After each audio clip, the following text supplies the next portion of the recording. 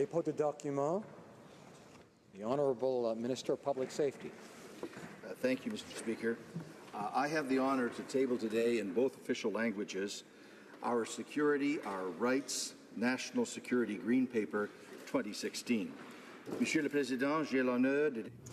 Mr. Speaker, I have the honor of tabling in both official languages Our Freedom, Our Rights, the Green Paper on National Security 2016. Background document has been prepared on 10 key national security issues in support of the national security consultations that I was pleased to advance this summer along with the Minister of Justice. These documents are not meant as a statement of government policy. Rather, they are intended to stimulate discussion and debate. The broad-based consultations give Canadians an unprecedented opportunity to provide their views about how best to protect our national security and our rights and freedoms, and I encourage all honourable members to participate actively and constructively in this process. Dépôt de document. Tabling of documents. Déclaration de ministre. Introduction of government bills. Statements by ministers. Bays Central Notre Dame. Thank you, Mr. Speaker. Pursuant to Standing Order 34-1, I have the honour to present the House in both official languages the report of the Canadian delegation of the Canada-Europe Parliamentary Association respecting its participation at the 12th Conference of Parliamentarians of the Arctic region held in Ulan-Ude, Russia, June 14th to the 16th. Thank you very much. Rapport de délégation. Reports from interparliamentary delegations. Presenting reports from committees. Introduction of private members' bills. First reading of Senate public bills. Honourable Member, the Honourable Chief Government Whip. Mr. Speaker, if you seek it, I believe you'll find consent for the following motion, that notwithstanding any standing order or usual practice of the House, the recorded division on the third reading of Bill C-2, an act to amend the Income Tax Act, deferred to the expiry of government orders later this day, be deferred until the expiry of oral questions today. Does the honourable member have the unanimous consent of the House to propose the motion? The House has heard the terms of the motion. Is it the pleasure of the House to adopt the motion? Carried. Motion. Motions. Presenting petitions. Hans East.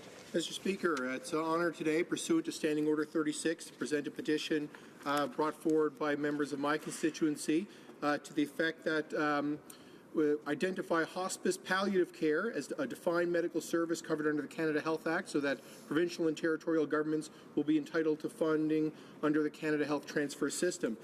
In addition to this petition, properly tabled, my constituents had also prepared a petition that didn't include the necessary address to the House and the necessary addresses. So I'd just like to remind all Canadians that if they intend to present a petition before the House of Commons, to do so under the form of Standing Order 36. Thank you. I thank the honourable member for making this point for our viewers. The honourable member for Bruce Grey, Owen Sound. Well, thank you very much, Mr. Speaker, and it's a pleasure today to present my very first e-petition. Pursuant to Standing Order 36, the attached electronic petition is certified. It is numbered E-289 and has been signed by 5,116 Canadians, and I duly present it in the House right now. Thank you. Presenting petitions, the Honourable Member for Lakeland. Madam Speaker, it's my pleasure to present e-petition 216. The whole Canadian economy relies on oil and gas exploration, extraction, transport, upgrading, refining, and processing. The industry is Canada's largest private sector investor and contributes $17 billion annually to government programs and services across the country. The livelihoods of hundreds of thousands of Canadians rely on the oil and gas sector directly and indirectly, and 110,000 Canadians have lost their jobs in the energy sector. Canada is a world leader in the responsible development of energy resources, but a lack of pipelines to new markets means Canadian producers often receive far less than market rates for their oil. Jobs depend on new and expanded pipeline infrastructure. Canadians expect their government to champion the best interests of all of Canada. So I stand with the nearly 35,000 people who signed this e-petition calling on the Government of Canada to vocally defend Canadian oil and gas pipelines and to make the building of oil, gas and diluted bitumen pipelines across Canada to Tidewater and to the United States a national priority. Petitions, the honourable member for Sherwood Park, Fort Saskatchewan. Thank you, Madam Speaker. I'm pleased to rise today to present two petitions. The first petition is in support of Cassie and Molly's Law. These signatures represent tens of thousands that have already been presented in the House from people of all walks of life. I want to congratulate my colleague from Yorkton, Melville, on the excellent work she's done on the bill. This is in support of preborn children in the context where the mother wishes to carry the child to term and should have her right to do so protected. The second petition is about human rights in China, specifically drawing attention to the members of the House to the situation affecting Falun Gong practitioners, major issues of religious freedom affecting people in China from a variety of different faith groups. This petition in particular highlights the practice of forced organ harvesting that happens in China and encourages members of the House to take this issue very seriously and to push China, to hold China accountable for these abuses of human rights that have happened and that continue to happen. Presenting petitions, the Honourable Parliamentary Secretary to the Government House Leader. Thank you, Madam Speaker. It's with pleasure I rise today to table a petition signed by many of my constituents. It deals with a very important issue of hospice palliative care. What they're asking members of Parliament to do is to specifically identify hospice palliative care as a defined medical service covered under the Canada Health Act, recognizing the importance to palliative care or for palliative care to all Canadians. Thank you, Madam Speaker. Presenting petition, the Honourable Member for Yorkton, Melville. Thank you, Madam Speaker. I'm pleased to stand today and present two more petitions in support of Cassie and Molly's Law. These signatures are representative of tens of thousands that have already been presented to this House and represent Canadians from all walks of life, affirmed by a Nanos poll with 97% of respondents identifying as pro-choice. And of those pro-choice, 52 to 73% of those individuals agreeing that there's a need for this law to protect pregnant women and their preborn children. Thank you, Madam Speaker. Presenting petitions. Questions on the order paper? Mr. Lamoureux, the Honourable Parliamentary Secretary to the Leader of the Government in the House of Commons. Yes, thank you, Madam Speaker. I would just ask that all questions be allowed to stand at this time. Agreed? Agreed. Orders of the day? The Honourable Parliamentary Secretary to the Leader of the Government in the House of Commons. Yes, thank you, Madam Speaker. Yesterday I had taken as notice to return to the House to provide further comment on a privilege that was raised with reference to the Minister of Natural Resources. So I'd like to make a short supplementary intervention on the question of privilege raised concerning the government response to order paper question Q152. Specifically, I would like to address the allegations of executive travel for the Minister of Natural Resources. The crux of question 152 is whether a minister has used a rented limousine while on official business. The Minister of Natural Resources responded, and I quote, "Insofar as Natural Resources Canada is concerned, the Minister of Natural Resources did not use rented limousines while on official business." End of quote. The answer provided by the Minister of Natural Resources not only directly answers the question, but does so accurately. Let me explain. the Department of Natural Resources Canada rented 2 sedans and a shuttle buses for members of an official delegation for the North American Energy Ministers meeting. While members of the delegation were transported in sedans, the minister used a shuttle bus for transportation. At no time did the minister use a rented limousine while on official business. Mr. Speaker, as I stated yesterday in my intervention on this matter, the honourable member opposite is simply looking to initiate a debate on question Q152. I will remind the House that responses to order paper questions are not to be used as an opportunity for debate. This is a dispute as to the facts. A disagreement over the content of a response is merely that, a disagreement over facts and not a question of privilege. Speaker Fraser, in his May 15, 1991 ruling, stated that, and I quote, Madam Speaker, "The difficulty that is always with the chair in these cases is that there are often very great differences in interpretation on answers given. It is not a question of privilege. It is a question of disagreement over certain facts and answers that were given." Again, Madam Speaker, I submit that the matter that the member has raised is not a question of privilege, but rather a dispute over the facts.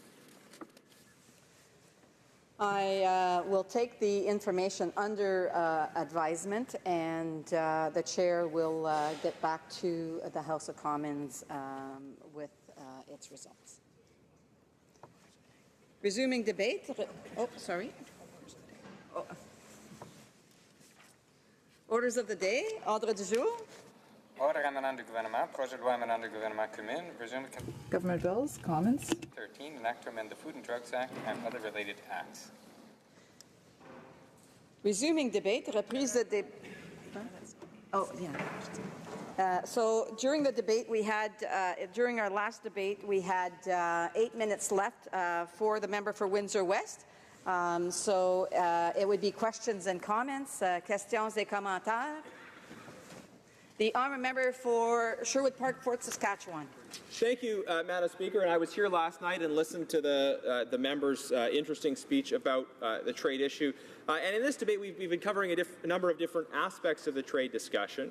And I want to ask him about the issue of consultation around the TPP, because one of the criticisms we've heard from the NDP is supposedly that this discussion happened in secret. Now, I have with me, in fact, a list of more than 150 different stakeholders that were directly engaged in the conversation throughout the negotiating process. They signed non-disclosure agreements, and they were able to be part of the discussion. I think the member knows that. The reality is when you have international trade negotiations, you can't negotiate in public because of commercially sensitive information that's discussed, but there were many different stakeholders involved throughout the process. So does he recognize that reality and that is an appropriate way to conduct negotiations, bringing many different key Canadian stakeholders into the discussion, but doing so in a way that respects the reality of commercial sensitivities? The honourable member for Windsor West. Thank you, Madam Speaker. And I actually didn't raise the TPP during my speech yesterday, but I'd be happy to answer that. Is the concerns that the NDP has raised, and they've been concerns brought to us by many stakeholders, not just only here in Canada, but the original beginnings of the discussions of the TPP, is that they were done in private, and they created an agreement that basically, Madam Speaker, right now, we cannot amend.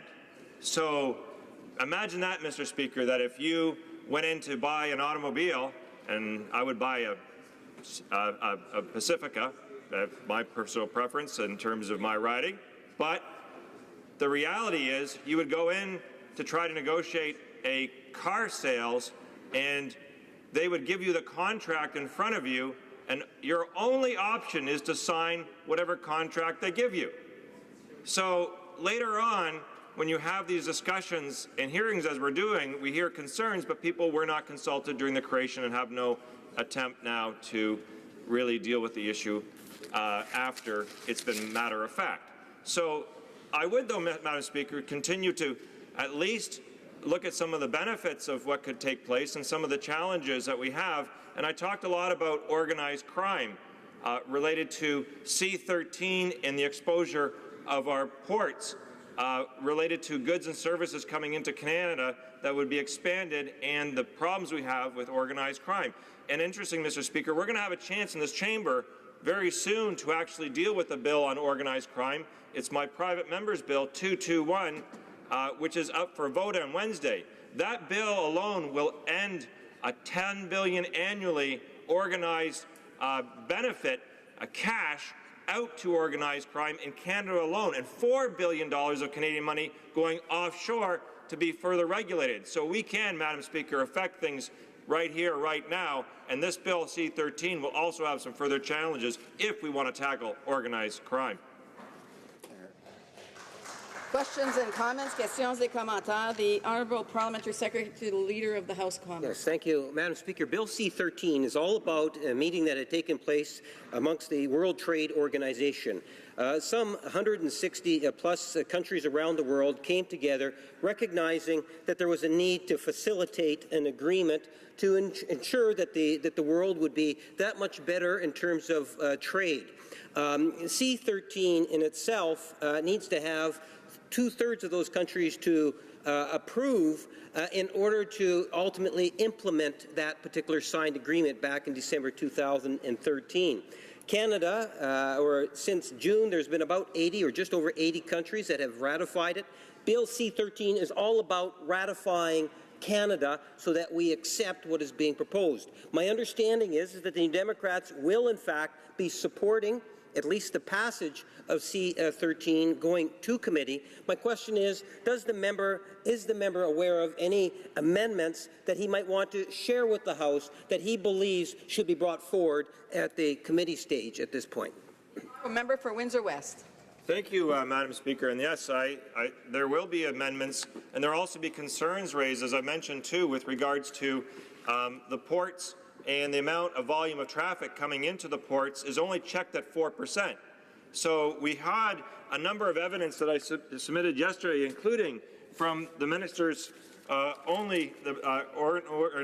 government organization, being the Public Safety of Canada report, that talked about how only 4% of containers are brought and checked into Canada that have contraband illegal goods, and how organized crime uses this as the #1 element to get goods into Canada. And interestingly enough, Madam Speaker, what they talked about in this report, this government report itself, was the fact that they put and mixed the contraband and illegal goods together.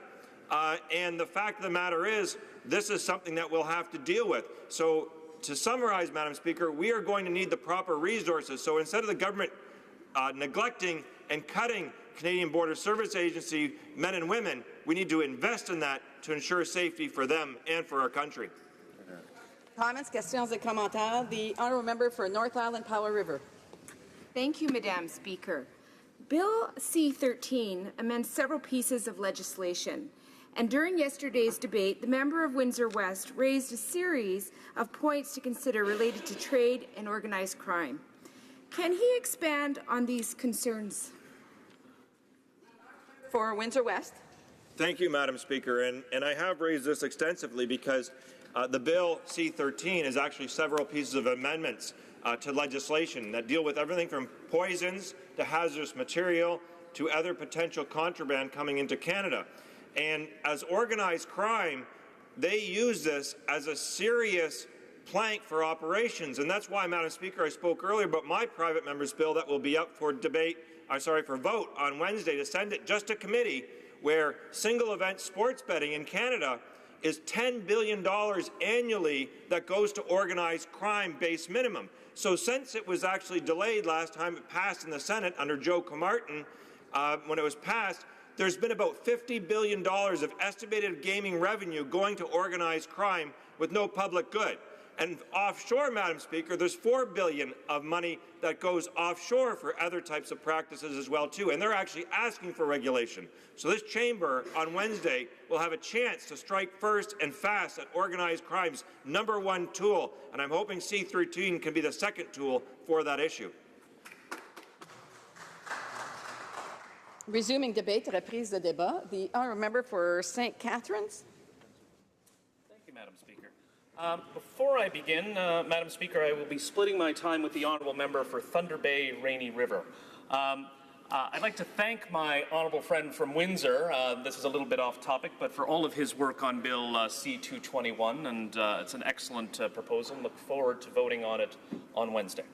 But today, Madam Speaker, I'm pleased to have the opportunity to talk about the organization that made the Agreement on Trade Facilitation, known as the TFA, happen, the World Trade Organization. The TFA is the first multilateral agreement concluded since the creation of the WTO over 20 years ago, and is a notable success for both the organization and the multilateral trading system. It is an export-driven economy, 1 in 5 Canadian jobs depends on exports, and over 40,000 Canadian companies abroad. The WTO has played an important role in helping to liberalize trade, and trade liberalization remains vital to Canada's future.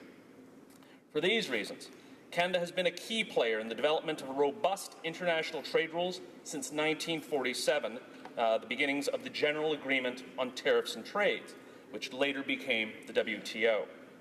The WTO remains a cornerstone of Canada's trade and investment policy and serves as a backstop against protectionism.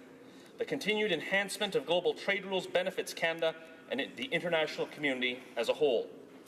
The WTO provides an important and effective forum for settling trade disputes, which has dealt with 500 cases in just over 20 years. Today, 98% of global trade takes place under the WTO rulebook, and the WTO's 164 members actively monitor each other's trade measures against those rules in order to improve transparency and avoid protectionism. It is a system that continues to deliver results, as evidenced by decisions in Canada's challenge of the U.S. cool rules, that's country of origin labeling. The WTO results in other areas too, such as the Nairobi package, announced at the 10th WTO ministerial meeting in Nairobi, Kenya, late last year, which included discussions on issues important to developing and least developed countries, including the elimination of trade-distorting export subsidies and conclusion on Expanded Information Technology Agreement, the ITA. Once implemented, the ITA will eliminate tariffs on certain information technology products that represent around 10% of global trade, which is about $1.3 trillion annually. The Minister of International Trade participated in the 2015 Ministerial Conference, where she talked about the importance of inclusive growth and shared prosperity.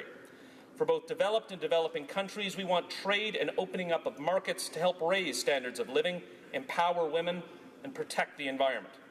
The WTO better helps to integrate developing countries into a global trading system and ensures that they derive real, tangible benefits from it. The WTO also provides technical assistance required to help improve their trading capacities. The TFA is a multilateral undertaking, was successful in large part due to the flexibility it allows and the way new commitments are taken on, which has proven to be a crucial ingredient for WTO's recent successes. It allows developing WTO members to implement commitments in ways commensurate with their capacity. Under the TFA, developing members are able to divide commitments into those they can implement immediately, those for which they will require extra time, and those requiring both additional time and technical assistance. Developed economies are to facilitate the provisions of technical assistance. Canada is well positioned to assist developing WTO members in implementing the TFA's provisions and has been refocusing development programming to promote trade facilitation reforms. Key examples of our efforts include contributions to the World Bank's Trade Facilitation Support Program and the new Global Alliance for Trade Facilitation. The World Bank's Trade Facilitation Support Program is a multi-donor program that helps developing countries implement trade facilitation reforms in a manner consistent with the World Trade Organization's TFA. Canada donated $2 million for this worthwhile initiative. The Global Alliance for Trade Facilitation, launched in December 2015, is an innovative public-private platform to ensure effective trade facilitation reforms in developing countries measured by real-world business metrics. The key innovation of the Alliance is to leverage private expertise to identify, validate, and support practical reforms that simplify customs procedures, reduce border wait times, and reduce trade costs, to which Canada contributed $10 million as a founding donor. The TFA has attracted widespread support from Canadian and international stakeholders, including the Canadian Council of Chief Executives, the Canadian Chamber of Commerce, the Association of Canadian Manufacturers and Exporters, and a large number of agriculture and agri-food business associations. The TFA will only enter into force once 2/3 of WTO members have ratified the agreement. 92 members have already ratified the TFA.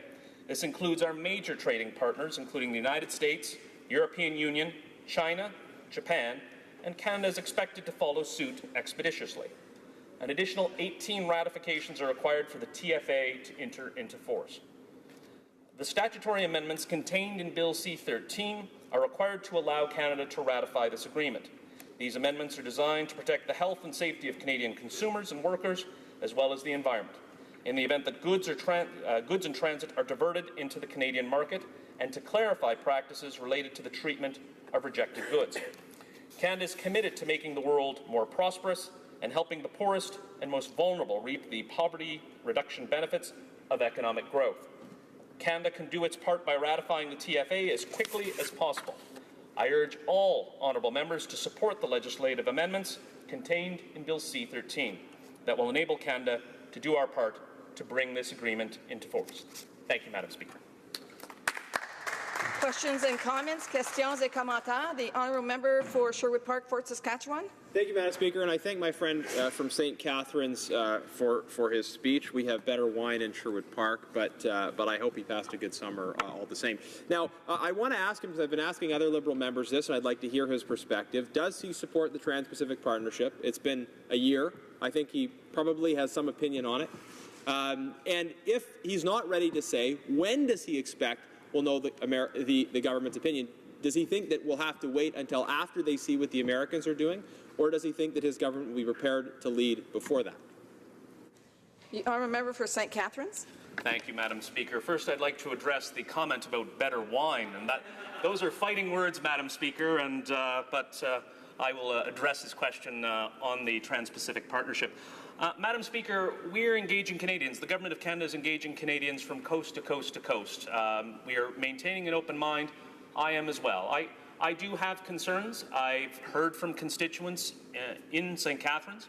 Many of my constituents are auto workers, and there are some concerns related to that. But, Madam Speaker, I'm confident that my colleagues on the International Trade Committee, my colleagues in the Government of Canada, are working hard, listening to all stakeholders, and I look forward to keeping an open mind and look forward to their reports.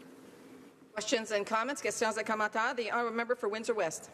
Thank you, Madam Speaker, and certainly some members know about better whining than others, but it's clear that this member gave a good speech here today, and I actually am interested in C-13 going to committee.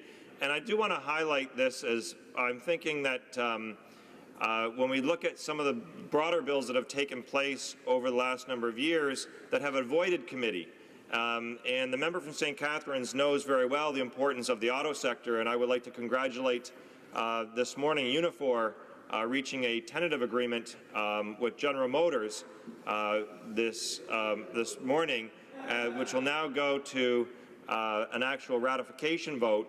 And perhaps a member can maybe highlight the importance of the automotive sector for his region and the importance of those jobs, and especially perhaps how committee can play a role to look at potential issues that we have to deal with related to C-13 and making sure auto sector is thriving for this country. The honourable member for St. Catharines. Thank you so much, Madam Speaker. I'd like to thank the honourable member for his question. One of St. Catharines' largest private employer is General Motors. A long-standing relationship, and they currently produce engines for export. So St. Catharines understands the importance of an export-based economy. It was, and I'd like to thank the honourable member for raising the point, it was exceptional news that woke up this morning in terms of the negotiation between General Motors and Unifor. It is a tentative agreement and does need to be ratified by the members of Unifor. but it shows General Motors' commitment to Canada. It shows that they hear what the government is saying in terms of investing in Canada, and that Canada's open for business. But specifically with respect to the member's point in terms of committee studying that, I look forward to the committee's review of this and hearing recommendations, if there are any, in terms of ways to improve or help out the automotive sector, as it's important to both Niagara and Windsor. Questions and comments? Questions et commentaires. We have time for a brief question. The Honourable Leader of the Honourable Parliamentary Secretary to the Leader of the Government. Yes, thank you, Madam Speaker. And my question to my colleague is just recognizing that there is a new, different attitude towards the whole idea of trade and the importance of trade. We have C-13 that we're debating today. Over the summer, we had a wonderful agreement with Ukraine. In terms of the trade agreement, we have a very proactive government, and I'm wondering if he might want to provide some comment on that sort of the trade issue. The Honourable Member for St. Catharines. Very brief. Thank you, Madam Speaker. Our government understands the importance of trade. We've seen recently in Niagara, General Electric has decided to build its new Brilliant facility in Niagara. A new factory being built is incredible and something not seen in Ontario in a while. And so the government remains committed to trade, and this C-13 is part of that commitment. Thank you, Madam Speaker. Resuming debate, reprise de débat. The Honourable Member for Thunder Bay, Rainy River. Thank you, Madam Speaker.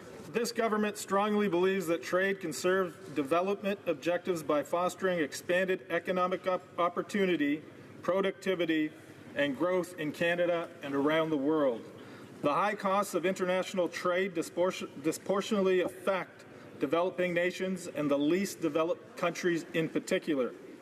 This government is focusing on initiatives that can both support and sustain global growth and poverty reduction, including the ratification of the World Trade Organization's Agreement on Trade Facilitation, known as the TFA.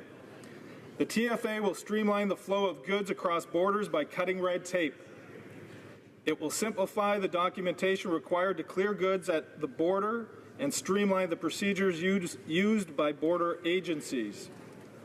All traders will benefit from faster, simpler, and more predictable trade at the border, which translates into lower trade costs.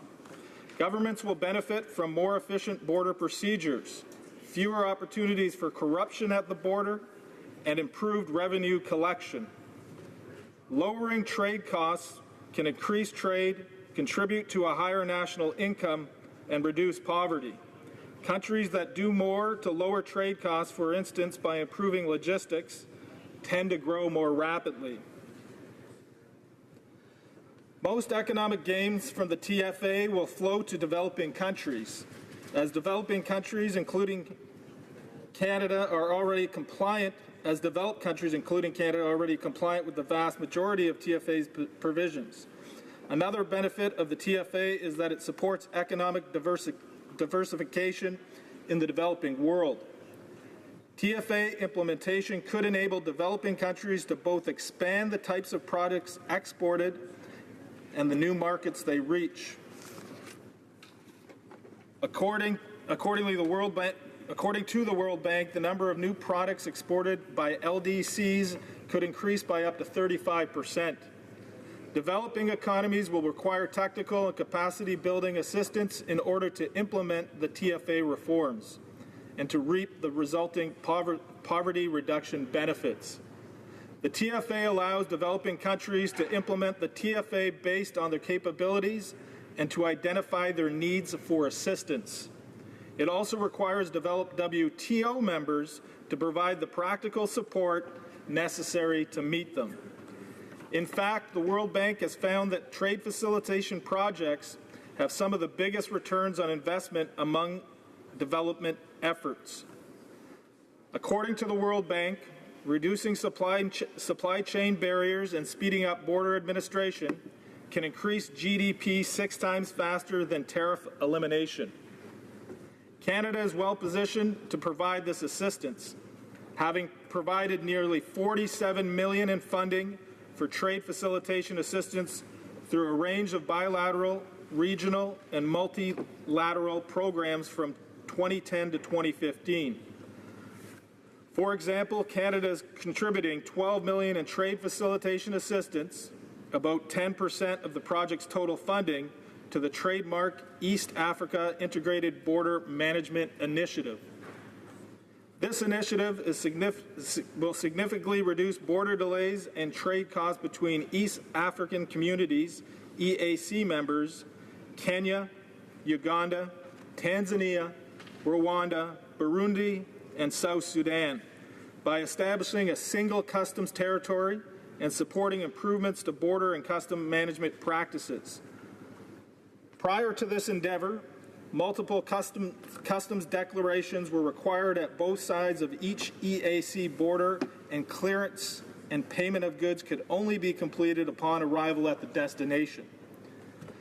Clearing customs was a slow process.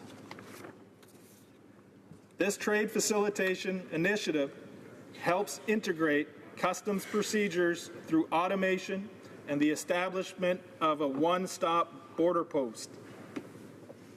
Ports in the EAC now operate 24 hours a day, 7 days a week. As a result, average cargo clearance times have been reduced from 3 days to 8 hours within the EAC. Results like these have the potential to lift millions out of poverty. TFA implementation could replicate results like these elsewhere. The TFA's potential will be fully shown when it enters into force. This will occur only once 2/3 of the WTO members have ratified it. To date, 92 of the required 110 WTO members have ratified this agreement. The legislative amendments contained in Bill C-13 will enable Canada to ratify the TFA to help bring it into effect as soon as possible. To enable Canada to do its part in unlocking the benefits of this agreement, I strongly urge all members of this House to support Bill C-13. Thank you, Madam Speaker. Questions and comments, questions et commentaires. The honourable member of Sherwood Park, Fort Saskatchewan. Thank you very much, Madam Speaker. It's interesting to hear the colleagues speak a little bit about economic development and development in Africa specifically. And I want to ask him for his perspective on the government's participation in the Asian Infrastructure Investment Bank. The government has signaled that they are interested in putting hundreds of millions of Canadian taxpayers' dollars into a Chinese-dominated infrastructure bank. Does he think it would be better to use those resources in concert with like-minded democratic allies to promote development, to promote infrastructure in a way that reflects our values, in a way that includes protection for basic human rights, for the environment, for these kinds of things? Does he think it is better when we work to advance trade and development to do so in concert with countries that share our values, or to do it in concert with countries who don't? The honourable member for Thunder Bay, Rainy River. I thank the honourable member for the question. Trade across the world and trade our country has done over the many decades and hundreds of years that our country has done trade has been done very carefully. We like to trade. We're a trading nation, trading with partners that sometimes we may disagree with. It gives us the ability to have those conversations, to engage with them rather than isolate them, and it creates, it allows us to have a meaningful dialogue with those countries that sometimes don't have the same values as us. Questions et commentaires, questions and comments. L'honorable député de Jonquière. The honourable member for Jonquière. Since this is the first time that I've risen since Parliament reconvened, I'd like to start by welcoming all the pages to the House. They're undertaking a new job, and I'd like to invite all my colleagues to be patient with them, and I wish them well and welcome them on behalf of all of my colleagues. I'd like to thank my colleague opposite for his remarks. I'd like to ask a question. Now, these benefits will help small and medium-sized businesses. The World Bank feels that women own between 8 and 10 million of these small businesses in developing and emerging markets. The average growth rate for businesses owned by these women is a lot weaker, however, than the growth rate, the average growth rate for SMEs owned by men. Now, I'd like to hear a little bit more about how the WTO will support the implementation of this trade facilitation agreement in lesser developed countries, and if this, in doing so, this will help to increase access to funding by women, female entrepreneurs in these countries. Thank you. For Thunder Bay Rainy River. Oh, I'm not sure of the exact question. Is Canada working with the WTO to help get more women, get more disadvantaged groups in these, to benefit from this agreement? I can assure you, if that is the question, our government is working with our partners to make sure we have a more inclusive trading relationship, making sure that disadvantaged groups, that women, Indigenous groups are involved and benefit from these agreements. That's something that our government's been committed to and will continue to commit to. Questions and comments? Questions et commentaires. The Honourable Parliamentary Secretary to the Leader of the House of Commons. Yes, thank you, Madam Speaker. And I'm wondering if the member can share with the House his thoughts in regards to why this is an important piece of legislation. We have the World Trade Organization, and this is a trade facilitation agreement that was signed off in December of 2013. And it's, from what I understand, it's the first time in which this organization has come forward with this.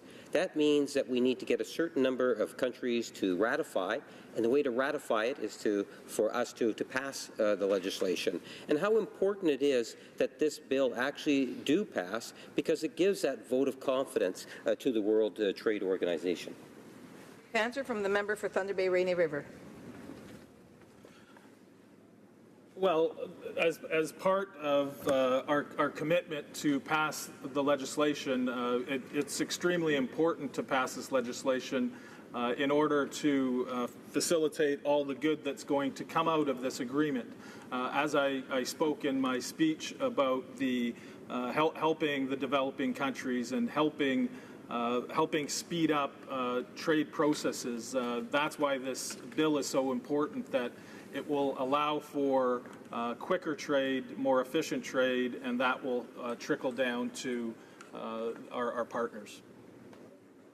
Resuming debate, reprise de débat, the Honourable Member for Sherwood Park, Fort Saskatchewan. Thank you very much, Madam Speaker. I appreciate the opportunity to speak to this important piece of legislation. Before I do that, I'll just quickly join with the NDP member in welcoming this year's new pages and wishing them all the best. Thank you for their service to us here in this chamber.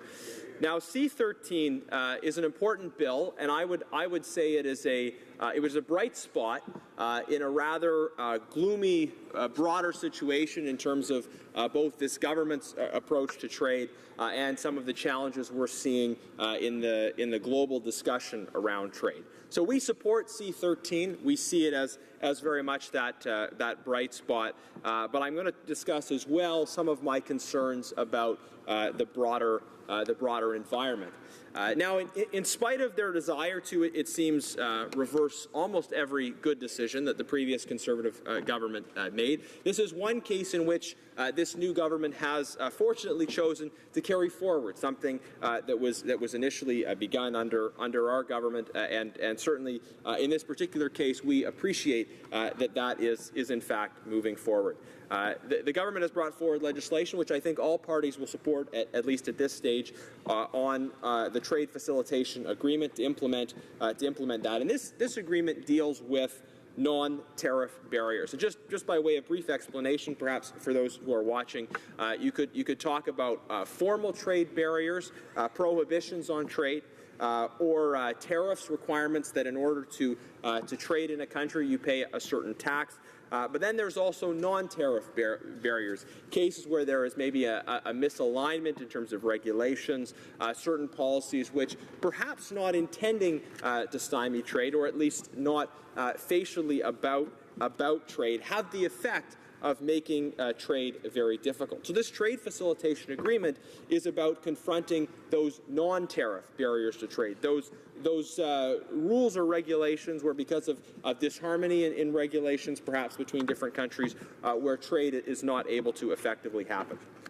Now, this trade facilitation agreement was concluded in December of 2013 at the WTO Ministerial Conference. It is the first multilateral trade agreement concluded since the creation of the WTO. So it is an important step insofar as many of the trade agreements that we've talked about recently, they're bilateral trade agreements between two countries, or perhaps they're trade agreements between regional blocs. But this is conceived on a much broader, truly multilateral basis, and it's about a much greater share of the world stepping forward together. So that's very positive that we're able to move forward on that multilateral basis in this respect.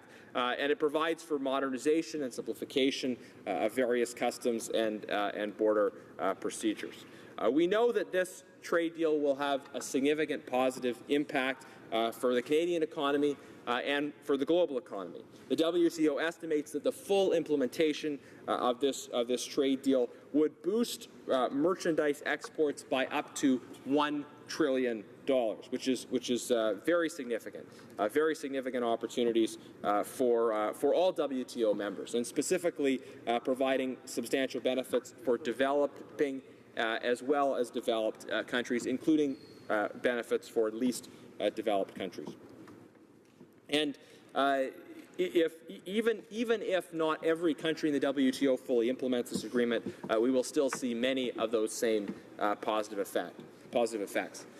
We see particular benefits coming from C13 to small and medium-sized enterprises. We know that small businesses are the principal job creators in our economy. And especially for small businesses, these non-tariff barriers, the requirement to actually come to terms with and understand what may be discordant and complex regulations in different jurisdictions can be a real barrier to trade, and in some cases a much more significant barrier to trade than the more formal and identified trade barriers. And we're in a situation right now, Madam Speaker, and it's important as I get into talking about the context to recognize this, where there are many specific threats to small business coming from policies of this government. We saw a decision of the government in the budget, for example, not to follow through on an election promise to lower the small business tax rate. An effective tax increase was imposed on small businesses who had been planning for that reduction. At the same time as the government, to many people's surprise, decided to eliminate the small business hiring credit. We have a government that talks about jobs, and yet the most explicitly pro-jobs policy, a hiring credit for small business, was then eliminated as part of the budget. And we have the introduction of payroll taxes coming up with regard to their proposed expansion of the CPP. So if you look at these things together, specifically attacking jobs for small business, the elimination of the hiring credit, the new proposed payroll tax, and the effective increase on small business taxes. So as I said, it is good to be able to say that we have one bright spot in this rather dismal legislative agenda as far as it affects small business. And that is that we have this trade agreement that, through trade facilitation, is going to hopefully have a very positive impact for small businesses being able to access international markets. Now, we've talked more broadly as part of this debate already about the issue of a trade agenda. What was our government's trade agenda, and what is this government trying to do on trade? Now, my friend from Winnipeg North, he talked about the government having an aggressive trade agenda, and he cited as the example of this the fact that they have continued forward with the Canada-Ukraine free trade deal, which was in fact something that we all know was very much actually started under the previous government. So an aggressive trade agenda is continuing forward with one thing that the previous government in fact was doing. And I want to maybe acquaint my friends across the way with what an aggressive trade agenda actually looks like. These were the trade deals that were brought into force, not just negotiated, but brought into force under the previous Conservative government. The Canada-Korea Free Trade Deal, the most recent one, brought into force on January 1st of 2015. The Canada-Honduras Trade Deal, the Canada-Panama Trade Deal, the Canada-Jordan Trade Deal, the Canada-Colombia Deal, Canada-Peru, and the deal with the Canada-European Free Trade Association, not to be confused with the Canada-EU Trade Deal, but we signed a trade deal and brought it into force with the Canada-European Free Trade Association. These were all brought into force under the previous Conservative government. We also, of course, negotiated the Canada-EU trade deal, and the Liberals are doing their best to screw that up, but hopefully it'll succeed nonetheless. And, of course, the negotiations of the Canada Trans-Pacific Partnership trade deal. We had various negotiations launched with a wide range of different countries, with Costa Rica, with Singapore, Morocco, Japan, India, the Dominican Republic, with Guatemala, Nicaragua, and El Salvador, and with the Caribbean community. So many important trade deals brought into force, negotiated, or in which current negotiations are going on. Now, previously, but before Stephen Harper took office, there was a limited set of trade deals. We had Canada-Chile, Canada-Israel, and Canada-U.S. Of course, we know that the Canada-Israel trade deal was updated under our government, and the Canada-U.S. was very successfully negotiated by the previous Conservative government under Brian Mulroney. So I just want to tell the government that's what an aggressive trade agenda actually looks like. And it's telling that this government, they talk about trade, they say they're supportive of trade, but we're not at all seeing strong efforts to expand Canada's international markets. If we are able to bring into force trade deals with the EU and with the Trans-Pacific Partnership, we will have preferential trade access to countries representing over 60% of the world's GDP. That would be very significant for Canadian businesses of all sizes.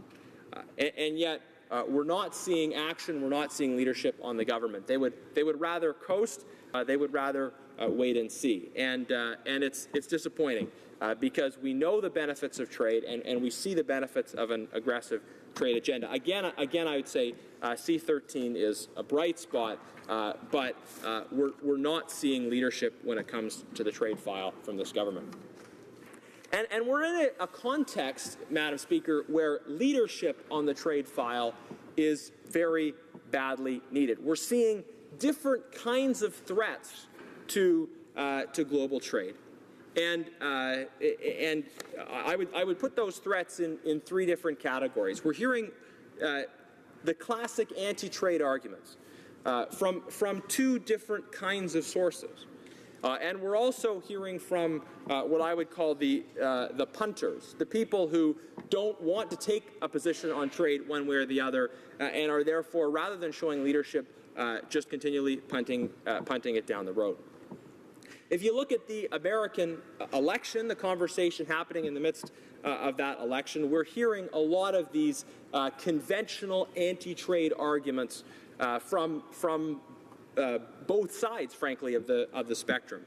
What's striking to me, and I got these numbers from a Globe and Mail story, is that the discourse we're hearing in American politics does not reflect American public opinion when it comes to trade. Americans and Canadians as well understand the benefits of trade. They understand the benefits of our trading relationship and of broader trading relationships.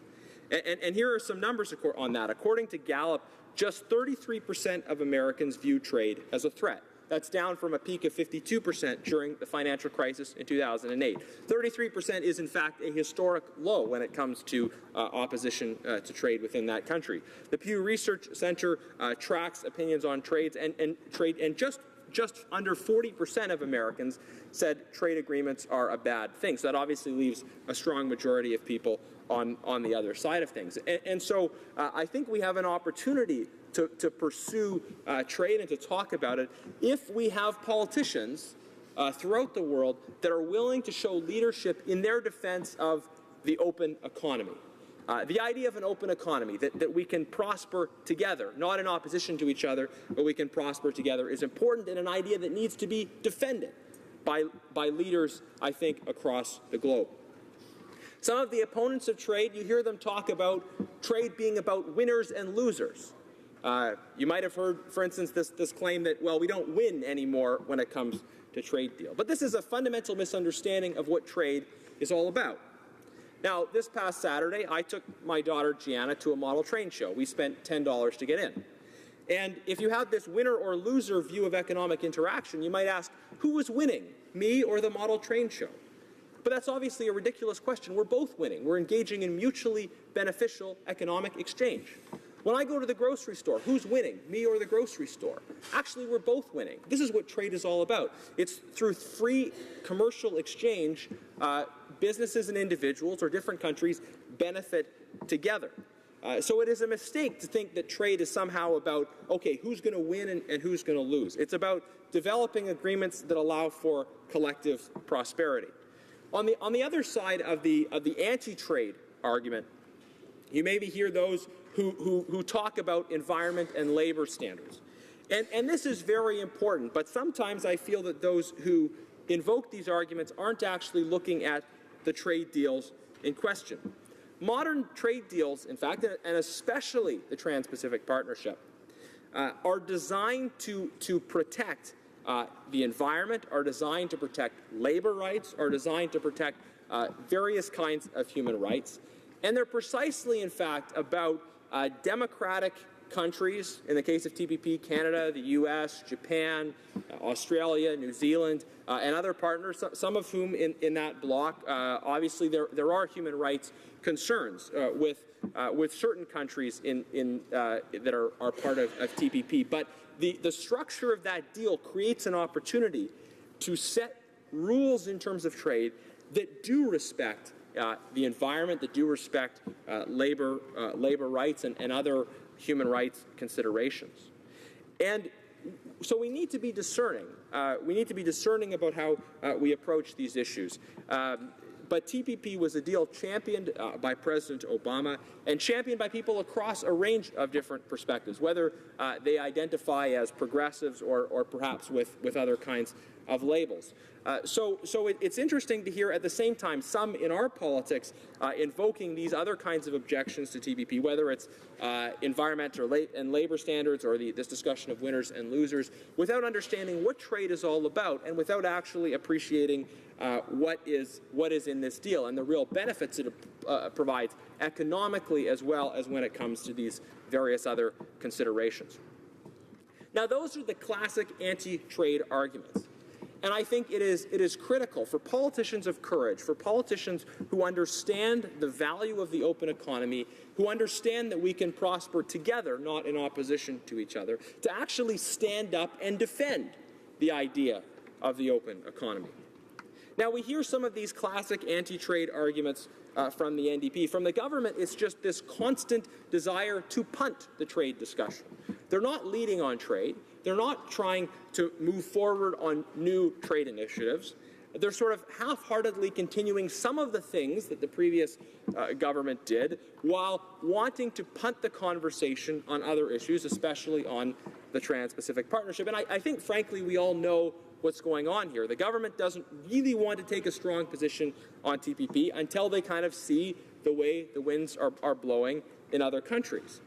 But that has never been good enough for Canada in the past, to just wait to see what other countries are doing and then follow the way the wind is blowing. If we are going to be a legislature of conviction, if we believe in the importance of international openness and of the open economy, then Canada could take a stand and lead on that. And it could say, in response to some of the rhetoric that we're hearing south of the border and elsewhere, no, trade is important.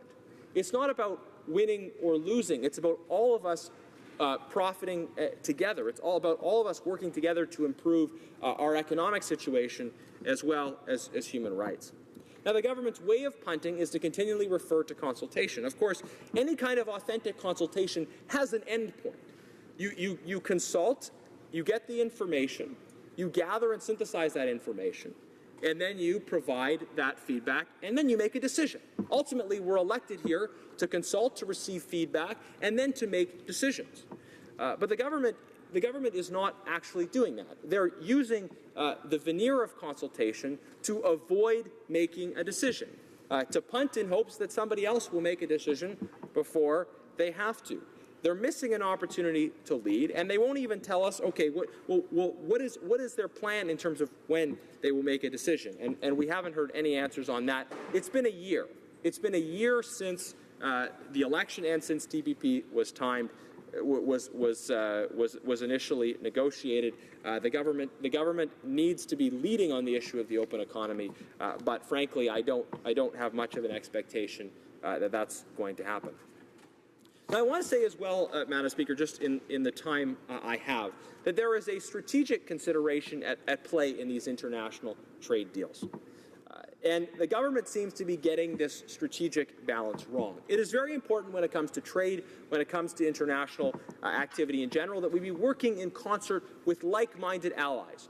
Not that we don't talk to countries that have perhaps a different set of values than we do, that don't respect human rights. Not that we don't talk to those sorts of countries, but that we work in particular with our allies to try and set rules, to try and set up mechanisms in place that protect international human rights, that protect and advance our values.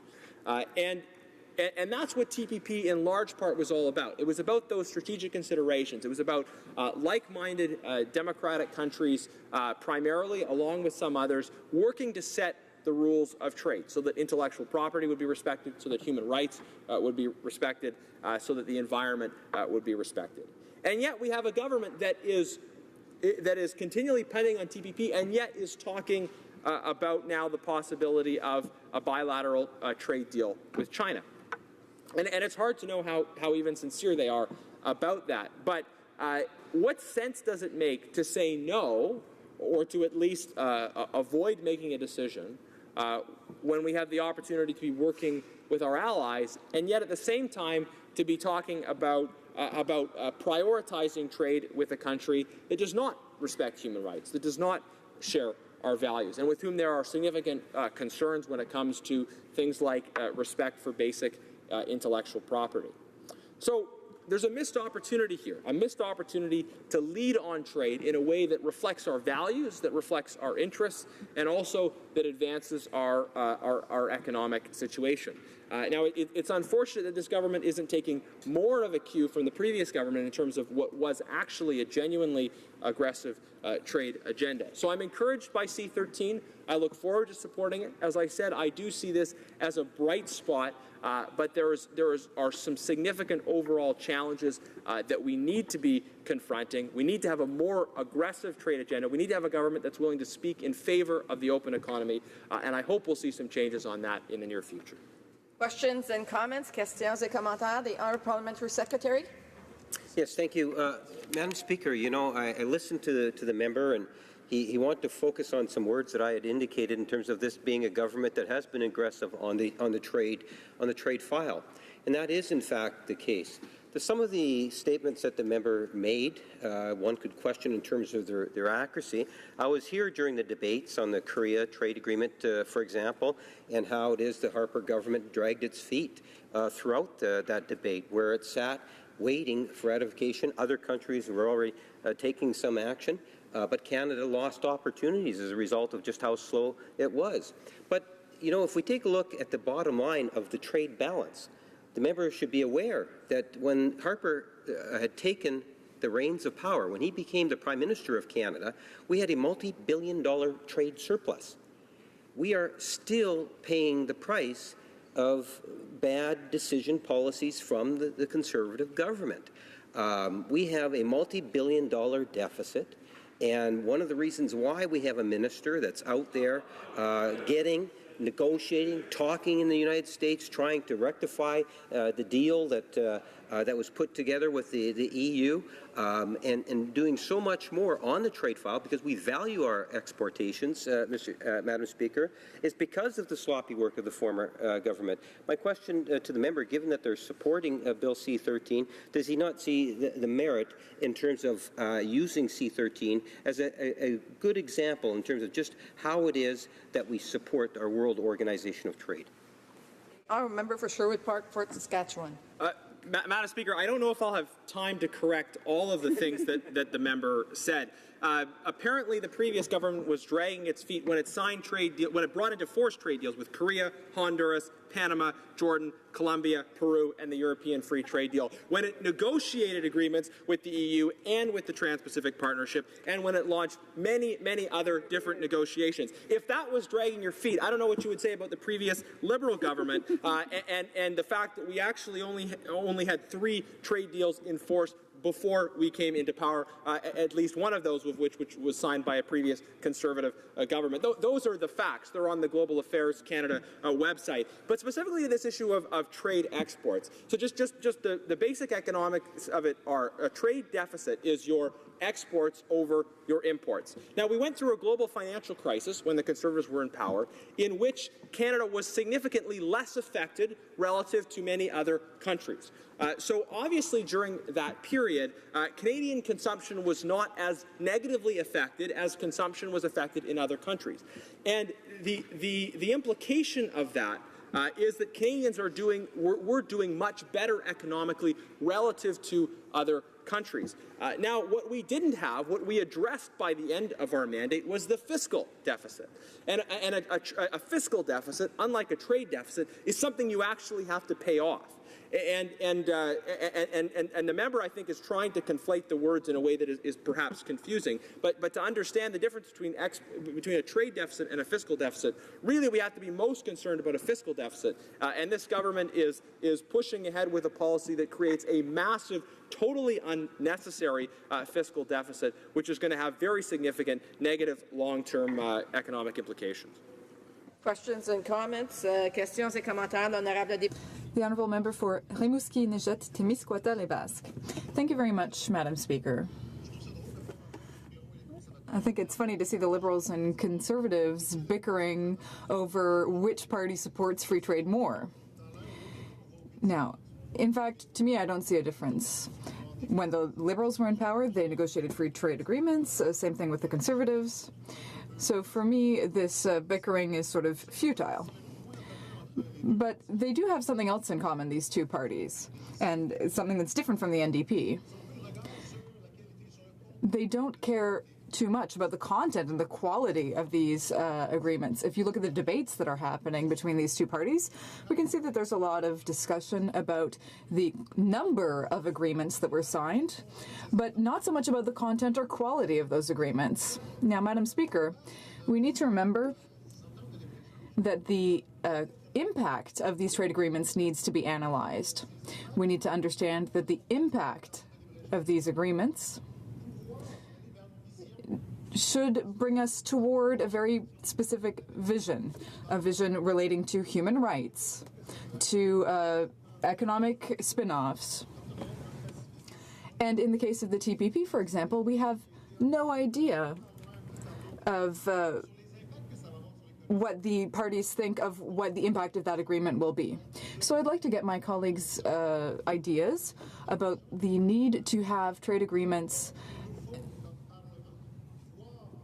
and the need to look at all of the clauses and dispositions of those trade agreements as parliamentarians, including the fine print, which is often unnoticed.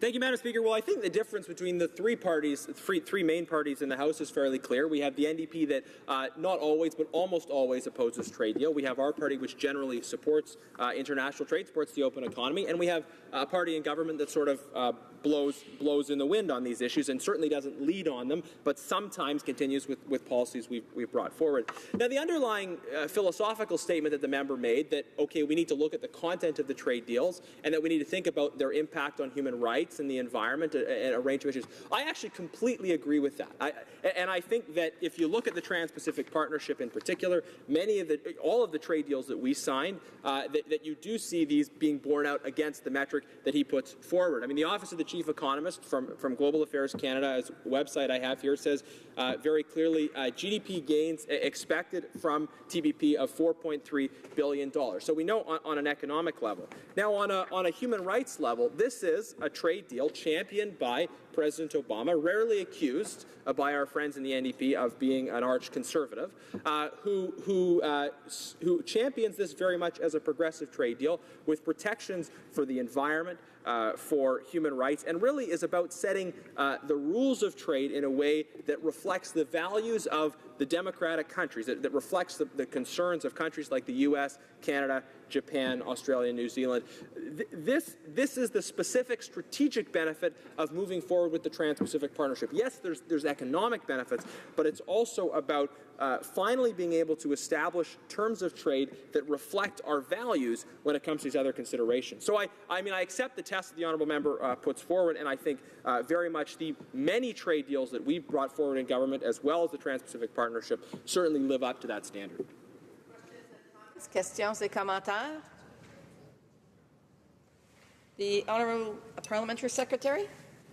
Yes, thank you.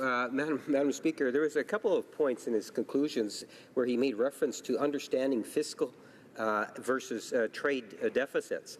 I'd like to ask the member very specifically how it is that he can explain to Canadians when the former Prime Minister Stephen Harper took the office of Prime Minister, he had a multi-billion-dollar surplus in both categories. Multi-billion-dollar surplus in trade, a multi-billion-dollar surplus in finances.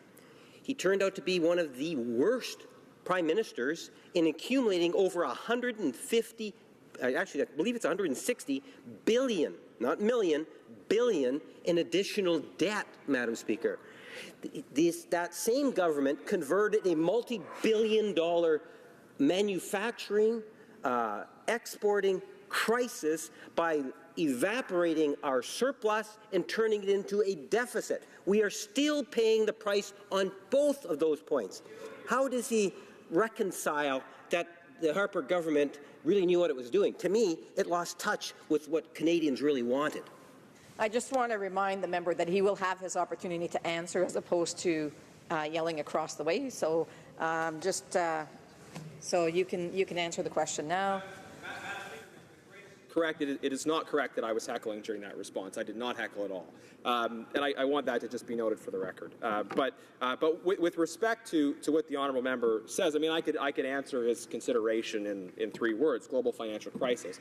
Something that he clearly has forgotten about, and it's gratifying to hear that he did not support the previous government. I would have expected as much, but here's the reality, right?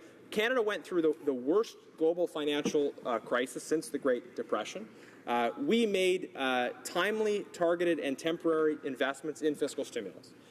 His party wanted more spending at every stage. They said more spending, and they wanted permanent new spending. And we said we need to be targeted and temporary and focused in the way we stimulate the economy. And everybody agrees, except the party opposite. Everyone agrees, even the New Democrats do. They supported a motion to this effect, that Canada was brought back into balance before the election. And you know, we had a balanced budget. We came out of the recession earlier than other countries.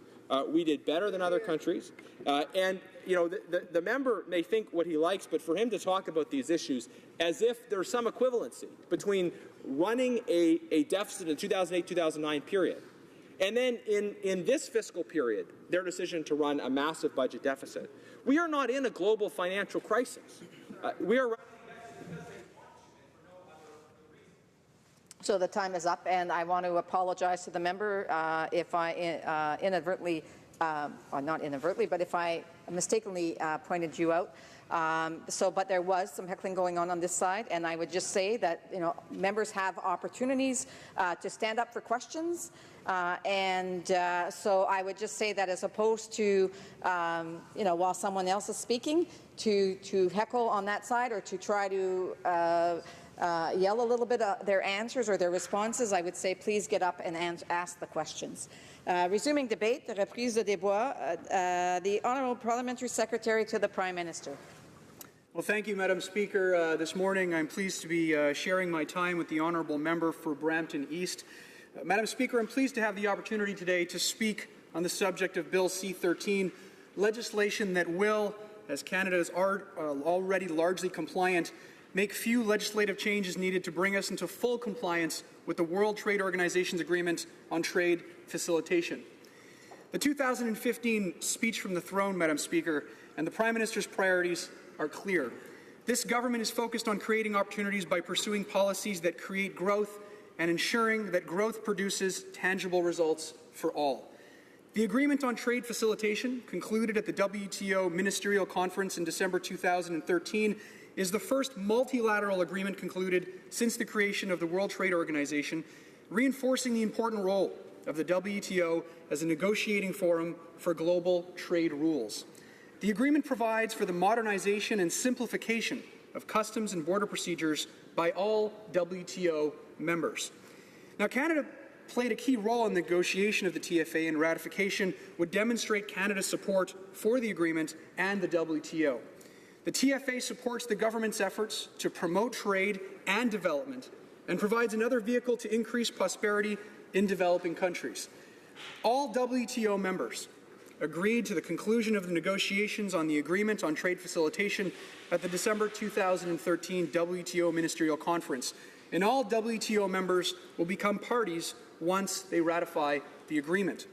Multilateral trade negotiations can sometimes be difficult to relate to the day-to-day workings of business. But the TFA, Madam Speaker, isn't a theoretical agreement. It's about making trade work better for everyone. And it's important that Canada move to quickly ratify the TFA. For traders, the TFA, Madam Speaker, will ensure that faster, simpler, and more predictable cross-border trade, which translates into lower costs. The TFA's provisions will apply to trade in all goods between WTO members. Now, the WTO estimates full implementation of the Agreement on Trade Facilitation by WTO members could boost global merchandise exports, and this has been alluded to several times by my honourable colleagues on both sides of the aisle, by up to $1 trillion, including up to $730 billion, Madam Speaker, in export opportunities accruing to developing countries, and decrease trade costs for WTO members by an average of 14%, including an average of nearly 17% for least developed countries. The implementation, Madam Speaker, of the TFA will cut red tape, enhance the predictability of trade, and reduce the costs and delays of trading at international borders for Canadian exports. In fact, the WTO estimates that the TFA will reduce trade costs, with it averaging over 14%, as I said, globally, including 17% for least developed countries. As we know, Madam Speaker, lowering trade costs can increase trade, contribute to higher national income, and indeed reduce poverty. It can drive the growing participation of developing nations and small and medium-sized enterprises in the world economy. And in fact, countries that do more to lower trade costs, Madam Speaker, for instance by improving logistics, tend to grow more rapidly. I'd like to just reflect on an experience that I had. I spent many years working in East Africa, and I was able to see how the East African Union, through trade negotiations, through opening up trade, were able to grow their economies significantly. And while I was there, I was able to see significant growth of over 10% in Uganda alone for the period that I was working there, which allowed that government to implement for the first time free primary education for their youth. All to say, this can have a very significant impact not only on Canadian small and medium-sized enterprises and Canadian business, Madam Speaker, but also on developing countries, particularly those in sub-Saharan Africa. Now, Canada's provided over $65 million in funding, Madam Speaker, for trade facilitation assistance to developing countries since 2008. Canada's also partnered with Trademark East Africa, contributing $12 million to the Integrated Border Management Project, and has provided $2 million, Madam Speaker, in funding for the World Bank's Trade Facilitation Support Program, launched in 2014 to facilitate the implementation of the TFA. Canada is also, it's worth noting, a founding donor to the Global Alliance for Trade Facilitation, a public-private platform that will support the TFA implementation efforts of developing countries by leveraging private sector expertise, leadership, and resources to achieve commercially meaningful reforms all around the world. And Canada is contributing, Madam Speaker, $10 million to the Global Alliance for Trade Facilitation over 7 years from 2015 to 2022. Now, these lower trade costs, Madam Speaker, along with enhanced timelines and predictability in the delivery of intermediate goods, will drive growing participation by small and medium-sized enterprises in world trade, as the high costs of international trade currently disproportionately affect SMEs as well as developing nations. SMEs will be better positioned to export their goods once the TFA is ratified. Now, helping SMEs reduce trading costs, Madam Speaker, as many in this House will agree, will also benefit women in developing countries, as the World Bank estimates that 8 to 10 million SMEs in developing world have at least one female owner.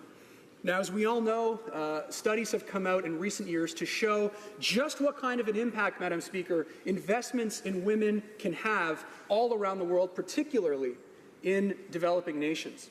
We're talking about economic growth, which has seen to skyrocket when there are significant investment in women and empowering women to get involved in enterprise and become business owners. We're talking about reducing child mortality rates, increasing education rates.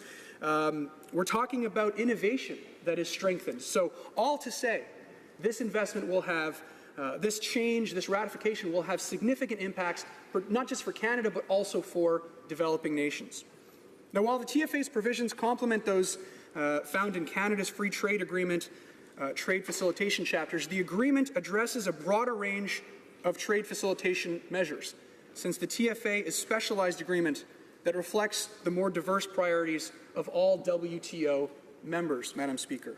Trade facilitation provisions in Canada's Free Trade Agreement have to date focused on Canada's priorities, including transparency, release of goods, risk management, and the advanced issuance of decisions on tariff classifications.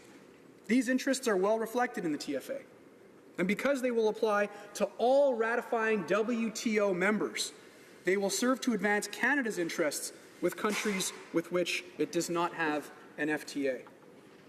The Agreement on Fair Trade Facilitation will enter into force when two-thirds of the members, Madam Speaker, have completed their domestic ratification procedures and submitted their instrument of acceptance to the WTO. As of today, 92 of the required members have ratified the agreement on trade facilitation. And while there's no specific deadline for WTO members to ratify the agreement, G20 leaders committed to ratifying this agreement by the end of 2016 and have called on all WTO members to do the same at the G20 Leaders Summit in Hangzhou, China in September of 2016. Our government, Madam Speaker, in short, is committed to ratifying this agreement as soon as possible, and we encourage all members on both sides of the aisle to do the same. Thank you very much, Madam Speaker. Questions and comments, questions et commentaires. The honourable member for Oshawa. Thank you very much, Madam Speaker, and I want to thank the Parliamentary Secretary to the Prime Minister for his very important speech. And I am optimistic to see the Liberals moving ahead with ratification of this agreement. But he talked about, cross-border trade and decreasing costs. So I was wondering if he could kind of explain a contradiction, because I come from Ontario. We're a manufacturing community, and the Ontario Liberals, what they've done, they've implemented policies that have given Ontario actually the highest costs for electricity for industry in North America. They're bringing in a carbon tax as of January 1st, which means, the cost of energy will go up. Madam Speaker, these policies now are being parodied and mimicked by the federal Liberal government. So I was wondering if you could explain the difference. Here on one side, they're saying they're trying to get rid of costs so we're more competitive, but they're actually putting policies that are making us less competitive. We've seen this in Ontario with the decrease in manufacturing. How will he explain the differences and the contradictions there? The Honourable Parliamentary Secretary to the Prime Minister. Thank you very much for the question from my colleague across the aisle. Madam Speaker, in regards to the first comment that he made, if he has any issues to address in regards to provincial concerns, I urge him to contact the representatives that proudly represent him in the province of Ontario. I will comment, however, on the idea that we are putting in place barriers for economic growth. What we've actually done is we've taken a decision to invest in economic growth, and we were the only party to do so in the previous election. We're doing so by saying that we're going to invest in middle-class families, which we all know are the drivers of this economy, by increasing the Canada Child benefit significantly to the tune of $2,300 on average per family. We're also cutting taxes for middle-class families and middle-class income earners between $44,000 and $89,000 a year, putting roughly $500 to $600 back in the pockets of hardworking Canadians.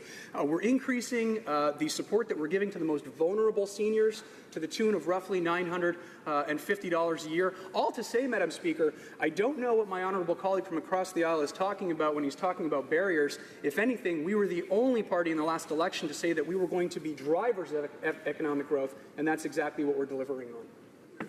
Questions and comments, questions et commentaires. The honourable member for North Island, Powell River. Thank you, Madam Speaker, and thank my honourable colleague for his impassioned speech. C13, Bill C13 makes changes to how Canada deals with goods in transit and non-compliant goods, including hazardous products and pest control products.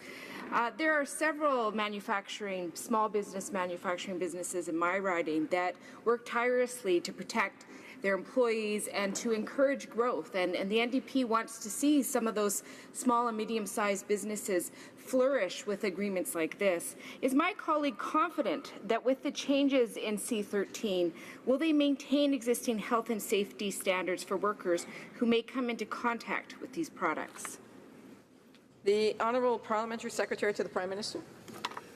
Well, first of all, I want to thank you for being a strong advocate for the safety and health of the people in your riding. I know that's something we as members of Parliament take very seriously. It's something that I take very seriously as well.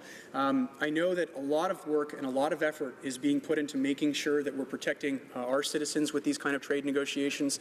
The one thing that we're focused on with this, in addition to the concerns that you're bringing to the table, is to reducing the barriers that so many SMEs have right now in getting their services, their goods and services across the border. The reality is, and this is from talking with SMEs, small businesses in my own riding of Vaudreuil-Soulanges, which is not only close to the Ontario border and borders Ontario, but also close to the U.S. border, is that they're being really hit hard by the excessive expenses of trade and trying to get their goods and services into other markets. So what we're really addressing here, and something that I'm proud of, is ensuring that we're reducing that burden on small and medium-sized businesses, which currently, as we all know, are suffering all across the country. So I thank the honourable member again for her question. Resuming debate, reprise de débat, the honourable member for Brampton East. Thank you, Mr. Speaker. Madam Speaker, it is a pleasure to have the opportunity to speak today on the World Trade Organization Trade Facilitation Agreement, which is commonly referred to as the TFA, and Bill C-13. Trade facilitation generally requires to the simplification, the harmonization, and the standardization of the controls governing the movement of goods across national borders. In Canada, this generally covers policies and measures implemented by the Canada Border Services Agency, the CBSA, and partners which operate at the border, such as Health Canada and Environment and Climate Change Canada. The TFA is designed to make trade faster, cheaper, and more predictable, as a lack of transparency, multiple documentation requirements, and lengthy clearance processes increase trade costs. Global value chains, just-in-time delivery systems, e-commerce, and the fast nature of transactions today require quick and reliable border crossings and clearance processes. Since simplified trade procedures benefit all trade partners, trade facilitation reforms are best addressed on a multilateral basis. The WTO TFA helps provide a global foundation that will extend trade facilitation, modernization, and its benefits to WTO members once it enters into force. WTO members started negotiations towards a TFA in 2004, and negotiations concluded in 2013. This major accomplishment was a major gain for the global trading community. The WTO, as a global trade rule, the global trade rules were developed to expedite the movement, release, and clearance of goods. The WTO estimates that trade costs will be reduced by an average of over 14%, including an average reduction of nearly 17% for least developed countries. And the implementation of the TFA could boost global merchandise exports by up to $1 trillion, including up to $730 billion for developing countries. Even in the event that some WTO members do not move to fully implement the TFA, the real-world impact will be significant. Mechanisms are in place to assist developing countries to implement the TFA. The implementation of the TFA will benefit Canadian traders by expediting, streamlining, enhancing the predictability of customs and border procedures for their exports to developing countries, which translates into lower trade costs. The benefits are expected to be most significant for small and medium-sized enterprises, for whom trade costs are disproportionately high. The implementation of the TFA by developing countries could help Canada's SMEs increase their export presence in emerging markets, from Latin America and the Caribbean to Africa and Southeast Asia. The TFA will enter into force once ratified by 2/3 of the WTO members. As of today, 92 of the required 110 WTO members have ratified the TFA. Includes Canada's major trading partners, the United States, the European Union, China, and Japan. The sooner the TFA can enter into force, the sooner the global trade community will be able to reap its benefits. Canada is already compliant with most of the TFA's provisions. The proposed amendments within Bill C-13 will allow Canada to implement two specific provisions of the TFA, while maintaining safeguards on the health and safety of Canadians and the environment. Bill C-13 proposes amendments to 6 Canadian statutes, which fall under the responsibility of Health Canada, Environment and Climate Change Canada, in order to ensure compliance with the TFA. Bill C-13 will lead to greater consistency in how goods are treated at the border and facilitate the transit of goods through Canada. More specifically, Bill C-13 will address 2 specific TFA provisions. 1, Article 10.8.1, which deals with the treatment of non-compliant goods rejected at the border, and 2, Article 11.8, which deals with goods in transit.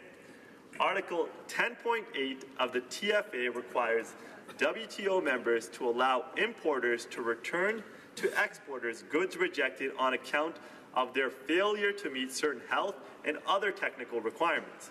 It also includes an exemption, which allows a WTO member to dispose of non-compliant goods in alternative ways, where this is provided for in its laws. Bill C-13 would identify criteria under which non-compliant goods could be either, 1, returned or re-co-signed, or seized, detained, forfeited, or disposed of. The proposed amendments would provide Canada with the necessary authority to take action regarding certain non-compliant goods shipped to Canada, including in order to avoid having to maintain indefinite care and control of non-compliant and dangerous goods. Amendments designed to ensure compliance with TFA Article 10.8.1 are proposed to the Canada Consumer Product Safety Act, the Food and Drugs Act, the Hazardous Products Act, the Pest Control Products Act, and the Radiation Emitting Devices Act. Bill C-13 would also enable Health Canada and Environment and Climate Change Canada to comply with Article 11.8 of the TFA. This provision prohibits the application of technical regulations to goods moving through a WTO member's territory from a point outside its territory to another foreign point. For example, goods in transit. Currently, certain provisions of the Food and Drugs Act, the Pest Control Products Act, the Radiation Emitting Devices Act, and the Canadian Environmental Protection Act prohibit the transit through Canada of certain goods that do not comply with Canadian technical regulations. Bill C-13 would create the legal authority to allow the government to exempt goods in transit through Canada from these technical regulations, thus helping to facilitate trade. For some of these statutes, conditions would be imposed, which among other things, number one, would identify goods in transit that may not comply with Canadian technical regulations in the event that the goods are diverted into the Canadian market. And secondly, provide oversight on products such as certain pesticides and pharmaceutical drugs not captured under the Transport of Dangerous Goods Act, which are currently not permitted to transit through Canada, but will be once the TFA is implemented. The oversight maintains safeguards protecting the environment and the health and safety of persons who may come in contact with such goods.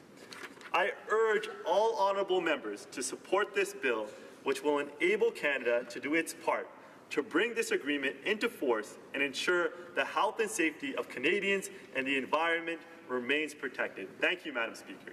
Questions and comments? Questions et commentaires. The honourable member for Oshawa.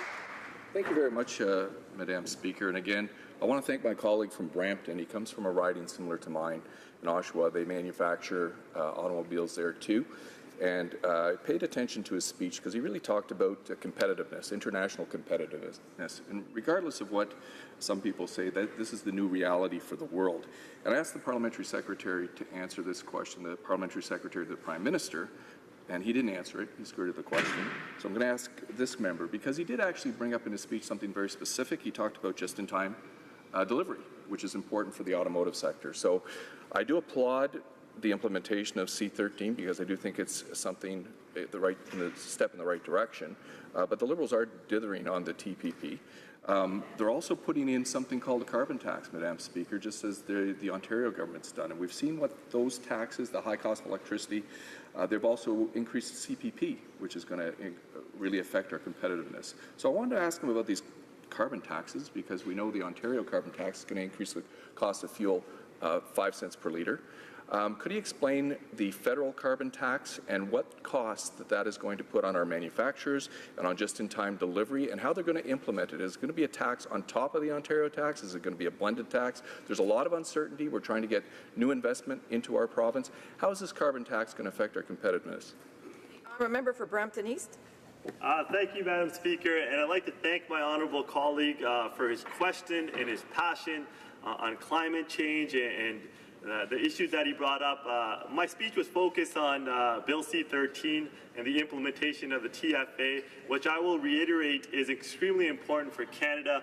I think we can all agree that the world is getting smaller in terms of e-commerce, in terms of just-in-time delivery, in terms of global business. And I mean, any first-year business student across this country, across the world, will be able to tell members of this House that in order to be competitive in today's economy, you need to have access to emerging markets. You need to have access to simplified trade procedures. You need to have access to the world's markets to sell your goods and products, and they have to be able to flow easily. But at the same time, we got to make sure that we protect Canadians and the health and safety of individuals who come in contact with such dangerous goods, and that's exactly what this bill is going to do. That's exactly what the TFA is going to do. It's going to add almost $1 trillion to the world economy. It's going to add almost $730 billion to developing countries. This is a good deal. It is important for Canada to implement this agreement. Thank you, Madam Speaker. Questions and comments? Questions et commentaires. The honourable member for Windsor West. Thank you, Madam Speaker, and I'd like to congratulate the member from Brampton East for a very good intervention and also touching on several complicated issues related to this agreement. One of which I was pleased to hear as well, too, was the discussion around CBSA. And what I've raised with this C-13 is the question of organized crime and the goods and services, in particular the goods that get in to our country. The ports only check 4% of goods that come into our country, and they'll be mixed amongst other things, including now new types of materials or others going to other countries. So organized crime is one of the things that I've been pushing against with a number of different things, including my bill that's voted on this Wednesday, C-221, which will help eliminate $10 billion in organized crime going to single-event sports wagering, where we have British Columbia on side, Ontario on side, and other provinces to diminish organized crime in this country. And I'd ask the member if CBSA, in his opinion, is going to get enough resources to tackle the potential of organized crime using basically Trojan horse trade coming in to allow other goods and services and contraband that should not be coming into Canada to go to other countries. The honourable member for Brampton East. Thank you, Madam Speaker, and I'd like to thank my honourable colleague for the question. I think we can all agree that there's a delicate balance here between making sure that goods flow easily and quickly and efficiently, and protecting Canadians, the health and safety of Canadians, and also in fighting against organized crime. And this is exactly what Bill C-13 does. It ensures that we empower the CBSA and we empower the Government of Canada to fight back against organized crime, to ensure that only the products get through that need to get through to help legitimate businesses succeed, legitimate businesses who are participating in the transit of goods in Canada, to make it more efficient, more easy, to ensure that we help small, medium enterprises benefit from a world market. Thank you, Madam Speaker. Resuming debate, reprise de débat, the honourable member for Oshawa. Thank you very much, Madam Speaker, and I'm very thankful and appreciative to have this opportunity to speak on Bill C-13. Madam Speaker, this bill is an important piece of legislation, and I urge all of my colleagues to support the ratification powers that it possesses, because it brings Canada into the fold with the rest of our World Trade Organization partners, and this is extremely vital for Canada as we move forward into the new economy. Bills of this nature work to simplify procedures, and as has been said in this House before, help to cut red tape, expedite the release and clearance of goods, reduce costs, which is extremely important to our competitiveness associated with the processing, and make international trade more predictable for Canadians, and really important right now, Madam Speaker, predictable for Canadian businesses moving forward, those businesses that want to make new investments and build on our economy. Most importantly, steps to ratify trade agreements need to be taken in order to avoid putting Canada on the outside of free trade agreements with our WTO partners. And this is a very important point, Madam Speaker. Many countries, including our largest trading partners and our fellow NAFTA members, such as Mexico and the U.S., have either done so or are actively working towards ratifying agreements, and particularly agreements such as the TPP. So I am happy to see this debate, and I do acknowledge it's important that we ratify these powers in C-13. But I wanted to talk a little bit, too, about the overall picture, because right now, Madam Speaker, the Liberals have on the table a very important agreement, and if we believe today is a very important step forward, and if we want to believe what the Liberals are saying today, we have to take a look at what they're saying, but also the actions, because actions speak larger than words. And the reality is, Madam Speaker, to date the Liberals have made no attempt to ratify the TPP agreement. And this lack of action taken by the government places a large risk on the Canadian economy. The Liberals must realize that trade has the power to grow our economy without spending billions of dollars. And this is the commitment we're seeing from this Liberal government, Madam Speaker. Instead of moving forward on agreements that are on the table in front of them, what they really seem to be focused on is spending billions of dollars. And this is something, when you look at our approach versus their approach, this agreement we're talking about today, much of the work was done by the previous government, so I do applaud it and I do support it. But now we're moving forward at an accelerated pace. So the government right now has to take a big picture view of what's going on with the different trade agreements around us, whether that's the European trade agreement or the TPP. The Liberals are standing on the largest trade agreement in over 20 years, and they're stalling on the ratification of the TPP agreement. This only puts Canada further behind when Canada should be moving ahead.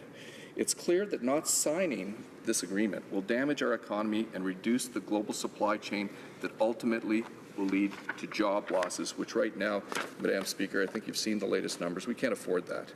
So signing the TPP will send a clear message to Canadian businesses, and this is extremely important because, number one, it'll give our exporters the opportunity to prepare and take advantage of preferential market access. Number two, it's going to lower tariffs, and I think everybody is in agreement that that's a good thing. It's going to remove trade barriers. And, Madam Speaker, what's very important for our economy here in Ontario, it's going to further integrate the global supply chains. So for me, as I said, I'm the MP for Oshawa, and it has a lot of, trade agreements have a lot of local implications for me. We're the home of General Motors, the assembly plant. And I must say that today we got some good news that they were able to make an agreement with Unifor. And I applaud GM and I applaud Unifor for coming to agreement, because there's a reality out there in the business world and with labor that there's a new way that the world's going to be doing business. So what a point is really important for me as a local representation or representative. If our NAFTA partners ratify the TPP, which they're moving forward to do so. We had the President of Mexico, we had the President of the United States right here. And one of the things they talked about, how they're moving forward to ratify this agreement. Madam Speaker, if they ratify it and we don't, it's going to be devastating to our manufacturing and our local economies. Consider that 80% of Canadian vehicles are made for export, 80%. So having access to new global markets and over 800 million new potential customers through the TPP, this is going to be significant. And when you put that into context with the European Free Trade Agreement, 400 million new customers, and it would give Canada the exclusive access to both markets. Madam Speaker, I think it's important that I take a moment to explain exactly what that means. That means Canada will be unique in the world, unique amongst our trading partners, that will have preferred access to Europe and preferred access to the Asia Pacific. This is like 1.2 billion people. This is huge. And what we're seeing from this government is just further dithering on these trade agreements. The European Free Trade Agreement, ready to go under our government. The TPP, ready to go. We see Mr. Obama. We see the Mexican president moving forward. And what's happening with this Liberal government? They're dithering. The numbers involved here, Madam Speaker, to GDP, $29 trillion with a T. Access to these markets would give Oshawa a competitive advantage as far as production of vehicles in Oshawa at our assembly plants. They would be destined to new and also existing markets with a preferred access. So we're going to have that unique opportunity. If they do business in Oshawa, if they manufacture in Oshawa, we'll have access to Europe. We can export cars with preferential agreements and the Asia Pacific. So there is a need to connect Canada with the global supply chain, and this is going to be a unique situation for us. This will allow Oshawa and all of Canada to grow competitively, and it continues to show investors that doing business in Canada is a good idea and it's profitable. With the liberalization of access to new markets, Canada would benefit not only from cost savings, but we'd also be on par with our fellow NAFTA countries. And this is what is extremely important. Ratification of the TPP allows Canada to have the same preferential market access as other TPP countries, but while not signing the TPP would make Canada suffer, as these markets would be accessible to our largest trading partners, the United States and Mexico, and we would be out of the deal.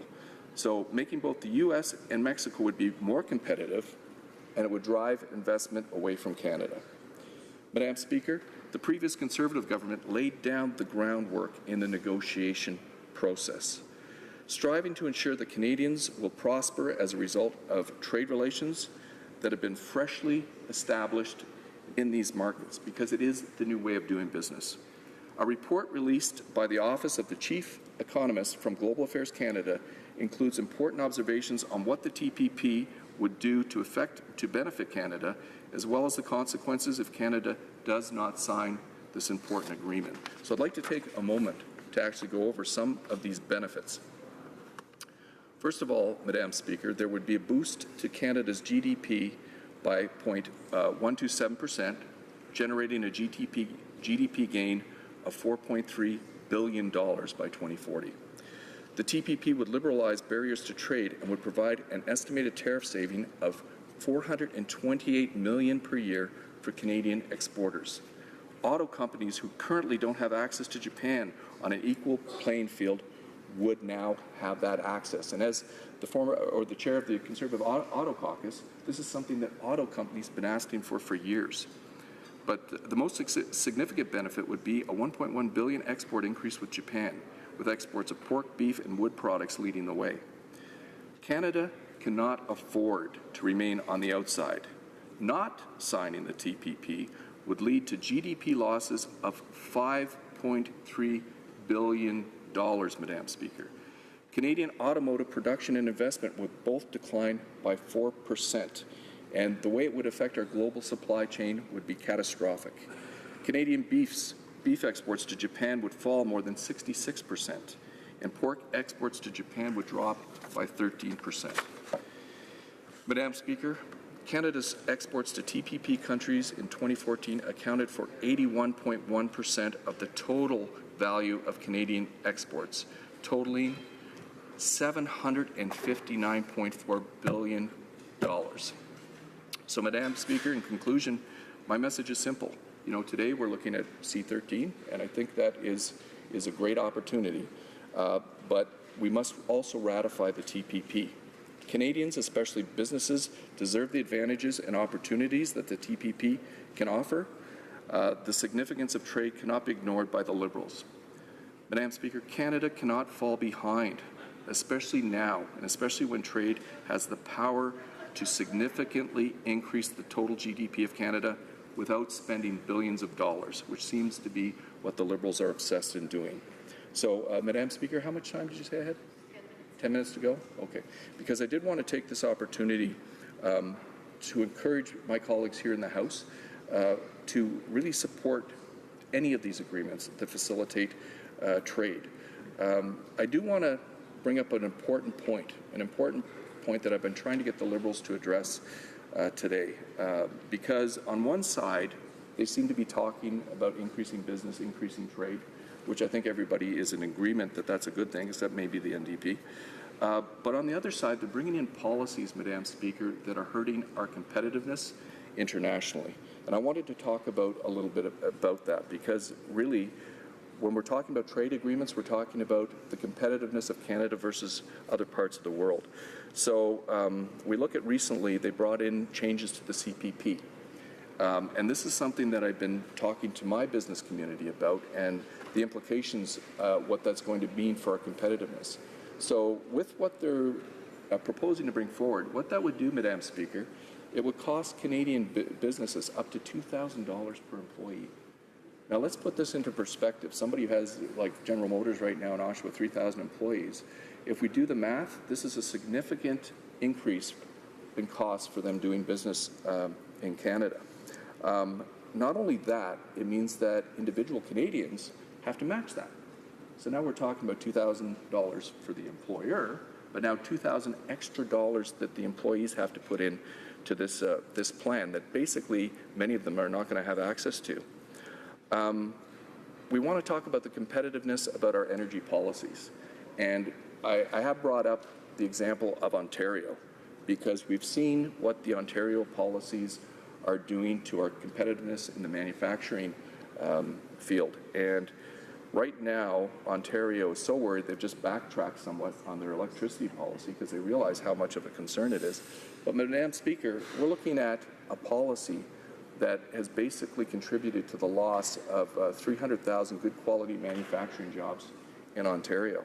And what the federal Liberals are doing, they are supporting these policies moving forward in Ontario, and they're parroting the policies that Ontario did and bringing it into the federal jurisdiction. And that leads right into the next issue that I need to talk about, and I need to get clarification today from the Liberals. Nobody seems to want to talk about it.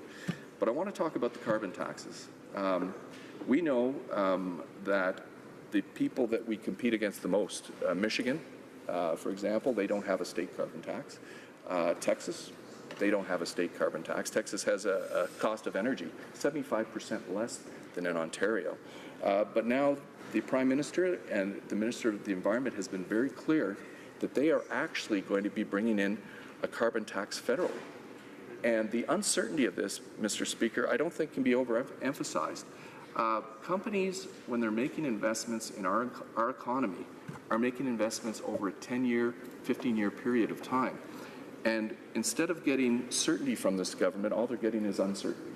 The only certainty they're getting is it's going to cost more to do business. So if we're talking about the CPP costs, we're talking about the energy costs, we're talking about carbon taxes.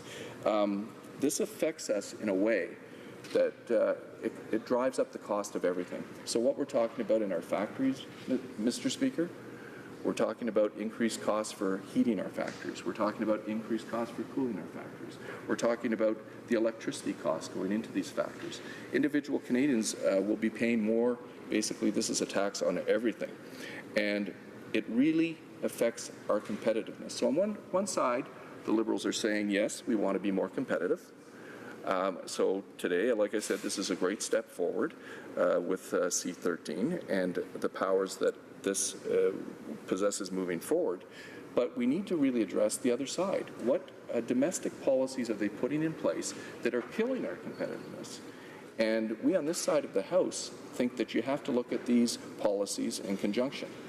So moving forward, Mr. Speaker, I think this whole idea of economic policy needs to be addressed. We can't just kind of farm one section out, say trade, we're going to move forward on positive things in that regard. Well, guess what, Mr. Speaker? Other countries are doing that as well. But it's the domestic side of the equation that the Liberals seem to be ignoring to a point that, oh my gosh, this is something that's going to make manufacturers and businesses in our community less competitive internationally. So even with the good work moving this forward, they need to take a step back and do some work at the other end of domestic policies. One of the things I'd like to see moving forward within the next couple months is certainty coming out of the Liberal government. And as I said, this discussion, this debate that we're having today is a good thing. But what about the TPP? What are they going to be doing to move that, a very important agenda, forward? Companies that are making business decisions right now, Mr. Speaker, are making those decisions, but they don't have any certainty, and it's one major thing that will say they may not be choosing Canada. So with that, Mr. Speaker, I would welcome some questions and comments from my colleagues. Thank you very much for the opportunity in participating in this very important debate. Questions et commentaires, questions and comments. The honourable member for Winnipeg North. Mr. Speaker, and I listened very closely to what the member was saying, and especially when he talked about, he spent a great deal of his time talking about the TPP and encouraging the government to break its word to Canadians by making some sort of a decision prematurely. The Prime Minister made a commitment to Canadians to review it thoroughly, asked members of Parliament on all sides, but in particular within our caucus, to do our homework on this particular agreement, and I look forward to the debate on that. But he's encouraging us to speed up on it. Well, Mr. Speaker, the very bill that we're talking about, C13, is a ratification from over 160 countries participating in it, and they're encouraging us to do so. The United States ratified it in January of 2015. It was negotiated back in December of 2013. My question to the member is, why does he believe that his government wasn't able to do what the United States had done when the member drew in the comparison of the TPP? Why wasn't the Harper government able to bring it forward in January or February or March of 2015? I don't believe, the member will correct me if I'm wrong, has the United States signed off on the TPP? I don't believe so. Well, member for Oshawa. Again, Mr. Speaker, I want to thank my colleague for the question, but he is right. The Americans are moving forward with TPP. We had Mr. Obama right here in the House. We had the Mexican president here as well. What we are seeing is we have an agreement on the table, and the current government seems to be happy with just following the lead of other countries. This is the most important trade agreement in 20 years. It's something that is going to benefit Canada and place Canada in a unique position. And as the member knows, he's seen the recent numbers about the economy. Like, we left the Liberal government with a surplus. In a very short period of time, the parliamentary budget officer has said what they're doing and their policies moving forward are unsustainable. I talked about the importance of moving these agreements forward. I do hope that we have agreement on the other side, that this agreement today is very important to move forward as quickly as we can. I think we've been clear that we're very supportive of the pieces of legislation moving forward today. But it's not only about today. It's about moving forward over the next few months. And the TPP is an important part of it. And what else is very important too, and none of the Liberals have addressed this issue, that's very important for manufacturing communities here in Ontario? What about the domestic policies that are now making us less competitive internationally? This is all fine and dandy that we've got this agreement moving forward here today. The Liberals are dithering on the TPP. We can all see that. How long they want to consult, it seems to be something that they want to consult forever. But it makes there are real impacts to real Canadians that work in real industries. So I would like to see TPP brought forward as quickly as possible. They're in government now. They like to bring up issues about the past. But I'd like to see one Liberal today please address the domestic policies that are doing taking the exact opposite intention of these trade agreements and making us less competitive because of these carbon taxes, high energy costs, and things like the CPP doubling, which really hurts small businesses and businesses to be competitive in our country. Questions and comments? L'honorable député de... The Honourable Member for Jonquière. Thank you, Mr. Speaker. As was mentioned earlier, we support supporting C13 at second reading, or sending it to second reading, rather. I think it will be important to ask questions about it in committee, and I also think it's important to help our SMEs. I would have liked the government to do more by lowering the tax rate. That was an election promise that was not kept, unfortunately, and it will cost millions of dollars to our small and medium-sized enterprises. So my question for my colleague is, does he believe that the government should do more to help developing countries, either through trade or through international development aid? Thank you, Mr. Speaker. I want to thank my colleague for the insight of her question, because she brought up the fact that one of the things that the Liberals promised was lowering taxes, and this seems to be a promise that the Liberals don't have a problem breaking that one. And she mentioned, should Canada do more? And I think that's why really I'm very passionate about moving forward with agreements such as the TPP, because when we move forward with agreements such as the TPP, it gives our businesses, it gives our, let's just say, Canadian reputation, the ability to get out there. And as far as like human rights and rights of inside the countries that we do these trade agreements with, we've seen historically one of the best ways to get better human rights around the world is to actually get involved with these countries, actually do business, actually have their people come here and give us a little bit of information. We go there to give them a little bit of information, and it's a win-win when we have these different types of agreements. And particularly right now, I think Canadians have seen the economic challenges brought forth by the new government. We've seen, sadly, that there's been an overemphasis on spending and spending and spending. We've got, what was it this year, Mr. Speaker? Was it the $30 billion deficit or something like that? Something that the Liberals like to say they've made certain promises. Well, what did they make a promise at? Let me just see. What was it? A very small deficit for a very small period of time. That's what they were talking about. I think they said 10 billion. That's their idea of small. I don't know where that came from. But it's 30.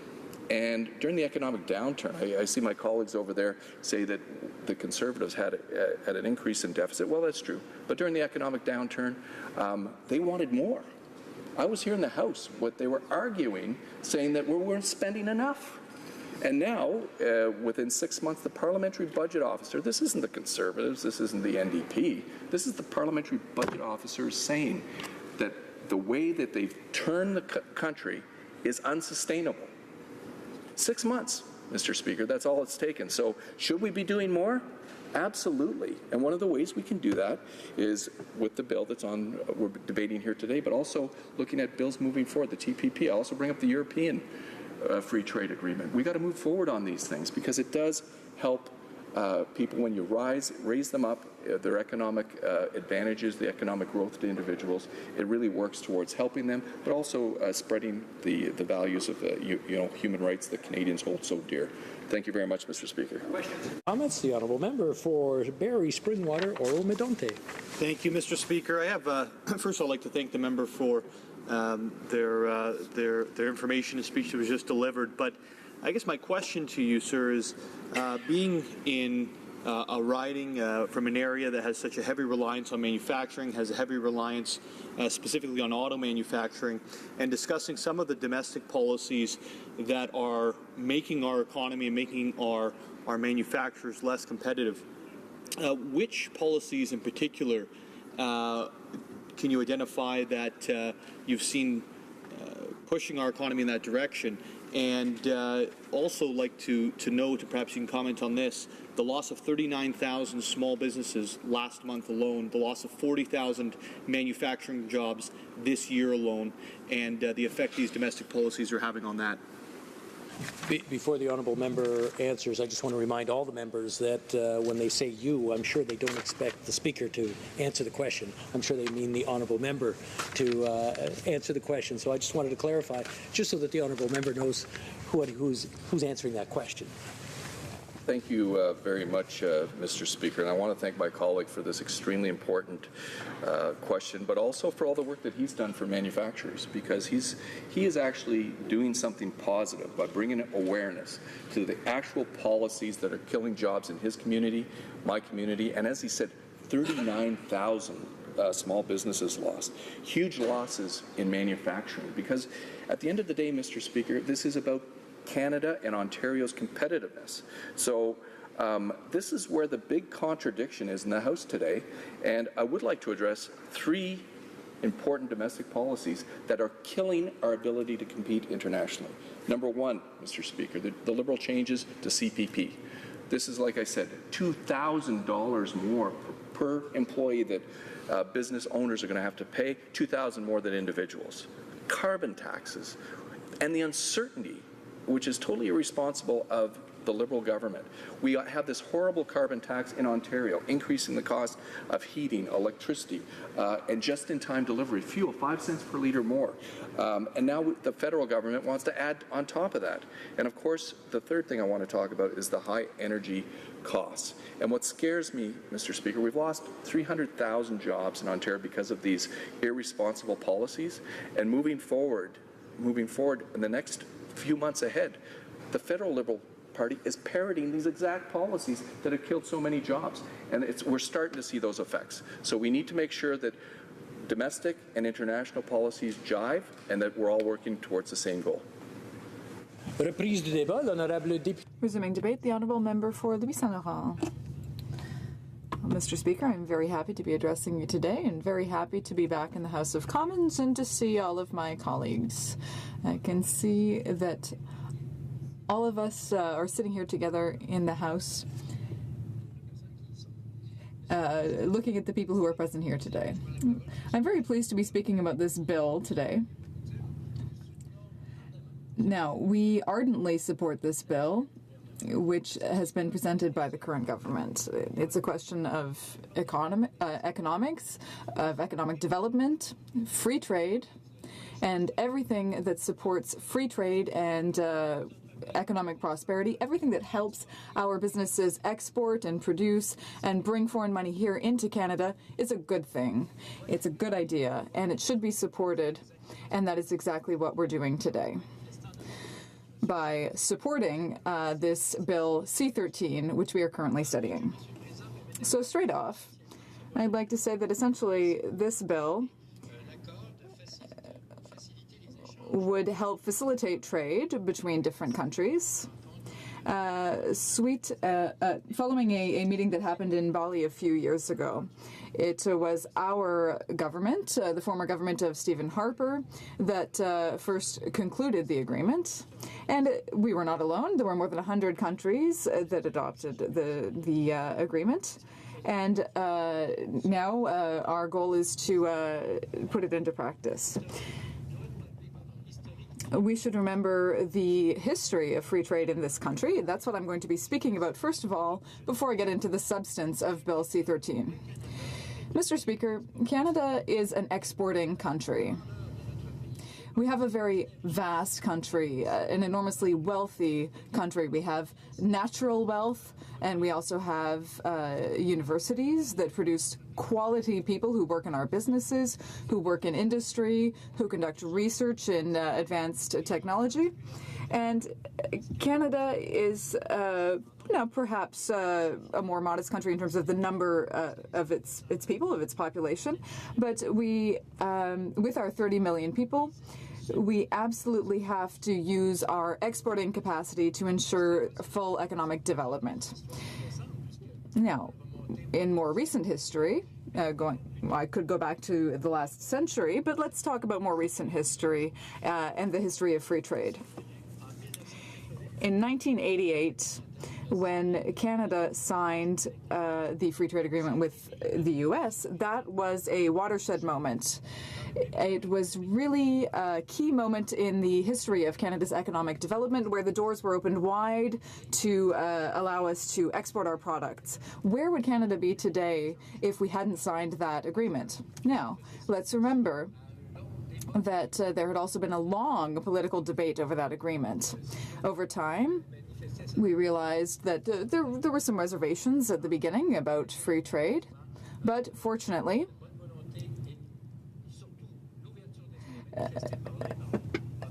both parties were open and full of goodwill, and we were able to conclude that agreement, and that's a very good thing. Now, as I said, there was a shift in perceptions, and you'll probably remember that in 1988, during the election campaign, the Liberal Party, which is currently in government, expressed many reservations about free trade. In fact, they almost seemed to be against it. But a few years later, they recognized that it was a good thing. But it's important to mention that the person who was behind that agreement of 1988, the Right Honourable Brian Mulroney, had even expressed some reservations himself. In 1983, during the Conservative leadership race, the candidate John Crosbie, a former MP from Newfoundland, supported this very important idea of allowing free trade between Canada and the U.S. It was seen as radical at that time. During that same leadership race, the candidate Brian Mulroney had expressed his very serious reservations. He said it was as if a mouse slept with an elephant. That was exactly what he said. Obviously, Brian Mulroney's perceptions also shifted and evolved, and fortunately, that allowed us to get to that watershed moment in 1988 when NAFTA was concluded and ratified. In 1988, in my province of Quebec, there was quite a unique situation. There were sovereigntists. I won't say separatists because it's pejorative, but there were sovereigntists at the time who said that they were social democrats who supported free trade. Jacques Parizeau, Bernard Landry, and so former leaders of the PQ, former leaders of Quebec, were in favor, very much in favor of those free trade agreements. And even though they were sovereigntists, they saw the advantages of free trade to the economic development of our country and our province. So that's why there was this surprising alliance between right-wing federalists, conservatives, and so-called left-wingers in Quebec, who really worked hand in hand to get this agreement. Now, of course, we're all Canadian, but I can tell you that it was in Quebec that the work was really done and that agreement was really supported. That is how we were able to ratify that NAFTA agreement in 1988. Now, Mr. Speaker, history has proven Mulroney's government right, and that's a good thing. During the government of Jean Chrétien, some people had some concerns about free trade in Canada. But fortunately, those who used to say that it didn't make sense, who wanted to rip up the agreement, decided to maintain it, and in fact even expand it later with the Three Amigos Agreement. So that includes Canada, Mexico, and the U.S. That was really the foundation of our ability to have an agreement in 1988, and then we were able to expand that agreement into an agreement with Canada, the U.S., and Mexico. Now, I don't want to discuss this too much, but a year ago there was the agreement that was discussed, the TPP, the Trans-Pacific Partnership. Fortunately, Mr. Speaker, Canada is part of that agreement because it's really an extraordinary opportunity for our economy.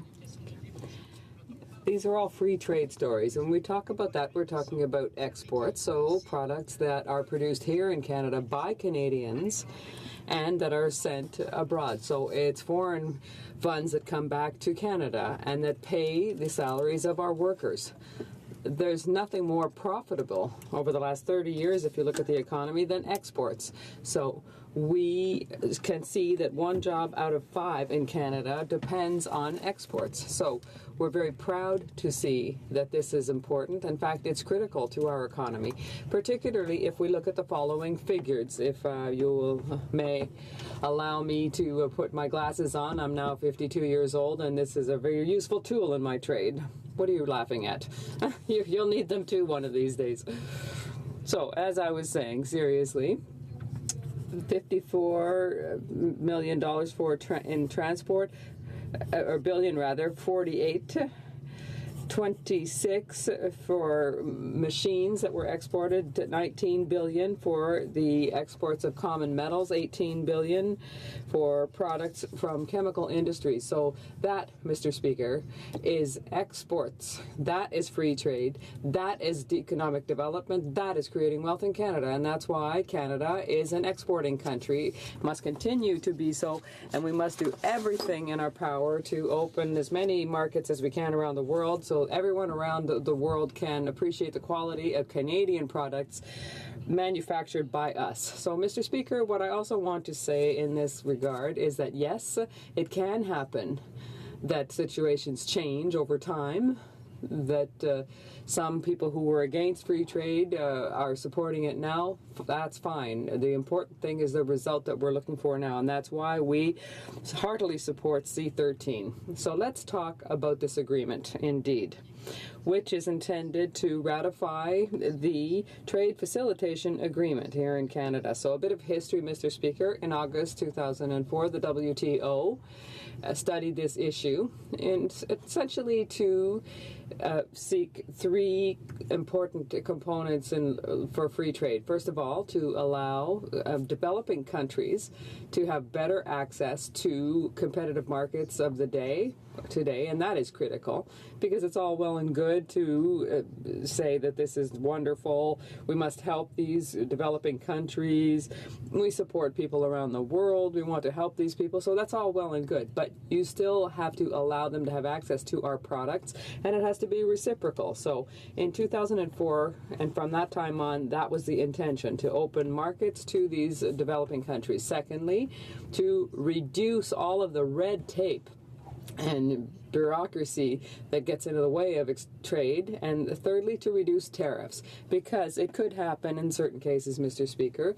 What we can see is that it costs more sometimes to fill in all of the paperwork and deal with the red tape than the economies you might have had by having free trade agreements with countries. So that's ineffective and inefficient. So as of 2004 at the WTO, the issue was studied. So there was the Bali Agreement in 2013, what we called in poor French the Bali Package, or Paquet de Bali, but it's the Bali Agreement. And the 3 themes that I've already invoked were reviewed again, and it was all written down, and everyone was asked to ratify it. So that happened in November 2014 with the amendment protocol. And in Canada, in 2015, there was legislation tabled to ratify the Trade Facilitation Agreement, and that was done, Mr. Speaker. The former Minister of International Trade, my colleague from Abbotsford, and I want to pay homage to him. Not such a long time ago, he sat beside me on this bench. So it's already nice to have, always nice to have colleagues on the right. And I don't mind having someone on my left, but I prefer having someone on my right. So, as I was saying, Mr. Speaker, from my seat in the House, I saw how the member for Abbotsford contributed in such a significant and important way to all of these issues. And everyone in Canada should thank the member for Abbotsford for what he has done for the Canadian economy. He's a man from British Columbia, furthermore, Mr. Speaker.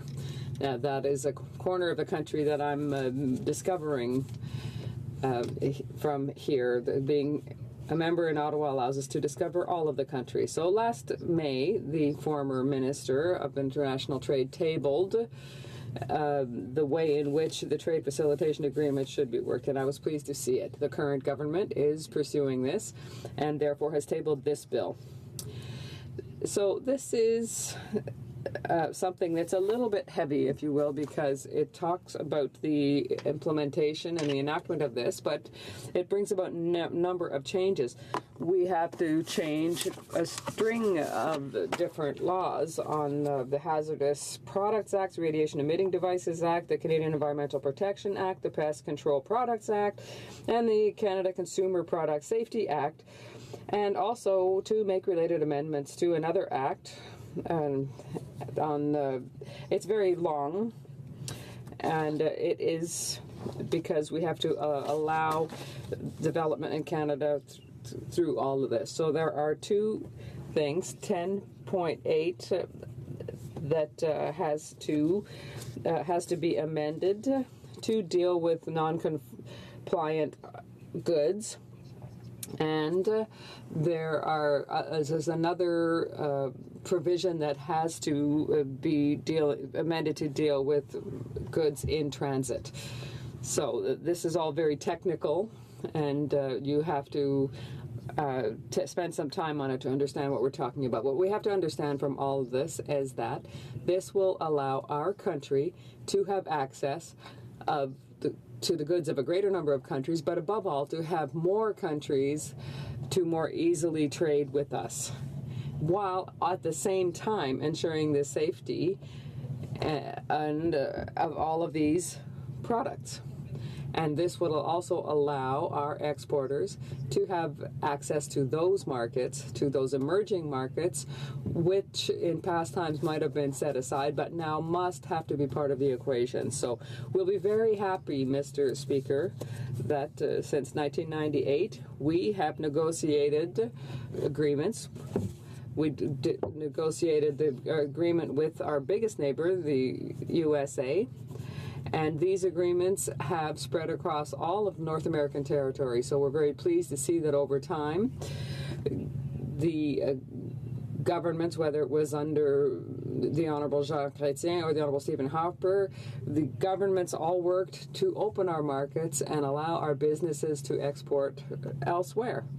So there are points, Mr. Speaker. Well, yes, we have fundamental differences of opinion and we have concerns. But there are many components of all of these issues that unite us, and that is particularly true of free exchange. When we talk about free trade, we're talking about economic development.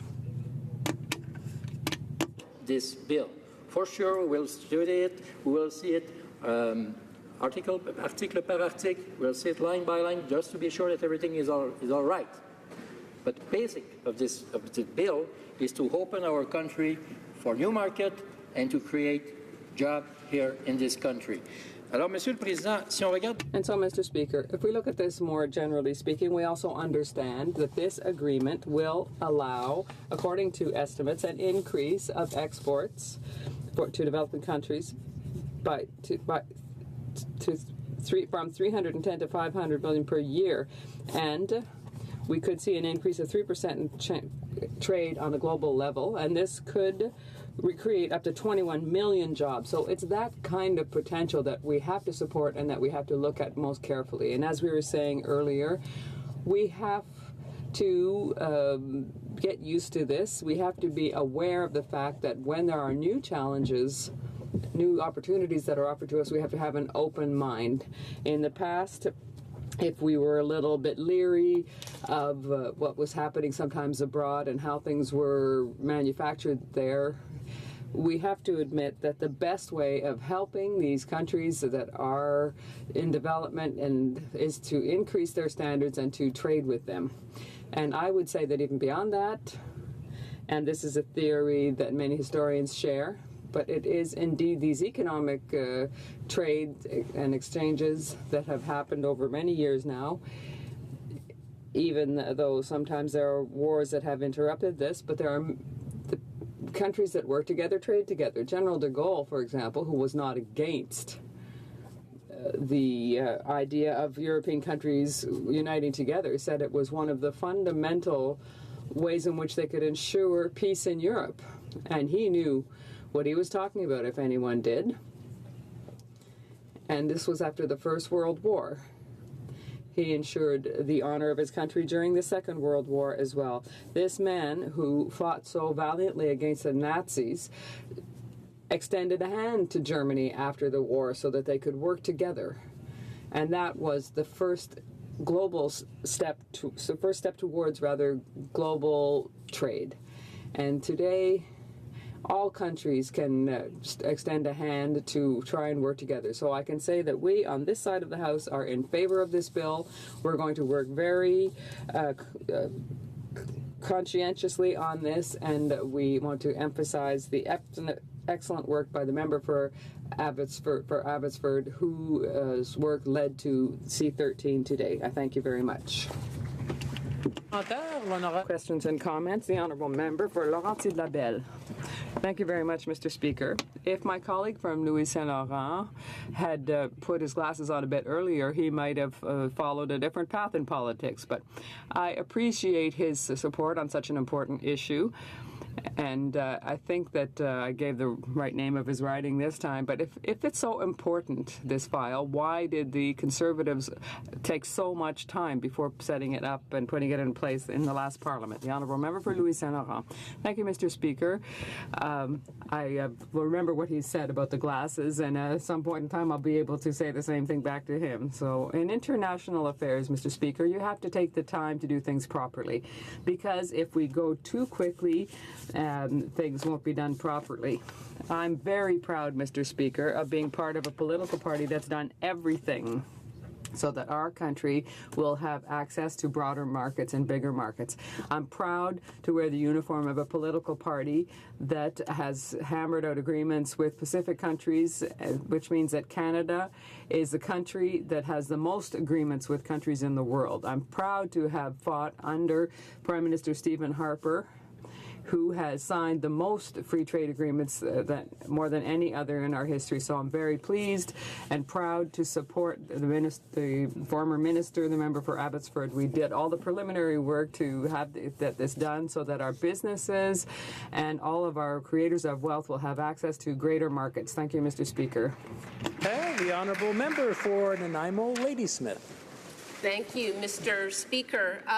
In response to my colleague, in my province, British Columbia, trade deals signed by the Harper Conservative government and successive Liberal governments, especially over the last 10 years, have cost 21,000 jobs in value-added manufacturing in the forest industry. So we've lost lumber producing and pulp and paper jobs, 20,000 well-paying, solid lifetime jobs, and it's had devastating consequences on some of our communities.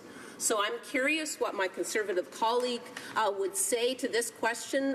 Why didn't the Conservative government during its time focus more of its efforts on facilitating trade and improving opportunities for small and medium enterprises instead of negotiating these flawed trade deals that are sacrificing a great deal of local jobs at the local level that are harming our economy? Thank you. The Honourable Member for Louis Saint Laurent.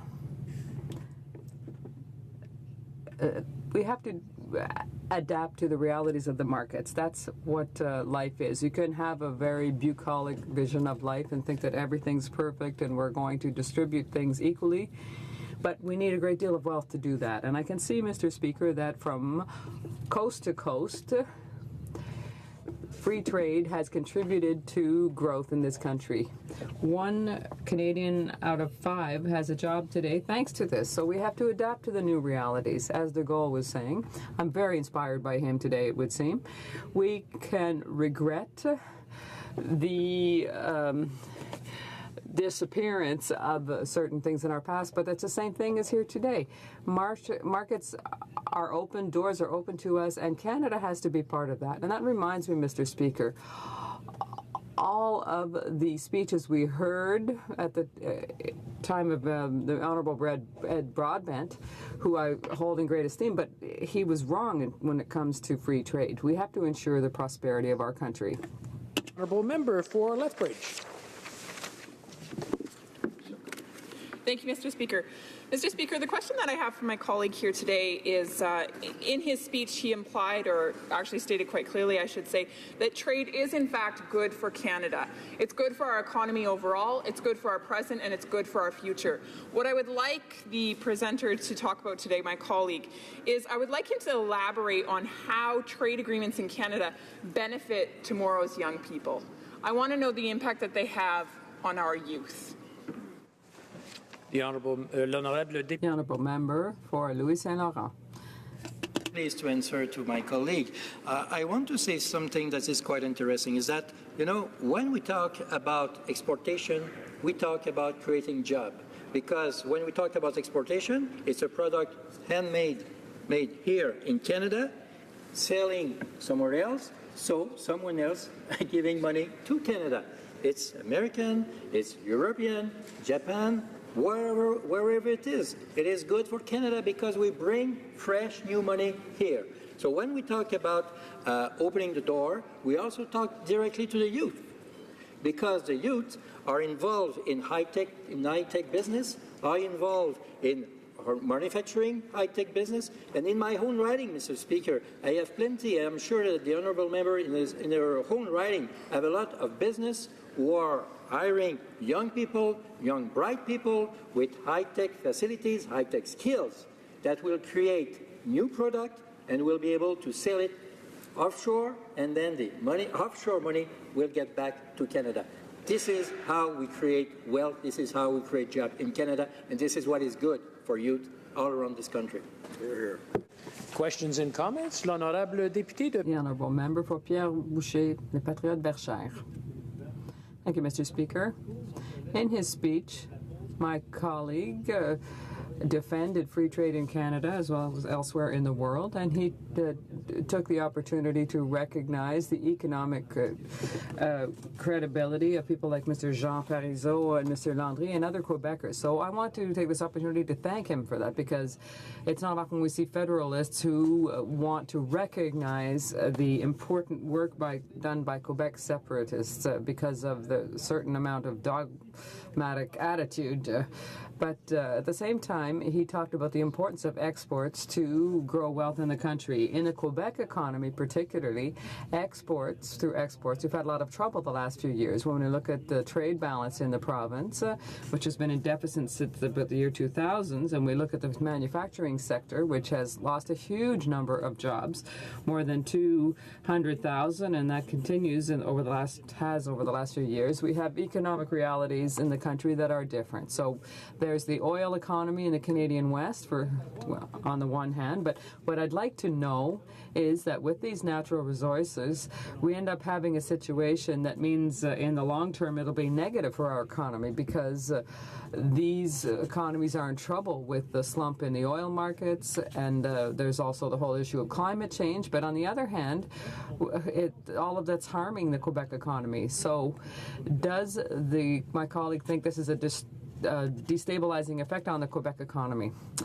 The Honourable Member, the answer is no. I think that if I take components of my colleague's question, my colleague from the Bloc Québécois, I'd like to say that indeed it is most important when we're having economic debates to look at all aspects of the question. And indeed, I'm very pleased to remember the contributions of Jacques Parizeau and Bernard Landry, because they worked very seriously. I know that in their political families it wasn't easy, it wasn't obvious, particularly on the left, where the unions were strictly opposed to free trade deals. But Mr. Parizeau and Mr. Landry had the courage to stand up and say, wait a second, my friends, this is good because it'll create jobs at home.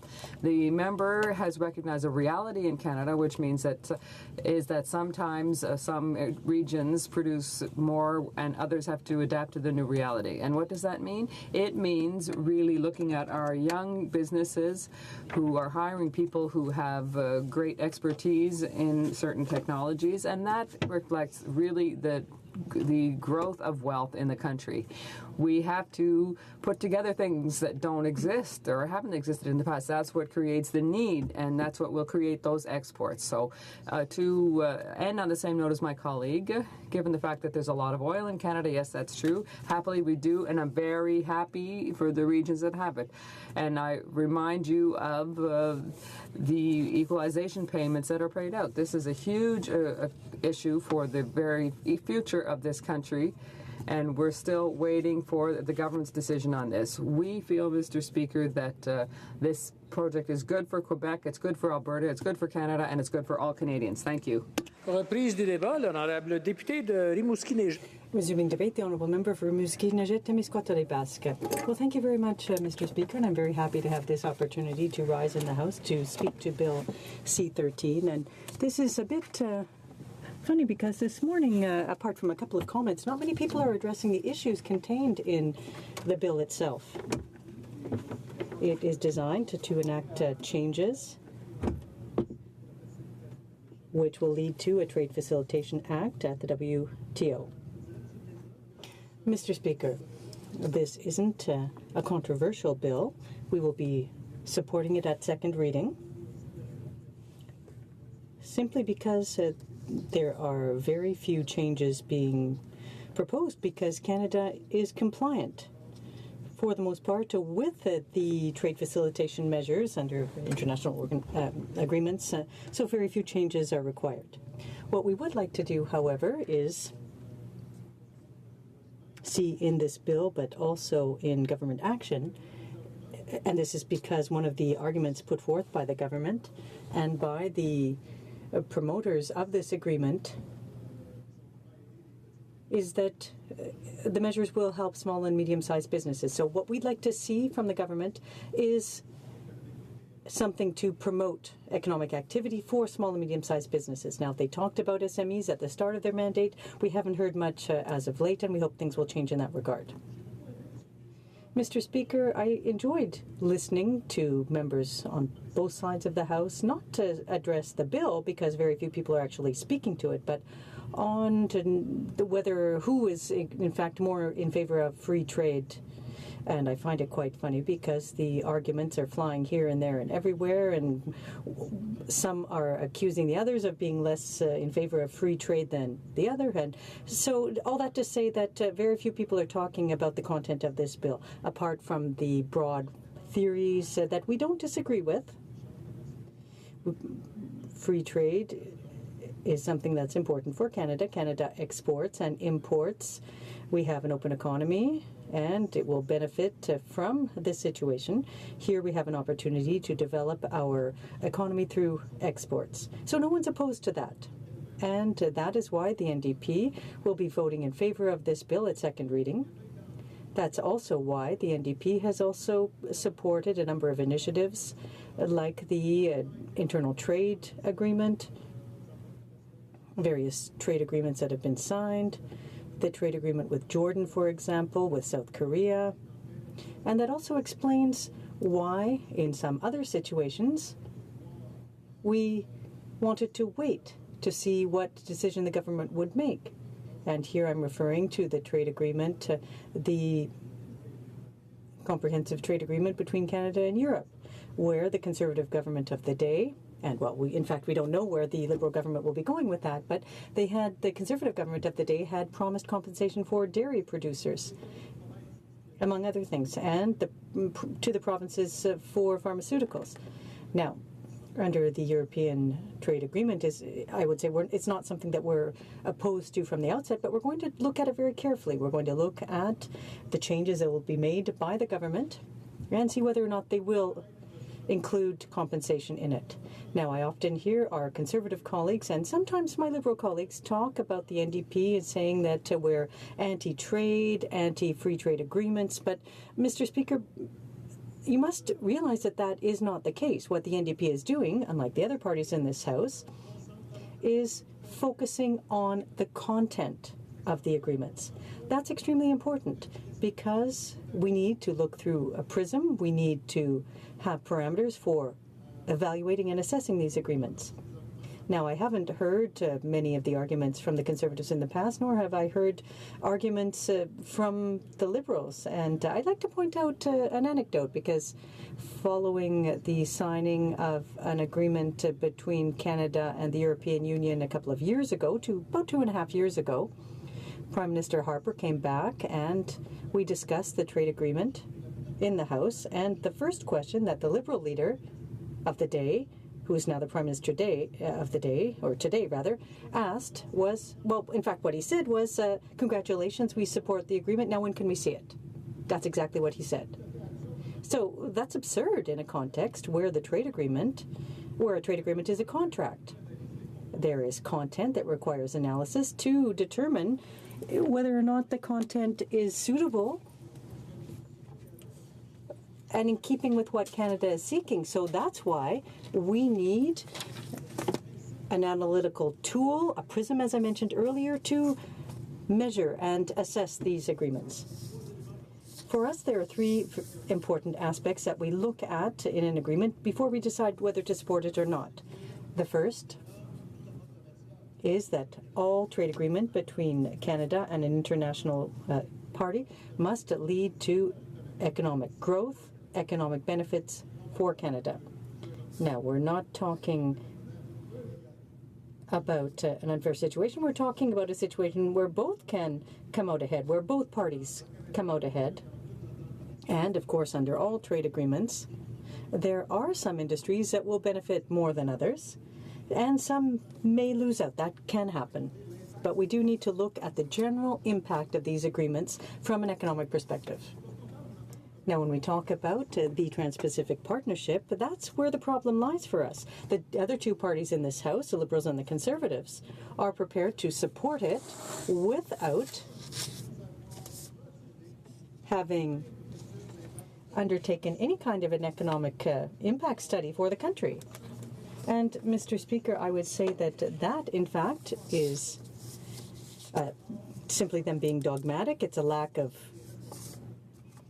analysis. It's irresponsible. And it's our duty as parliamentarians not to automatically rubber stamp something and say yes to it just because something's contained in an agreement. What we need to do is clearly assess and evaluate the pros and cons, the specific and comprehensive benefits for Canada. And that wasn't done under the TPP, Mr. Speaker.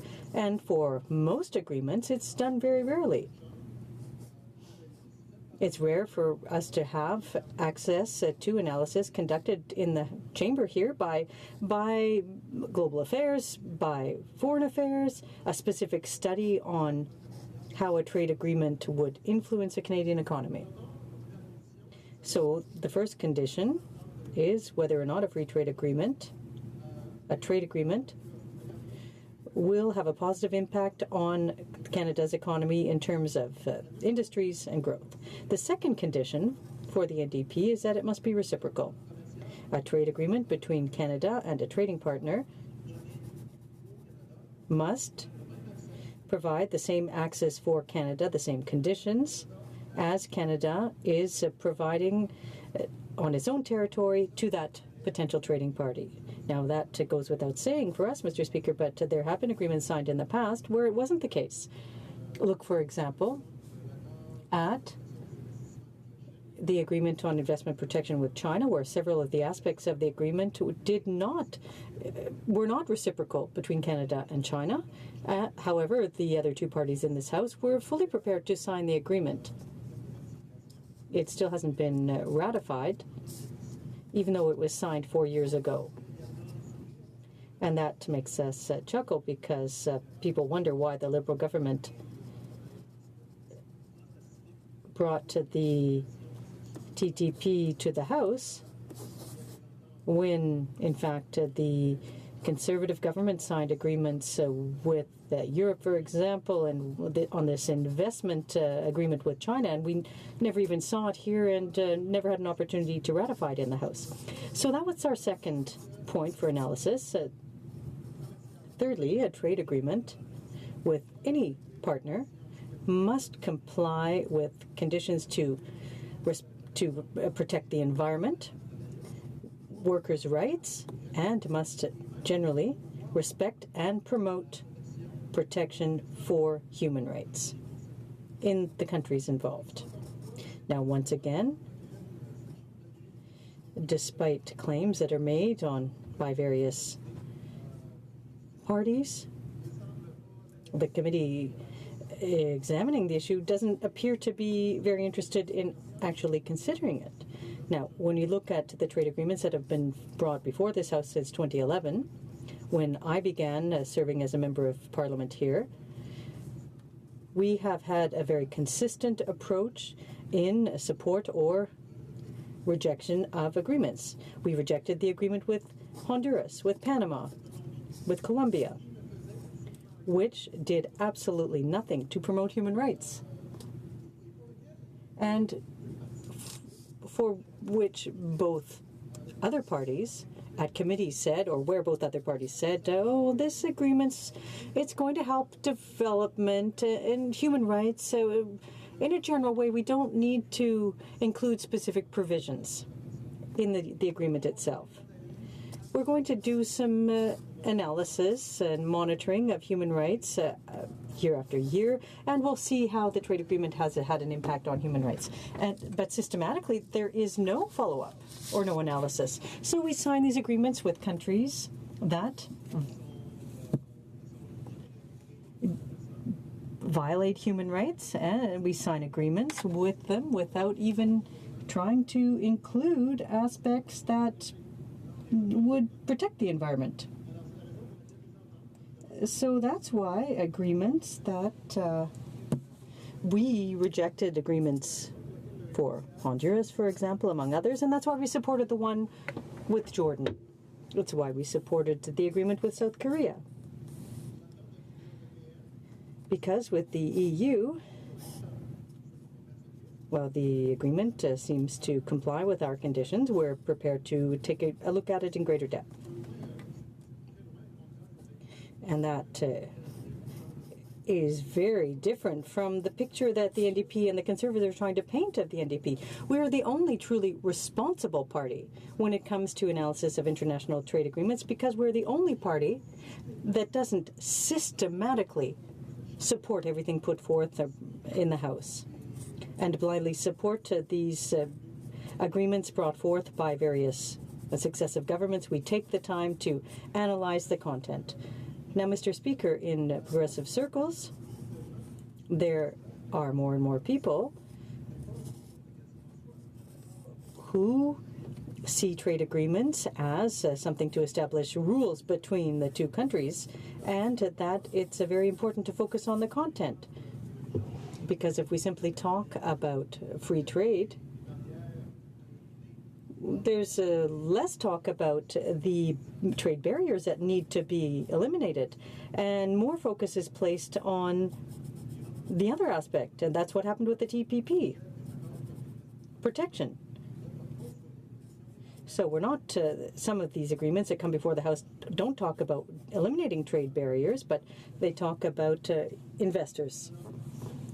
So if we could stop about talking about free trade, because that's not what we're talking about here, and we could talk about fair trade, fair exchange, if you will, exchanges, and we could then include aspects that in these agreements that would help us to ensure that the underlying benefits and for the agreements will help all people and not simply the privileged few. Now, this is what must be, or this is what, in fact, the NDP's position is based on. And if we go back to the TPP, and we look at whether it will be beneficial, whether for Canada, yes or no, again, beyond the cliches with respect to international trade, let's ask the question. There are 12 countries that are part of the Trans-Pacific Partnership, with which Canada already trades. Some 80% of our exports to those countries are raw materials or partially processed products. What we import from those countries are high value added to products, and that represents 80%. So we're in a situation where many economics experts are deploring the fact that Canada's diversified economy of the past is now focusing much more on raw materials and lesser processed goods. So I think that's what we need to have a debate on. We need to look at how the Canadian economy has evolved since the 80s and how it's moved in that direction. Now, when I talked about economic impacts, there's a university study that has shown that the TPP would eliminate 60,000 jobs in Canada. Now, I haven't heard anyone on the government benches or anyone from the Conservative Party who was involved in negotiating that agreement bring forth an analysis with respect to job losses. What will be the economic impact in terms of growth? Now, in the U.S., they did some analysis and estimated that the TPP could lead to a 0.2% increase in GDP between now and 2025. That's in the U.S. So we'll see a big change in the U.S. economy and in the economies of the countries that are signatory. But what about here?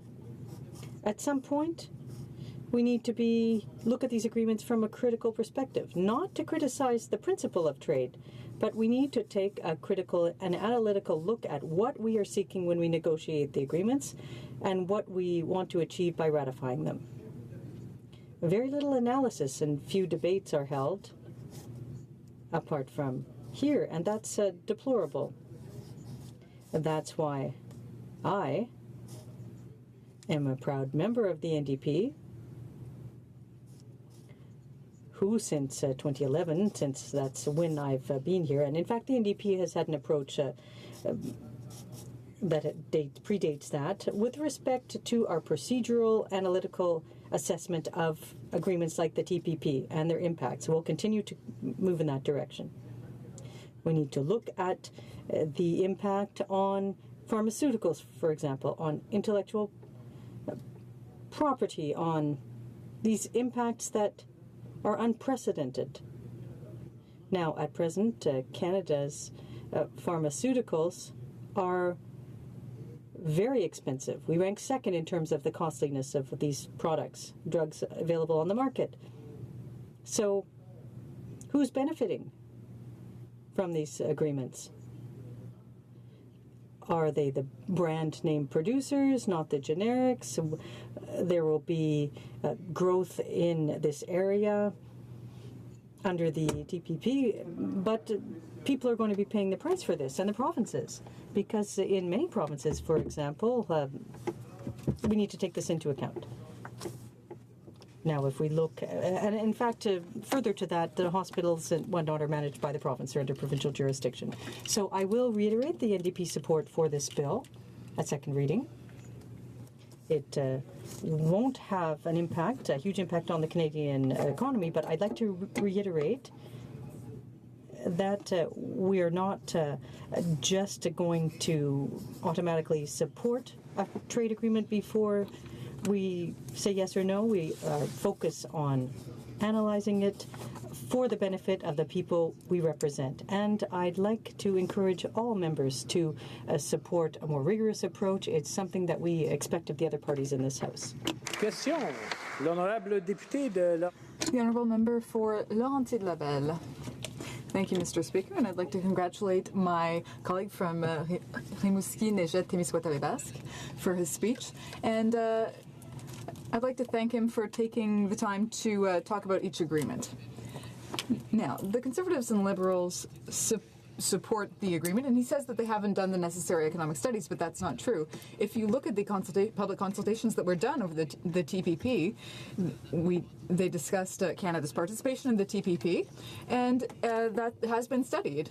Consultations are in progress, and we are trying to find the questions that need to be resolved. Things are not perfect, things are continuing to be studied. So I just wanted to say that to my colleague, that we are conducting these studies. Thank you, Mr. Speaker. The Honourable Member for Rimouski, Nejet, Témiscouata-les-Basques. Thank you very much, Mr. Speaker.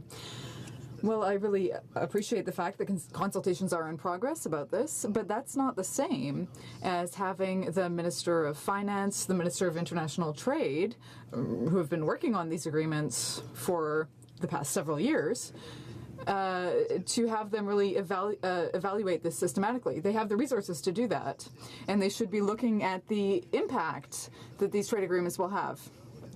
Now, I've talked to many civil society organizations, and I can tell you that there's a difference between having consultations where experts come and present, and sometimes those experts already have a bias for or against certain agreements. So there's a difference between that and then having systematic studies that are conducted by government departments that are concerned, because they have the resources to undertake those studies.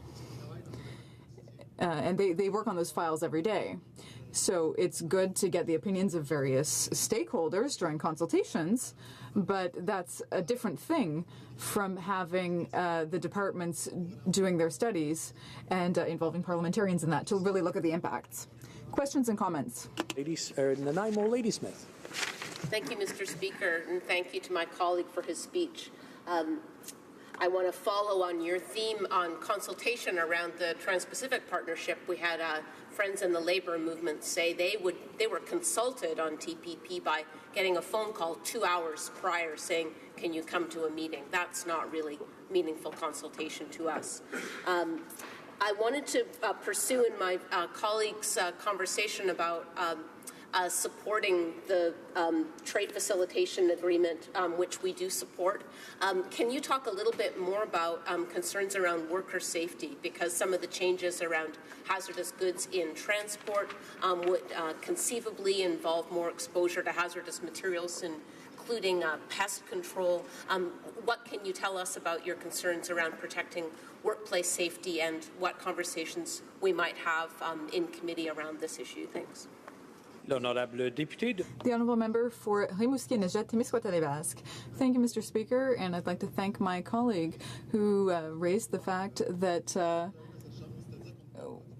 I actually was guilty of what I criticized other people for doing, which is not talking enough about C-13. So C-13 would bring various modifications to existing Canadian laws, including as relates to the importation of merchandise into Canada that is not actually destined for Canadian markets. For example, goods could be transiting through airports, and those need to be regulated in a particular way in Canada. They're landing on Canadian soil, but they would then be sent to a different country. Now, the law says that some of those regulations don't apply to these goods, but that raises concerns about the way those goods are handled by Canadian workers while they are in transit. And in my opinion, that point hasn't been properly analyzed.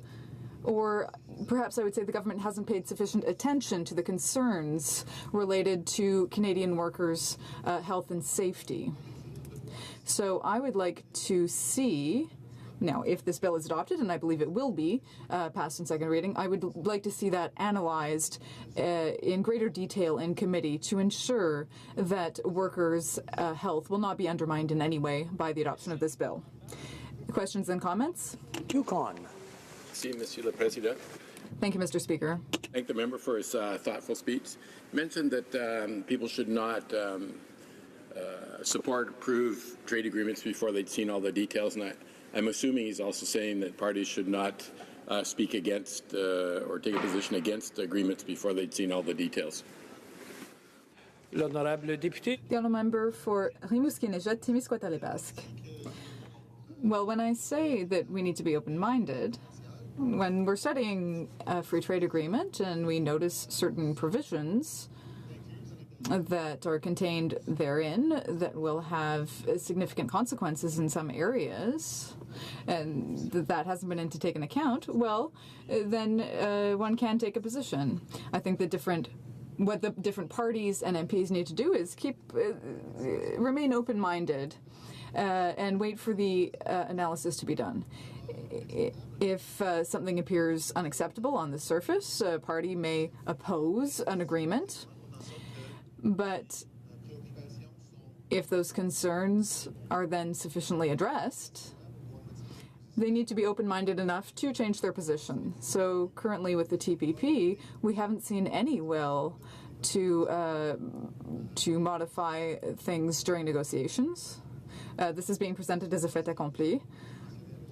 And as I mentioned, there are concerns about supply management, intellectual property, and many other things. So we confirm the position that we took initially on that issue. Questions and comments? Honorable député. The honourable member for Drummond. Thank you, Mr. Speaker. I would like to congratulate my honourable colleague for his analysis of this bill, a very good analysis. Of course, we want to continue to diversify our economy, to encourage SMEs, encourage exports through good agreements. There are some agreements that are good and some that are not so good. I know that my colleague mentioned the Trans-Pacific Partnership, the TPP, and I would like him to summarize for us why that agreement is not a good one. And what makes an agreement good or unacceptable? The honourable member for Rimouski-Nejet-Témiscouata-les-Basques. Thank you, Mr. Speaker, and thank you to my colleague. Well, I summarized some of the problems with the TPP. I don't think the government has done enough analysis about the impact or the consequences that the provinces will have to deal with when it comes to the increase in the price of medications. That's going to be a very significant increase, which warrants a real impact study. There are also concerns about supply management.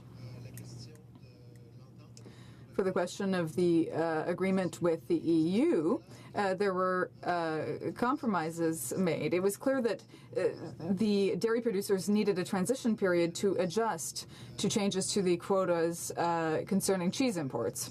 Now, in the case of the TPP, it's clear that this agreement has serious gaps when it comes to serious problems when it comes to supply management, and there's no mechanism that would allow the industry to transition or adapt to the consequences of the TPP. But there are other aspects of other agreements that have led to the NDP not supporting them. For example, in the case of the agreement with Honduras, there was a lack of respect for human rights.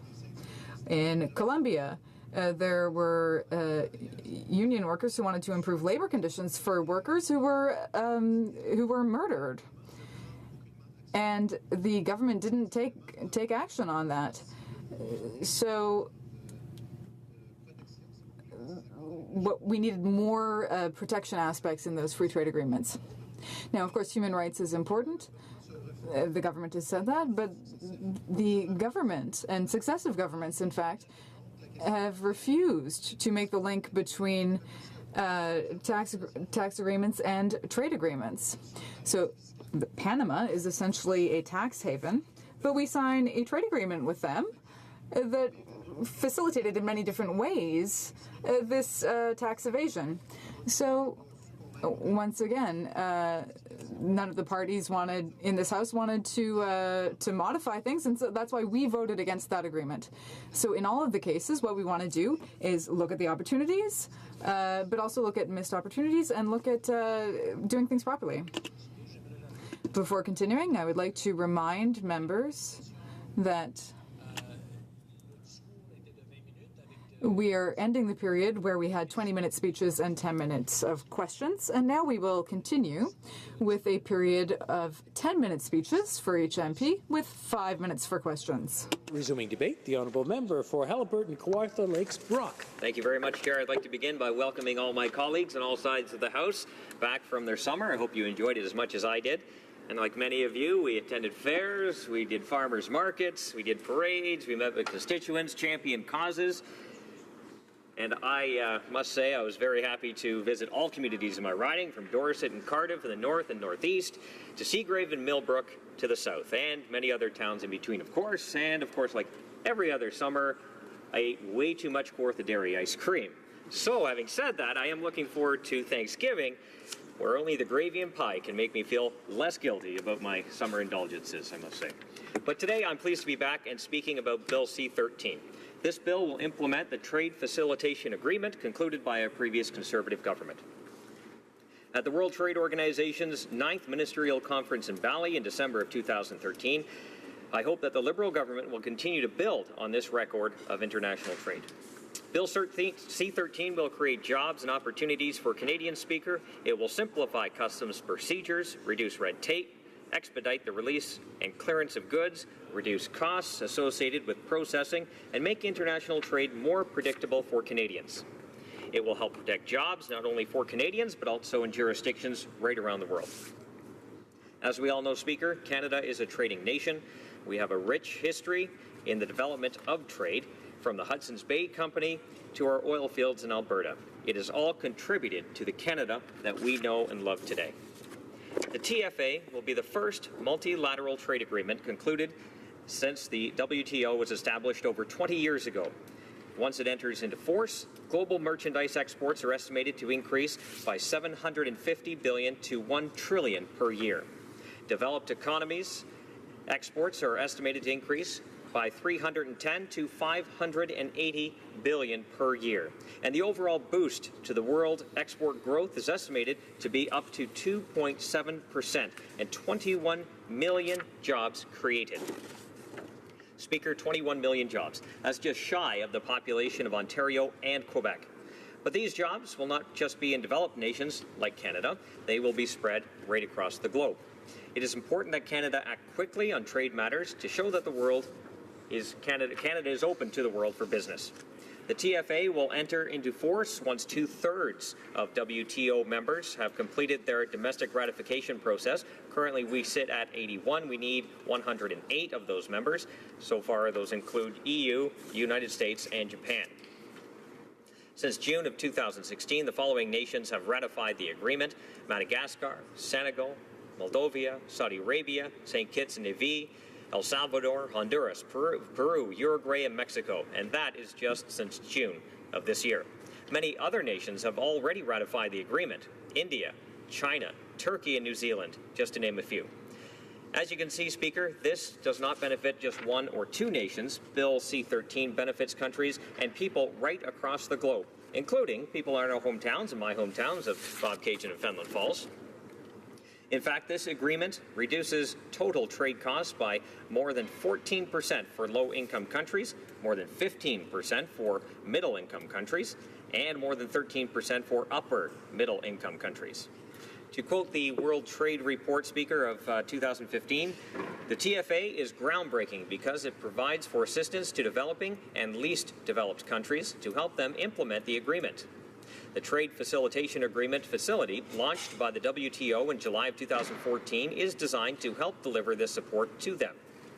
WTO work on trade facilitation culminated with the adoption of the Trade Facilitation Agreement at the WTO's 9th Ministerial Conference in Bali in December of 2013, and that is the first multilateral agreement since the establishment of the WTO in 1995.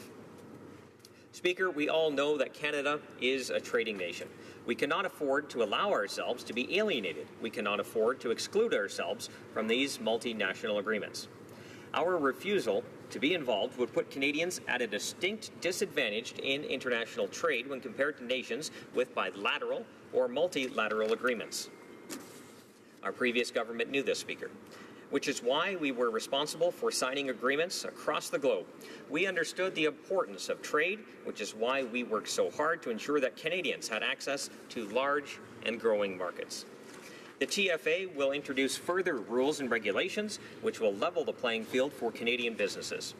I want to take a minute to relate this back to my riding. My home, like many of yours, is filled with small and medium-sized businesses. There are many local businesses across Haliburton, Kawartha Lakes, Brock that would benefit from the TFA agreement and other free trade deals. Deals that allow farmers in Kennington, Kirkfield, and Bethany to export their products abroad. They give businesses like Kawartha Dairy a level playing field to expand and create opportunities for Canadians. We as parliamentarians need to ensure that Canadians are given the opportunity and ability, and I believe agreements like the TFA and TPP will do just that. Well, I'm pleased to see that the Liberal government introduced this bill, and I hope to have that signed, and once it's done, I hope the Liberals continue on other agreements like that TPP I mentioned many times. Speaker, as we all know, the TPP is an international trade agreement. It represents a market of almost 800 million potential customers with a combined GDP of 29 trillion. The TPP is projected to boost Canada's GDP by 4.3 billion by 2040. Staying out of the TPP would likely lead to a reported 5.3 billion in GDP losses, and that's on the Global Affairs Canada website. There is a very strong case to be made for ratification. The government needs to take action and ratify the TPP to ensure that hardworking Canadians have not only the opportunity to prosper, but the ability to prosper as well. In Canada, 1 in 5 jobs are directly linked to exports. Canadians cannot afford to be left out of this deal. Trade can grow our economy without spending billions of dollars we don't have. Speaker, I don't normally find myself in agreements with the members opposite all the time, but I'm happy to see that Liberals are continuing to build on our previous government's accomplishments, of course, regarding trade. I hope that this deal is signed and that our colleagues across the floor will ratify the TPP as soon as possible. If the Liberal government was serious about trade, they would adhere to the recent G7 leaders' declaration and commit to ratifying the TPP independent of the United States. It would ensure that Canadians are given a strong position to grow and expand their businesses in the future, putting something in place that will lower trade barriers and increase market access, which will be critical for the success of Canadian businesses and the protection of Canadian jobs. Thank you very much, Speaker. I look forward to your questions and from my honourable colleagues. Thank you. Questions and comments? The honourable member for Winnipeg North. Yes, thank you, Mr. Speaker. And I appreciate the comments. Don't necessarily agree with the member on it. But when I think of the World Trade Organization, I see it as a body of 160 plus countries around the world in which they came together and recognized the value of trade, something of which this government actually has been fairly aggressive on in terms of following suit and making sure deals get done. And we just got to cite Ukraine deal that was signed off. We can cite the many efforts that the current Minister of Trade is now and spent a great deal of time in the EU area trying to get it back on track. The Conservatives continuously make reference to the TPP, and the Prime Minister made a commitment that we were going to be looking and consulting, and at some point in time there will be a debate on it. But when we think of that World Organization of Trade, Bill C-13 today, and this is probably one of their greatest achievements. We need about 108 countries to ratify. I understood earlier today someone made reference that there were 90 that have actually done it, or 91 that have actually done it. And I'm wondering if he can just provide his thoughts in terms of why this is important. It sends a very strong message by ratifying this to the World Trade Organization for the efforts that they put into the agreement. The honourable member for Haliburton, Kawartha Lakes, Brock. Thank you very much, Speaker. I appreciate my question. I think we're on the same side on this. I think we, on both sides of this House, see the importance of ratifying this deal. We all know that trade is a growing part of the world economy. We're seeing that nations across the world are reducing their trade barriers. They're not being protectionist. They're not isolating themselves from the world. And we're seeing that right now at the WTO. We need 100 108 of those countries. More and more come on all the time. I listed off a group that have ratified since June, some that have done it before, and also countries that believe in the same things we do in labor laws, environmental protection, and the list goes on. So these are countries of all sizes, of all progression levels, and we're seeing that trade and opening up our barriers, getting our products out are a good thing, especially in Canada, when we are an exporting nation, and we need to get our products to market and hopefully continue trade agreements like we're seeing, like we've seen already, 51 total agreements. We'd like to see that progress continue and to the benefit of our economy and Canadian jobs. Questions and comments? The Honourable Member for Lethbridge. Thank you, Mr. Speaker, and I'd like to thank my honourable colleague for the speech that he just gave in the House. My question for my colleague is this. He mentioned in his speech that it's very important for Canada to act quickly on this trade negotiation. And he went on to say that without trade, it actually puts Canada at a significant disadvantage on the world stage. Now, the question that I have for my colleague is I'd like him to elaborate on why this is so important. In particular, I'm interested in hearing his thoughts with regards to small and medium-sized business within the agricultural sector. This is a sector that's very prominent in my community. It's very important to us to make sure that we get commodities to market within agricultural sectors, and so I'd like him to elaborate with regards to the importance of this trade agreement. The Honourable Member for Haliburton, Kawartha Lakes, Brock. Thank you very much, Speaker, and my friend from Lethbridge for that great question. Of course, as she probably knows, a large section of my riding is agriculture-based. A large section of that economy is based on the success of agriculture, whether it be beef, canola, you name it. We probably have it in Haliburton, Kawartha Lakes, Brock. So getting those products to market and expanding those opportunities are huge.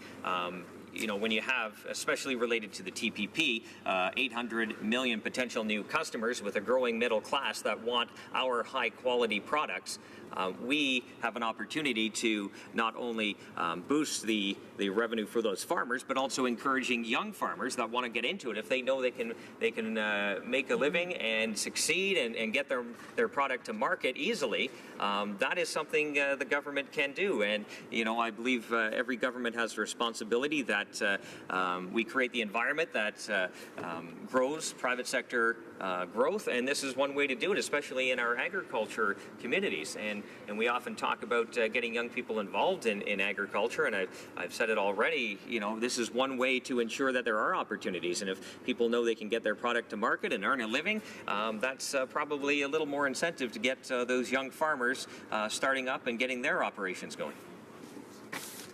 Resuming debate, the Honourable Member for Calgary-Shepherd. Thank you, Mr. Speaker. I'm very pleased to join this debate on C-13, the Trade Facilitation Agreement. And of course, that comes as no surprise. I'm going to be supporting this piece of legislation. As technical as it is and as difficult as it was to read through it, I think it gives us an opportunity to also celebrate the good work of the previous Minister of International Trade, the member for Abbotsford, a friend on this side of the House whose hard work on behalf of Canadians has borne fruit. And it was at the 9th WTO Ministerial Conference, as the previous member mentioned, in Bali on December 2013, that ministers adopted the Bali package, which included allowing developing countries more options for providing food security, boosting least developing countries, the LDC trade, and helping development more generally. The largest deliverable was streamlining customs procedures through the Trade Facilitation Agreement, which is now before us, that we have a chance to debate and implement and ratify. So the previous government made free trade not only a centerpiece of its economic agenda, but also demonstrated that Canada can be ambitious and bold when it seeks to expand access to new markets for Canadians. And over a 10-year period, the Conservative government was able to negotiate free trade agreements with 46 different countries, bringing 51 total number of countries in which Canada has trade agreements with. Now, that's 4.6 agreements per year. Now, this Liberal government, on the other hand, is coming close to 1 year in office next month, and it has exactly zero. It has 0 new agreements ratified and consented to by Her Majesty. I think that is quite the record for a first year of this government. So they have no record on free trade to call their own. And in fact, the previous treaty that we implemented, this House passed, C-11, the Marrakesh Treaty, was passed last session and was, again, the work of the previous government that was implemented legislation now. But I'm not complaining. No, I'm not complaining. I'd like to see them implement more legislation based on the previous good work of the government. So especially on the free trade agenda. I think there's lots of legacy pieces there that should continue to be implemented. And again, the parliamentary secretary to the Minister of International Trade, when he spoke on this bill originally, he said that this would reinforce his government's strong record on trade, except there is no record, Mr. Speaker, to speak of. It's the record of the previous Conservative government. In fact, it's all the good ideas, all the hard work of the member for Abbotsford, who contributed more to Canada in terms of free trade agreements signed, negotiated, ratified, than I think any other member in maybe the last 50 years. So there is no record for the Liberal government to promote or to reinforce or to strengthen here. And this bill, though, it does lay the foundation for potential of a record. So they do have an opportunity. They have 2 more free trade agreements they could bring before this House so we could ratify them properly.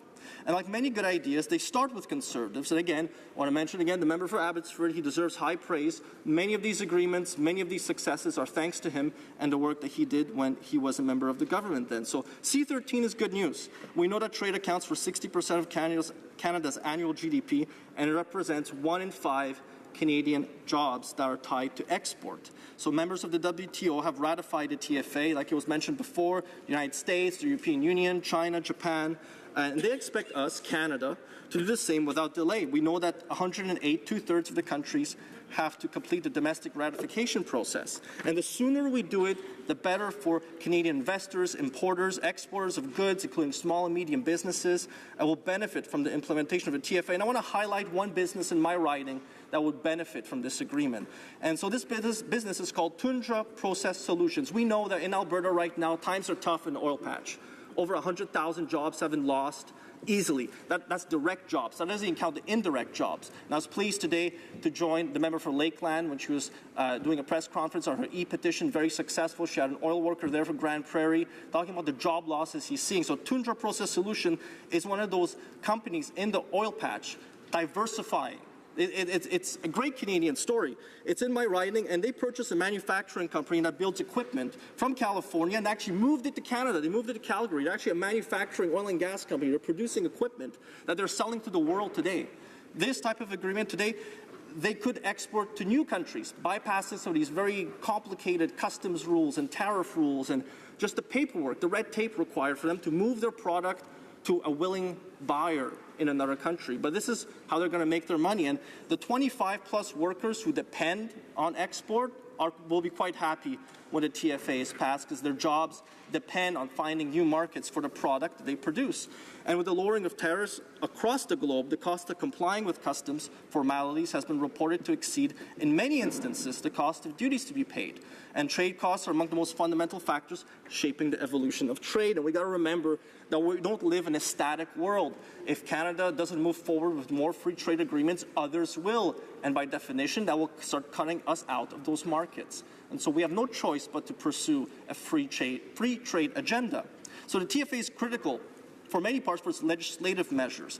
And there are 2 of them specifically I want to mention. I'm going to mention actually one of them. There are 2 very important ones. Article 11.8, which the member for Louis Saint-Laurent mentioned before in debate, which prohibits the application of technical regulations to goods moving through a WTO member's territory from a point outside this territory to another foreign point, at the good in transit, which would affect Tundra Process Solutions. Because again, they're moving equipment from country to country. Some of it is being purchased, some of it is being leased. Oil and gas is an international business. Many companies are horizontally and vertically integrated. They can move equipment around. So for them, this is good news. This is an excellent measure that'll be introduced. And I think also when I think of the government's financial agenda and the budget they've proposed, this has no financial implications for the government of Canada. This will be paid with the current dollars. So to support the TFA's implementation, Canada, Germany, the UK, and the US provided support in December 2015 for the launch of the Global Alliance for Trade Facilitation. Again, it's a fantastic idea. More good news from the previous government, more good work from the member for Abbotsford. This alliance initiative designed to assist developing countries to implement the TFA.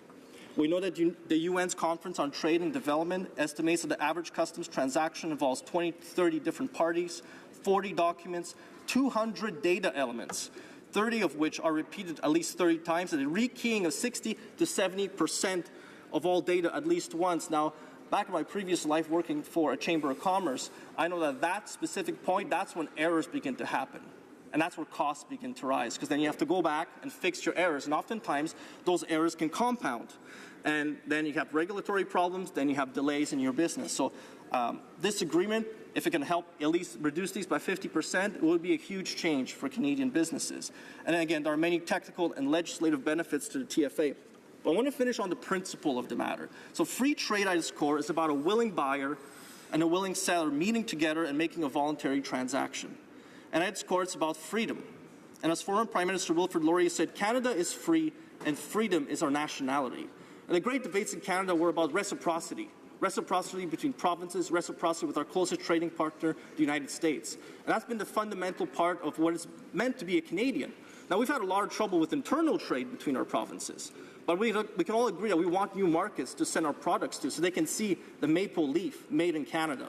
I have pride in that when I see that overseas when I travel. So trade between people, regardless of the nation they live, is the ultimate fruit of that nationality of freedom that Sir Wilfrid Laurier spoke about. Now, the economy doesn't need more stimulation or subsidies. What it needs is for us to get out of the way and getting rid of these laborious customs rules, the paperwork involved. That's more freedom for businesses owned by Canadians, operated by Canadians. It's for Canadians. So we can recapture that spirit of freedom that Sir Wilfrid Laurier encouraged. So let's pass the TFA, move on to the true record of this government. They could ratify the Canadian-European Free Trade Agreement. They could ratify the Trans-Pacific Partnership Agreement. And they would have a record to speak of. They would have a legacy to speak of in 10 years.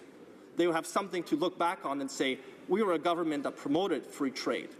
And free trade has always been a part of this country. It's been reciprocity in a different generation.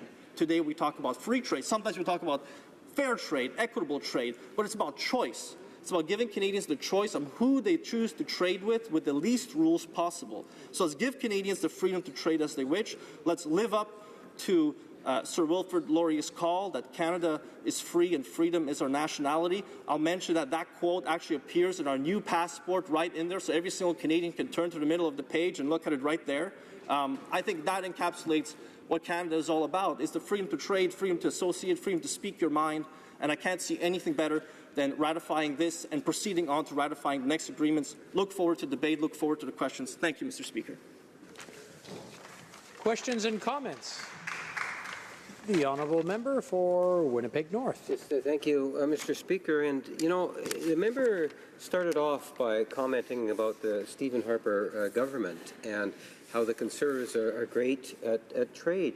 He made reference that there was 46, I believe is the number that he said, 46 trade agreements, to give an impression that they've been they've done a fantastic job on signing trade agreements. And need to recognize the European Union agreement is over 26 countries in itself. That's actually one agreement. Yes, it does affect many countries. So it's somewhat misleading. That deal in itself has been off the tracks. Check with some of the European countries and you'll find out just to what degree this particular government is over trying to resolve some outstanding issues because the Conservatives, the previous Conservative government, didn't get the job done. It was the current Minister of Trade and the Prime Minister that got the job done in regards to the Ukraine trade deal. It was the President of Ukraine that stood in this House and challenged us to bring forward a trade agreement. I was there. Other members were there. This is an initiative in terms of trade is important. My question to the member is, when he looks at this particular Bill C-13, it was done since 2013 is when it was signed off on. The United States signed it and ratified it in January 2015. Why does he believe the Conservatives didn't ratify it in a more timely fashion? The honourable member for Calgary-Shepherd. Thank you, Mr. Speaker. I'd like to thank the member from Winnipeg North, I believe. I was worried over the summer perhaps he had become mute, but I'm glad to see he'll be here in the chamber debating us as passionately as he always has. But like I mentioned, 4.6 agreements per year. The Liberals don't have any of that. They have exactly 0 of their own agreements that they've proceeded on. They've had a year to work on this. They've had an entire summer to work on this. They were free to go around the world and find countries willing to sign a free trade agreement with them. It's really up to them. It's not up to us to go around trying to find partners for them to negotiate with. And I'll mention on the free trade agreements that we did negotiate. We negotiated an agreement with the European Union in good faith. And they have been changing their minds. Individual member states have been changing their minds as politics have changed, as new parties have come into power. That is simply the nature of politics, especially international politics, where you have national elections in different countries. When you have the European Union with 26 member countries of it, any one of them could go in a different direction after having signed on to it. So again, that is not a matter for us to debate whether they made the right choice or the wrong choice. When they signed it, we signed it in good faith at the time. It's up to them to ratify it. Thank you, Mr. Speaker. Questions and comments? The honourable member for North Island, Powell River. Thank you, Mr. Speaker. And I thank the honourable colleague for his impassioned speech. I have a question, which is, why didn't the Conservative government focus more on its efforts to facilitating trade and improving opportunities for small and medium-sized enterprises instead of negotiating flawed trade and investment deals that sacrifice tens of thousands of Canadian good-paying jobs? Good question. The honourable member for Calgary Shepherd. Well, Mr. Speaker, I'd like to thank the member for the question. And again, I'm going to bring up the example from my riding, a small, medium-sized company, I'll say medium-sized, that actually purchased the company from California and moved it to Canada. They moved it to Calgary, despite the downturn, despite how the economy is looking, specifically because they want to produce the product in Canada and export to different countries. They want that made in Canada maple leaf showing on the side of their products because it's a sign of, one, reliability, it's a sign of durability, and it's a sign of a group of people that will stand up. You have a warranty. When you buy from a Canadian company, you have a warranty. So, in every single free trade agreement that we sign, there will be companies that will suffer. There will be workers that may lose their jobs because they're at a competitive disadvantage. But every time we sign one of these agreements, we ratify them, we gain from it. We gain new markets, new companies come about, new companies move around. And if we don't do this, if we don't sign on to agreements, especially multilateral agreements, then we'll be cut out of it. And that'll affect our automotive industry. It'll especially affect the industries which are integrated across the border, because then there'll be the difficulty of moving that Canadian product to be part of that final product that's then exported to another country. The international scene moves. We can't just be at a standstill and simply ignore the fact that free trade agreements, bilateral, multilateral agreements are being signed all the time by countries, and we need to keep up. So this is a great way to do it. C-13 is a great bill, and we should be supporting it. Reprise du débat, l'honorable député. The honourable member for Drummond. Thank you, Mr. Speaker. It's an honour for me to rise in this House today to talk about Bill C-13, which will allow Canada to ratify as a signing party on trade facilitation agreements, or the agreement rather of the WTO. So the main idea underlying this is to simplify exchanges or trade at the border, and this is particularly dealing with things that are in transit and that are and this is something that will also help trade for small and medium-sized businesses in the area of Drummond. So, of course, a lot of people like to paint political parties with stereotypical images, and I think that the NDP is seen stereotypically as being against all free trade agreements, which is false.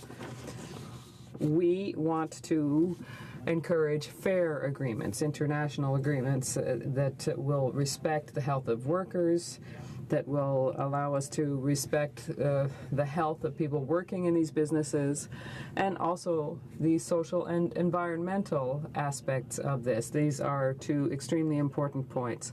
Furthermore, this is why we encourage trade, for example, with other WTO entities, but we completely disagree with the TPP.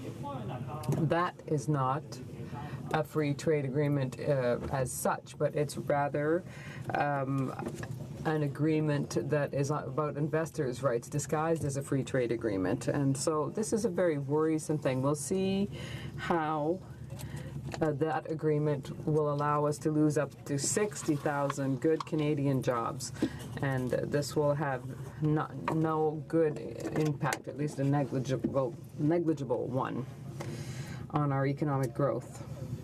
Furthermore, for a long time, as you know, the NDP has been the party that defends small and medium-sized businesses. I was involved in the 2006, 2008 campaigns. I helped the candidates there, and in 2011-15 I came back. And in each campaign, the economic or the political campaigns were focused on small and medium-sized businesses. They are the entities that create the most jobs in this country. So it's extremely important for me to support these businesses and do everything in our power to improve their situation. So facilitating international trade and promoting export, of course, is very good for my area of Drummondville, and this will help these businesses. And in that regard, Mr. Speaker, I have an article here published in La Presse in the business section that was published on the 4th of May 2015. And it demonstrates how important this is for the Drummondville sector. So it was entitled Drummondville Industrial Oasis on Highway 20. So of course we're talking about the highway there, but this is an industrial zone, Mr. Speaker, and that's how we would describe the economic power of small and medium-sized businesses in the beautiful area of Drummond.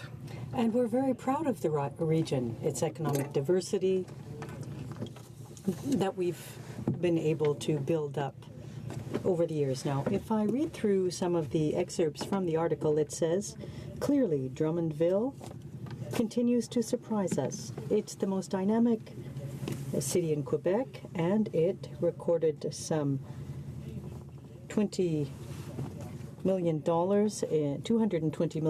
in new industrial investments, which is a record, in addition to creating over 1,000 new jobs. So when we use all resources available to us to focus on economic development, we can be successful, as is the case in Drummondville. And in that regard, we really need to underscore the important work of the SDSD with the various mayors, Mr. Dupont, Martin Dupont, who is the director for the Drummondville Economic Development Corporation, and he says the bet that we focused on 30 years ago was to focus on SMEs. So, Mr. Speaker, I could give you several examples as to why Drummondville is an oasis in Quebec and in Canada, because we also have the greatest, the large industrial base in there. It shows the entrepreneurial spirit that is very present in our region, and it's extremely important. Now, in that regard, I would like to say that we'll be supporting C-13 despite some of the concerns that we have, namely with respect to goods in transit, which are, on occasion, dangerous goods that are banned in Canada but that are transiting through and may be accepted that way. But we also need to ensure that we're doing everything we can in this bill to have it move forward, but then at committee we need to focus on ensuring that workers' safety will be protective, the safety of people who work and come into contact with these goods that are in transit. The NDP wants to facilitate economic transactions, diversify the economy, and to promote entrepreneurship and competitive spirit amongst our SMEs. So, as I said, in the Greater Drummondville area, we're very proud of the city. That's why this journalist called us an industrial oasis. But we need to have good agreements for Canada, not agreements that will be detrimental to Canadians. There are some that will be bad for Canada, and as an example, the TPP. Joseph Stiglitz, who won a Nobel Prize for economics, and he said it's the worst agreement ever seen. So, Joseph Stiglitz, an economist, has said that it's the worst agreement ever. And that shows that the previous government didn't do its homework, nor did the current Liberal government. It's a disaster. It's disastrous for supply management, which we have been defending tooth and nail in Quebec. And, Mr. Speaker, I would point out that I went out to all of the rural communities in my riding over the course of the summer. The member for Berthier-Masquinongé was there as well, as was the member for Rimouski-Nejet-Témiscouata-les-Basques.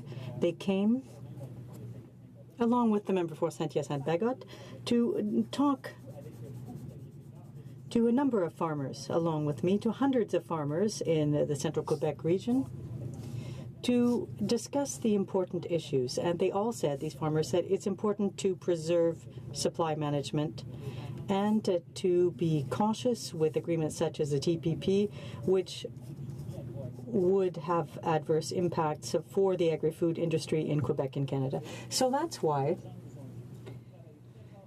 people have said we need to work together, we need to work hard. The Liberal government must take quick action on dye-filtered milk. It's horrible to see that the government hasn't yet resolved the matter.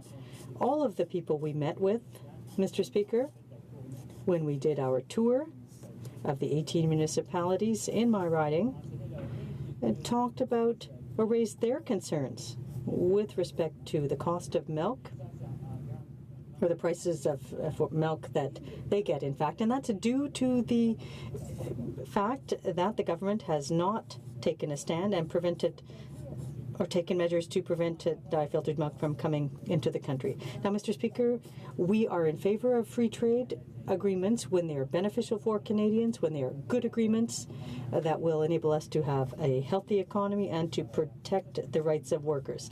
That's what's extremely important, and for those reasons, I will continue to fight for the benefit of the local economy and for SMEs in the Greater Drummondville area. Thank you very much, Mr. Speaker. Questions and comments? The Honourable Member for Laurentides-Labelle. Well, thank you very much, Mr. Speaker, and I'd like to thank the member for Drummond for his remarks. I'd like to know, now, he said he traveled through his riding as I did. I wonder if he encouraged people to participate in consultations on the TPP so that the government can hear their concerns. Thank you, Mr. Speaker. The Député de Drummond. The Honourable Member for Drummond. I'd like to thank my honourable colleague, for his question. The TPP is an agreement that raises a number of concerns in my riding. And it will not be beneficial for Canadians. Earlier, I mentioned Joseph Stiglitz, but there are other experts. And in fact, there's an expert who will be traveling to Drummondville this week to explain the TPP. So, yes, we are going to be doing consultations. And what we're hearing is that the agreement is an agreement that is in fact disguised as an agreement, but it isn't a trade agreement. It's in fact an agreement that focuses on finances, and this will have an adverse effect on our economy. What I want to focus on are SMEs in Drummondville, and a trade agreement like that will not help our economy in the Greater Drummondville area. Questions and comments? L'honorable député de Rimouski. The Honourable Member for Rimouski-Nejet-Témiscouata-les-Basques.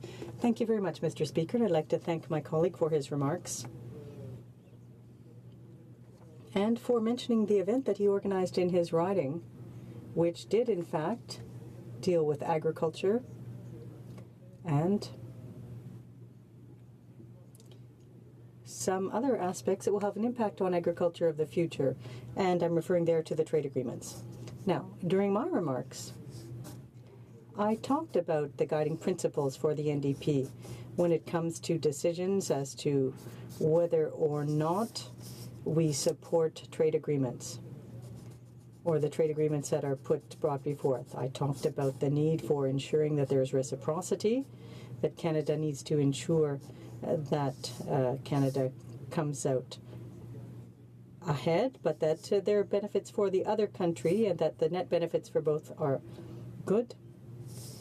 Secondly, I talked about measures to protect the environment and workers' rights, as well as protection for human rights. So I'd like to hear my colleagues' remarks with respect to the implementation of those principles and the use of those principles in the NDP's decision as to whether or not to support a trade agreement or not. The Honourable Member for Drummond. Well, thank you very much, Mr. Speaker, and I'd like to thank my colleague, the member for Rimouski-Nejet-Témiscouat-Basque, because he came and talked about his private member's bill with respect to the transfer of family farms, and everyone unanimously supported his private member's bill at the event in my riding. I hope the Liberals will do the same, because this is something that's going to be helping our businesses and our family farms across the country. In that regard, when we talk about trade agreements, well, we have to think about whether or not they will be win-win situations. As my colleague said, it's extremely important for us to focus on fair measures. Yes, we will benefit. Yes, small and medium-sized businesses will be able to be competitive and diversify as well as to export their products. But we also need to look at whether or not we've thought about human rights in the trading partner, the rights of workers. Have we talked and thought about their safety as well, workers' safety?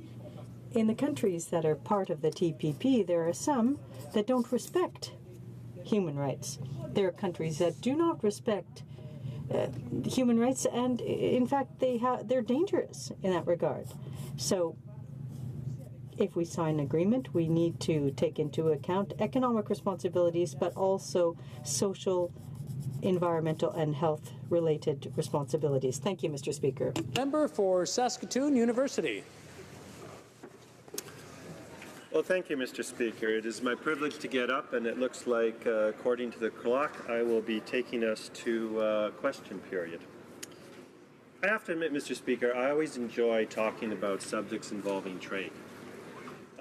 Frequently, when we talk about issues in this House, they tend to be fairly specialized, and ironically, this bill, C-13, that we're talking about today, is very specialized. But trade is one of those aspects, one of those things that affects all of us in Canada. Canada, and I know for a country approaching 40 million, this seems a bit odd to characterize this way, but Canada is a small open economy. We do a lot of trading. If you look at our history, this is how Canada really started and got going as a geographic national entity, with the fur trade pushing out, starting in New France, Quebec, and pushing through Rupert's Land through all of Western Canada. And one thing that's been observed throughout the years is that people sometimes forget the obvious of trade, one person to one person. They somehow tend to think, they forget that the same principles that involve individuals actually apply to nations. Trade works. I trade with the Government of Canada. They give me a salary, I do a certain amount of work as a Member of Parliament, I then go out and trade. I go to the grocery store, I give them a piece of paper known as a $20 bill. They give me some products back, perhaps milk, perhaps bread, perhaps pizza, perhaps whatever. And those obvious interactions that we see in our day-to-day lives are the same basic principles that need to be applied as we go forward, as we look out to the entire world. Because the idea of, I have something that I have too much of, or I have something that isn't useful for me, pieces of paper, i.e. dollar bills, money, you have some food, etc., it works in both directions. So trade is good. Economists have long recognized that free trade in an idealized state is the absolute best, and while for reasons of national security and other reasons like that, we may not always have pure and perfect free trade, we know that as far as economic conditions, the freer trade, the better the conditions. Which brings us today to a bill known as Bill C-13, and it's got a fairly long name to it, talking about various amendments that it is bringing forward to a variety of acts. And what it is really doing is helping us to fulfill some of our agreements that we have as far as the trade facilitation agreement, a bit of a technical issue. But what it basically says, and what we know is, in the modern world, trade needs to have some sort of rules. And for countries like Canada that operate under the rule of law, not just in theory, but actually in practice, this is a good thing. Because there's so much information, there's so many different standards, there's so many different products, there's ways to measure things that it is difficult to understand. In the old days, when we had a considerably less sophisticated economy, considerably fewer products, less product differentiation, and not quite the international trade, rules were not so much necessary. But now if you're going to trade something, be it electronics, be it herbicides, be it whatever, be it certain forms of foods, you need to understand what you're getting on both sides.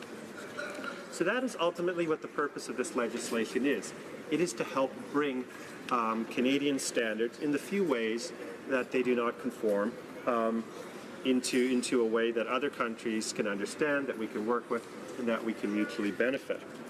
And it's interesting reading the background literature, and I know other members have brought this forward, that often it's these technical standards, these technical issues, some just because different countries do things different ways.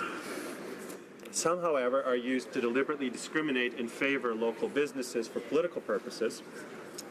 But these technical issues, these matters of interpretation and understanding of how to trade across borders, are actually more costly than the standard tariff barriers that we often think about. And so these are often what is now being the key, these are now what is often the key issues when it comes to trade negotiations between countries. So it is very important that we get these right. And again, it benefits Canadians. Now, when we have these debates, when we talk about free trade, I admire and I listen to the good stories of my colleagues who talk about the small businesses, the medium-sized enterprises, who are held up by these barriers. But the one thing I always listen for, and I don't usually hear, sometimes I do, is how this benefits consumers. Because each and every Canadian is a consumer. We know that every day. We don't know always where our products come from. Of course, we're happy and proud when it's someone or a product is made somewhere close to home. I love to buy things made in Saskatchewan. I'm from Saskatoon. That's quite natural. But if we can get better quality products by trading something we have that's superior for something they have that's superior, this is a win-win. And that is something that needs to be remembered whenever we engage in a trade negotiation. The more efficient we can make the system, the better we can make the trade rules, the more the consumers win. And this is something that needs to be emphasized over and over again. Canadians need to export, but when we export, we will import more. And if we import more, that will help our consumers. So both exports are a win and imports are a win for Canadian consumers. This also brings me now to the next thing, which has been talked about today. Now, this legislation doesn't deal directly with the TPP, the Trans-Pacific Trade Partnership deal, but it's somewhat viewed as a proxy for it. I just want to remind the honourable members coming into the House that there is someone speaking, and if you can keep it down. I understand summer was great and you want to catch up. If you don't mind, if there's something you want to talk about, maybe just go to the back or outside and then come back after. But I'd like to ask the honourable member for Saskatoon University to continue, please. Thank you. Thank you, Mr. Speaker, and I will conclude. I do understand we're getting close to question period.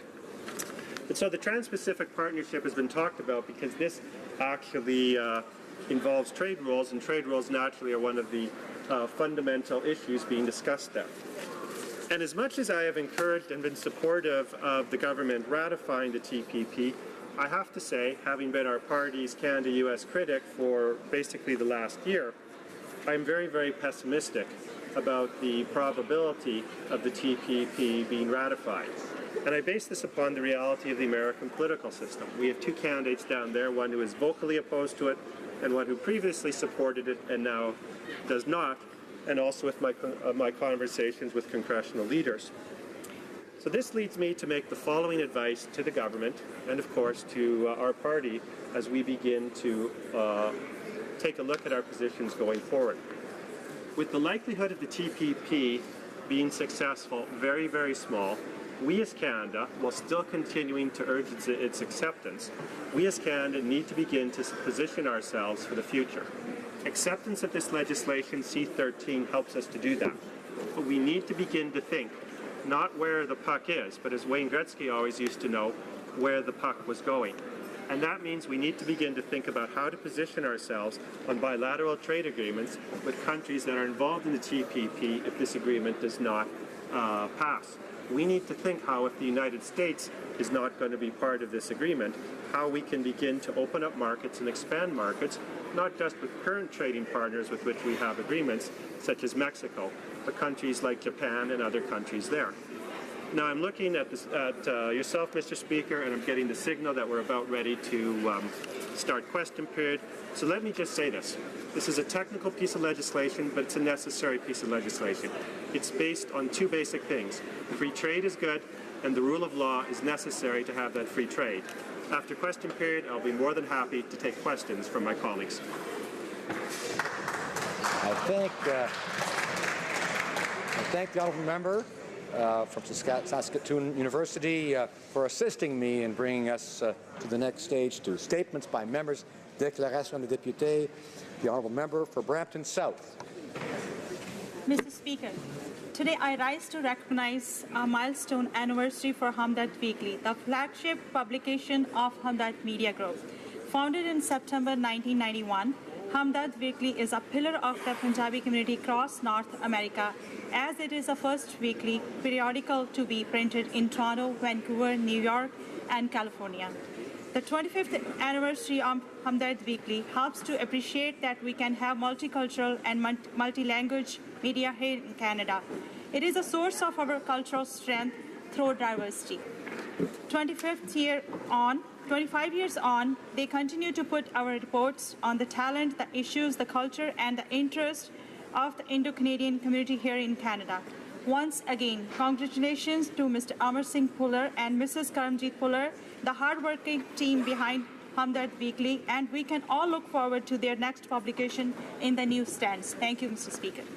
The honourable member for Lambton, Kent, Middlesex. Mr. Speaker, the historic Arva Flour Mill is located just outside of London in my riding of Lambton, Kent, Middlesex. This family-owned mill has not had a workplace accident in over 197 years. It supplies unique quality products locally and across Canada. It's a great tourist attraction, and Mr. Speaker, it's the only operational mill like this in Canada. It's really an operating museum. Earlier this year, Arva Flour Mill was subject to a federal labor code inspection, which also governs large mining operations. Mr. Speaker, this will close the Arva Flour Mill.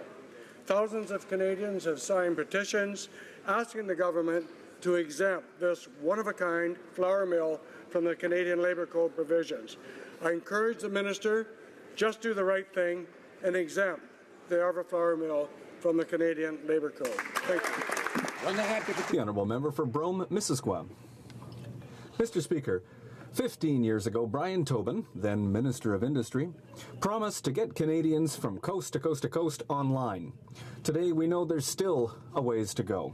Across Canada, almost 100% of the urban population has a fibre optic connection for their internet, while 1 million rural households in Quebec still don't have access to fibre optic cable. Rural Canadians are not second-class citizens, Mr. Speaker. I would like to congratulate the initiative taken by Saint-Armand and Mayor Réal Pelletier, who is working to get Brome, Missisquoi online. In 2016, high-speed internet with optic fiber is no longer a luxury and should be considered an essential service. It's urgent, Mr. Speaker, that we connect people living in rural Canada.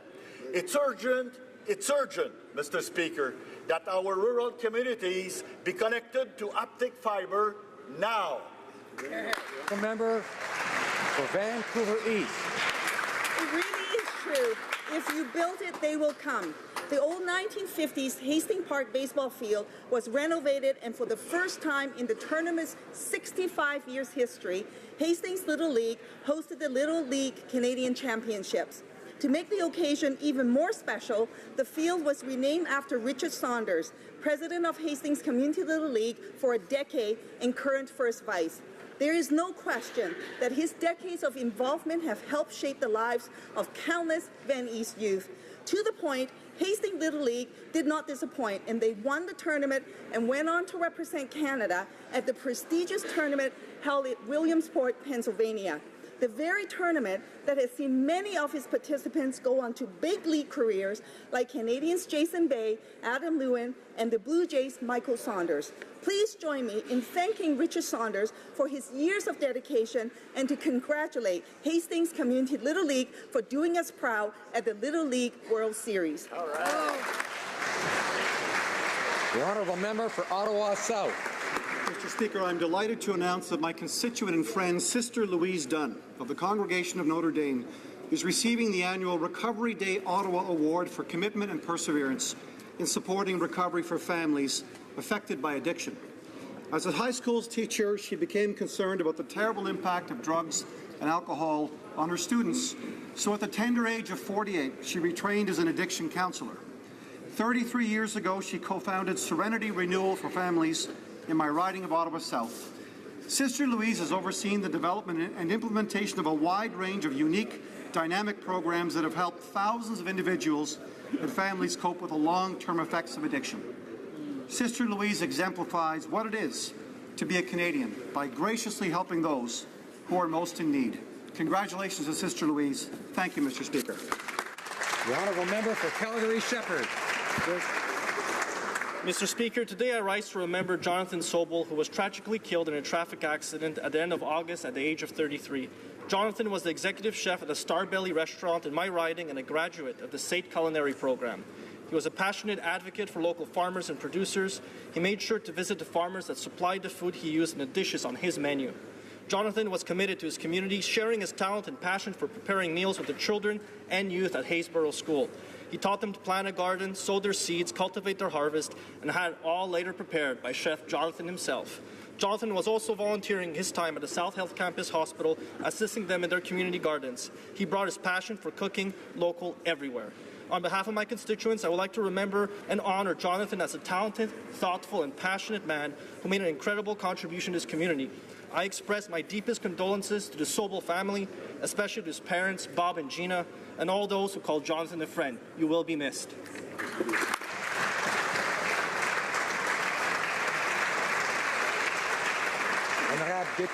The Honourable Member for Brossard-Saint-Lambert. Mr. Speaker, 1 year ago, Maurice Bélanger ran in his 8th election campaign with his habitual enthusiasm and energy. For Maurice, no voter was taken for granted. He sought to earn the trust of all. The Honourable Maurice Bélanger knew how to inspire trust in others. He worked tirelessly for those he represented, be they constituents, Franco-Ontarians, or his colleagues. He didn't give up. Unfortunately, the energy of the 2015 campaign all too soon gave way to the terrible diagnosis of ALS. We all here witnessed the ravages of this terrible disease on such a good man. But there was a last battle to be won for Maurice. It was 2016, and he definitely wanted our anthem in all of us to command. Bravo, Maurice, et merci. Thank you, Mr. Speaker.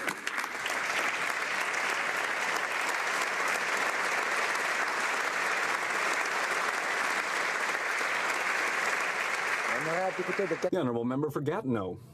Mr. Speaker, September is Childhood Cancer Awareness Month. Let me quote some numbers. In Canada, over 10,000 children are currently living with cancer. Over 1,500 children will be diagnosed with cancer this year, and 1 child in 5, unfortunately, will not survive. With those startling statistics, only 3% of all cancer research dollars in Canada go towards childhood cancer research. In 2007, my friend and the current Speaker, your colleague of the New Brunswick Legislative Assembly, Chris Collins, lost his son Sean after a 4-year battle with cancer. Since Sean's passing, Mr. Collins has been dedicated to raising funds and awareness for childhood cancer research in Canada. He is currently cycling through his 2nd cross-country charity bike ride. I encourage all honourable members to support his efforts by donating to the Sears National Kids Cancer Ride. This September, I'll be thinking about Chris, Lisette, and Sean, and also about all the families affected by this cruel disease. Thank you.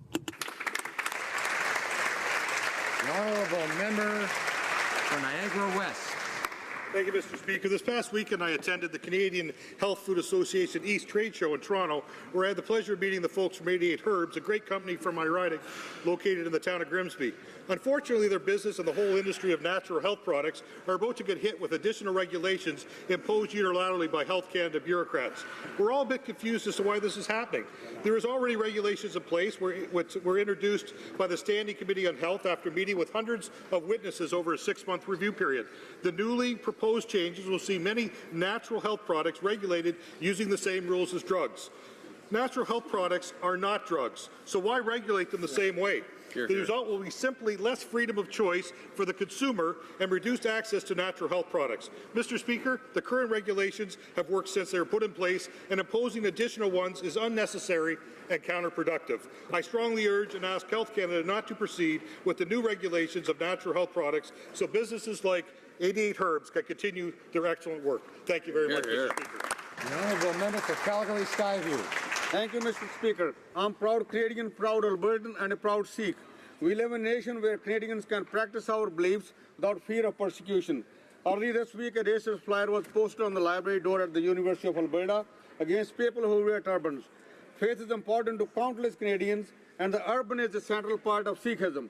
I condemn this racist act, which has no place in our schools, our communities, or our nation. But it persists, Mr. Speaker. I take pride in knowing that these attitudes do not represent the majority of Canadians because we want to raise our children in peace. I feel for the individual who posted this flyer because they have difficulty understanding that our nation is strong because of our cultural diversity. I echo the Minister of Defence words today. I'm proud to be Canadian, proud of my service to Canada, proud of my turban. Thank you, Mr. Speaker.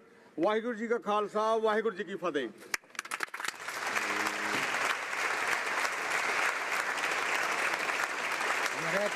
The Honourable Member for Rivière-des-Mille-Îles. Thank you, Mr. Speaker. Recently, I had the opportunity to visit the Centre Éco-Nature and the Parc Rivière-des-Mille-Îles, which works to protect, conserve, and promote the Rivière-des-Mille-Îles region while creating environmental education programs and ecotourism activities. What is the Rivière-des-Mille-Îles? Well, it's 42 kilometers of fresh water with 101 islands where over 150,000 people come every year to enjoy water sports and nature. Éco-Nature has also received a major grant from Canadian Heritage, which will help increase the number of visitors. I would like to congratulate Mr. Jean Lauzon and Mr. Michel Aubé, who created this innovative centre where environmental citizenship has been a priority for over 30 years. Thank you, Mr. Speaker. Honourable Member for Caribou, Prince George. Thank you, Mr. Speaker. I think I speak for all members in the House when I say it's been a busy summer. From Williams Lake to Anaheim Lake, to Quesnel, to Prince George, to Vanderhoof. I met with the hardworking friends and families of my beautiful riding at Caribou, Prince George. I met them on the doorsteps, in the coffee shops, whether it was talking to the father of 3 at the 90th annual Williams Lake Stampede or the line worker at L&M Forest Products in Vanderhoof. They all expressed serious concern over the fact that no new softwood lumber agreement has been reached. And instead of offering assurances that a new deal would be reached, the Minister of Trade has this to say: it's a complex issue. Mr. Speaker, it took the Liberals 10 months to realize that trade deals don't magically negotiate themselves. We're 23 days away from the end of the grace period with no deal in sight. It's simply shameful that this Liberal government is once again ignoring the 150,000 British Columbians employed by the natural resource sector. Once again, Mr. Speaker, it appears that Western Canada has been shut out. Honourable Member for Richmond Hill. Thank you, Mr. Speaker. Mr. Speaker, September 17 was World Marrow Donor Day, and for the occasion, I rise to share a story of my summer, a story of commitment, community engagement, patience, and kindness. It is the effort of Ms. Nikki Rath and Ms. Babayan of Richmond Hill to mobilize over 35 young volunteers in organizing a stem cell registration event in Richmond Hill. In working closely with Canadian Blood Services, territory managers, Ms. Shar Carnes and Ms. Beth Fries, they provided hope for more than 700 patients in Canada waiting for a stem cell match. Mr. Speaker, this summer Richmond Hill made me proud. A community united with love in their hearts to swab their cheeks, hoping to be the one match that will cure a Richmond Hill girl from cancer, but also help others in need. I encourage all participants in this initiative. Thank you, Mr. Speaker. The honourable member for Desnete, Mississippi, Churchill River. I'm so inspired by the enthusiasm shown by the young Northern First Nations and Métis students for leading the way in creating small businesses driven by local people. The Vice Principal, Mrs. Gail Gardner-Lafleur, is offering the Junior Achievement Program to her class in Beauval. As a group project, the class will learn how to create small businesses in the area of food sustainability in Northern Saskatchewan. Miss Terry Huntley has been teaching the Junior Achievement Program at the La Loche Denny High School. Successful small businesses by local students were created. Last year, Fontaine twin sisters made beaded earrings to sell to their inspired customers. Denis Sophine apparel was created by Curtis Herbin. Colin Mongrant built Mongrant Photography. Jeffrey Klein started up his coffee shop. I encourage other schools across Northern Saskatchewan on and off reserve to offer the Northern Junior Achievement Program to help young entrepreneurs. Thank you. The honourable member for Calgary-Midnapore.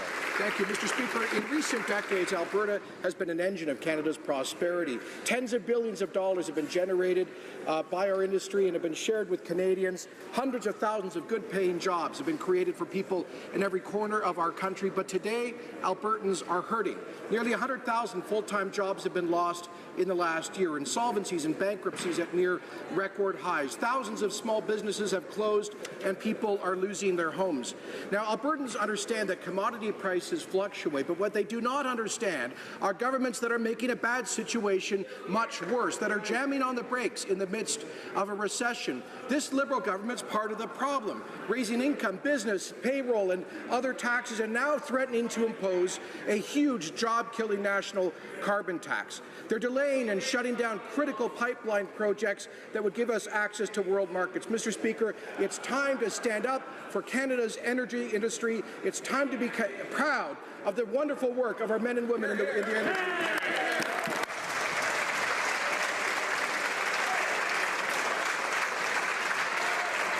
The honourable member for West Vancouver Sunshine Coast, Sea to Sky Country. I would like to recognize how important public dialogue is toward building public confidence and public trust. This summer, thousands of Canadians participated in town hall meetings on climate change, electoral reform, veterans issues, seniors issues, national defence, and even more importantly, citizens stood up and offered their expertise in business, in environment, to help lead those discussions. In my case, I would like to thank Tim Schultz and Megan Dias on electoral reform, James Glaive, Jim Pauley, Anna Stukas, David Hawking, Maren Smith, Peter Truheit, and Matt Rockall on climate change, Ann Titcomb, Sue Elliott, Pat Hunt, and Alison Leaney on seniors issues, and Harry Greenwood on veterans issues. It has been a remarkable summer of creating consultation and connection right across the country, and all parliamentarians are very grateful.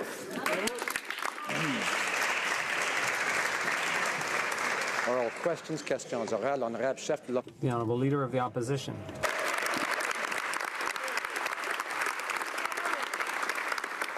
Mr. Speaker, I'm deeply concerned about the Liberal government's motivation for deploying our men and women in uniform to sub-Saharan Africa.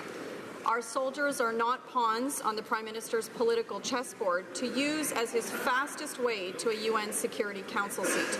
There is no transparency about this dangerous mission. There's no commitment to a vote on it.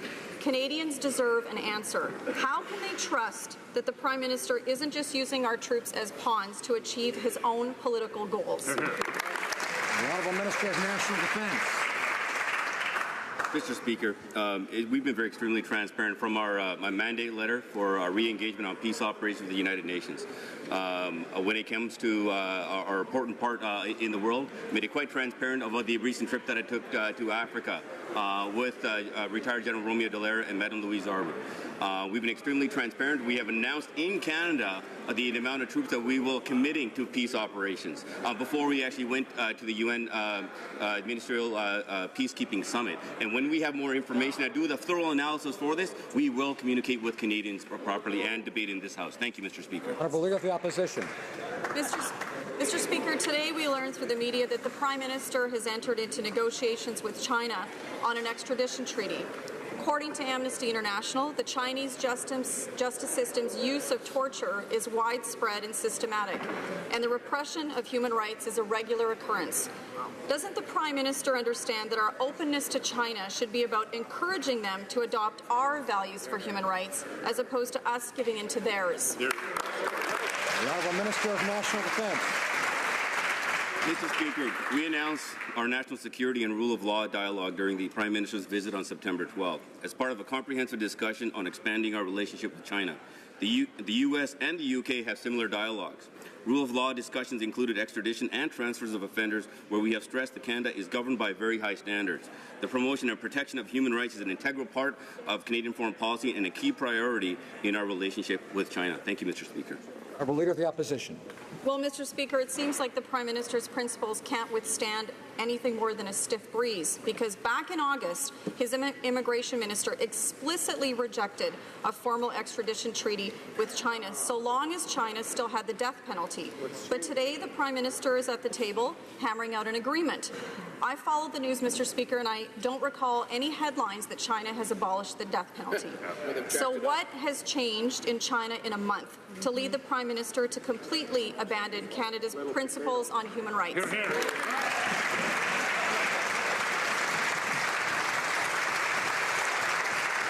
Honourable Minister of National Defence.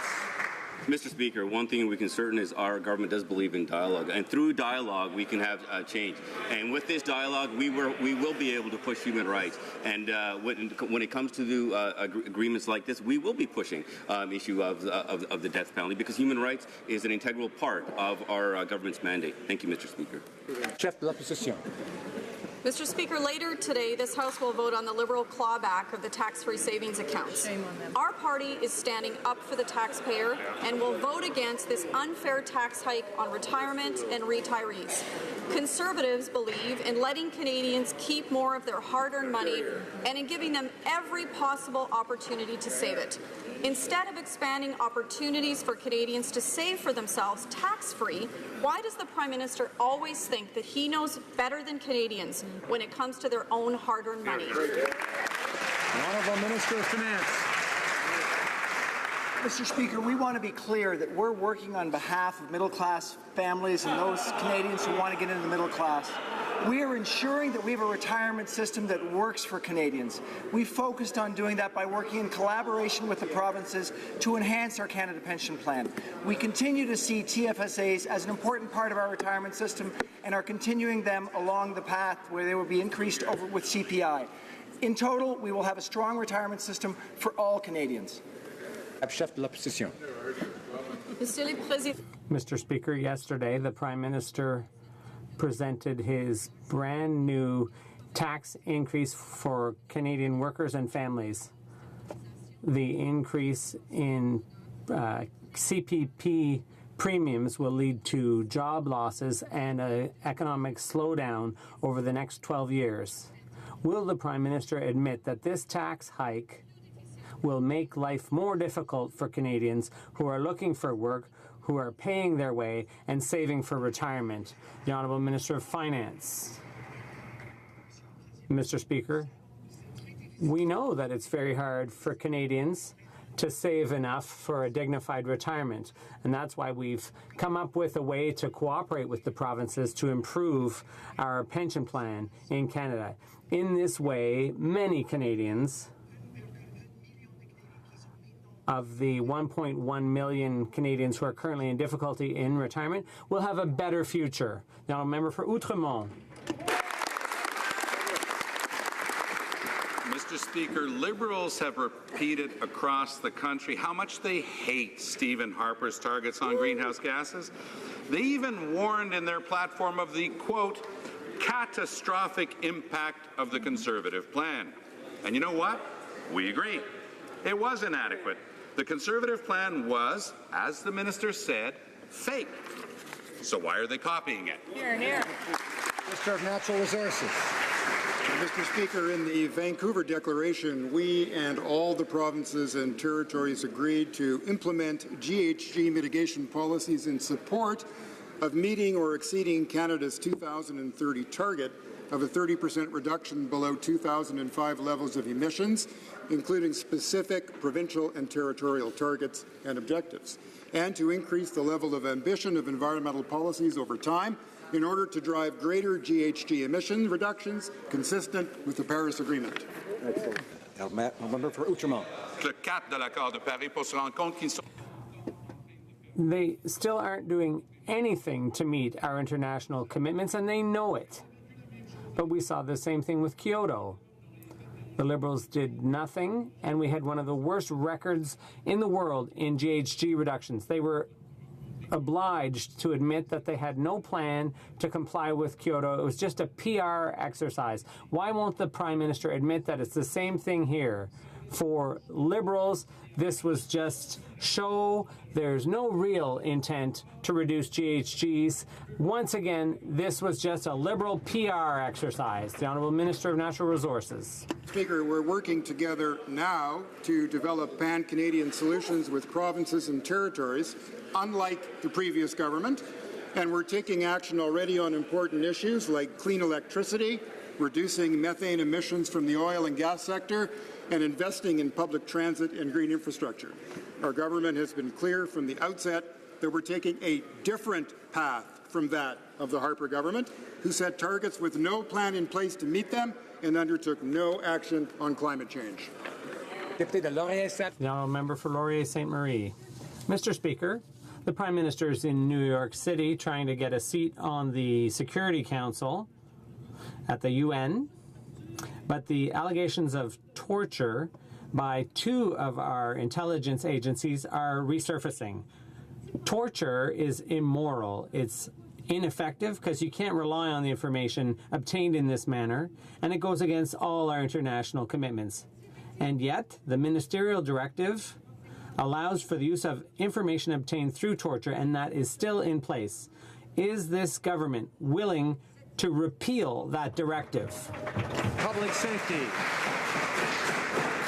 Mr. Speaker, the reports conducted by Mr. Justice O'Connor and Mr. Justice Iacobucci are extremely important reports, and the core recommendation in both of those about additional scrutiny, particularly through a parliamentary process, is in fact a recommendation that we are moving on right now with Bill C-22 before this House. More broadly, Mr. Speaker, the fact is that the entire national security framework is under review. We are consulting Canadians. More than 7,000 are already participating in that process, and we are determined to keep Canadians safe. The Honourable Member for Laurier-Sainte Marie. Well, thank you, Mr. Speaker. But I'd like to know whether that directive is going to stay in force, the ministerial directive. Mr. Speaker, today we learned that the government is negotiating an extradition treaty with China. The Justice Department has always been against such an agreement because Chinese courts don't use the same standards as Canadian courts. Torture and physical abuse remain prevalent, and the death penalty is still widely used, including against political dissidents. Is this what the Prime Minister calls standing up for human rights? Yes. Honourable Minister of National Defence. Mr. Speaker, our government has been very clear. We need to start a dialogue. We'll be able to promote the objectives of the Canadian government. We believe in human rights. It's through dialogue that we can actually start a conversation and be able to have those difficult conversations with nations where there are issues with human rights. Without dialogue, we can't move the yardstick forward. Being loud from here in Canada doesn't help the people who are actually affected by human rights violations. Thank you, Mr. Speaker. The Honourable Member for Lac-Saint-Jean. Mr. Speaker, since the very start of this Parliament, I've been saying that the softwood lumber file is urgent. Hundreds of thousands of jobs are at stake. There's been a lot of travel to Washington, but nothing's come of it. And basically, the Liberals are all hat, no cattle when it comes to this file. Why can't they sign a deal? Dialogue is all well and good, but you have to ink the deal. The Honourable Parliament Secretary for the Minister of International Trade. Mr. Speaker, this is a priority for our government. We are committed intensively to negotiations. We had a very productive meeting with producers and workers in the Saguenay over the summer. Even the union spokesperson for Unifor commended the trade minister's efforts. We're looking for a good deal for Canada, Mr. Speaker, but not at any price. The honourable member for Lac-Saint-Jean. Mr. Speaker, another union leader criticized the government for giving tax credit that plays favorites. So obviously, those that benefit are going to be in favor. But 65% of Canadian softwood lumber exports go to the U.S. market. In my riding, 70% of the economy is dependent on forestry. And those people are going to get nothing. It's all well and good to talk. The minister said last week that they might litigate. Is that how you treat your trade partners, with respect, by taking them to court? The Honourable Parliamentary Secretary. Mr. Speaker, we've consulted countrywide. We understand the regional differences, the different positions. We understand all the nuances in the Canadian industry, and that's part of what we're trying to move forward on with our U.S. partners, but we're keeping all our options open. Mr. Speaker, yesterday we found out that the Liberals decided they were entitled to line their own pockets with so-called moving expenses for their own political staff. For instance, the Environment Minister gave over $20,000 to one of her Liberal staffers for their move, but documents reveal that money wasn't for movers or hotels at all. Mr. Speaker, if the total cost paid for services was over $20,000, but there were no costs associated with the actual move, exactly where did the taxpayers' money go? The Honourable Government House Leader.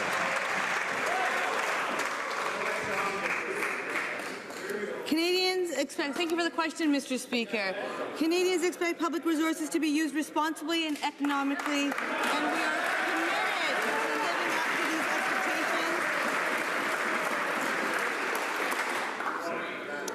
That's a great answer. So I will let you know that any expenses that were, any assistance in relocation was done in accordance with the rules. We have set the standard high. We are committed to working with Canadians to ensure that we have an open and transparent government, and we will ensure we continue to raising the bar. Thank you. The Honourable Member for Red Deer Lacombe. Well, I wish her luck explaining the next several years of this. Mr. Speaker, the Liberals' sense of entitlement is never ending. The Foreign Minister approved $146,000 to relocate 9 political staff. The Prime Minister gave a whopping $220,000 to 5 political staff, one of whom was handed $126,000 alone. These costs are at the discretion of the ministers and the Prime Minister, and at a time when Alberta families are losing their homes, how can the Prime Minister justify these ridiculous expenses?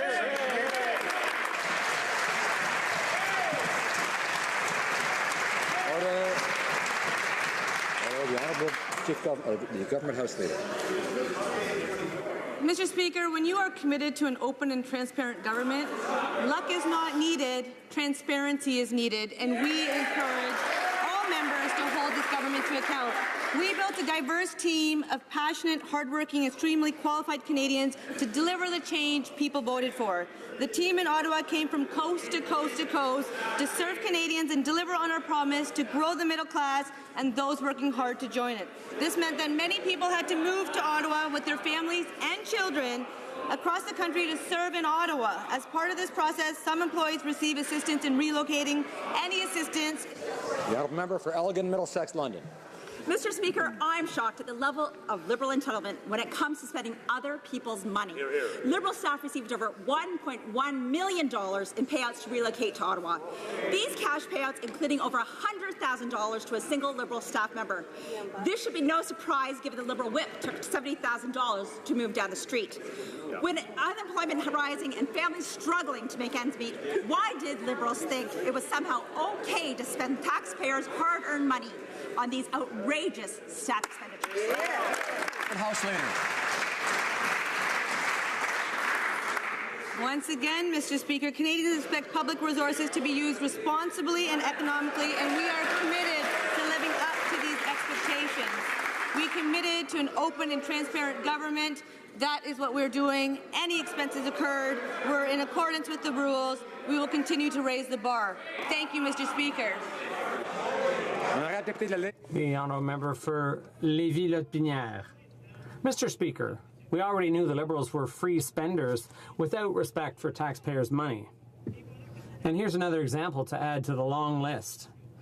2 PMO staffers spent a fortune on moving expenses. Over $125,000 by one, $80,000 by the other. Mr. Speaker, I'd like someone to tell Canadians who sometimes find it hard putting a little money aside who showed poor judgment by approving these expenses and who are the lucky 2 staffers under the Liberal regime. The Honourable Government House Leader. Merci, Monsieur le Président. Thank you, Mr. Speaker. Canadians expect public monies to be used responsibly and economically, and we are determined to meet those criteria.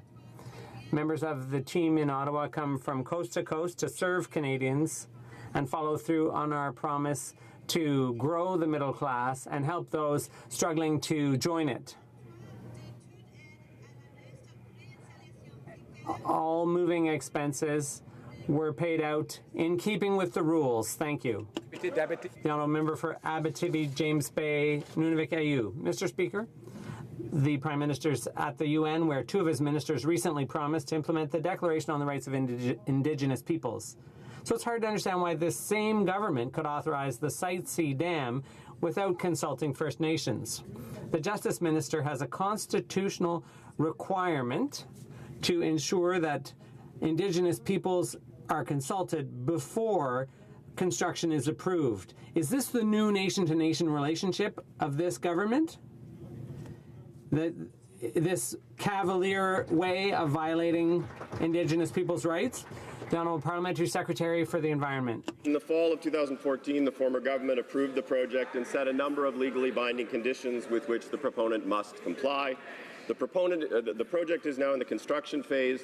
As we outlined in the interim principles, project reviews are continuing within the current legislative framework and in accordance with treaty provisions. This includes not revisiting projects that have been reviewed and approved. I would note, however, that the proponent will need to comply with all applicable conditions. For Timmins, James Bay. Whoa. Check out the silence over there from the Justice Minister. Now, you know, I remember when she was a passionate defender of Indigenous rights against Site C, when she said it would damage Canada's international reputation. It ran roughshod over Aboriginal title. But now that she has the legal responsibility to protect Indigenous rights, she's gone to ground. She's sitting there smiling away. Where's the moral courage? I'd like her to stand up and tell Indigenous Canada if she still believes Site C project approvals run roughshod over Aboriginal title. Yes or no? It's a simple request. The Honourable Parliamentary Secretary. Thank you, Mr. Speaker. As we stated in the announcement of the interim principles and the principles on January 27th, and with the recent establishment of the panel that was reviewing EA processes, we're working to modernize and significantly improve how environmental assessments are conducted and major project decisions are made. As part of these processes, Indigenous peoples will be meaningfully consulted, and where appropriate, impacts on their rights and interests will be accommodated. Honourable member for Niagara Falls. Mr. Speaker, for over 140 years under both Liberals and Conservatives, Atlantic Canada has had representation on the Supreme Court of Canada. It wasn't just a good idea, it's a constitutional convention. Yeah. Now, the Prime Minister has called this into question. So the question I have for the Minister is, surely with 4 Liberal premiers down there and 32 Liberal members of Parliament, there must be one of them that's prepared to stand up for Atlantic Canada.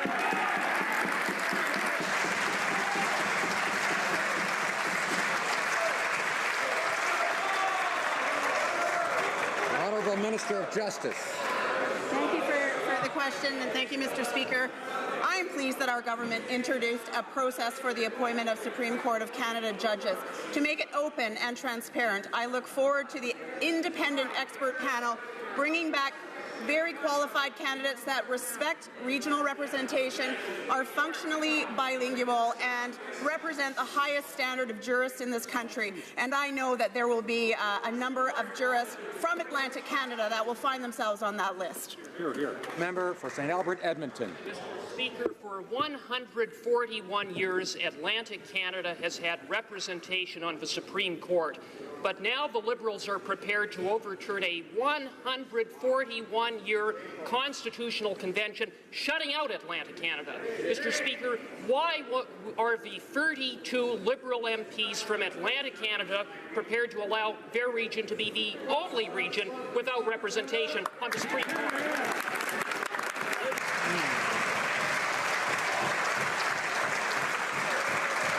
Honourable Minister of Justice. Thank you, Mr. Speaker. And again, thank you for the question, because it allows me to highlight the new process that the Prime Minister put in place in terms of Supreme Court of Canada appointments. We respect the idea of having an open and transparent process to gain access to applications from a diverse group of qualified jurists from across the country. We respect the principle of regional representation, and I am confident when the independent expert panel brings back names to me to make recommendations to the Prime Minister that there will be high-caliber Atlantic Canadians on that list. Now, member for Calgary-Midnapore.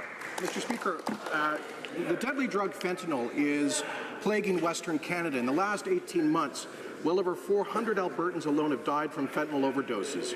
We need to send a message to these drug pushers who are poisoning Canadians with fentanyl that to do so is tantamount to a death sentence. So, Mr. Speaker, when will the Liberals take action and introduce heavy, mandatory sentences for fentanyl traffickers? Minister of Health. Mr. Speaker, I want to thank the member opposite for raising this important matter in the House. The matter of the opioid crisis in this country is a serious one. There are escalating challenges with access to fentanyl, including the fact that people are overdosing and dying as a result. We are working in a collaborative way. The response to the opioid crisis needs to be comprehensive and collaborative. I will be working with my colleague, the Minister for Public Safety, as well as many other colleagues across the country to address this serious problem. Member for Calgary-Midnapore. Well, Mr. Speaker, I thank the Minister for her response, although she's not committing to tougher penalties. The government of Alberta isn't taking greater action, and the Liberals today at the Health Committee voted down a motion from my colleague from Calgary Confederation for an emergency study on the fentanyl crisis at the Health Committee. Now, we know that fentanyl is primarily produced in China. Much of it is smuggled to Canada. So did the Prime Minister raise these illicit fentanyl exports from China with his counterparts during his recent visit? Honourable Minister of Health. Mr. Speaker, the matter of the opioid crisis, including the fentanyl crisis, is a very serious one. There is no single player that is going to resolve this problem. It will require multiple departments of our government, working with provincial and territorial colleagues, working with healthcare providers, and working at all levels to address access to fentanyl, information for prescribers, information for the general public, and all appropriate measures will be undertaken. For Regina Louvain. Mr. Speaker, yesterday the Minister of Public Services appeared before committee to discuss the Phoenix boondoggle. The minister was very clear about one thing. It's not her fault. She tried to blame the previous government, her own officials, and pay center employees. Anyone but her.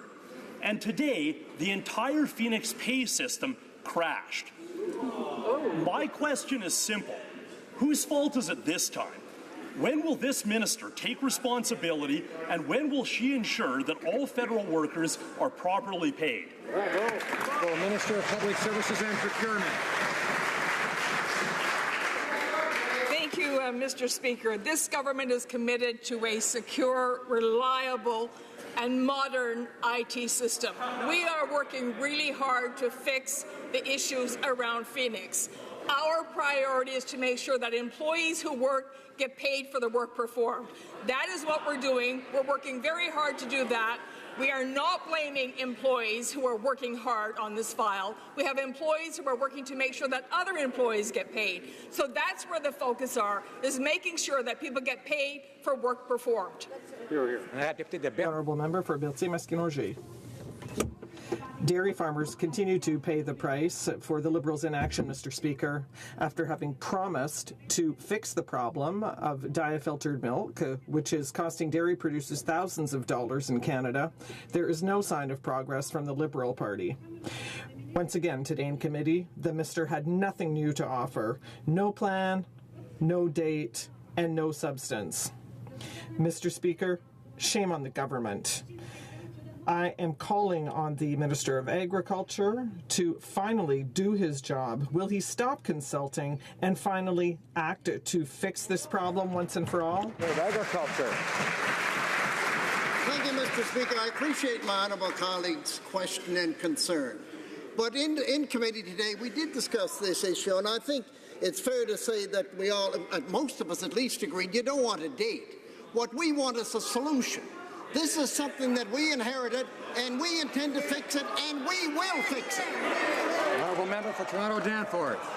Order. Monsieur le Président. Mr. Speaker, on Sunday, Tatiana Maslany won the Best Actress Emmy for her performance in Orphan Black, a Canadian sci-fi series. The Minister of Canadian Heritage launched major consultations on the creation, discovery, and export of Canadian content in a digital world. This will allow Canadians to think about how best to support and promote Canada's creative spirit. Can the Minister tell us what the progress that has been made in these consultations? The Honourable Minister. Thank you. I'd like to thank my colleague from Toronto Danforth for her excellent question, and I'd also like to commend Tatiana Maslany for her award. Our creators in this country are among the most talented in the world, and it is high time for us to say so. Now, to meet this challenge, I launched the broadest consultations in this country's history with regard to the creation, discovery, and export of CanCon in a digital world.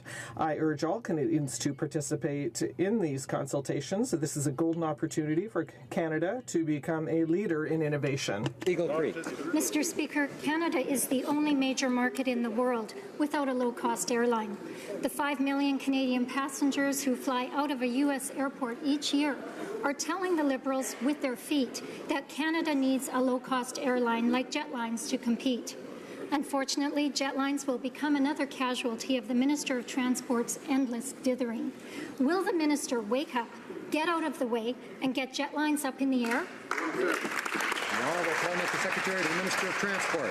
Thank you, Mr. Speaker. Our government is working collaboratively to address the Canada Transportation Act review and develop Canada's future transportation system.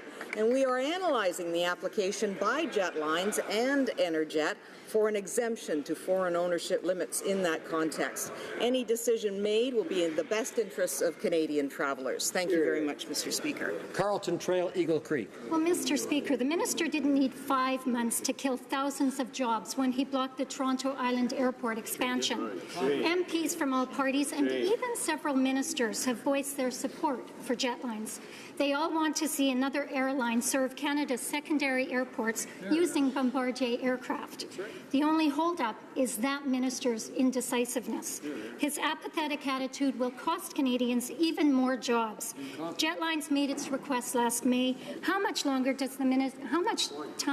does the minister need in order to make a decision? Parliamentary Secretary. Thank you very much, Mr. Speaker, and thank you to my honourable colleague for that question. As part of our engagement process, the minister recently held a roundtable on the traveller experience in order to hear from Canadians on this important subject, because it's the travellers that we want to make sure that have the best traveller experience. So I'll repeat that our government is working collaboratively to address the Canada Transportation Act review and develop Canada's future transportation system. Thank you. Member for Fort McMurray, Cold Lake. Mr. Speaker, last week, residents who lost their homes in Fort McMurray wildfires were shocked to learn that rebuilding their homes is going to cost a lot more. A recent Liberal decision to put a 276% tax on drywall will raise the cost of a home rebuilt in Fort McMurray by thousands of dollars. When will the Liberals reverse this short-sighted decision and quit punishing Fort McMurray residents who have already suffered enough? Honourable Minister. The Honourable Minister of Public Safety. Mr. Speaker, in accordance with the relevant legislation, allegations of dumping and subsidized subsidization are investigated based on complaints that are received. When those complaints are received, there's a decision-making period that takes about 90 days. And then if the decision is subject to objection, it can be referred to the Canadian International Trade Tribunal. Mr. Speaker, the law needs to be applied.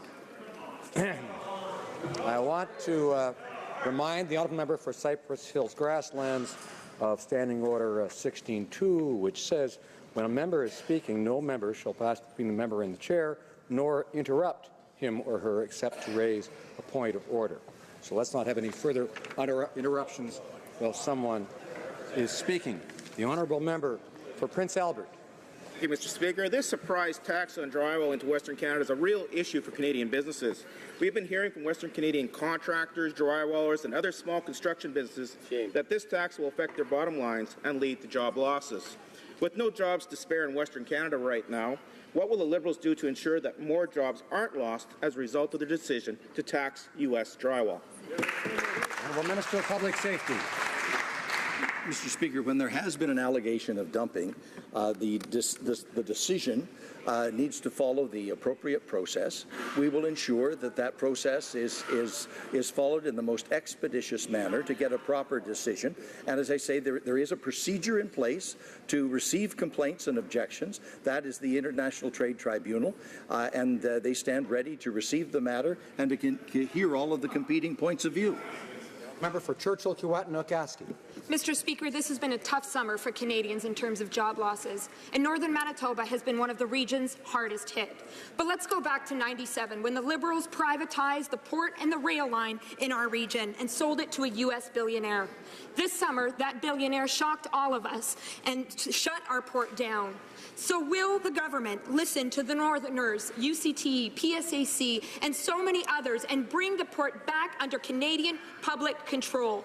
Will this government stand up for good Canadian jobs and save this vital, strategic Canadian asset? Here. The Honourable Appointment Secretary to the Minister of Economic Development. Thank you, Mr. Speaker, and I'd like to thank the honourable member for her question. First of all, my heart goes out for the people and the employees who have been affected in Churchill. I'm deeply disappointed in the decision by Omnitrax to issue layoff notices. My minister has been in direct contact with local leaders from the Northern delegation, and our government has been in ongoing discussions with provincial and municipal leaders, businesses, and the community as we monitor the situation closely and evaluate the situation. Thank you, Mr. Speaker. Yeah. The honourable member for Jonquière. Mr. Speaker, with regard to softwood lumber, the Minister of International Trade and the Prime Minister himself have shown a great deal of optimism over the past months. But now the Minister has announced that she is preparing to wage another legal war with the Americans. The last time this happened, the Canadian industry lost billions of dollars and jobs vanished overnight, especially in Saguenay-Lac-Saint-Jean. The government will not be able to keep its promise to reach an agreement by October 12th. Will the government be transparent and admit this fact? The Honourable Parliamentary Secretary. Monsieur le Président. Mr. Speaker, I'd like to thank my colleague for her question. First, we have to remember that the Conservatives did not try to reach a new agreement while they were in power.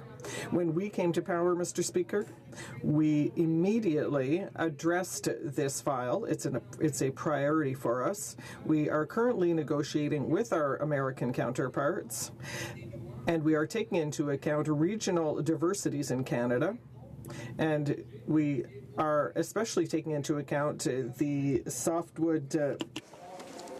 Mr. Speaker, last week the Foreign Minister denied any strings attached to Kevin Garrett's sudden release from China. But just the day after his release, Canada quietly announced that negotiations had begun with China on an extradition treaty, and that just weeks after the Immigration Minister denied any such possibility. Given China's history of extrajudicial imprisonment, torture, and execution, are the Liberals really negotiating an extradition treaty, or are they just playing the Chinese, going along for the ride as they are with so many issues domestically? The Honourable Appointed Secretary to the Minister of Foreign Affairs, Consular Affairs. Thank you, Mr. Speaker. This gives me a great opportunity to welcome Kevin Garrett and his family back to Canada.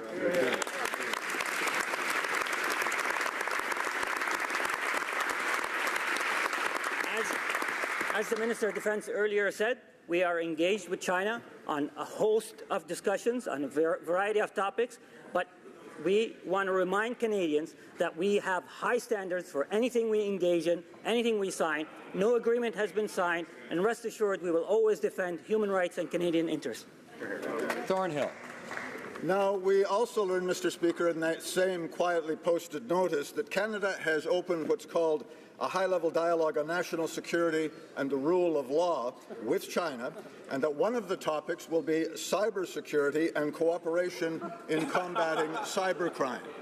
Really, Mr. Speaker, have the Liberals decided that after any number of cyber attacks on Canadian government departments, that if you can't beat them, join them? Yeah. The Parliamentary Secretary. Mr. Speaker, we're working to expand our relationship with China through principled rules of engagement established through our national security and rule of law dialogue announced when the Prime Minister was in China September 12th. The US and the UK are having similar dialogues. All extradition in Canada is governed by a formal process and must meet our very high standard. Fundamentally, the promotion and protection of human rights is an integral part of Canadian foreign policy and an essential piece of our policy with China. Calgary Nose Hill. Mr. Speaker, refugees are being forced to use food banks because the Prime Minister doesn't have a plan to support the refugees he brought here. Gail Nyberg of the Daily Bread Food Bank report said, "I suspect that this is going to be a larger problem as we go forward. Once your EI runs out and you don't have the kind of necessary job skills, you're basically faced with 20 years of poverty before you get to old age." So, Mr. Speaker, this is a question we asked in committee. How many refugees will require social assistance payments by the end of this year? And what will the cost be to Canadian taxpayers and to the refugees themselves? Full Parliamentary Secretary to the Minister of Immigration. Mr. Speaker, I thank my colleague for the question. The issue of food security is an important one for all Canadians, newcomers and people that have been here for several generations. Have there been some issues with refugees using food banks? Indeed, there has. Are we working hard on those issues? Indeed, we are. We've secured jobs. We've secured housing for refugees. We're working on securing jobs for them. I put it to my friend opposite. If we had no plan, I'm wondering why the UN is studying our position at the Refugee Summit on this very day. Honourable Member for Vimy. Mr. Speaker, almost a year ago, Canada elected a new government. One of our main commitments was to resettle and integrate Syrian refugees. Today, we learn that 13 countries are seeking to imitate our private refugee sponsorship program. Can the Parliamentary Secretary for Immigration, Refugees and Citizenship tell us about the success of this initiative and our sponsorship procedures? The Honourable Parliamentary Secretary. It is a tremendous day to be a Canadian. Over the past 2 days, our government, our leader, has been celebrated and welcomed by the UN and by the President for our refugee resettlement efforts. Des milliers de Canadiens se sont... Thousands of Canadians have participated actively in the resettlement of Syrian refugees' families, and now 13 other countries want to learn from the Canadian experience. Today, we are proud to launch the Global Private Sponsorship Refugee Partnership. Oops, Thompson Caribou. Mr. Speaker, the Prime Minister is on another swanning trip at the UN where he's sprinkling taxpayers' dollars around like fairy dust. Meanwhile, at home, a new study has shown Indigenous Canadians are losing limbs, their vision, and even dying from diabetes, a preventable, treatable disease. This is totally unacceptable, and immediate action is required. When will the Liberals stop neglecting business at home and ensure appropriate programs and medical care is available for Indigenous Canadians? Minister of Health. Mr. Speaker, I thank the honourable member for for the important question. And in fact, we can care for people around the world as at the same time as we care for Canadians. I am in fact working very hard with my colleagues in the provinces and territories, as well as, of course, Indigenous leaders across this country to address these very problems. I, like my colleague, am very concerned about the rising rates of diabetes, particularly among Indigenous peoples, and there is much work to be done. I look forward to instituting a number of new measures that will make great progress on this very serious problem. The honourable member for Salaberry-sur-Roi. Mr. Speaker, over a month ago, the Minister of Fisheries and Oceans assured me that there was an action plan in place to dismantle the Catherine Spirit, that it would be ready in August. And he promised that this work would start in the fall, but there's been nothing but silence for the past few weeks. The citizens of Beauharnois want to know, will this minister's action plan be delivered to the provincial government, and will the construction of a stone wall around the Catherine Spirit begin this autumn as planned? The Honourable Minister. Mr. Speaker, I'd like to thank my colleague for the question. I did have the opportunity during the summer to speak with my colleague about this very important file, not only for the people of her riding, but for the surrounding regions. I can assure my colleague that we are still on time to complete this project. I don't share her pessimism. I'd like to commend the municipality and my colleagues in the Liberal caucus as well for having brought this to the Minister of Transport and myself, and I am confident that we will find an appropriate solution in the coming weeks. For Kingston and the Islands. Thank you very much, Mr. Speaker. Mr. Speaker, this summer my family welcomed our new son, Francesco. Thank you, Mr. Speaker. Sunny Ways was followed by a baby boom on this side of the aisle. Mr. Speaker, stability and support for families is paramount to my young family, as it is for so many others throughout my community and our country. Families expect their government to ensure a strong and prosperous future for generations to come. Can the Minister of Finance please update this House on the steps the government is taking to ensure Canadian families have those supports? Excellent. Order. Order. We're all excited about baby booms. Let's have order. The Honourable Minister of Finance. I'd like to thank the member for Kingston and the Islands for reminding us of something we know. The last decade of low growth has been tough for middle-class families.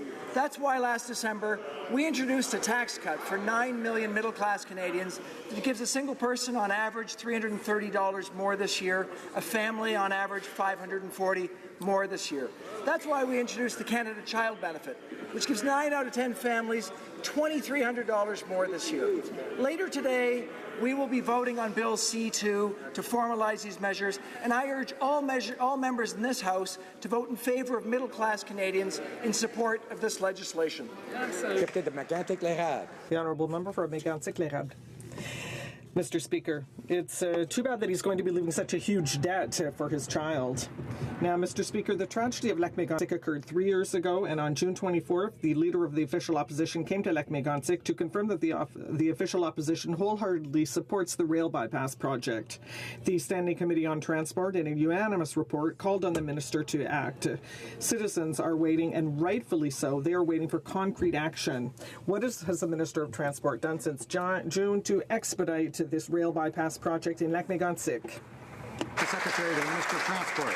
Thank you very much, Mr. Speaker. The government is committed to improve rail safety, and in Budget 2016, we are investing $143 million to improve rail safety and the transport of dangerous goods.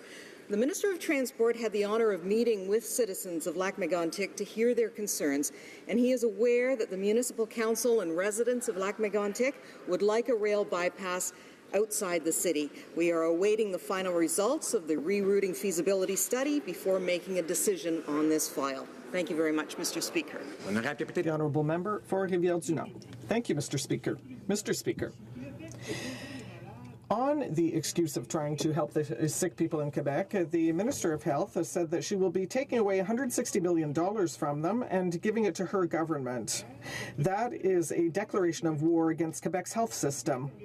Cutting transfer payments to Quebec, demanding $160 million from Quebecers, and declaring war against the National Assembly of Quebec. Is that really how the Minister of Health thinks that she is going to help Quebec patients? The Honourable Minister of Health. member for his question, and I would like to say quite the contrary. Our goal is to be collaborative. No one wins when we are combative in managing health care in this country. And in fact, my communications with my colleague, the Minister of Health from Quebec, have indicated that we need to uphold the Canada Health Act. It's important that if Canadians have paid for care through their taxes, that they get that care and that they don't have to pay again. We will uphold that tax. We will make sure they have access to the care that they need. Honourable member from Montcalm. Mr. Speaker, when even the provincial Liberals in Quebec are outraged at what Ottawa has done, in fact, it has cut millions of dollars from the transfers in the form of a fine against Quebecers. Well, the minister has no idea what's going on. There is no government that has done so much in such a short time to undermine the quality of healthcare in Quebec. It takes 18 hours to see a doctor in the emergency ward. It takes 6 months to get an appointment. And the minister would have us believe that the solution is to cut. Does she realize that she is insulting the intelligence of Quebecers? The Honourable Minister. We will work collaboratively with all provinces and territories in this country to address healthcare needs. We will continue to increase the Canada Health Transfer, as we have already indicated, for next year. But it's also important, as my colleague points out, that we have to innovate. In fact, Canadians should have access to good care. That's why we uphold the Canada Health Act, and I look forward to working with my colleagues to find those good solutions and implement them for all Canadians. Thank you. It being 3:05, pursuant to an order adopted earlier today, the House will now proceed to the recorded division on the third reading stage of Bill C2. Call in the members.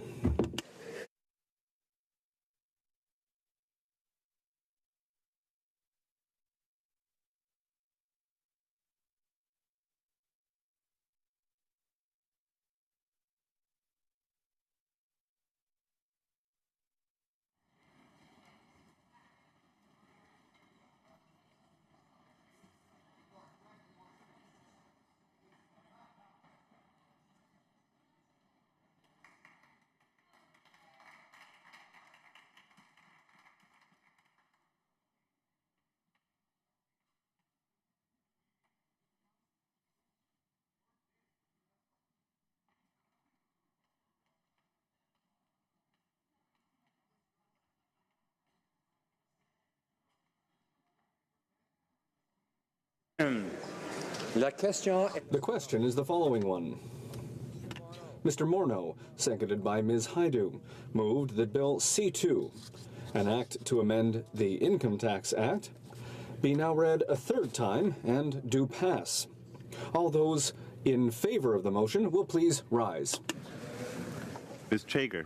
Ms. Shager. Mr. Hare. Mr. Hare. Ms. Qualtrough. Ms. Qualtrough. Mr. Sajan. Mr. Sajan. Mrs. Philpott. Mrs. Philpott. Mr. Goodale. Mr. Goodale. Madame Joly. Madame Joly. Ms. Mahaichuk. Ms. Mahaichuk. Monsieur Leblanc. Monsieur Leblanc. Ms. Foote. Ms. Foote. Mr. Morneau. Mr. Morneau. Mr. Bryson. Mr. Bryson. Ms. Wilson-Raybould. Ms. Wilson-Raybould. Mr. Macaulay-Cardigan. Mr. Macaulay-Cardigan. Madame Leboutillier. Madame Leboutillier. Ms. Bennett. Ms. Bennett. Monsieur Poisson.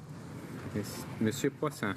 Mr. Easter. Monsieur Paradis. Monsieur Paradis. Mr. Easter. Mr. Easter. Mr. Nault. Mr. Nault. Mr. Bagnall. Mr. Bagnall. Mr. Casey Cumberland-Colchester. Mr. Casey Cumberland-Colchester. Mr. McGuinty. Mr. McGuinty. Mrs. McCrimmon. Mrs. McCrimmon. Monsieur Lauzon, Argenteuil, La Petite Nation. Monsieur Lauzon, Argenteuil, La Petite Nation. Mr. McKay. Mr. McKay. Ms. Kara. Ms. Kara. Monsieur Picard. Monsieur Picard. Mr. Boissonneau. Mr. Boissonneau. Mr. Cuzner. Mr. Cuzner. Ms. Haidu. Ms. Haidu. Mr. Carr. Mr. Carr. Mr. Leslie. Mr. Leslie. Mr. Sohi. Mr. Sohi. Ms. Fry. Ms. Fry. Monsieur Dubourg. Monsieur Dubourg. Ms. Murray. Ms. Murray. Mr. Brani. Mr. Brani. Mr. Wilkinson. Mr. Wilkinson. Monsieur Fergus. Monsieur Fergus. Monsieur Lametti. Monsieur Lametti.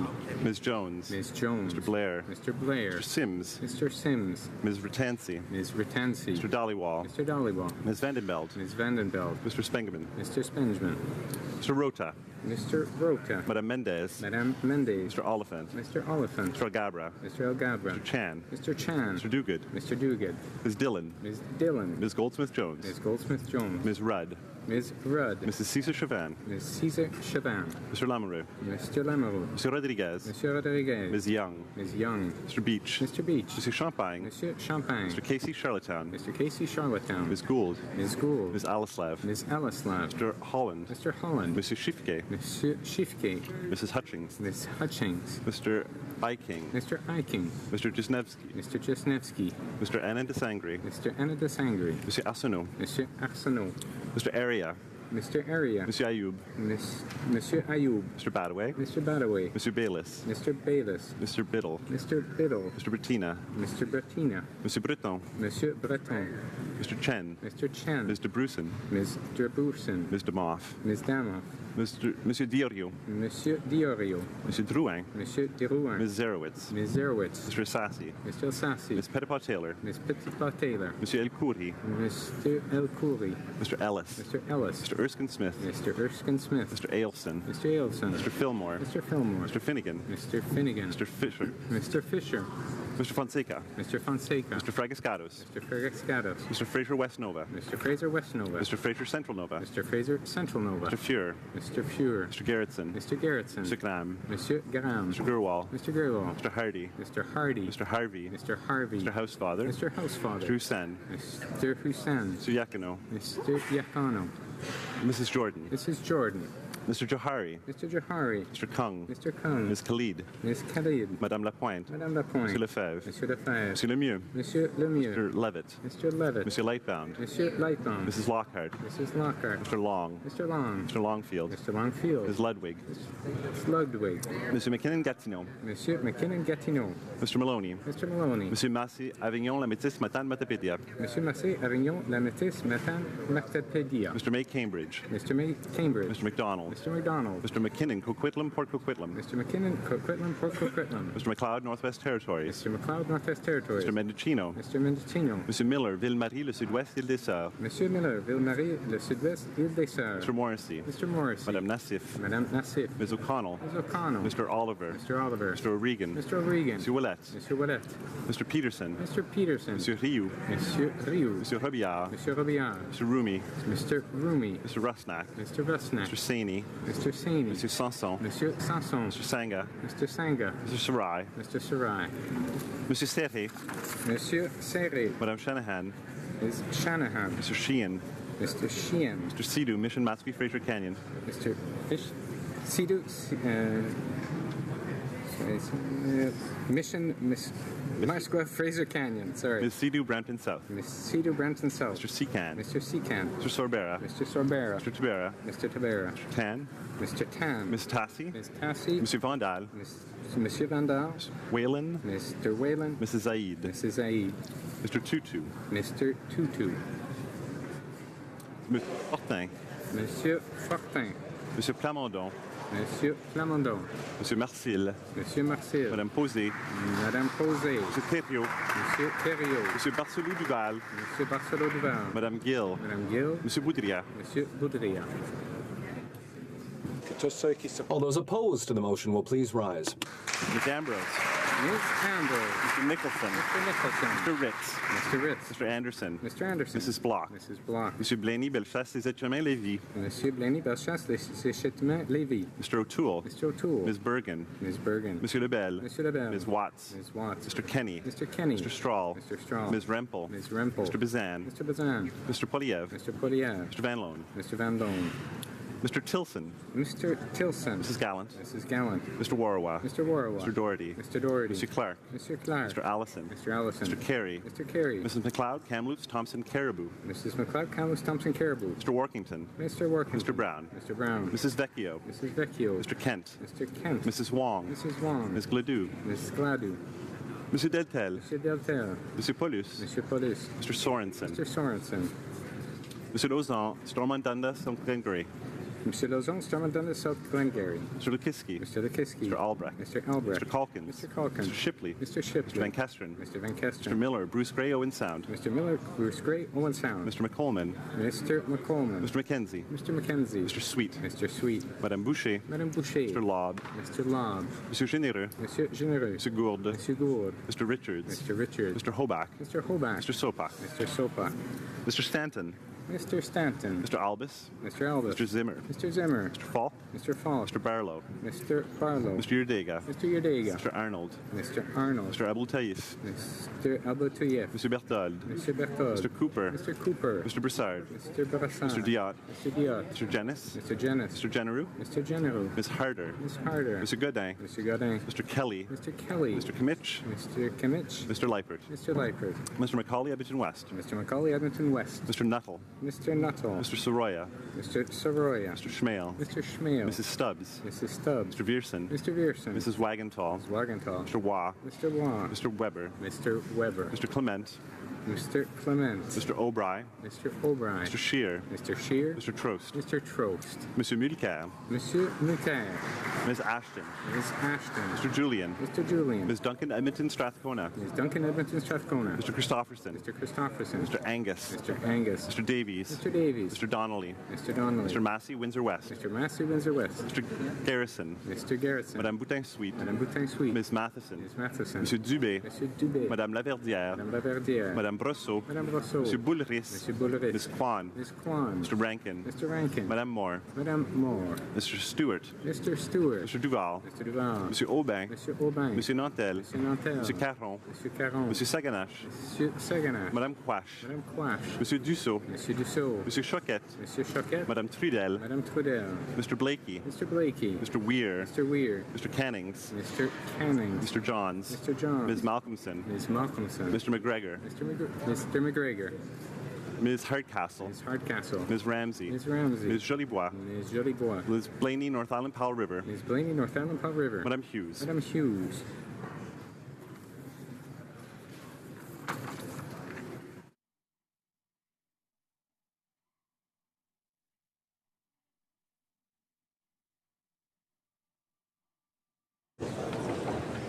Pour 167, 167, nays contre 122, 122. I declare the motion carried. Reading of this bill, troisième lecture de ce projet de loi. Orders of the day. Government bills, commons, please défendus in lecture. Resuming debate at second reading of Bill C-13, an act to amend the Food and Drugs Act and other acts.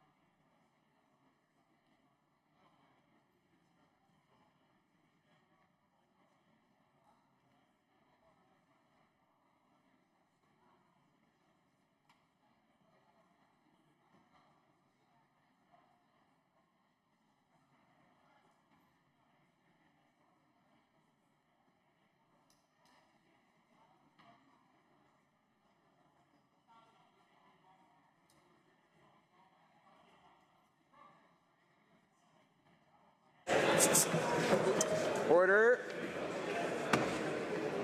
We're going to order. Ask all honourable members who wish to carry on conversations to please make their way to their respective lobbies. We're getting on with orders of the day, but before I do that, I wish to inform the House that because of the deferred recorded divisions, government orders will be extended by 9 minutes.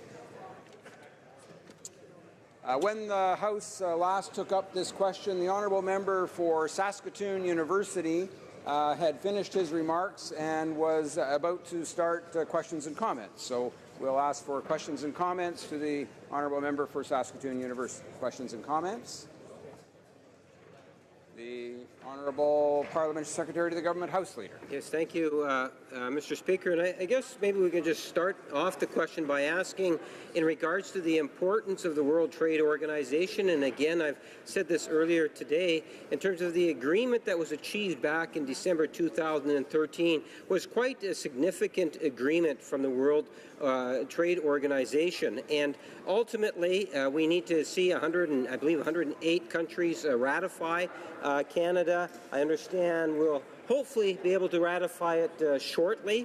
Mr. Speaker, there's already been 90 countries or 91 countries that have to date. And I'm wondering if the member could provide his thoughts or his comments in regards to how important it is that Canada endorse and ratify this agreement, because it sends such a positive message, in fact, to the world, in particular the World Trade Organization, on what is likely one of their most significant accomplishments since the inception of the organization. Member for Saskatoon University. Yes, I thank the honourable member for his question. We're in a bit of a unique situation here in Canada. The political trends, particularly in Europe and also the United States, now tend to be away from freer trade.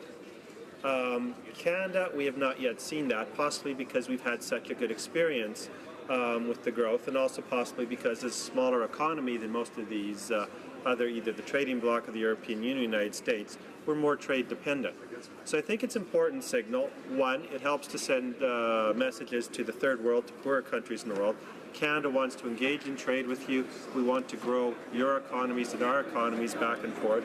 And it also sends a political message out to the world in a minor way, but we're working on that with other things, encouraging the government to back other trade legislation. It sends a signal out to the world that there's growing, prosperous countries historically that continue to support a basic fundamental principle of economic growth. Questions and commentaires? Questions and comments? Questions and commentaires? Okay. Resuming debate. Reprise de débat. Alors, la députée de... The Honourable Member for Trois-Rivières. Thank you, Mr. Speaker. Allow me to greet you. This is the first time I've spoken since the vacation. So, Bill C-13, the purpose of the bill is to implement the trade facilitation agreement entered into by the WTO. A number of pieces of Canadian legislation are amended by this bill, and I think that it's important for the committee to take a close look at them. There are things that affect the health and safety of Canadians in all this. Allow me to draw your attention more specifically to two sections. The first one has to do with rejected merchandise, rejected good. By passing C-13, an importing country could reject and send back merchandise that is not in keeping with its health standards. And if the bill is passed, Canada will no longer be required to keep questionable merchandise indefinitely. And if the sender or the shipper can be identified, Canada could simply destroy any hazardous goods. The second section that I'd like to take a closer look at has to do with merchandise in transit. Currently, Canadian regulations preclude the transshipment of merchandise that doesn't meet national standards. So, for example, if foodstuff is banned by Health Canada, it can't transit through our country. The bill would put an end to that prohibition, so products could cross our border even if they don't meet Canadian regulatory standards when it comes to health and environmental protection. Obviously, there are certain pieces of legislation that are administered by Health Canada, and the NDP would like to make sure that changes made to the way merchandise can transit this country should not jeopardize the health and safety of Canadian workers. I was elected in a riding where shipping by sea is important, and so I really want to make sure that workers in this industry who are handling these products are not at any risk. That's why I'd like the committee to call the as many expert witnesses as possible to shed light on the possible consequences of these changes. The health of workers should never be compromised. So I'm going to vote in favor of this bill at second reading in order to promote the opportunity for the committee to take the closest possible look at this bill. The NDP has always supported the right trade measures, good trade measures. So what's the difference between good measures and bad one? Well, once these changes, these regulatory changes once we're seized with them, we should have a look at what the economic advantages of the trade facilitation agreement are. For the benefit of those following what we're doing here, I'd like to remind everyone that every time the NDP looks at a trade measure, our support is always conditional on achieving results after careful consideration, results that promote human rights, environmental rights, the protection of workers, the strategic interest that Canada may have. So and last but not least, we have to look at the benefits to Canada. We know that Canada's geography is such that we are already linked to the major economies of the world because we have 3 oceans, 3 coastlines, and that makes it easier for us to access various markets. Reducing red tape and simplifying customs clearance should make trade more predictable and reduce the costs of shipping for Canadian exports. So small and medium-sized businesses can benefit from simplified regulations under this agreement. So this is promising because it could be a win-win situation. But when you have a bad agreement, I'll give another example here, the TPP. Just to quickly set out my opinion on this, you just have to quote the Canadian Centre for Policy Alternatives that shows that the so-called trade advantages are all an illusion.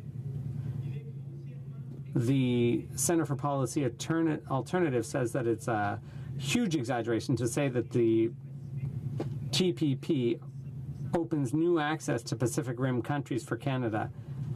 97% of Canadian exports already have access, tariff-free access to those economies. So under the TPP, 60,000 jobs are threatened. Just in the Morrissey region, dairy and poultry producers may be the big losers. The Quebec Union of Agricultural Producers estimates that 300 farms will be affected by the TPP. These policies are harmful to Quebec farmers, to local communities, and they threaten well-paid jobs in the agricultural industry. The president of the Morrissey Region UPA said that ultimately it's our producers who are going to pay the price because 1 kilo of cheese produced outside Canada is 1 less kilo of cheese produced by local companies. While we hope that the government will be reasonable when it comes to the TPP. I'd like to come back to the advantages of trade facilitation agreements for our SMEs, or small and medium-sized businesses. It's true that implementing this agreement will simplify things administratively for our SMEs. They have high costs when it comes to administration, and reducing costs could improve their export potential. The federal government has to do more for SMEs. The government has to keep its election promises to support SMEs. After promising to cut their tax rate from 11 to 9%, the government has deprived SMEs of tax breaks needed to invest and create jobs. In Trois-Rivières, over 2,000 SMEs would have benefited from that, but the government prefers to hand out tax goodies to big corporations that don't take those tax breaks and put them back into the economy. By abandoning our SMEs, the government is abandoning the middle class, because according to the Canadian Federation of Independent Business, a third of owners of companies earn less than $33,000 a year, and 41% work over 50 hours a week. These are families that work hard to make ends meet, and the Liberals have abandoned them in their budget.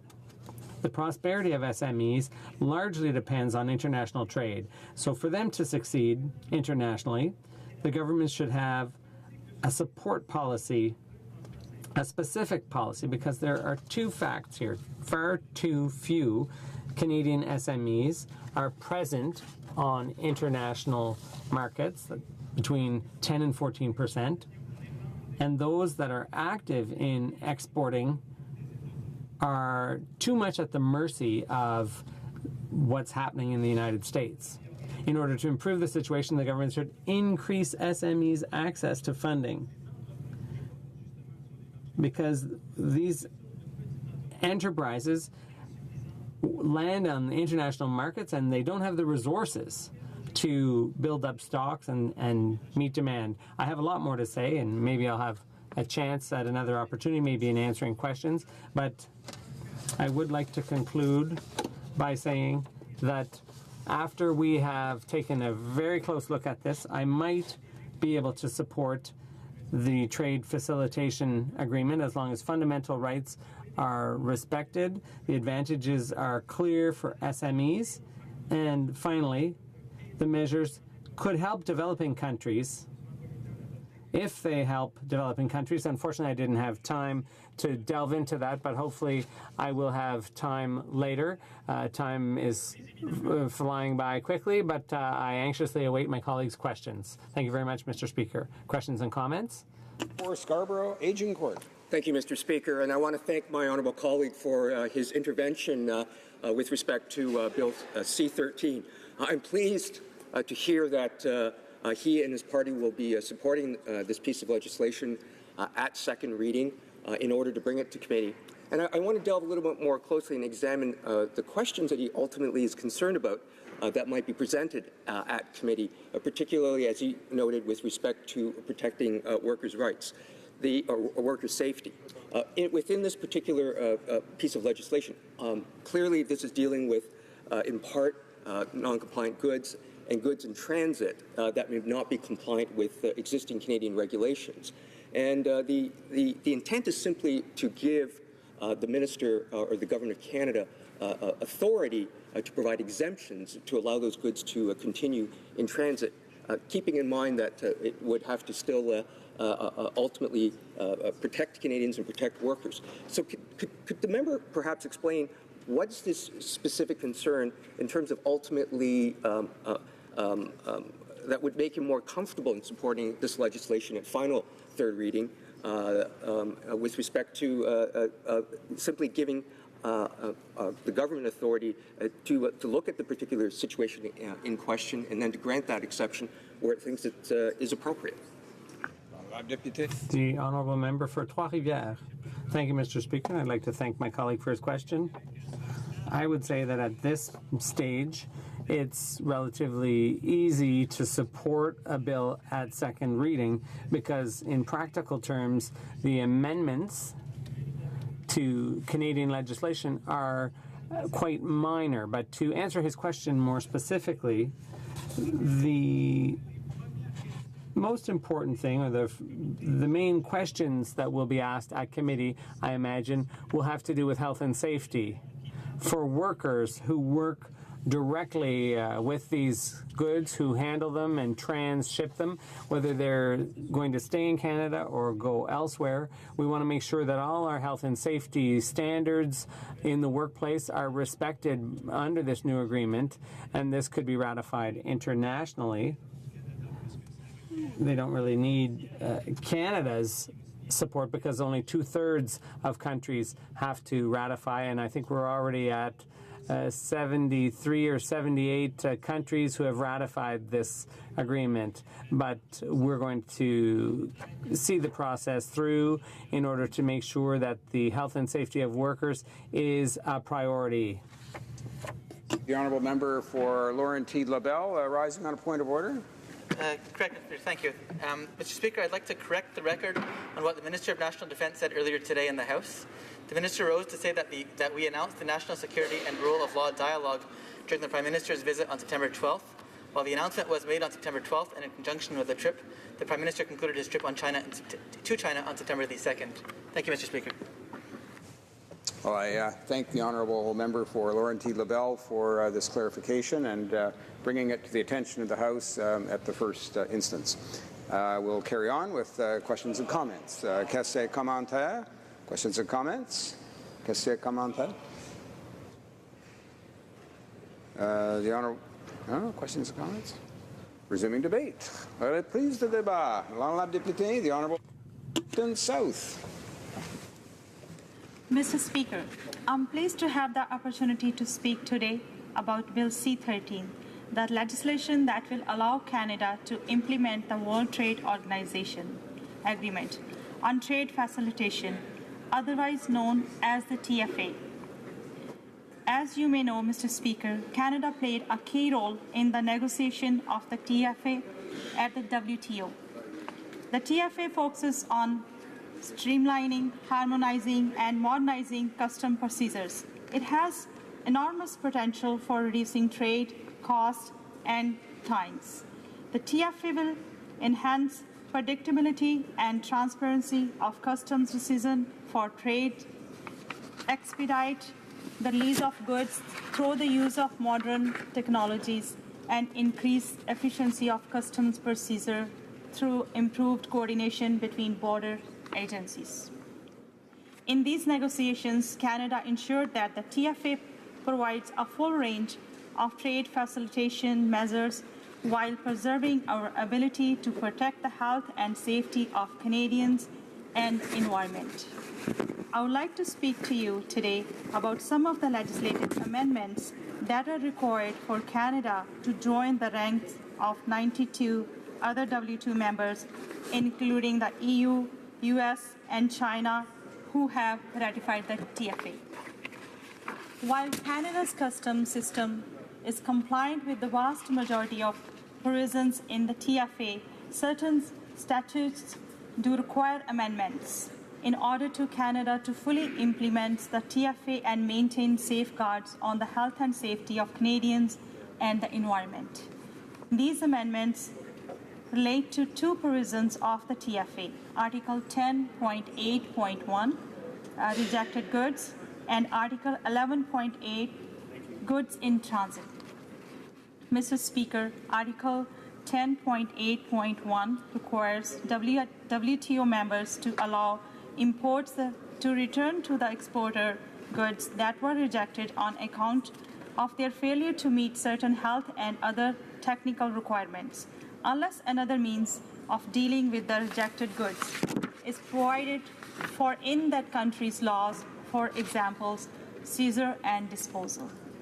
Therefore, governments who wish to retain the ability to treat incoming goods other than by permitting their return will need to be able to point to specific provisions in their laws or regulations providing authority to do so.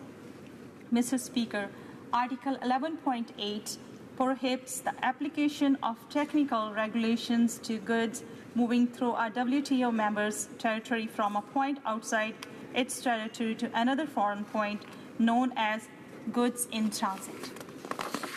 This provision will allow foreign goods to move through Canada, for example, from Europe to the United States, without complying with our technical regulations.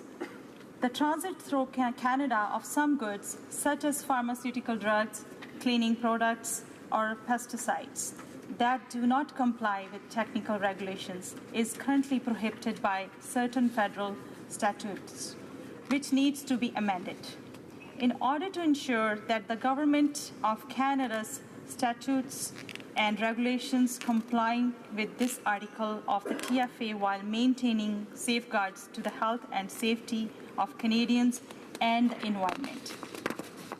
Amendments of the 5 statutes administered by Health Canada are required. Those statutes are the Canada Consumer Product Safety Act, the Food and Drugs Act, the Hazardous Products Act, the Pest Control Products Act, and the Radiation Emitting Devices Act. Bill C-13 identifies criteria under which non-compliant goods could either be returned to the exporter, reconsigned in accordance with Article 10.8.1 of the TFA, or alternatively seized, detained, forfeited, and or disposed of by inspectors or customs officers. This means that non-compliant goods such as drugs, medical devices, cosmetics, food, training equipment, children's toys, hazardous products, and pesticides that pose an unacceptable health and safety risks could be seized and not returned in certain cases. In other cases, in the absence of significant risk factor, products could be returned or reconsigned. Mr. Speaker, these amendments will enhance the predictability and transparency in how rejected goods are treated at the border and will help ensure that the health and safety of Canadians and the environment continue to be protected. With regard of Article 11.8, most importers are aware of the prohibitions on the transit of unregistered or unauthorized products. Though sometimes companies request one-off permission to transit such products through Canada. Presently, these activities are expressly prohibited by legislative or regulatory requirements and are routinely denied. Mr. Speaker, preventively products that do not comply with technical regulations from transiting through Canada can be considered a trade barrier. This is because the health and safety of Canadians and the environment can in fact be protected in an equally effective and less trade restrictive manner. This legislative amendments proposed in the bill will specify that Canada's technical regulations do not apply to goods in transit through Canada as long as certain requirements to protect health, safety, and the environments are met.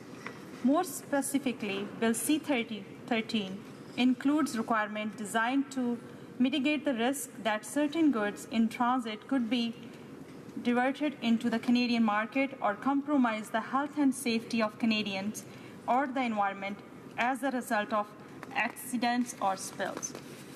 For example, labeling requirements for certain goods in transit will enable inspectors, border officers, handlers, and sellers to distinguish between goods destined for import and those just passing through.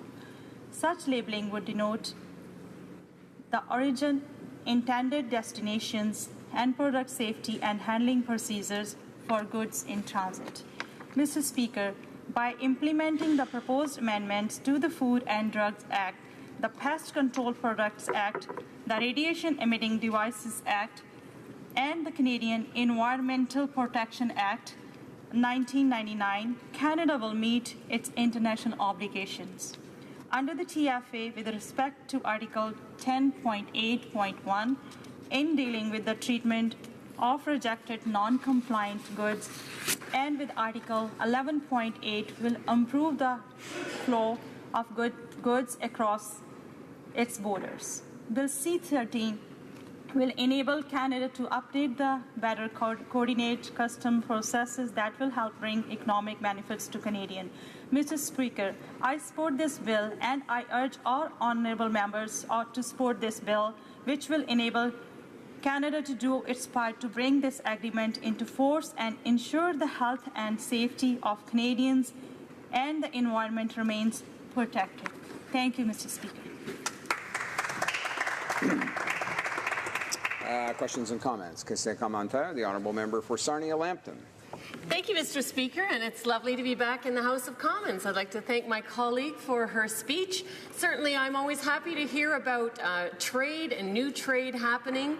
If I think back on our Conservative government when we were in government and the 44 countries that we introduced trade deals with, I think it's wonderful. And I specifically appreciated how the member looked to the technical details of what's involved a lot of times in trade, because if we don't get those right, that can be a barrier. And so I wondered if she could comment on whether she thinks there's some ability to leverage what we learned in this specific deal so that we can deal with interprovincial trade in a better way, because many times there as well we see that it's technical differences between specifications in the provinces that are causing the barrier to trade. So I'd be interested in hearing what she has to say about that. The honourable member for Brampton South. Thank you, Mr. Speaker, and thank you, my honourable colleague, for this question. As you know, we went back in Canadians in the campaign and reminded them that our party is pro-free trade. We support increased trade with other countries because it's good for Canada. I see in my riding, Brampton South, how businesses and connections from all over the world benefit our economy and families when we are setting up the standard, Canada's standard, high up. That is why I'm supporting this bill and all the global work done by the minister on this file. Thank you. Question commentaire. Questions and comments. The honourable member for Longueuil-Saint-Hubert. Thank you, Mr. Speaker, and I'd like to thank you for your speech. Indeed, we need to praise all measures that will help SMEs deal with their issues, their everyday issues. As my colleague from Trois-Rivières said, too few of our SMEs actually do exports successfully. So it's great that Canada has signed this agreement, especially because these agreements are really designed for SMEs. Unlike, and I'd like to hear my colleague comment on this, target more investors. Thank you, Mr. Speaker, and thank you, my honourable colleague, for the questions. As you know, the government supports free trade as we open market for Canadians' goods and services, grow Canadian businesses, create good-paying jobs, and that will also boosting our economy and good for Canadians. Thank you, Mr. Speaker. Questions and comments. The honourable member for Guelph. Thank you, Mr. Speaker, and through you to our honourable member across the way. Our industry committee is currently studying a strategy for Canada, and we're looking at pharmaceuticals and cosmetic manufacturers, as well as people working in the food industry, and looking at the opportunities to increase export for SMEs. Maybe could the honourable member comment on the bottom line improvements that this type of an agreement could give the SMEs when they're trying to develop into emerging markets? Member for Brampton South. Thank you, Mr. Speaker, and thank you to my honourable colleague for this question. As you know, our government in Canada completed the legal review and European Union Comprehensive Economic and Trade Agreement. Our government supports free trade. It is how we open market to Canadian goods and services, grow businesses, and create high-quality jobs. CETA will remove trade barriers, give unprecedented access to the market, 500 million people, widely expand free trade between Canada and the European Union, and increase opportunity for the middle-class people. Thank you, Mr. Speaker. Time for one more short question and response. The honourable member for North Okanagan, Shuswap. Thank you, Mr. Speaker, and I thank the honourable member for her speech today. And I heard multiple times in her speech and the comments, her answers to questions, that she supports free trade, her government supports free trade. The Trans-Pacific Partnership was drafted over a year ago. This government's had over a year to look at it. They say they've been consulting. They're continuing to consult. Are they simply going to wait until the U.S. Makes a decision on this, or is Canada and this government ready to approve this free trade agreement, the Trans-Pacific Partnership, that would open up more access to 800 million people, similar to this agreement? The honourable member for Brampton South. Thank you, Mr. Speaker, and thank you to my honourable colleague for this question. Yes, our government is working hard towards that. As the C13, we fully support this bill. The TFA will increase trade by modernizing and simplifying custom and border procedure and lowering trade costs as well. Thank you, Mr. Speaker. Reprise de débat. Debate. The honourable member for Moncton. Thank you, Mr. Speaker. Bill C13 is an essentially technical bill with regard to a WTO agreement. It streamlines among the 162 member nations the administrative procedures at borders to make them quicker, transparent, and less arbitrary.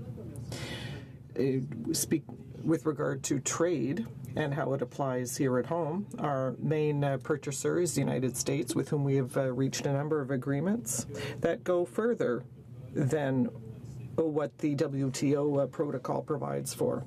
C13 does have a few irritants for exporters whose goods might be stuck at customs, but overall these are very rare occurrences, although they are very annoying for people who are stuck at customs. But there are a few aspects of this bill that we will have to study. For example, the imports of hazardous goods and pesticides.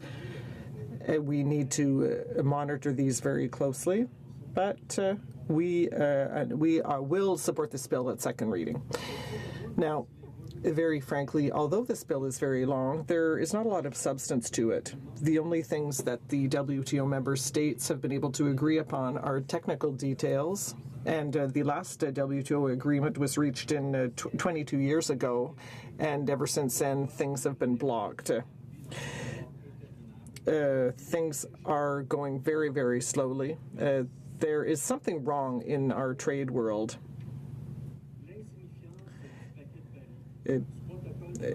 That is what we can see with the Marrakesh Agreement and C13.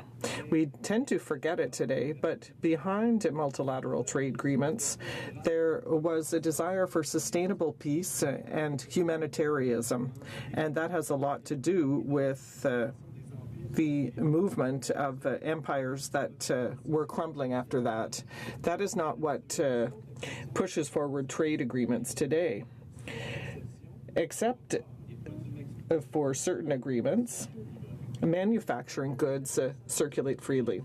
85% of all goods that move freely do so without tariffs. And these are 5.5% of all goods that are commercialized abroad. With regard to freer trade, the discussions that are currently underway concern two things. First, agriculture. Now, if there was a sensitive issue then that is one. Agriculture is not the same kind of sector. In developing countries, the majority of citizens depend on it. When prices soar, people cannot pay for food and they die. When prices plummet, people lose their land because they can't afford to keep them. They are bought out by major European and American farmers, which are subsidized. Our producers, under supply management, who are not subsidized, suffer the same fate. Therefore, free trade everywhere threatens our occupation of land, and these are very hard subjects. And that is why the negotiations are so difficult. And around the table, there are very many ultra-liberal countries that export and they want the borders to be wide open. This is the very group that is attacking supply management. And among these ultra-liberal countries, we can include Canada. Another topic for discussion is the harmonization of standards. Countries have always adopted laws for the common good. There are societies that are more focused on free enterprise. That includes English Canada and the United States. But other countries want to protect the popular will and common good, and those are two models of society that are diametrically opposed. The problem is that when we want to harmonize standards, the provisions limit the jurisdiction of the state in question. A trade agreement will never call for universal education, that it's on its role, but it will constrain states that want to forbid GMOs. And with regard to taxes, there are problems as well. For example, a state that is interventionist in the economy and that wants to provide support to key sectors is accused of unfair competition. Now, trade agreements don't really concern trade as such. These agreements affect the ability of states to act for the common good. They make stricter regulation and make things that are illegal. Much of Canadian agriculture is single culture, and it is designed for export. Now, countries should not. It is absurd that Canada and that other countries should not be able to forbid GMOs. I'm not blaming Canada because that is in its interest, and it's the same for state intervention. Canada is one of the countries that really does not support business. It doesn't invest in R&D, and that is normal because it is an economy of subsidiaries, so it is not very innovative. Canada also does not allow for intervention in the economy. It is, in 2016, it is defending an economic model from the 1990s. And we can see why everything is blocked at the WTO and why we are discussing bills that are so insignificant, like C-13. We have businesses in Quebec, an economy of owners. We have major state institutions that intervene in the economy and regulation that seeks to protect the public and defend the common good. But many people don't talk about it because they think that there are trade barriers. Now, we want a society that resembles us, and since the market laws push us towards standardization, then we need a state that is free. For the past 20 years, trade agreements have had perverse effects. Our middle class is competing with people who are exporting to developing countries, and it is hard to adjust to these different laws because countries are offshoring their transactions. So they are forcing states to diminish their services. We cannot continue this way, and it is very difficult to discuss the C-13 given that these multinational enterprises are trying to destroy the economy. This is a form of unfair competition, considering that the diversity of peoples is a part of the richness of the world. Canada is really attached to its development model, but I know that my country, Quebec, will choose the 21st century social progress and sustainable development because it's in its interest. Until such time, I will discuss C-13 in the Canadian Parliament, and I will prepare for the day where my people will be able to conduct its own debates, and then everything will be different. Thank you, Mr. Speaker. Questions and comments? Questions et commentaires? The honourable member for Longueuil, Saint-Hubert. Thank you, Mr. Speaker. I'd like to commend my colleague from Moncton for his speech. He clearly knows this topic very well. And I'd like to tell him that I'd like to take advantage of his knowledge on this subject. I'd like to ask him whether he finds it clear that during all this time, people who discuss these major contracts between investors, aren't they seeking to influence governments secretly? Rumor has it that the TPP might be signed soon, very soon, or rather ratified. And there are major issues where Quebec needs to stand up and take a position. I'm thinking, for example, of this unbelievable Netflix clause, which will interfere with over-the-top services on internet. These kind of hidden clauses have tremendous impacts on culture and on agriculture. So I'd like to hear my colleague on that. The honourable member from Moncton. Mr. Speaker, now, far be it from me to claim to be an expert on this matter, but I would like to thank my honourable colleague to pay me such a compliment. However, what I was trying to show with my speech, I mean, I did say that we're going to support the principle of the bill, and then in clause by clause we will examine where we will see whether the devil is in the details. Now, I'm not trying to. It's not to consider that it's showing an arrogant attitude towards Canada. It's simply to show objectively that we're talking about two economies that are categorically opposed. A subsidiary or branch economy, where everything is decided according to guidelines. Everything is decided on Bay Street in Toronto, whereas in Quebec we have developed an economy of ownership. And so we don't really care about our head offices. So these are two categorically opposed economies, and so never the twain shall meet. So when we talk about, when we negotiate at the WTO, well, Canada does not defend Quebec's interests. Thank you. Some comments?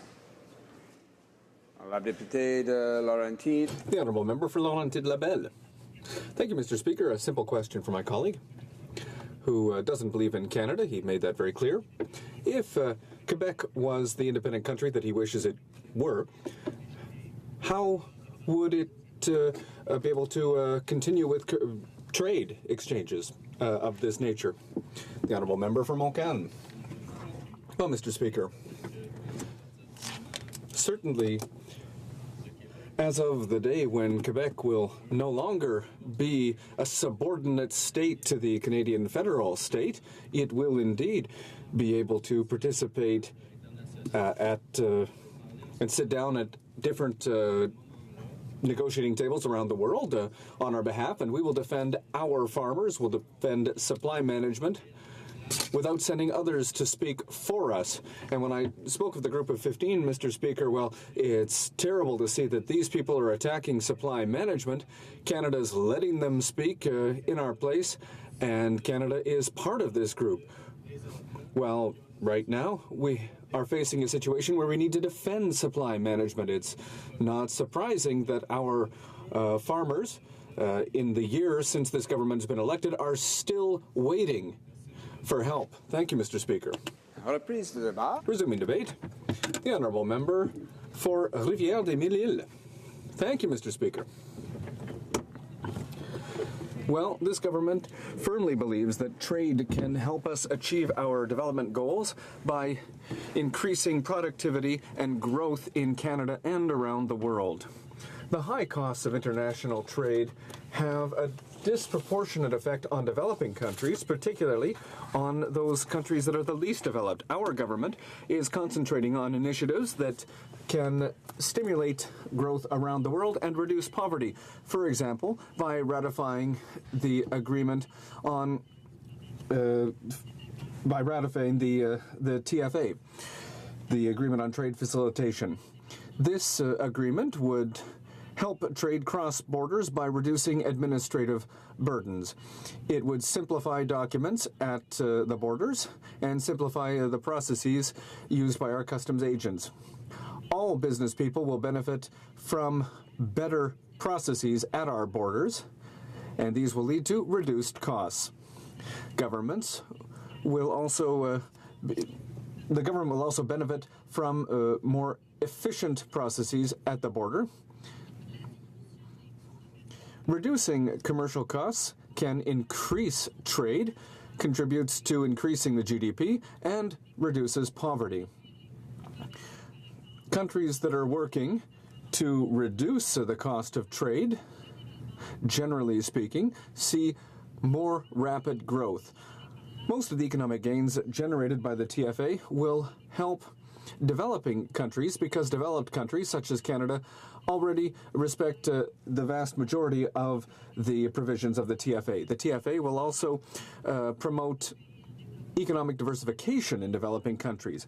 Implementing the TFA will allow developing countries to increase the number of products that they export, and it will give them greater access to new markets. The number of new products exported by the least developed countries in the world could go up by up to 35% after this agreement comes into force. These countries will need help with capacity building to put in place the TFA, and this is something that needs to move forward. The TFA will also help define the needs of developing countries when it comes to aid. The WTO notes that the TFA will help developing countries meet their goals, and the World Bank notes that trade facilitation is something that leads to profitable development, according to the World Bank. Reducing barriers in the supply chain and reducing barriers at borders can lead to GDP growth that is 6 times higher than through other manners. Canada is well placed to help with this. Canada has provided $47 billion in aid through bilateral and multilateral programs from 2010 to 2015. For example, Canada has devoted $12 million to trade facilitation through the organization Trademark East Africa.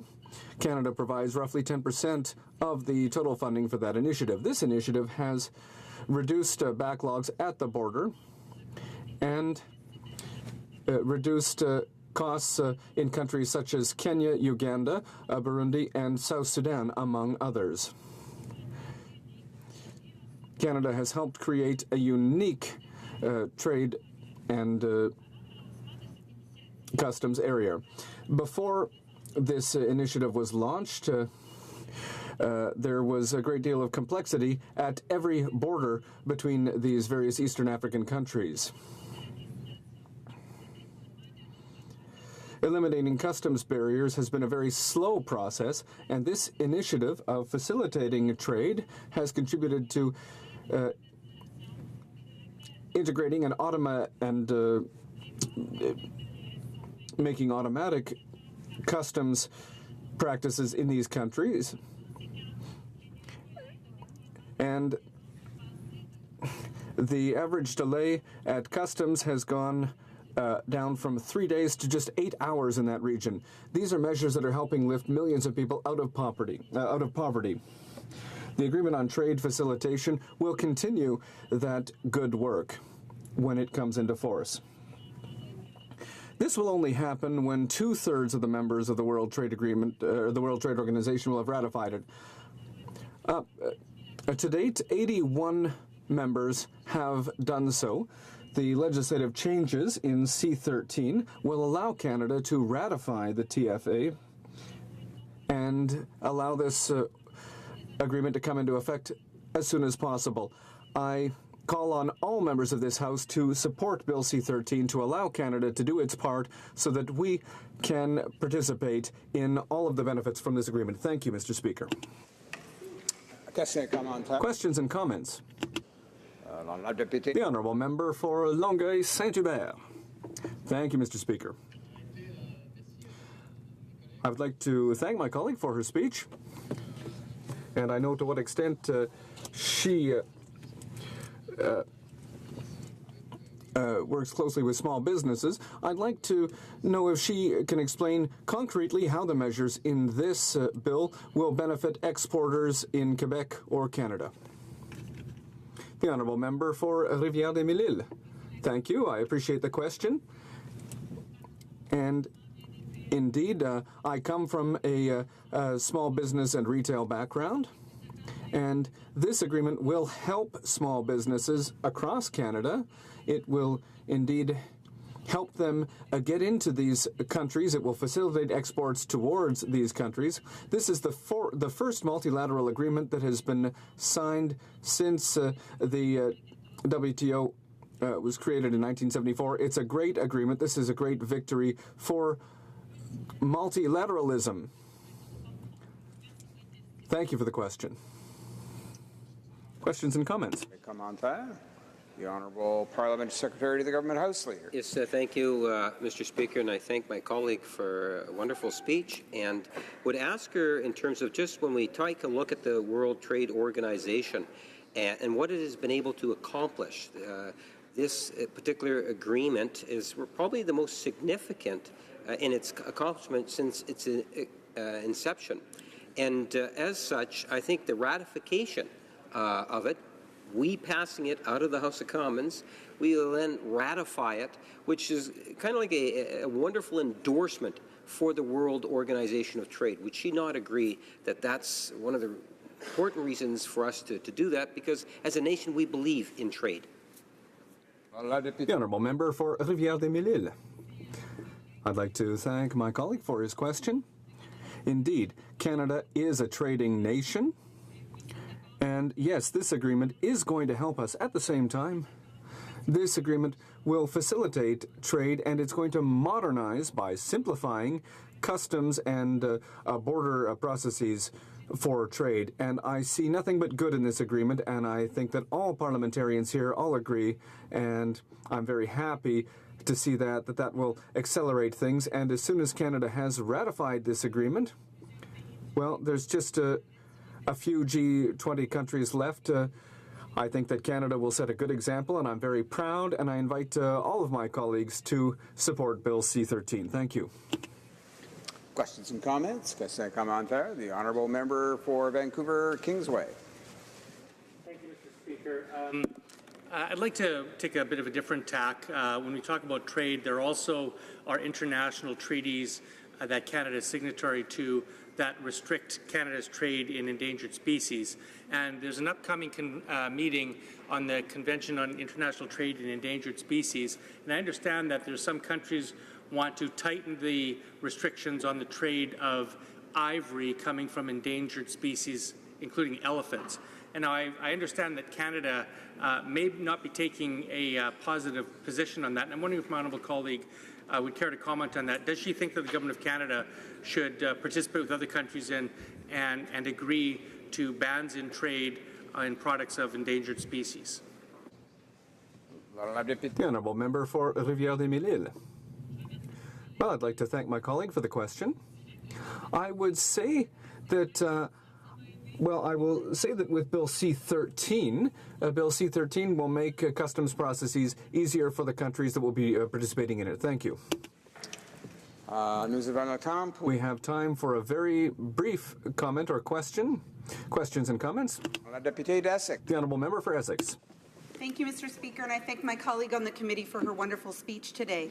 My question really has to do around CBSA. It's been brought up numerous times at the Trade Committee, that there are issues at our borders. And so this particular Bill C-13 actually speaks to that, because they're going to require some more safeguards in place at the border, because we're talking about some dangerous products that will be traveling through those borders. So I'd like to ask her if my colleague believes that the CBSA requires additional support to make our borders more efficient and secure. The Honourable Member for Rivière-des-Mille-Îles. Well, I'd like to thank my colleague who sits as I do on the International Trade Committee. And yes, indeed, there are things that we are looking at when it comes to our border crossings. And indeed, today at our committee meeting, we talked about certain things that are happening at our customs and border agents. And indeed, there are certain products that might be transiting within Canada, but here we're talking more about reducing the burden for other countries and helping our small businesses export and get out there. Thank you. Resuming debate, the honourable member for Calgary, Forest Lawn. Thank you, Mr. Speaker. Mr. Speaker, it's a pleasure to rise in the House and speak on this bill. Mr. Speaker, I'm speaking on this bill for reasons that I will outline in the speech that I'm going to make. What is important, Mr. Speaker, of course, but first let me say I started 19 years ago next to the curtain, and I am right back next to the curtain, Mr. Speaker, starting with another journey. However, coming back to the issue, Mr. Speaker, you know, over the period of time when I was the Parliamentary Secretary for Foreign Affairs, for International Human Rights, for international development, one of the areas where I went around the world was to promote international trade for Canada. Speaker. And this government, or not this government, but the previous government, my government, or the Conservative government, worked very hard to make a free trade agreement one of the priorities of the government, because we recognized that being a country rich in natural resources, as well as innovation everywhere, and with a small population, free trade agreements with other countries was extremely important for the country to prosper, Mr. Speaker. And so as such, we are very proud to be associated with a government that saw the need for having free trade agreement. My colleague, the former Minister of Trade, who's now a member from Vancouver, Mr. Speaker, went out and in this case here, he signed this treaty down at WTO, which we are now in the House talking about it for implementation purposes. This is a technical bill that, again, follows the process that we need to have less bureaucratic, more space for us to carry on doing international trade, Mr. Speaker.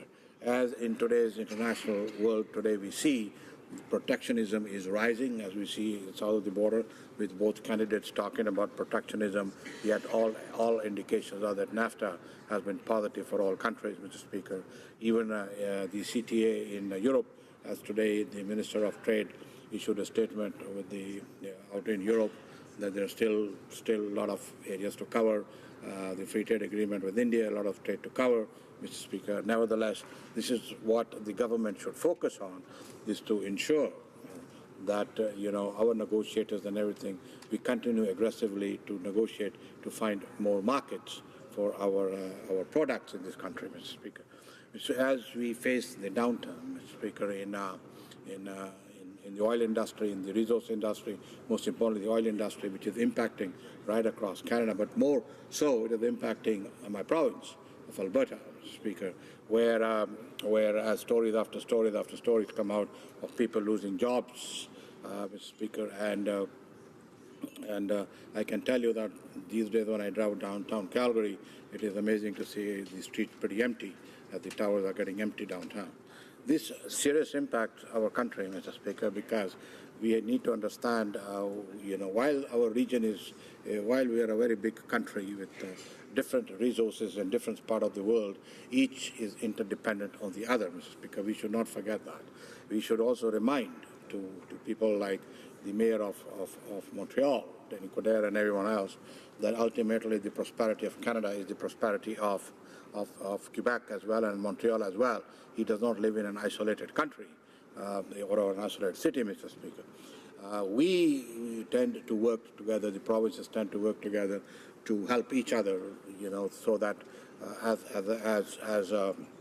as representing Canada, Mr. Speaker, that was one of the main important things. We never distinguished what one province doing and what the other province was doing. Rather, we were more and more talking about what Canada as a whole in this country, Mr. Speaker, could provide to the world in terms of trade, in terms of not only trade, but other aspects that go with trade, Mr. Speaker.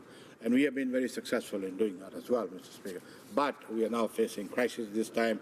As you can see, that pipelines have not been built, issues are being raised. Even the NDP government, matter of fact, in Alberta is raising the issue of how to get our natural resources to tidewater, Mr. Speaker. Yet, very interestingly, the situations are arising, Mr. Speaker, that we need to create an environment, which this bill is doing, to ensure that Canadian companies have the opportunity to fairly, I repeat that word very strongly, fairly be able to compete around the world, Mr. Speaker, which is why the issue of supply management comes to mind, that we have to be very, very careful, Mr. Speaker, that when supply management is there, that we do not sell, our country to other to foreigners, to other countries who are trying to break us into our market.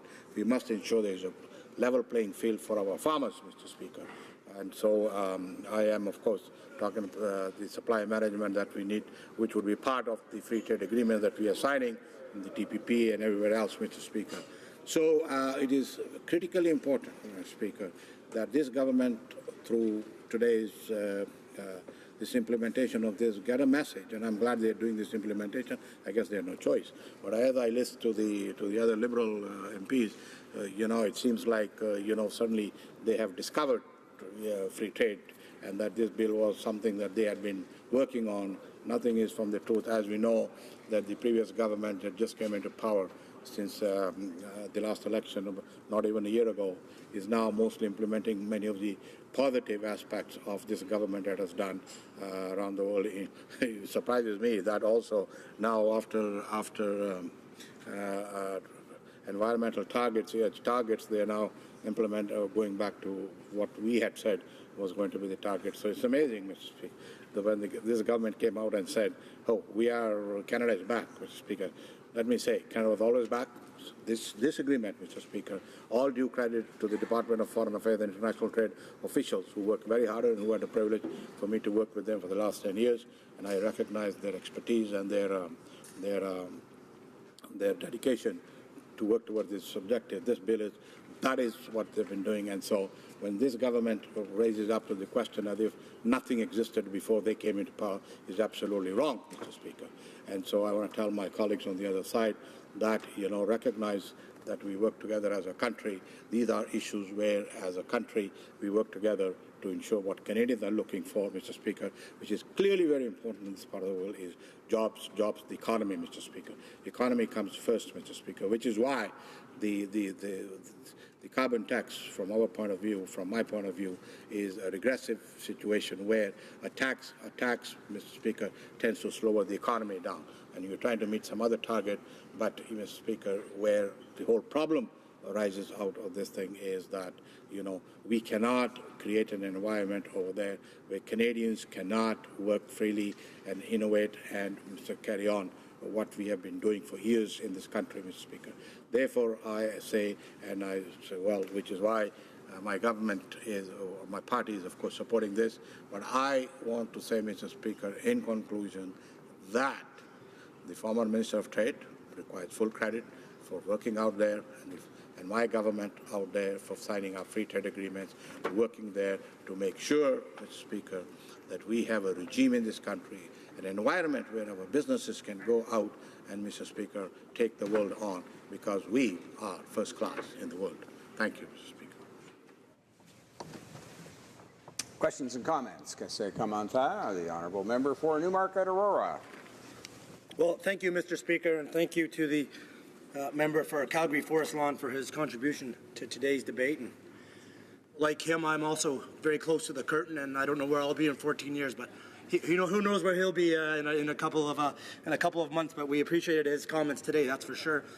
And I just want to get something clear. I don't think anyone on this side or anyone in the government is taking credit for this being a Liberal initiative. Of course, the Prime Minister was in Turkey last November saying we're going to quickly ratify this. So clearly in November we couldn't possibly take credit for something that we had just been elected. So I do acknowledge the good work that your friends on that side of the House have done, and the good work that the member for Prince Albert, the member for Battleford Lloydminster, and the member for Chatham Kent Leamington, who sit on the International Trade Committee with us, and they've all been contributed well to the international trade debate. Just a quick question to you. How do you think the ratification of this and then if Bill C-13 passes, let me know, just elaborate a little bit on what it means for the people of Calgary and how this will help perhaps the economy there and your constituents. The Honourable Member for Calgary, Forest Lawn. I want to thank the Honourable Member for saying, he did ask me a good question, but I just wanted to answer. I thought the answer would have been thank you very much. However, he's asked me to elaborate. The most important thing out of this this bill over here is it takes away the red tape, Mr. Speaker. There's lot amount of red tapes in international trade, Mr. Speaker, including our own country. And this bill works towards reducing that through WTO, which is part of the World Trade Organization, forcing other countries to do that, Mr. Speaker, so that we can carry on, level playing field, allow more, not put hurdles, let's say hurdles, for our people to go ahead through red tape, Mr. Speaker. Canada, I remember going down to Vietnam and to other new countries that want to be part of WTO. And we teach them and train them, their officers, how to do this because they have no expertise. Nevertheless, Mr. Speaker, this bill makes it easier for countries to trade with each other, which is good for everyone, Mr. Speaker. Thank you. Commentaire, la députée de Trois. The Honourable Member for Trois-Rivières. Thank you, Mr. Speaker. For 5 years, I've been listening carefully to speeches by my honourable colleague, and I know his rhetoric on the economy. My question is quite straightforward. Given everything that's been put in place by the previous government, how is it that Statistics Canada says that only 10.4% of SMEs, which create the majority of jobs in Canada, are managing to reach the export market? Is that because the former conservative markets didn't bear fruit, or is it because cuts to StatsCan don't allow for us to have reliable data to use? The Honourable Member. Forest Lawn. I want to thank the Honourable Member for listening to my rhetoric for 5 years. Hopefully he will get something. But let me say, Mr. Speaker, Mr. Speaker, this is precisely what we are talking with this bill, is to remove the red tape so SMEs can more get involved into the free trade market around the world, Mr. Speaker. I have gone on many trade missions where SMEs come with me. As a matter of fact, I was an SME myself, Mr. Speaker, and one of my previous speeches, what he calls rhetoric, I did say that the biggest hurdle to small businesses is red tape, Mr. Speaker. And this is what in international means, that this is taking away the red tape so small businesses can go and look for markets. But one of the biggest and the most important thing is that our government has signed free trade agreements with other countries, which makes it, when you have a free trade agreement and you remove many of the restrictions and the red tape, it allows SME to access the markets in other countries, and this is a good thing for Canada. Thank you, Mr. Speaker. We have time for just a short question and response, questions and comments. The Honourable Member for Sarnia-Lambton. Thank you, Mr. Speaker, and thank you to my honourable colleague for a great speech. The riding that I live in of Sarnia-Lambton is a border community, and so certainly we've seen benefits from the North American Free Trade Agreement. About 40% of the trade in Canada is there, and I guess we're also a port city, and so we're really looking forward to seeing the TPP and the agreement with the European countries signed, and it seems to be taking a long time. So I'm happy that this bill is coming forward at this time, and I'd like to see sort of more pace picked up on the ratification. I wondered if the member, with all of his years of experience here in the House, could say what he thinks Canada should be doing to encourage a faster signing of all of these deals. The Honourable Member for Calgary, Forest Lawn. Mr. Speaker, when I first came into the Parliament, I went down to Doha WTO meeting in Doha, which is called the Doha Round, there was a huge amount of around the countries, in WTO, that this was going to be the agreement that would open up trade around the world, Mr. Speaker. Unfortunately, all that optimism slowly dissipated as more and more protectionism came from the country. Mr. Speaker, she has very rightly pointed out that opening up of the markets and opening up of free trade goods is one of the ways. It does not only Canada prospers, everybody in the world prospers. If you look at back in the history, Mr. Speaker, when there was a free trade around the world, all over around the world, there was a massive income, increase, And when the protectionism comes, then the whole world economy goes down and everybody suffers. So taking that into account, it's a good thing to ratify this thing. Thank you.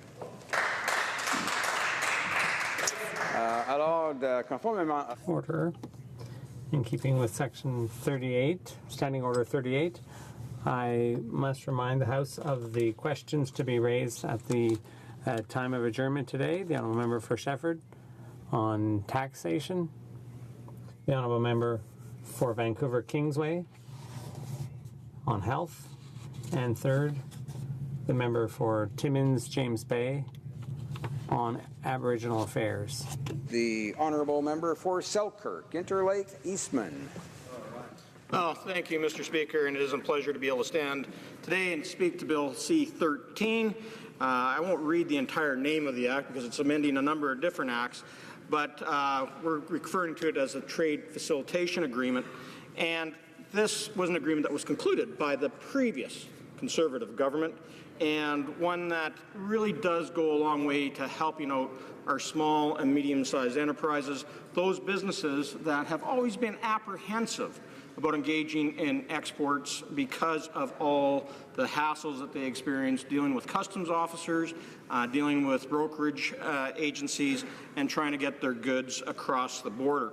But this TFA, the Trade Facilitation Agreement, will greatly simplify all customs procedures. It cuts through the red tape that so many businesses experience at the border.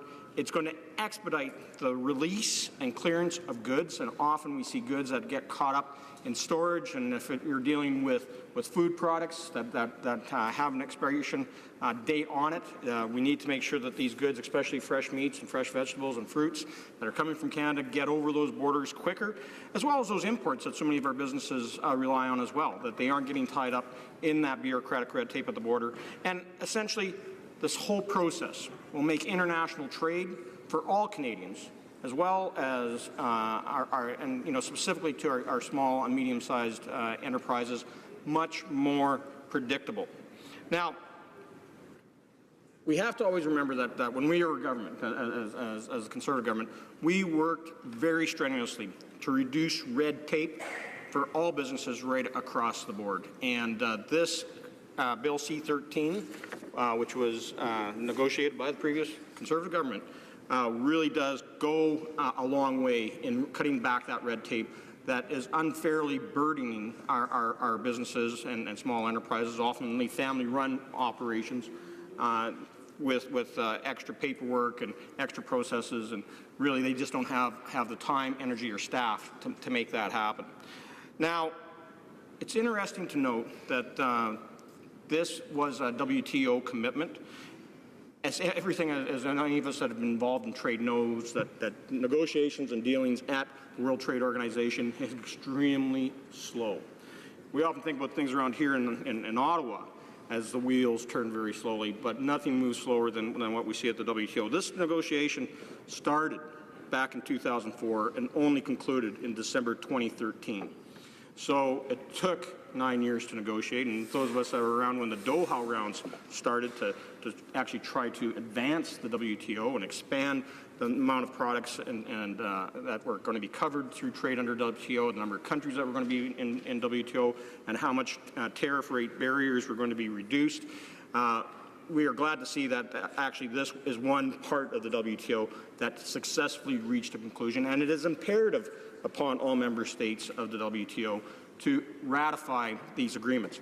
Now, It comes into force as soon as 2/3 of all member states of WTO have signed on to the FTA. Currently, my understanding is about 81 has signed on. So it means that Canada and so many other countries need to get this ratified as quickly as possible. And back in May of 2015, we actually tabled as government, the member from Abbotsford, when he was Minister of Trade, tabled this document in the House to start this process. Now, there's two main issues here that are addressed in this trade facilitation agreement. Article 10.8, which deals with the treatment of goods rejected on account of their failure to meet certain health and other technical requirements, and Article 11.8, which prohibits the application of technical regulations to goods moving through a WTO member's territory from a point outside its territory to another foreign point. So these are goods in transit. Now, this does not impact on Canada's ability to protect the health and safety of our consumers, that the goods that they receive, especially food products, will still live up to the high phytosanitary and health standards that we have here in Canada. And it will also not impact on how any of these goods have any impact on our environment. Now, as I said, this is the first time that we've actually seen a WTO agreement reach any ratification level in 20 years. And what we're seeing is that this will increase global merchandise sales from anywhere from $750 billion to $1 trillion. Developed economies will see a growth of $310 to $580 billion per year.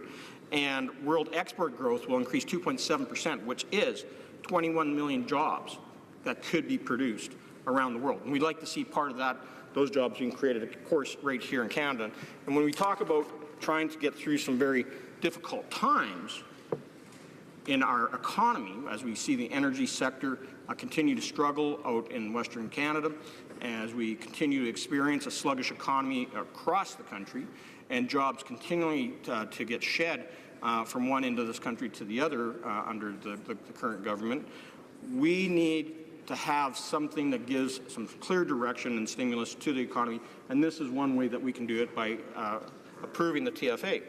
But the other thing that we can do is approve the Trans-Pacific Partnerships, the TPP. Now, I'm so proud of the record that we had as a previous Conservative government that we signed trade deals with over 46 countries.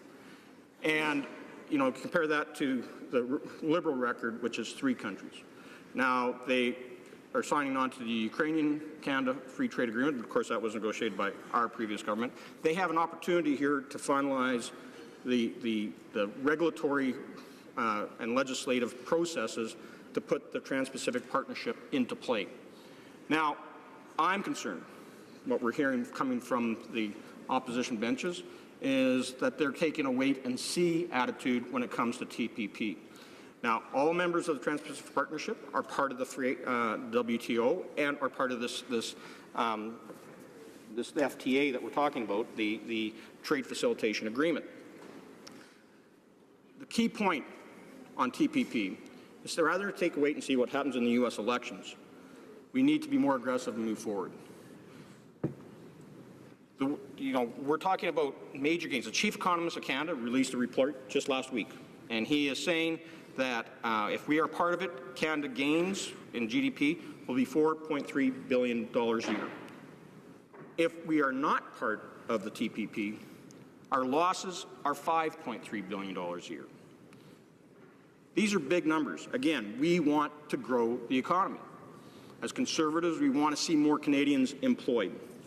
And if the United States, because both candidates for president there seem to be anti-traders at this moment in their rhetoric in the election cycle, if they do not sign on to TPP, it actually presents a greater opportunity for Canadian farmers, for Canadian manufacturers, for Canadian exporters to actually grab a greater share.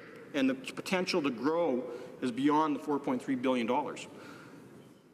In my riding of Selkirk-Interlake Eastman, by far, beef production is the main economic stimulator. Hog production as well.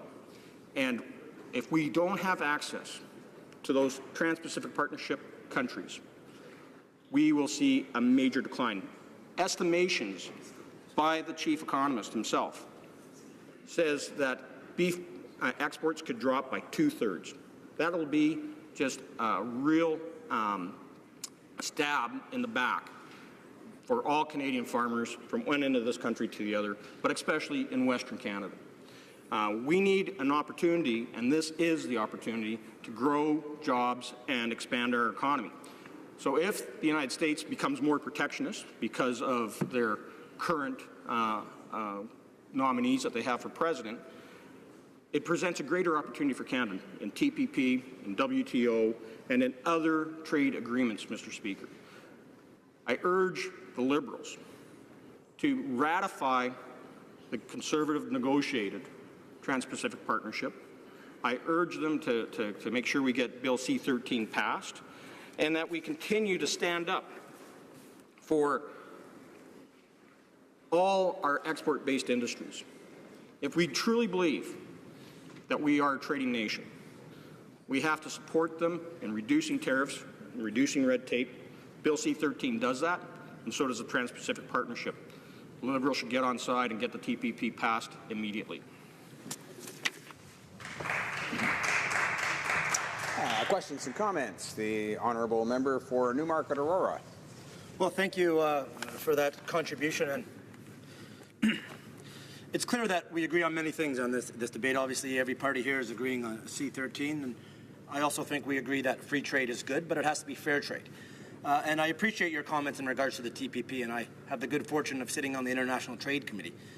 And I can tell you right now, what we're doing is listening to Canadians. And we've listened to a lot of Canadians, and there's a lot of Canadians that really want this ratified quickly, but there's just as many Canadians who have some concerns about it. So what we're trying to do is find that balance. And however that plays out, it will play out. But I think we all know that if the U.S. doesn't ratify it, the deal will not be there. So my question for the members, because I understand I've spoke with a lot of food processors and hog producers from his province, and they're excited actually. And one of the markets they're very excited about is Vietnam, because there's a growing middle class there, and they enjoy pork products, especially Canadian pork products. So I'm wondering if he would be willing to work with our government in light of the TPP not happening, and perhaps getting some unilateral trade agreements with countries like Vietnam or Japan, just to get those great goods to markets and where we can create good jobs here in Canada. Member for Selkirk, Interlake, Eastman. Well, Mr. Speaker, as you just heard, the member said that TPP may not be signed. The Americans may not sign it, but that doesn't kill the deal. And I don't think the Americans will sit on the sidelines forever after the election if all the other member states are moving forward. It is important to note that the United States, if they decide to become more protectionist and not sign TPP, it's highly likely that they're also going to try to renegotiate NAFTA. And if that's the case, if they're going to become so turning into such a protectionist, navel-gazing country, as we see from the two presidential nominees right now, we need to find alternative markets. And so that's why TPP is so important. You mentioned Vietnam. I can tell you, hog producers, cattle producers really see the opportunities that exist in Malaysia, in Vietnam, and Korea, and especially Japan, which has some of the highest tariff rate quotas in the world. If we're going to reduce those tariffs, if we're going to reduce all those costs, then we have to get inside and sign the TPP. Questions and comments? The honourable member for Essex. Thank you, Mr. Speaker, and I thank the member for his speech today. There's a few things that I'd like to correct. When he mentioned the chief economist in the report that came out about a week and a half ago now, he said that there are $4.3 billion over 1 year. The $4.3 billion that was mentioned is over 24 years, and $4.3 billion is the amount that the previous Conservative government that included the previous member actually negotiated for the compensation for our supply management. So essentially it's a wash. We'd see no benefit at all, according to our chief economist in these numbers, out of the Trans-Pacific Partnership. And I'd also like to say that while we know beef and pork would see the benefits of trade with Japan, would the member not agree that we should pursue then the bilateral agreement that we were previously doing before we entered in the Trans-Pacific Partnership, so that those sectors can see the benefit of that trade? But ultimately, I wanted to speak to his piece about us getting in, that it's important that we get in so that we can have that preferential market access. That's absolutely not true. There's a certification process that takes place after our ratification here in our Parliament, that all the cards are held by the U.S. The U.S. is not going to enter into an agreement where Canada has preferential access to those markets before they do. So was the member aware of the certification process and the fact that the U.S. ultimately, whether we ratify yes or no, holds all the cards in this deal. Honourable member for Selkirk Interlake Eastman. Actually, Mr. Speaker, she's partially correct on the $4.3 billion. That it's an annual increase by 2040. So because we have to slowly reduce those tariffs, there is a time phase-in as tariffs are reduced and eliminated. So, but it does result in a huge increase. Now, we can sit here and argue about the small print, but the reality is, if we're not at the table, if we're not signing this deal, we're not going to have the opportunity to access all those markets. And the U.S. doesn't hold every card in their pocket. They may decide to walk away, and they walk away, certification process changes, and the member states that are there still have the opportunity to move ahead with this deal. So the U.S. will ultimately, because they vacate their opportunity to have preferential access to those markets, will want to stay in when reason sets into the presidential nominees as the selection cycle continues to mature and ultimately Americans make their choice in November. But we need to understand, Mr. Speaker, that we should be leading on this, not following the United States. But right now we're distracted by politics and very ramped up and porked rhetoric. Resuming debate, the honourable member for Barrie, Springwater, Oromadonte. Thank you, Mr. Speaker. Thank you for the opportunity to address our House of Commons today to discuss Bill C-13, an act that will allow Canada to implement the Trade Facilitation Agreement. Trade is an incredibly important tool to grow the Canadian economy and economies throughout the world. Its benefits to our economy are vast and have helped to grow Canada onto the strong economic footing that we have enjoyed for the last few years. Trade deals are designed to enhance our businesses, to allow them to be competitive, productive, and to deliver goods around the world in an environment that is less encumbered by trade barriers. A trade deal is the tool by which governments can deliver new hope and opportunity to Canadians. Trade provides businesses with new clients, people with new products, consumers with cheaper goods through more competition, governments with closer ties, developing countries with greater economic growth, and developed countries with greater economic security. So it is no wonder that I will be supporting the Trade Facilitation Agreement today, which seeks to reduce barriers to trade throughout the world. Now, why is this so important for the Canadian economy? Well, let me describe to you the state of the economy today. Manufacturing has been consistently contracting this year. According to StatsCan, there are over 40,000 less Canadians employed in manufacturing today than there was last year. That means there are over 40,000 families who have lost economic means and the ability due to this sharp reduction in manufacturing employment. 40,000 families who are finding it difficult to send their children to post-secondary education, 40,000 who are finding it difficult to pay mortgage or rent, 40,000 families that may be even finding it difficult to put food on the table. And what new hope or opportunity is this government offering?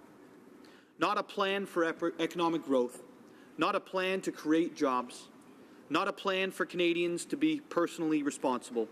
No, the only focus of this government is bigger government and more reliance on this government.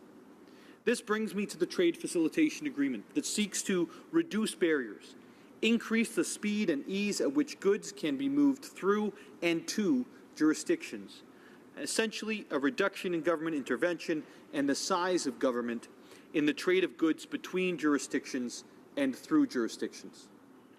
But while the Trade Facilitation Agreement is designed to increase competition and access to markets around the world, this government is making our manufacturers and businesses less competitive. When the Canadian manufacturers are less competitive against businesses internationally, our economy sheds manufacturing jobs, and we end up with more unemployed folks right here in Canada. There is no strategy to create jobs in Canada from this Liberal government. In fact, I would argue that there is nothing but a Liberal unemployment strategy.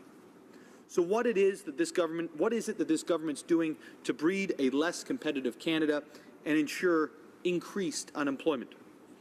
Well, I spent the summer traveling our country and conducting economic roundtables, touring manufacturing plants, meeting new small businesses, finding out the state of the sharing economy and determining how to create more jobs for those who aren't working. And number one at every single roundtable was the need for freer and more free trade.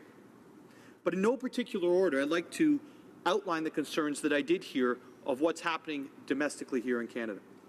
The Liberal government's failure to lower taxes on Canadian small business and entrepreneurs after promising to lower them from 11 to 9% is hurting.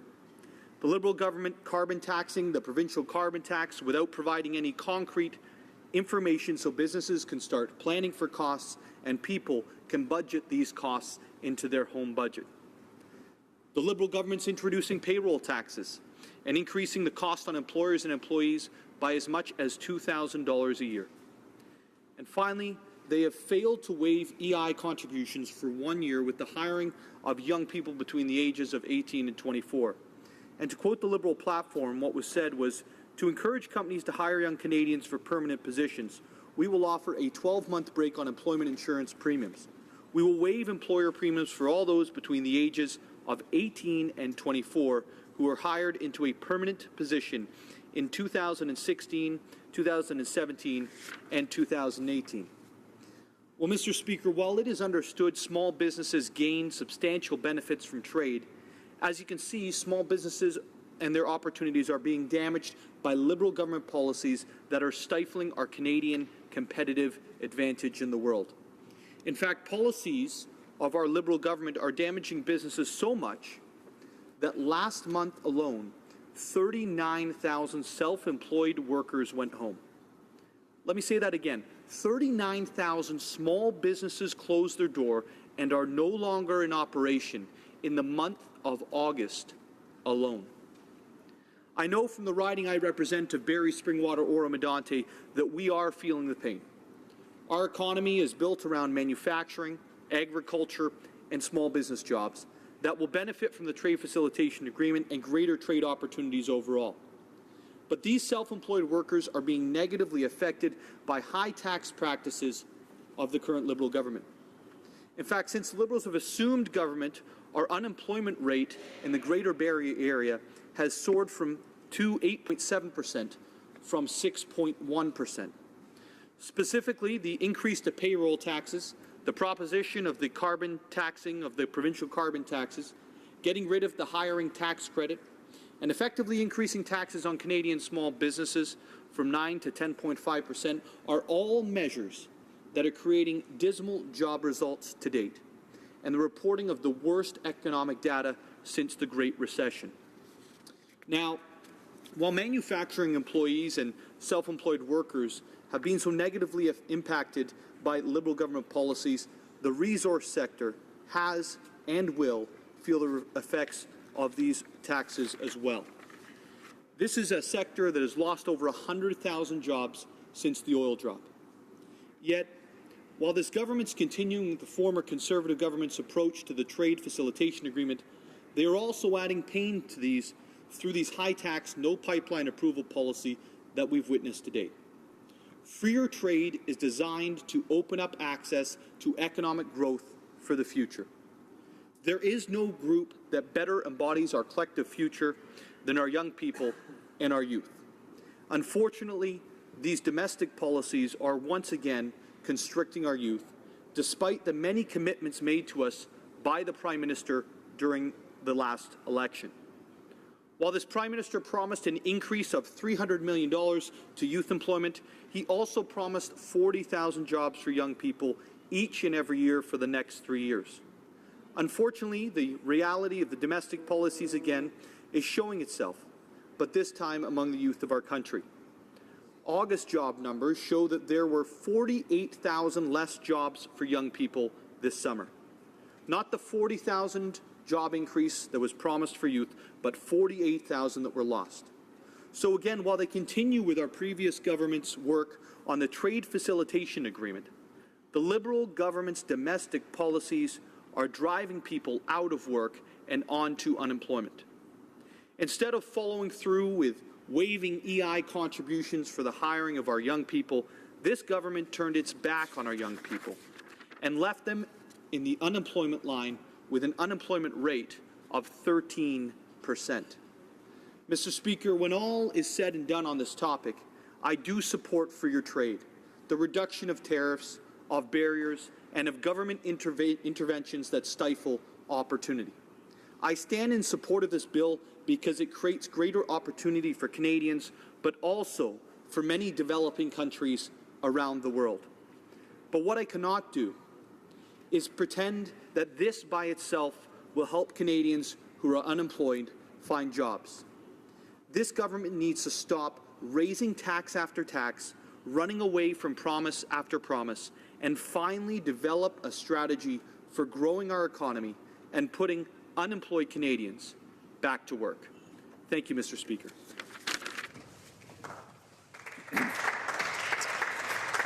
Questions and comments. The honourable member for Sackville, Preston Chesacook. Merci beaucoup, Monsieur le Président. Thank you, Mr. Speaker. I'm very pleased to be back here in the House and to see my colleagues and to get back to work with regard to crafting legislation and putting forward policies. I found my colleague's speech very interesting. He certainly went over things in detail, but I found that there were a number of errors in his speech with regard to the investments that this government has made since we came to power. And what is interesting is that in terms of infrastructure, our government has spent more than any other government to date. Investments in young families with young children, the child care benefit, which is very impressive, and people are talking about it. He forgot all those points. So the question I would like to put to my colleague is,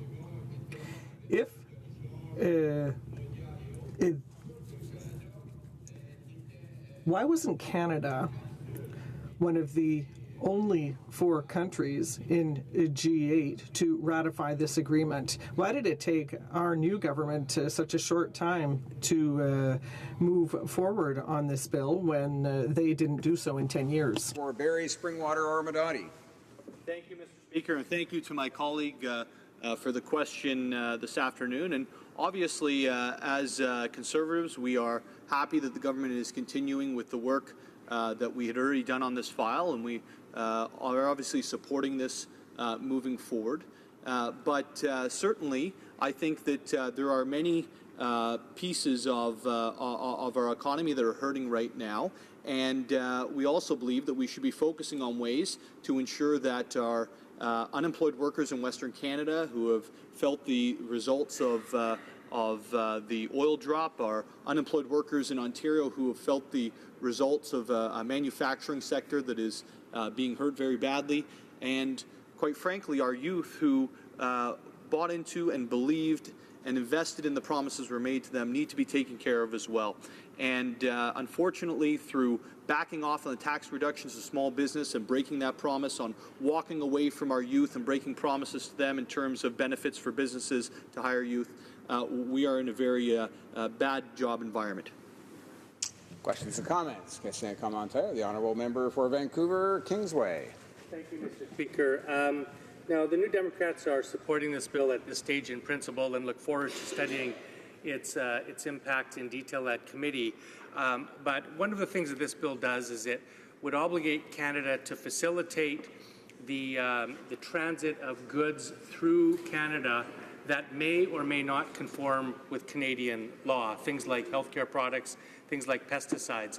And I'm wondering if my honourable colleague has any comment or shares the New Democrats' concern that we need to make sure that while we all want to facilitate trade, that we don't allow Canada to be used as a conduit to ship goods that may be environmentally dangerous or dangerous to the health and safety of workers or perhaps even endangered species products.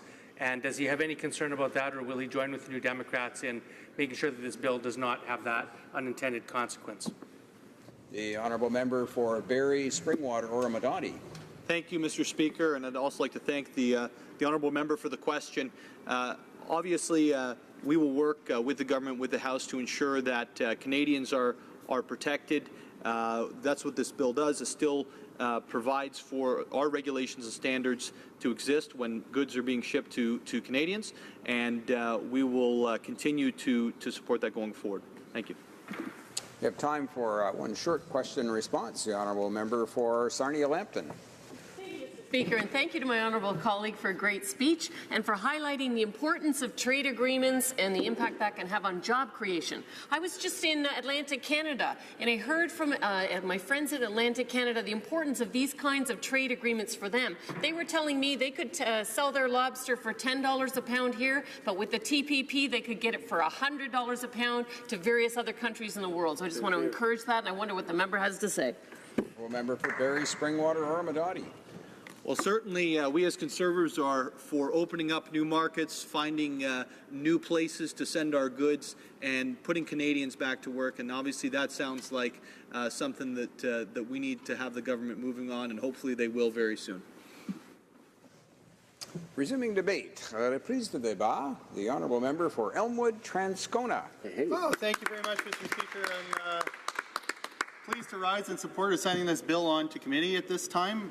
One of the things I find really refreshing about this debate actually is that there's a certain amount of simplicity to this bill as compared to other types of trade measures that often come before the House.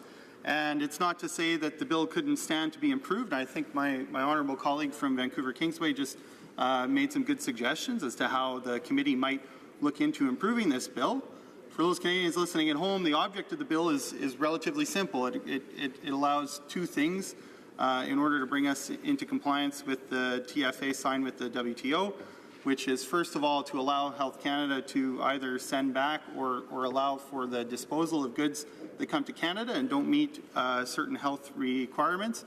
And it would also allow the transit of goods across the country that may not be in compliance with standards that they would have to meet in order to stay here, but could be moved from coast to coast and then on to another destination. I mean, these are the kinds of issues that it makes sense to talk about when we talk about trade and trying to reduce barriers and trade-offs. And that was part of the nature, I think, of the or what was driving that exchange initiated by the member from Vancouver Kingsway.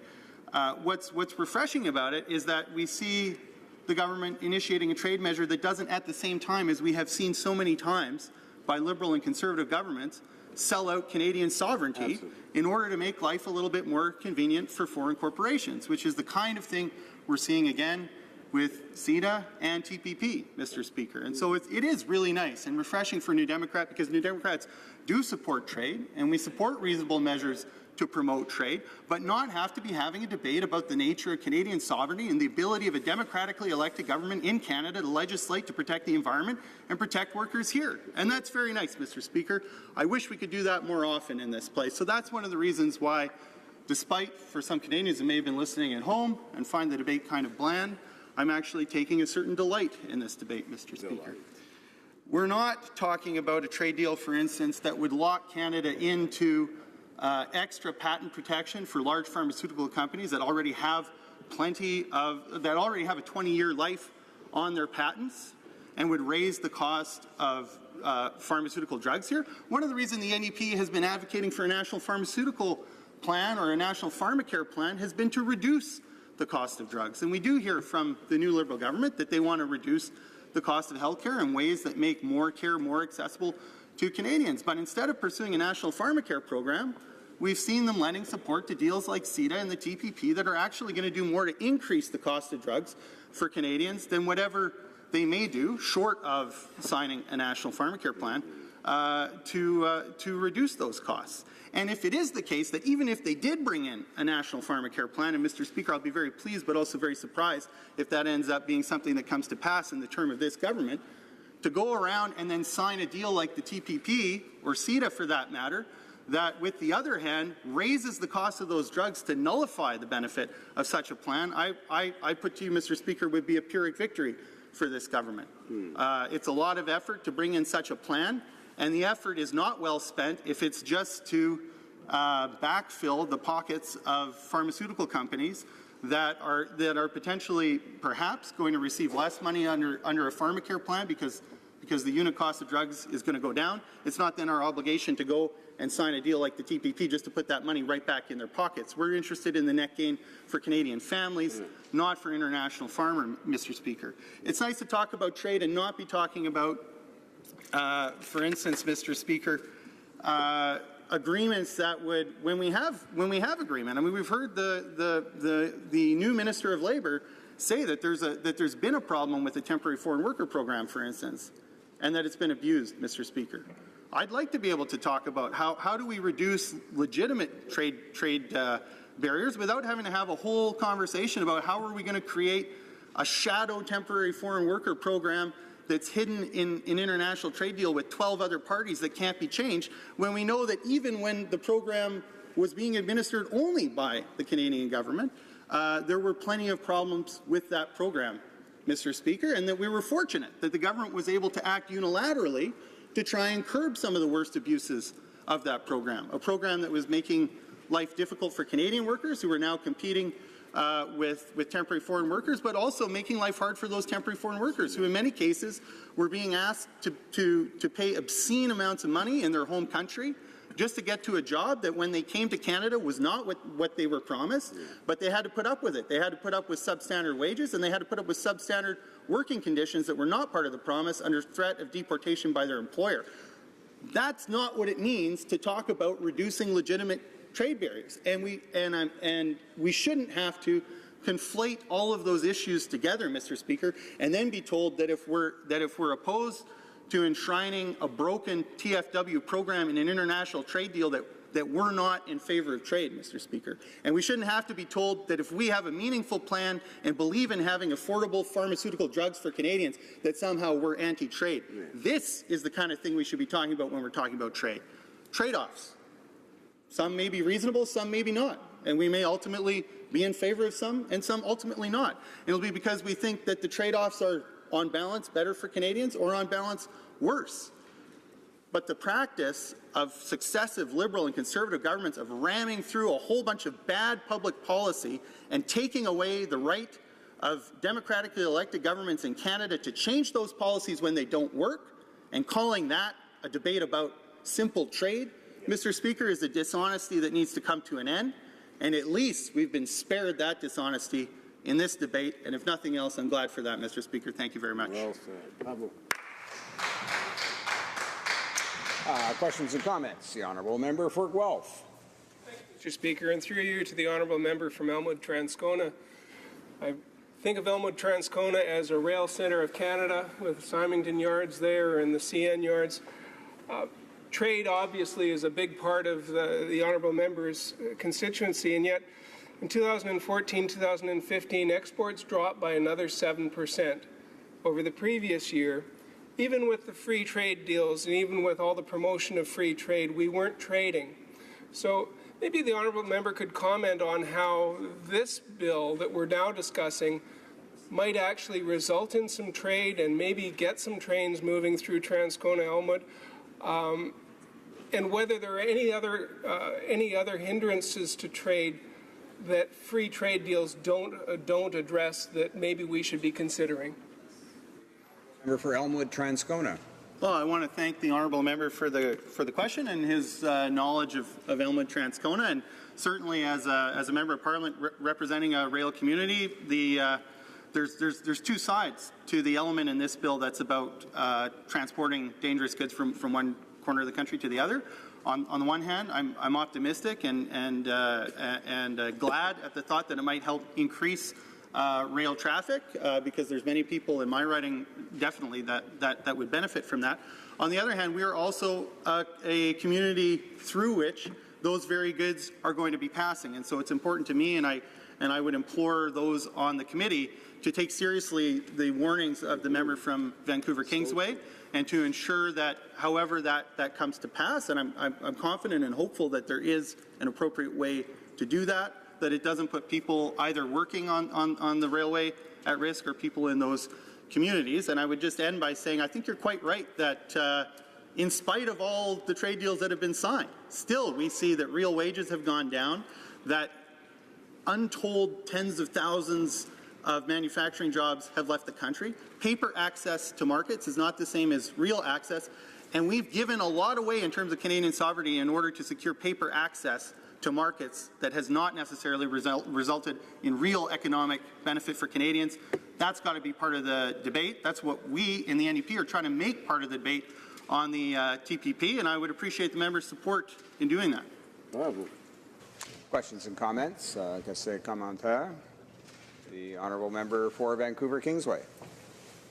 Thank you, Mr. Speaker. You know, I was trade critic for 3 years in this House and privileged to represent our party in that regard. And one thing that I learned in that capacity was that trade is often a tertiary issue, meaning that trade determines who we're trading with and upon what terms we're trading. But the fundamental question really is, what are we producing to trade? And it brings to my mind the fact that successive Liberal and Conservative governments have failed to deliver a national industrial plan so that we can actually build the Canadian economy and take our blessings and our natural resources and actually build those to provide secondary and tertiary production so that we're not just shipping raw resources, but we're actually creating the good jobs here in Canada to get that secondary value, that value-added production out of those goods, so that we're not shipping off raw goods and importing highly finished goods in return, which is often the case still in 2016. We're shipping important goods like coal and copper and canola, but we're importing cars and equipment and machinery. And I'm just wondering if my honourable colleague has any thoughts on that as to how Canada can get more out of our natural resources and how we can improve the production and high-level manufacturing of goods in Canada so that we can not only trade with countries, but actually trade high-value goods with the rest of the world. The honourable member for Elmwood Transcona. Well, thank you very much to my colleague for that question. I think he's absolutely right that we need a plan, and we need to have a trade framework that enables a Canadian government to have a plan and to take action on such a plan. I mean, with the uniform negotiations with GM going on, there's been a lot of experts talking about the auto industry on television recently, and that's been no small part of the conversation about how since the signing of NAFTA, you've seen just tens of thousands of manufacturing jobs in the auto industry flee Canada to Mexico. And over time, that becomes the question. Well, yeah, we want to trade with other people, but we started off with things to trade. And if you don't have a strategy and if you don't engage in the proper trade framework, you may wake up decades later, not overnight, but later. And we're getting to that point with some of those agreements where you realize, well, we just don't have anything to trade anymore. And we're not capable of generating the kinds of quality jobs here at home that are going to sustain our communities.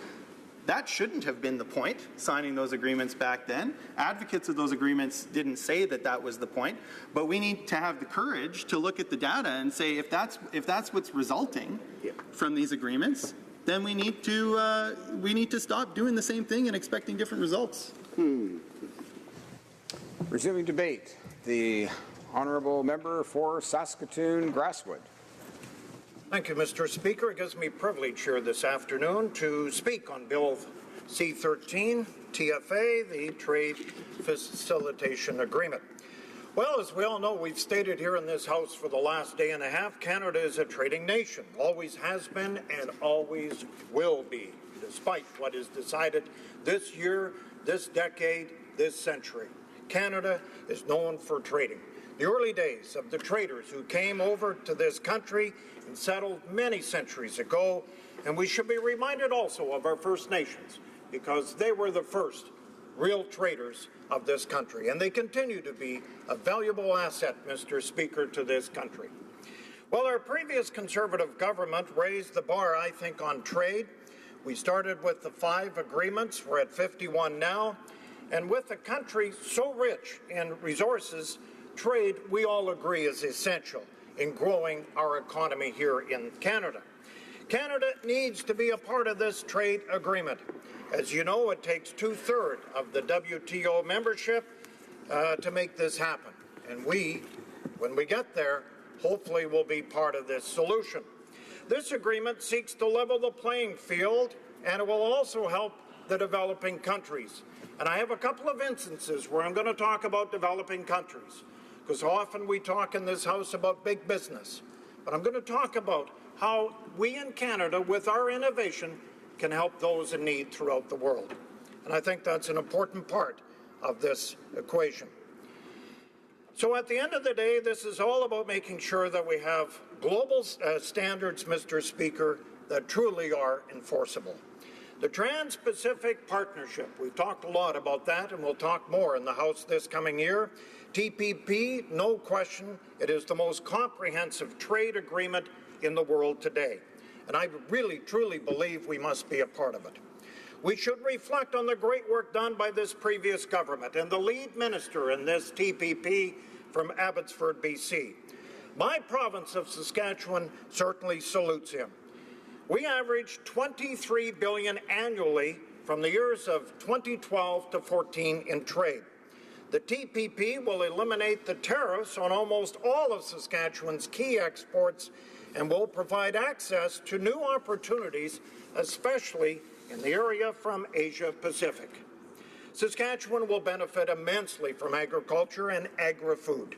We recently toured the Port of Vancouver, and I was delighted to see the rail cars come from Saskatchewan with the word Saskatchewan on them in the Port of Vancouver, dumping their grain to the ships to export worldwide. It was a thrilling moment to see the end of that. And I, of course, being from Saskatchewan, know this is an important time in our province with the harvest that is going on. So our grains, our agri-food certainly is a big part of who we are in this country. 2 weeks ago, Mr. Speaker, I had the opportunity to tour a potash mine in Allen, Saskatchewan. It was a real eye-opener to see what goes on in the potash industry. We spent the better part of the morning underground and then toured their facilities on surface as they prepare to ship with Saskatchewan product to the world. Again, potash cars heading west with Saskatchewan product gives one from our province a sense of pride in the work that is being done by our men and women in the province of Saskatchewan each and every day. We all know potash feeds the world, and even underdeveloped countries. And I should add a number of new developments in potash have started in my province. We have the big miners like BHP putting through their mine in Jansen. And I want to talk about another mine that's coming up, K+S, originating from Germany. They're in the southern part of Saskatchewan. But not only are the big producers benefiting from this agreement, I want to say a number of the smaller ventures are also benefiting. Mines like Carnolite, that is starting a project in Wynyard, GenSource, and many other small operations that are exploring the possibility of exporting their product worldwide. And I have to say, Mr. Speaker, pulse crops are really big in our province of Saskatchewan. Recently, I was flying back to Ottawa from Saskatoon, and a delegation from the University of Saskatchewan was on the flight from Saskatoon to Ottawa. They were going to a country called Ethiopia to help partner with that country. Ethiopia, as we all know in the House, is struggling. But the University of Saskatchewan has reached out trying to develop their farming industry in pulse crops. They believe pulse crops can be grown in Saskatchewan and also in Ethiopia. Canadians, as we all know, have great innovation skills, and we love sharing our knowledge worldwide to make this a better place to live. And that's what I mean about helping underdeveloped countries, such as Ethiopia, reach their potential. Now, I know several businesses in Saskatchewan that trade daily with countries around the world. I'm going to take one in my city, Nutana Machinery. They're in the city of Saskatoon. They supply mining equipment not only in our province, but around the world. Now, imagine the sense of pride of the workers at Nutana Machinery when they see their work actually being produced in Saskatoon. We talked about produced and also shipped over to Europe. And machinery, now because of the internet, they can deal with problems if they do have an issue in Europe. They ship the product over to Europe. Romania is one place that I've seen where they have shipped some goods and then they can deal with it on internet and they can actually see the end product. They build it in Saskatoon and then it's shipped to, let's say, Romania. They can see the end product and how it's working over there. And I might say they employ right now a healthy workforce. They live in our province of Saskatchewan and they certainly help our local economy. Now, most of our farm machinery outlets reach out to the world with their product and their knowledge. In a small community, Mr. Speaker, of St. Brew, population of just over 600, It's a farm manufacturer called Bourgault Industries. They do millions of dollars a year overseas. Now, looking at their website today, they have advertising employment opportunities for assembly workers, for painters, for welders, for engineers, for maintenance. All this in a community of 600 in St. Brew. Well, they travel Europe several times a year. In fact, Mr. Speaker, I actually have a relative that works at Bourgault in St. Brew. He travels to Europe several times a year, not only building relationship, as you know, is an important part of business, and they have really adopted a second family from Germany, and they go back and forward. Bourgault Industries, one of the big success stories in our province. I come from Humboldt. It's the area called Iron Triangle. Manufacturing firms have set up everywhere around the Humboldt community, places like Anaheim, Engelfeld, and I mentioned St. Brew.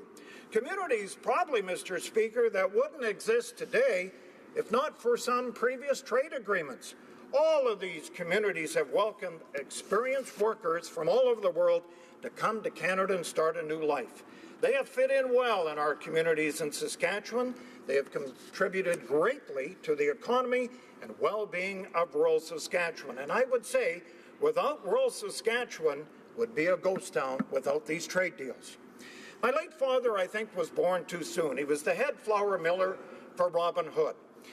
He started his career in Ontario, went to Moose Jaw, later Saskatoon, and he moved to Humboldt to help the Humboldt flour mills. And even in the 60s, the flour that he produced was sent all over North America. Imagine now, Mr. Speaker, who is living today, hearing about this opportunity to show the world your product and the quality that you can produce to others in other countries. This agreement, as we all know, will give Canadian businesses access to over 60% of the world's economy. The gains from tariff elimination and improved market access in agriculture are especially significant in the markets of Malaysia. We've talked about Vietnam here in the House, and also Japan. Let's think about the market of Japan. 32% of tariff lines on ag and ag food products will be duty-free upon entry. That's a real opportunity for our economy, especially our beef and pork producers. They'll have access to that huge market. This will have a big impact, I think, on small and medium businesses. Trade missions to other parts of the world is a normal process in this country. There isn't a province and a territory now that doesn't do these trade missions worldwide. We have one from our province right now in South Korea. So, Mr. Speaker, Canada must act quickly, I feel, on Bill C-13. 800 million new potential customers are waiting for Canada. Canada is known for its hard work. We're known for our quality products and innovation. Let's not get in the way of this process. Thank you. Questions and comments. The honourable member for Newmarket, Aurora. Well, thank you, Mr. Speaker, and thank you to the member for Saskatoon, Grasswood. I always do appreciate when he gets to speak in this House. It's always very thrilling to listen to, and I'm wondering if he might consider a career in broadcasting after this career. But I'm not suggesting he has a face made for radio, but I'm sure a great TV personality. Great TV personality in Saskatchewan, so we appreciate his comments. And as you may know, I'm on the Trade Committee, and we had the privilege of traveling to Saskatoon when we were doing cross-country consultations. And I'll tell you, what impressed me a lot was hearing from the pulse producers, the pork farmers, the beef farmers, and just the size of some of these Saskatchewan farms. Coming from Ontario, we just don't, I didn't get a chance to appreciate until I was out there how big these farms are and how big operations they are. And the Saskatchewan market, frankly, isn't big enough to sustain those farms. So they got to find other markets, of course. And I'm all for helping Saskatchewan growers and producers and everyone that's involved in that supply chain, make sure there's markets for the goods. So I'm wondering if the honourable member has given any thought to other markets. If the TPP doesn't come to fruition, is he willing to work with the government to, go into the Vietnam, the Japan? We're already in Korea, but Malaysia, these markets that are already literally begging for Saskatchewan products, and help us get those markets, his product to those markets. Thank you, Mr. Speaker. The honourable member for Saskatoon, Grasswood. Thank you, Mr. Speaker, and I want to thank my colleague across the way for the kind remarks. Yes, our province population is just over 1.1 million. We were stagnant for years under a NDP provincial government. Now we have a progressive government in Saskatchewan, and we're open to the world, and it is shown. I would imagine when the Trade Commission went through Saskatchewan and Saskatoon, the glass was half full. They want to trade their product. You know, I go to Major League Baseball games in the United States, and one of the greatest thrills I have, getting a hot dog and putting mustard on that hot dog, because I know that mustard came from the province of Saskatchewan, and I know that. And it gives me great pleasure to say I'm from Saskatoon and Saskatchewan at Major League ballparks. Questions and comments? The Honourable Member for Guelph. Gives me great pleasure to rise today to recognize our honourable member across the way. I did some of the hydraulic work in the flour mill in Humboldt, so I'm familiar with the prairie ingenuity. I was at the Ontario Outdoor Farm Show last week and heard that the machine manufacturers in Ontario are now producing more agriculture machines than Manitoba and Saskatchewan. Being originally from Manitoba, I said that might not be good news, but it's good to see competition. But those manufacturers aren't talking about free trade deals. They're talking about how hard it is to get their product through the paperwork and through the processes in the Government of Canada. And that hurts them because they don't have enough people in their offices to do all that paperwork. Maybe the honourable member could comment on how this bill might help the good folks in Saskatchewan get product to market. For Saskatoon, Grasswood. Thank you, Mr. Speaker, and thank you to the colleague across. Yeah, I mean, these businesses are small. I mean, like I just mentioned, in the community of St. Bruce, 600 people live. 200 work at Borgo, though. So, I mean, they employ a third of the community. But anything that we can do with this TFA to make it easier for small and medium-sized business, certainly we're all for that. Thank you for your question. Questions and comments? Question commentaire? La députée de Longueuil. The honourable member for Longueuil, Saint-Hubert. Thank you, Mr. Speaker, and I'd like to thank my colleague for his speech, which was quite pleasant to listen to, and it's a pleasure working with him. We often agree on a lot of things, but on the TPP, I don't think we agree fully. I'd like to check with him if he's aware of this. I'm just going to read it in English. In the text of the TPP agreement, it says, to adopt or maintain any measure that affects cultural industries and that has the objective of supporting directly or indirectly the creation, development, or accessibility of Canadian artistic expression or content, except A, discriminatory requirements on service suppliers or investors to make financial contributions for Canadian content development, and B, measures restricting the access to online foreign audiovisual content. Knowing how familiar you are with all these topics, what do we do with such an exception that simply grabs our hands in our back? What do we do? La députée, the honourable member for Saskatoon, Grasswood. Thank you to the colleague. I've enjoyed the Committee on Heritage. This isn't a heritage issue, although you did bring this up. For our province, Mr. Speaker, it's simple. We need this agreement, the TFA. We need the TPP. With every trade agreement, there's good and bad. There's no question about that. But we can work as governments to facilitate and to make things easier for every company and every country involved in these agreements. Like we mentioned before, there's 81 that have already signed on. We must be quick and sign on to this agreement. Thank you. Resuming debate, the honourable member for Banff, Airdrie. Mr. Speaker, just get my notes handy here. You surprised me there. I wasn't quite as ready as I thought I would be. But thank you for the opportunity to stand on this bill today, Bill C-13. Certainly an opportunity to discuss the importance of trade, and it is good to see that we have I have a bill here that I feel I can get up on and support this government, because they're few and far between. So it is a pleasure to be able to do that. Now, obviously, to speak to the importance of trade, I mean, we have to look at the fact that 1 in 5 jobs in Canada actually depend upon trade. 60% of our GDP is linked to exports, and so that is obviously something that's very significant, and it creates jobs in this country and creates opportunities for businesses and particularly the small business owners as well. And so history has shown us that trade is one of the best ways to create jobs and growth and long-term prosperity. And as trade increases, so does our nation's prosperity, putting more money into the pockets of hard-working Canadians. Now, under our Conservative government, the previous government, we had one of the most ambitious pro-trade agendas, probably the most ambitious in our country's history. We actually were able to conclude free trade agreements with 38 countries.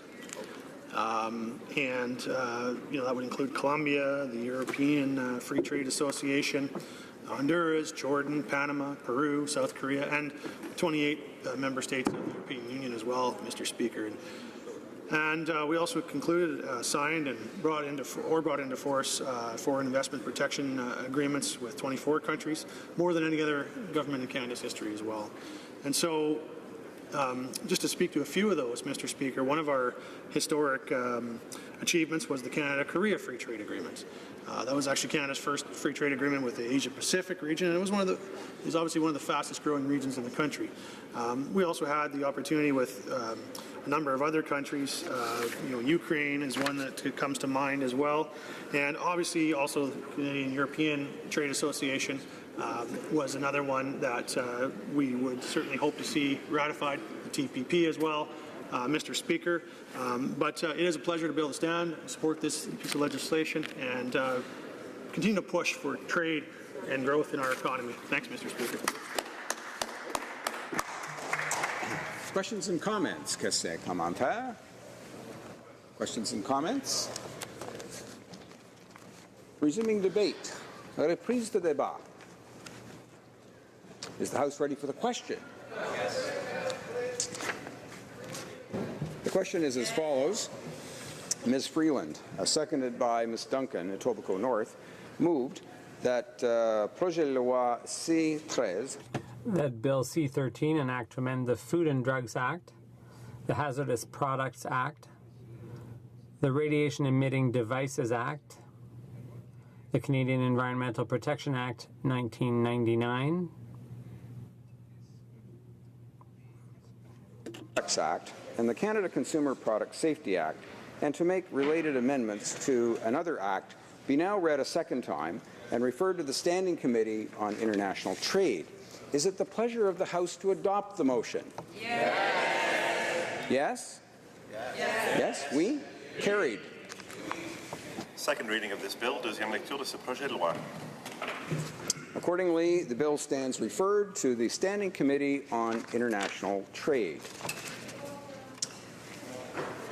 And I see the Parliamentary Secretary of the Government House Leader standing, perhaps yes. On a point of order. Yeah, Mr. Speaker, I'm sure if you were to canvass the House, you would see a will to see the clock at 5:39 so we can get on with private members' business. Is it the pleasure of the House to see the clock at 5:39 p.m.? Yes. Yes? Oui? Oui?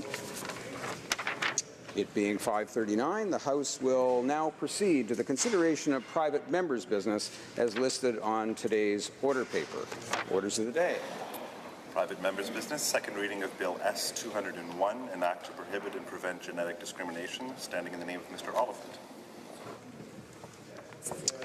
Mr. Oliphant, seconded by Mr. Arsenault, moves that Bill S-201, an act to prohibit and prevent genetic discrimination, be now read a second time and referred to the Standing Committee on Justice and Human Rights.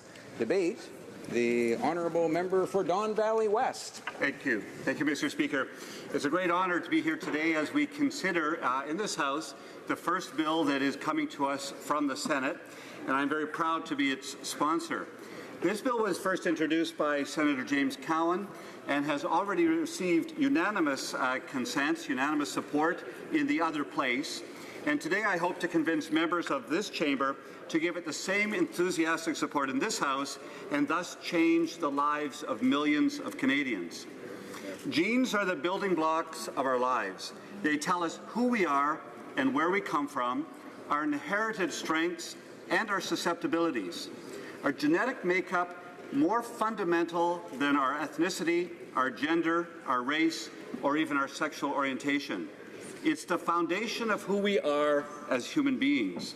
And since the discovery of the human genome, we know that our genetic codes contain information that can prevent illness, thwart disease, improve, or even save lives. The late U.S. Senator Ted Kennedy observed that discovery of the human genome would affect the 21st century as profoundly as the splitting of the atom or the invention of the computer in the 20th century. When Senator Cowan first introduced this bill in 2013, there were only 2,000 genetic tests available. Now today, after 3.5 years, there are more than 48,000 genetic tests for diseases like Huntington's disease, early onset Alzheimer's. There are tests for genes associated with ALS, kidney disease, breast and ovarian cancer, and certain forms of colon cancer. And the list is growing at a truly exponential rate.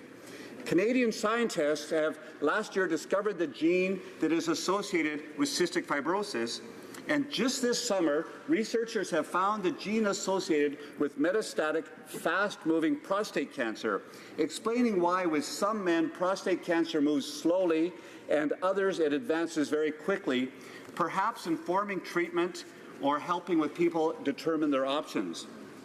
This probably explains why my father lived for over 20 years with prostate cancer, and yet some of his friends died after only 18 months. Canadian healthcare institutions conduct tens of thousands of these tests each year, and the information gleaned from them allows Canadian researchers and physicians to diagnose diseases, guide treatment, inform reproductive planning, and warn of adverse drug reactions. They're also used for clinical trials by innovative pharmaceutical and biotech companies to find new treatments for old diseases.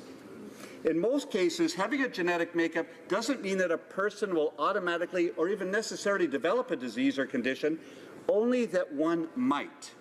But knowledge is power, and this opens up the possibility of taking concrete steps to reduce the possibility or the chance that a disease or a condition will actually develop in the first place.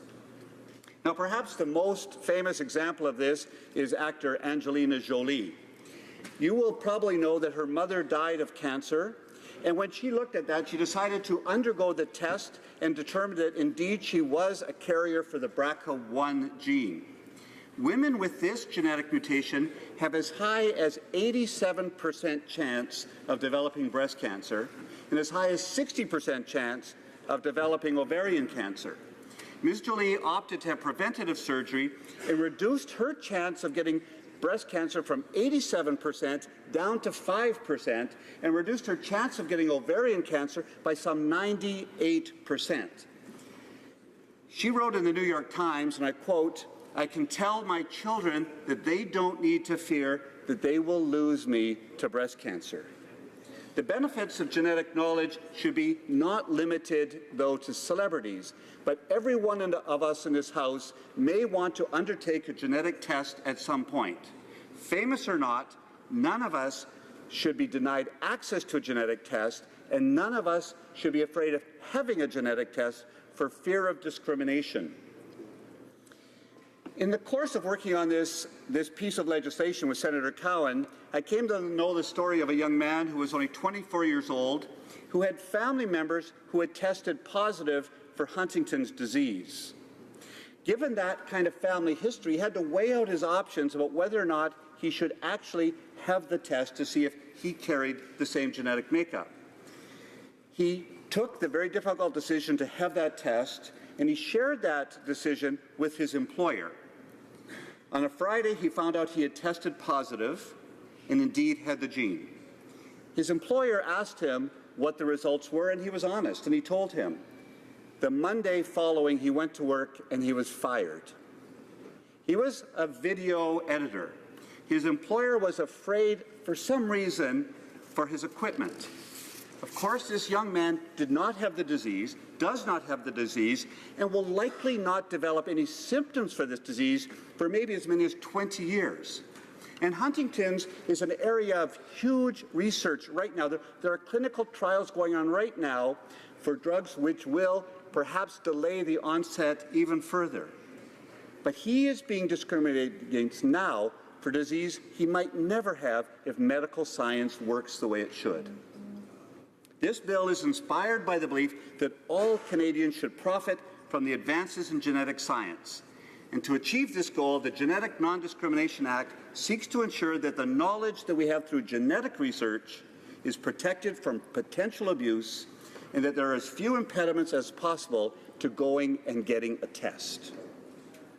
In Canada, unlike most Western countries, if one has a genetic test, there's no protection from a third party using that information, those test results, and perhaps to one's detriment. This is the problem of genetic discrimination, and that's what Bill 201, S201, seeks to address. Genetic discrimination can take many forms. As in that first story, it can take the form of employment termination, denial of a promotion, denial of child custody, and there are cases of this, increase in insurance premiums, or even cancellation of an insurance policy. Each one of these is a heartbreaking story.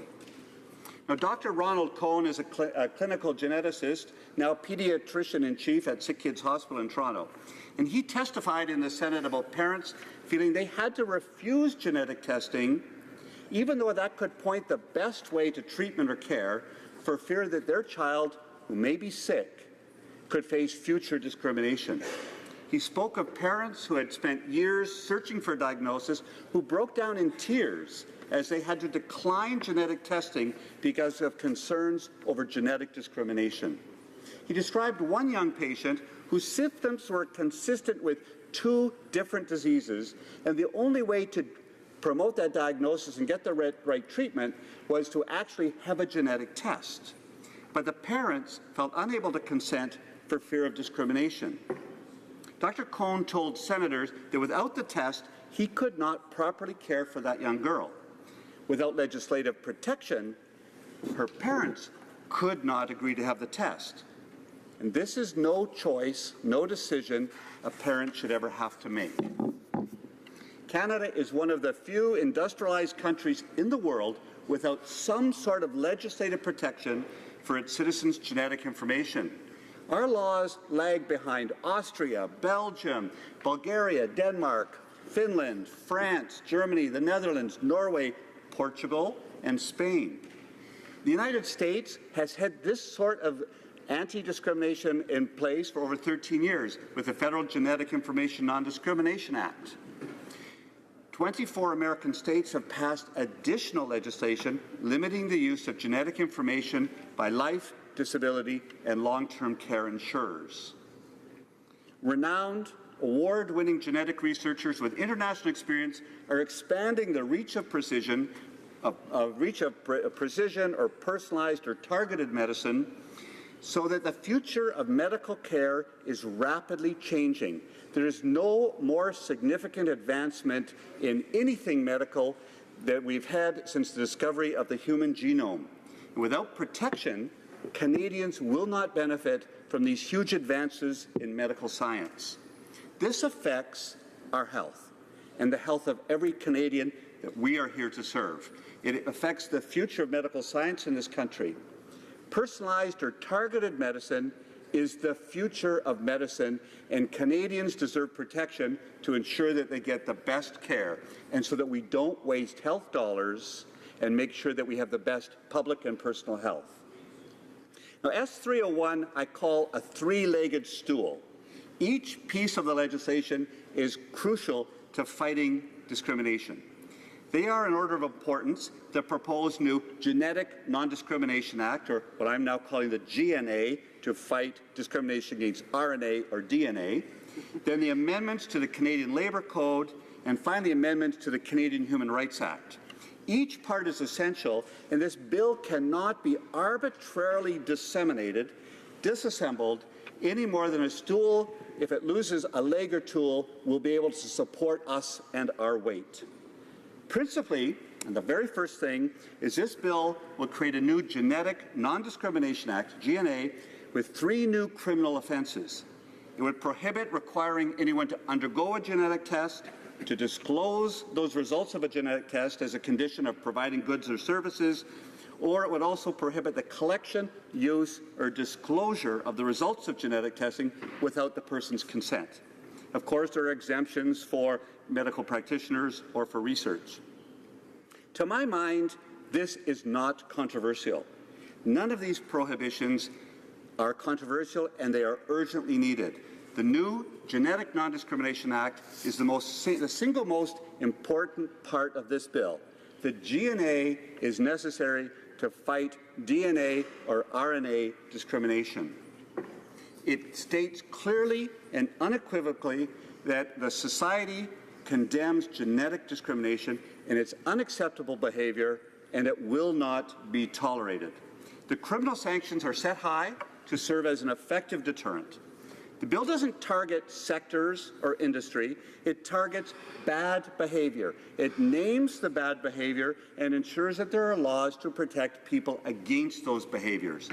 That's our job as federal legislators to put into place laws that will protect Canadians, and we have the criminal law power to do that work. That criminal law will state what is unacceptable conduct and then prohibit that conduct. That is what Canadians expect us to do on their behalf. Secondly, Bill S-201 amends the Canada Labour Code with a set of amendments providing a complaint procedure for employees in federally regulated workplaces who encounter genetic discrimination. I know this number is not large, but nonetheless they are important, and this could serve as a model for other jurisdictions. And lastly, there's a set of amendments that adds genetic characteristics as a prohibited ground of discrimination under the Canadian Human Rights Act. A three-legged stool with an act with criminal penalties, changes to the Labour Code, and changes to the Human Rights Act, holding us up as a robust piece of legislation that will protect our rights as Canadians and ensure the best health of Canadians. It's interesting that I have heard that there's some sense that we shouldn't have a standalone act, but it is fine to simply put this into Canadian Human Rights Act. Peter Engelman, a Labour lawyer and human rights advocate, former counsel to the Canadian Human Rights Commission, told senators why, in his opinion, the specific protections as proposed in the Genetic Non-Discrimination Act are critical, and why just amending the Human Rights Act alone is not sufficient. The reality is the way human rights legislation works is it's reactive instead of proactive. It puts the burden or the onus on the complainant. They bear the costs, they bear the burden and the stress of taking a complaint forward, which is after the fact, not before the fact. There are not significant deterrents in it, and it places, sometimes people are very vulnerable in difficult positions that they should not have to be. What the Act does is it ensures that we have together one Act that will make it a crime against Her Majesty, against the state, and thus make sure that we have the adequate protection to do that. 1 minute. Senator Cowan presented an earlier incarnation of this bill and tested constitutionality. And the Senate has deemed indeed that we do have the federal power to enact this sort of legislation to ensure that Canadians are protected. Law professors, experts will disagree. Essentially, I am hoping that the Standing Committee on Justice and Human Rights will examine that thoroughly, and I am convinced they will find that we do have the federal authority, the federal power, as we do in other areas of legislation, to enact this sort of bill. The federal government has that power in securities, has it in tobacco marketing and other things under so-called provincial jurisdiction. However, we believe that this is the right thing for the federal government to do. Canada is behind. Canada needs to step up to the plate. Canada needs to do this now. We're behind, and we need to act. This is our chance as legislators to bring better health to Canadians and ensure that Canadians have access to genetic tests. We, this day, will be able to save lives. Thank you very much, Mr. Speaker. Questions? Questions et commentaires, l'honorable député. The honourable member for Longueuil-Saint-Hubert. Thank you, Mr. Speaker. I'd like to commend my colleague for his advocacy for this excellent cause. And he was talking about a three-legged stool. I'd like to ask him if he could reassure us on the fact that each of the legs on this stool are going to be equally balanced. We don't want it to be a shaky stool. Is there any kind of concern about one of the aspects being, too weak? West. I think, Mr. Speaker, as the bill stands now, we have three legs on this stool which will hold up equally. The reality is if you take one out, though, it won't. The Labour Code amendments are there principally because we have that responsibility in the federal legislature. We have the responsibility to ensure that federally regulated employees, whether they work in a bank or anywhere, have a means to make sure that they are not prevented from having a genetic test for discrimination. The Canadian Human Rights Act is an important thing, but necessary but not sufficient. To make this a robust piece of legislation, I honestly believe we need a genetic non-discrimination act which will work in conversation with others but will largely serve as a deterrent. My hope is that there are no convictions under this bill, that this bill will be robust and will stand and will ensure that Canadians have access and make sure that Canadians are never discriminated against because employers and others know the costs of discriminating. Questions and comments? The Honourable Member for Guelph. Thank you, Mr. Speaker, and thank you to my honourable colleague for a very excellent and detailed presentation and passionate. Last week I spoke with members from the Huntington Society, and they also pointed out that we are behind, that we're the only G7 country that doesn't protect genetic information. Could the honourable member explain why it's important that S201 has criminal penalties in addition to the legislation that we're putting forward? The Honourable Member for Don Valley West. Thank you, Mr. Speaker, and I thank the honourable member for the question because I think it raises an important point. And my own experience, and I was a member of a Human Rights Commission, and as a member and then at one point chair of the commission, we recognized that it was an important conversation about human rights, and that was the nature of that human rights discussion, where you would use alternative dispute resolution, you would have a caseworker, and you would work on those things. We agree that that is possible as part of this bill, but more importantly, we think that you need to have a robust, strong piece of legislation that will have criminal penalties that are commensurate with the actual life and death nature of this discrimination. People have to have knowledge. Knowledge is power, and that power can help them actually save their lives and the lives of their children. And this disproportionately affects some communities in Canada. That's what I begin to learn, that there are pockets in Canada that have particular genetic makeup that actually mean they are more at risk for having certain diseases. It could be Saguenay-Lac-Saint-Jean area, Cape Breton, the Mennonite community, the Ashkenazi Jewish community. There are different communities that have particular problems in a genetic way. And so this bill will wake people up, will cause them to be taking control of their own health care, and will actually move us, I think, as a society to a more sustainable health care system. It's targeted medicine so that people will get the right tests at the right time, the right treatments, the right options. Resuming debate, the Honourable Member for Elgin, Middlesex, London. Mr. Speaker, I am truly honoured to stand here today in the beginning of a new session on such an important piece of legislation. Bill S201, an act to prohibit and prevent genetic discrimination. I thank the member opposite from Don Valley West for sponsoring this Senate bill that allows us to have active debate on this issue. I was first made aware of this piece of legislation during a visit from Ovarian Cancer Canada in May.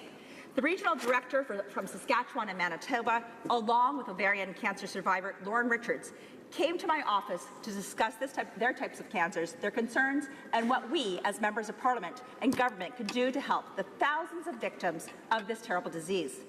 Through our discussion, I was advised that ovarian cancer is the most fatal cancer for women in Canada.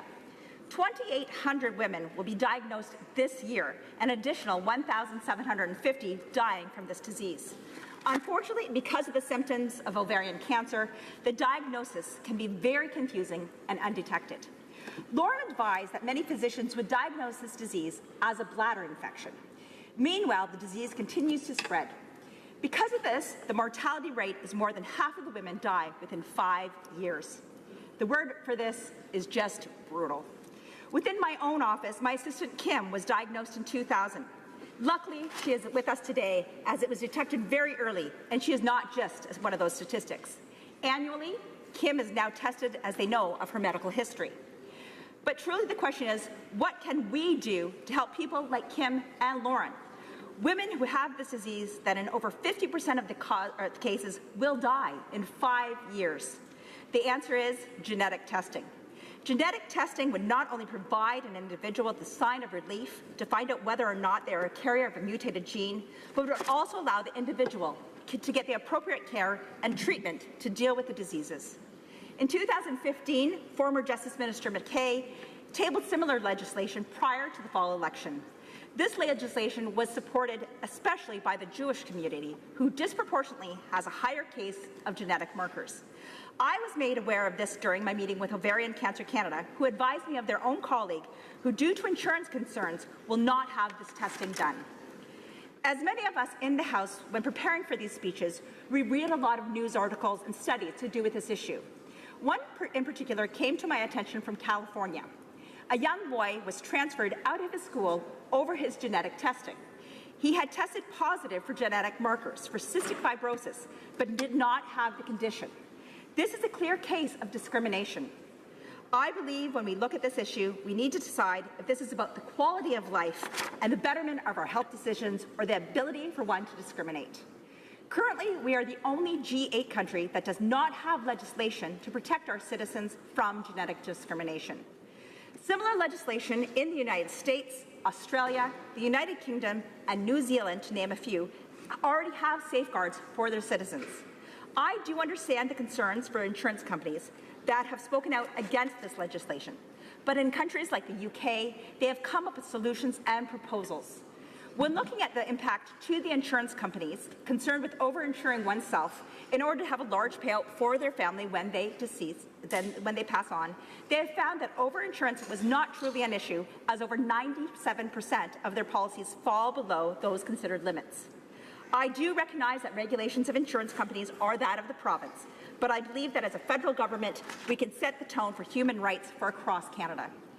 During my preparation for this speech, I read the different proposals forwarded to other governments by insurance companies, and rather than saying that this is a provincial regulation, we can work collaboratively to make sure that we are protecting Canadians. It is not just diseases like ovarian cancer and breast cancer, but people who have parents with Huntington's disease, heart disease, and many other diseases that this genetic testing would be very helpful for. There are so many uses of this type of screening that people make their choices for their healthcare needs. Even personally, I have a mother who has had a triple bypass, whose mother and her whole family members had a number of heart diseases, including my aunt, uncle, and great-uncles. Just a couple of years ago, my sister, a very active and fit 48-year-old woman at the time, was diagnosed with a heart condition and now has an implanted defibrillator. For me personally, this does cause concern. Do I have the same issue, or will I find like my sister did when she passed out in her own family's hallway? Will my daughters and son have this condition?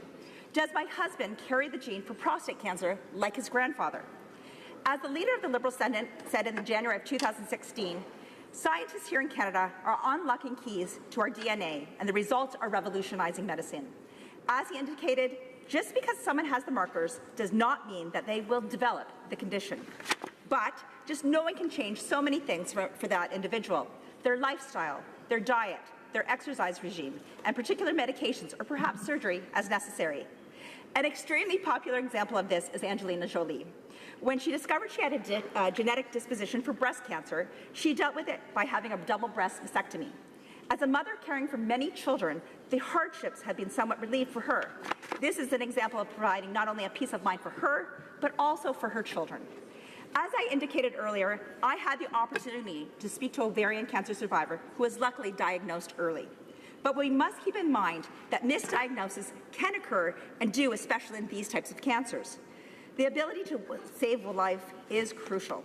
Now, back in the discrimination part, there have been situations here in Canada where one has lost their job following positive test results for specific diseases. People have lost out on promotions and have come under scrutiny on their job due to their potential conditions. And it's not just employment and insurance.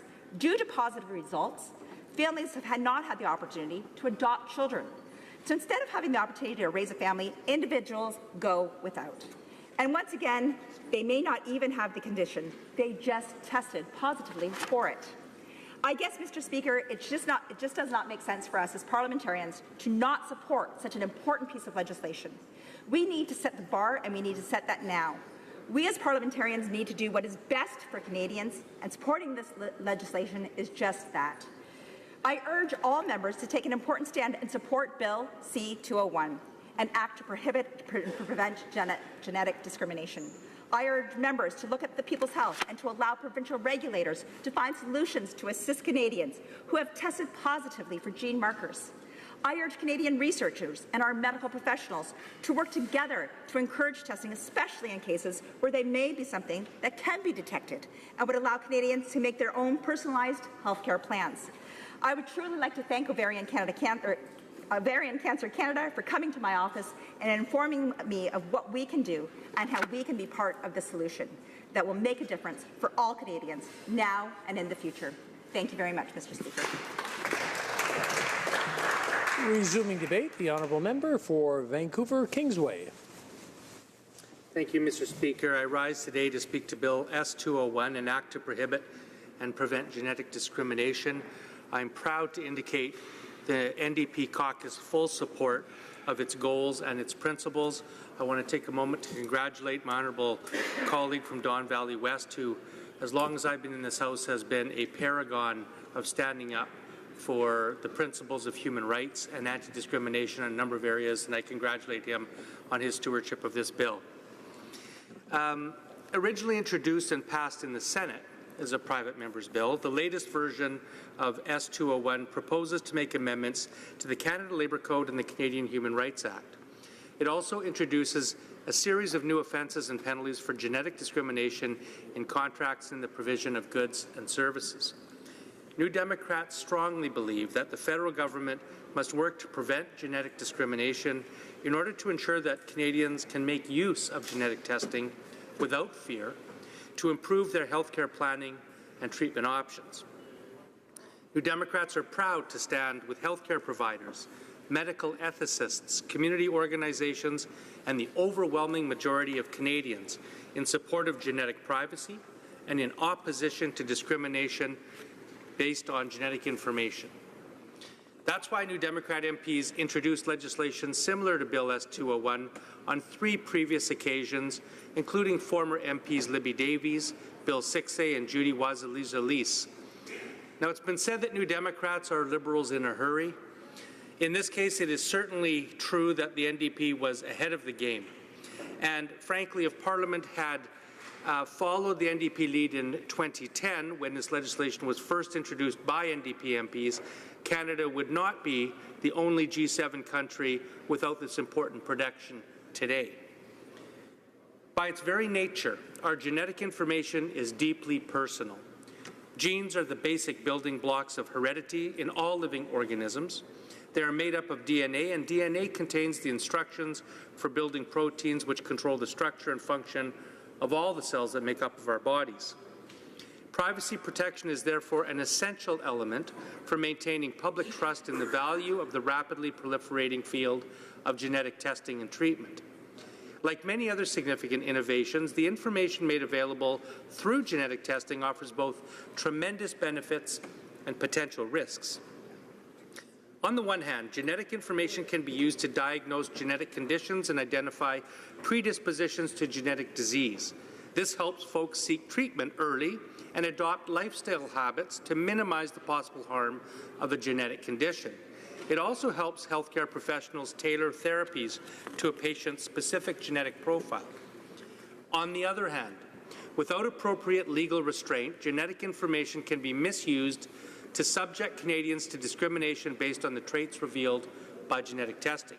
For example, if an insurance company learns that an applicant is at a higher risk for a certain disease, this may affect the cost and terms of the policy they're willing to offer, if they offer it at all. And if an employer knows that an applicant is at a higher risk of developing a genetic condition or illness, they may be unwilling to hire them or continue to employ them. Now, currently, there's no law in place that specifically protects Canadians' genetic privacy. Only a voluntary code of conduct governs how the results of genetic testing can be used by employers and insurance companies, and that's not good enough. Moreover, existing Canadian privacy and human rights legislation is wholly inadequate to address genetic discrimination because it fails to address cases of, quote, future disability, perceived disability, or imputed disability, end quote, and it fails to proactively prevent discrimination. Instead, it offers remedies after the discrimination has already occurred. The person who is discriminated against must make the complaint and then seek appropriate legal action, which is often a costly and time-consuming endeavour. This puts Canada out of step with our country's major industrial counterparts. As Richard Marceau, General Counsel and Senior Government Advisor at the Centre for Israel and Jewish Affairs, has pointed out, Canada's wait-and-see approach has resulted in a serious legislative gap that no longer exists in any of our G7 partners or in countries like Israel, which enacted comprehensive safeguards as far back as the year 2000. In liberal democratic societies, the 14 years that followed clearly indicated that legislative protections would not destroy the insurance industry, no more than they would cause employers to go bankrupt. Experience shows that these fears are unfounded." End quote. Now, Mr. Speaker, Canadians from coast to coast expect their government to take immediate action to close this gap and protect their genetic privacy, and none more so than those directly touched by genetic conditions and illnesses. I recently had the honour of participating in Ovarian Cancer Canada's Walk of Hope at Queen Elizabeth Park in Vancouver. Now, ovarian cancer is the most fatal women's cancer in Canada. Every year it claims approximately 1,800 lives, and nearly 2,800 Canadian women will be newly diagnosed with the disease every year. Because it's often caught in its late stages, 55% of women diagnosed with ovarian cancer will die within 5 years. And although existing research has confirmed a strong link between genetics and ovarian cancer, women may fear testing, and some don't get testing because their genetic privacy remains unprotected. According to Elizabeth Baugh, the CEO of Ovarian Cancer Canada, while all women are at risk for ovarian cancer, women with specific gene mutations are at greater risk than others. Knowing about your genetic makeup enables informed decisions about preventative action. To support this, we need assurance that genetic information won't be misused by employers or insurers. Now, this view has been echoed by Ovarian Cancer Canada's partners in the Canadian Coalition for Genetic Fairness, an alliance of organizations dedicated to establishing protections against genetic discrimination for all Canadians. These include the ALS Society, Alzheimer's Society, Canadian Breast Cancer Foundation, Canadian Congenital Heart Alliance, Canadian Cystic Fibrosis Foundation, the Canadian Organization for Rare Disorders, Huntington's Society of Canada, the Kidney Foundation of Canada, Multiple Sclerosis Society of Canada, Muscular Dystrophy Canada, and many others. Now, these groups advocate on behalf of the families directly affected by genetic conditions and illnesses, folks who are witnessing the disturbing prevalence of genetic discrimination firsthand. According to the Coalition, cases of genetic discrimination have been documented in Canada and are continuing to grow as more genetic information becomes available. To assume that someone's DNA will result in a disease or disorder is faulty, misleading, speculative, and dangerous. Every person has dozens of genetic mutations that could increase or decrease his or her chance of getting a disease such as diabetes, heart disease, cancer, Parkinson's, or Alzheimer's disease. Indeed, a groundbreaking study from the University of British Columbia documented precisely how widespread this discrimination has become. UBC researchers surveyed 233 Canadians with a family history of Huntington's, but no symptoms of the disease. They found that nearly 30% of subjects experienced unfair treatment at the hands of insurance companies. Mr. Speaker, It's clear by prohibiting genetic discrimination, Canadians will be empowered to make more informed choices about their own health without having to fear negative repercussions. New Democrats believe that no Canadian should ever have to forego critical testing because they lack protection from discrimination. That's why New Democrats strongly support the principle behind Bill S-201. If passed at second reading, we will work hard to engage in a rigorous study of this legislation at committee because it's vitally important that we get the details right. Countries that have enacted laws to prevent genetic discrimination have taken various approaches, and we should learn from each experience to craft a comprehensive made-in-Canada approach to genetic privacy. Mr. Speaker, all Canadians are affected by genetic discrimination, and leadership is needed at the federal level to ensure that genetic testing is only used to improve and save lives. I hope that the federal government will work with the provinces and territories because many employers and insurers in this country fall under provincial jurisdiction, and we want to see this legislation and approach replicated at all levels so that every Canadian, no matter if they work in a provincially or federally regulated workplace or regardless of where they seek insurance, are covered by this bill. I want to conclude just by saying there is one improvement to this bill that I'll identify right now. While it prevents discrimination, we need to make sure that insurance companies aren't able to offer incentives to people to get a lower premium on insurance if they voluntarily subscribe to genetic testing. So those are the kinds of positive proposals the NDP will bring to the table. I congratulate my friend and the government for bringing this important legislation to this House. Thank you, Mr. Speaker. Resuming debate, the Honourable Parliamentary Secretary to the Minister of Justice. Mr. Speaker, I'm pleased to have the opportunity to speak to Bill S-201, an act to prohibit and prevent genetic discrimination. I would like to thank Senator Cowan for bringing this bill forward and for the Senate for having given such thoughtful consideration to this matter both at committee and in their chamber. Genetic discrimination is an important issue, particularly as more genetic tests become available to Canadians. Senator Cowan has been a champion against genetic discrimination for several years, working with stakeholders in the medical community and driving the public debate on the risks of genetic discrimination in areas like insurance access and workplace practices. For his work, I know he has received an advocacy award from the American Society of Human Genetics. I also want to thank the honourable member for Don Valley West for sponsoring Bill S-201 here in the House, and for his work in bringing this important issue to the attention of both the public and this House. I also wish to recognize the work of the committee in the other place on Bill S-201. The committee's work exemplifies constructive debate and collaboration by members of different political parties. There is clearly support for the objectives of this bill from across the political spectrum. As a government, we are committed to ensuring that Canadians have access to the best possible health care, including both preventative and medical treatments. The health of Canadians is of utmost priority for our government. We understand that genetic testing promises great benefits in the fields of health care and medical research. Genomic-based research has already changed the way healthcare providers practice medicine.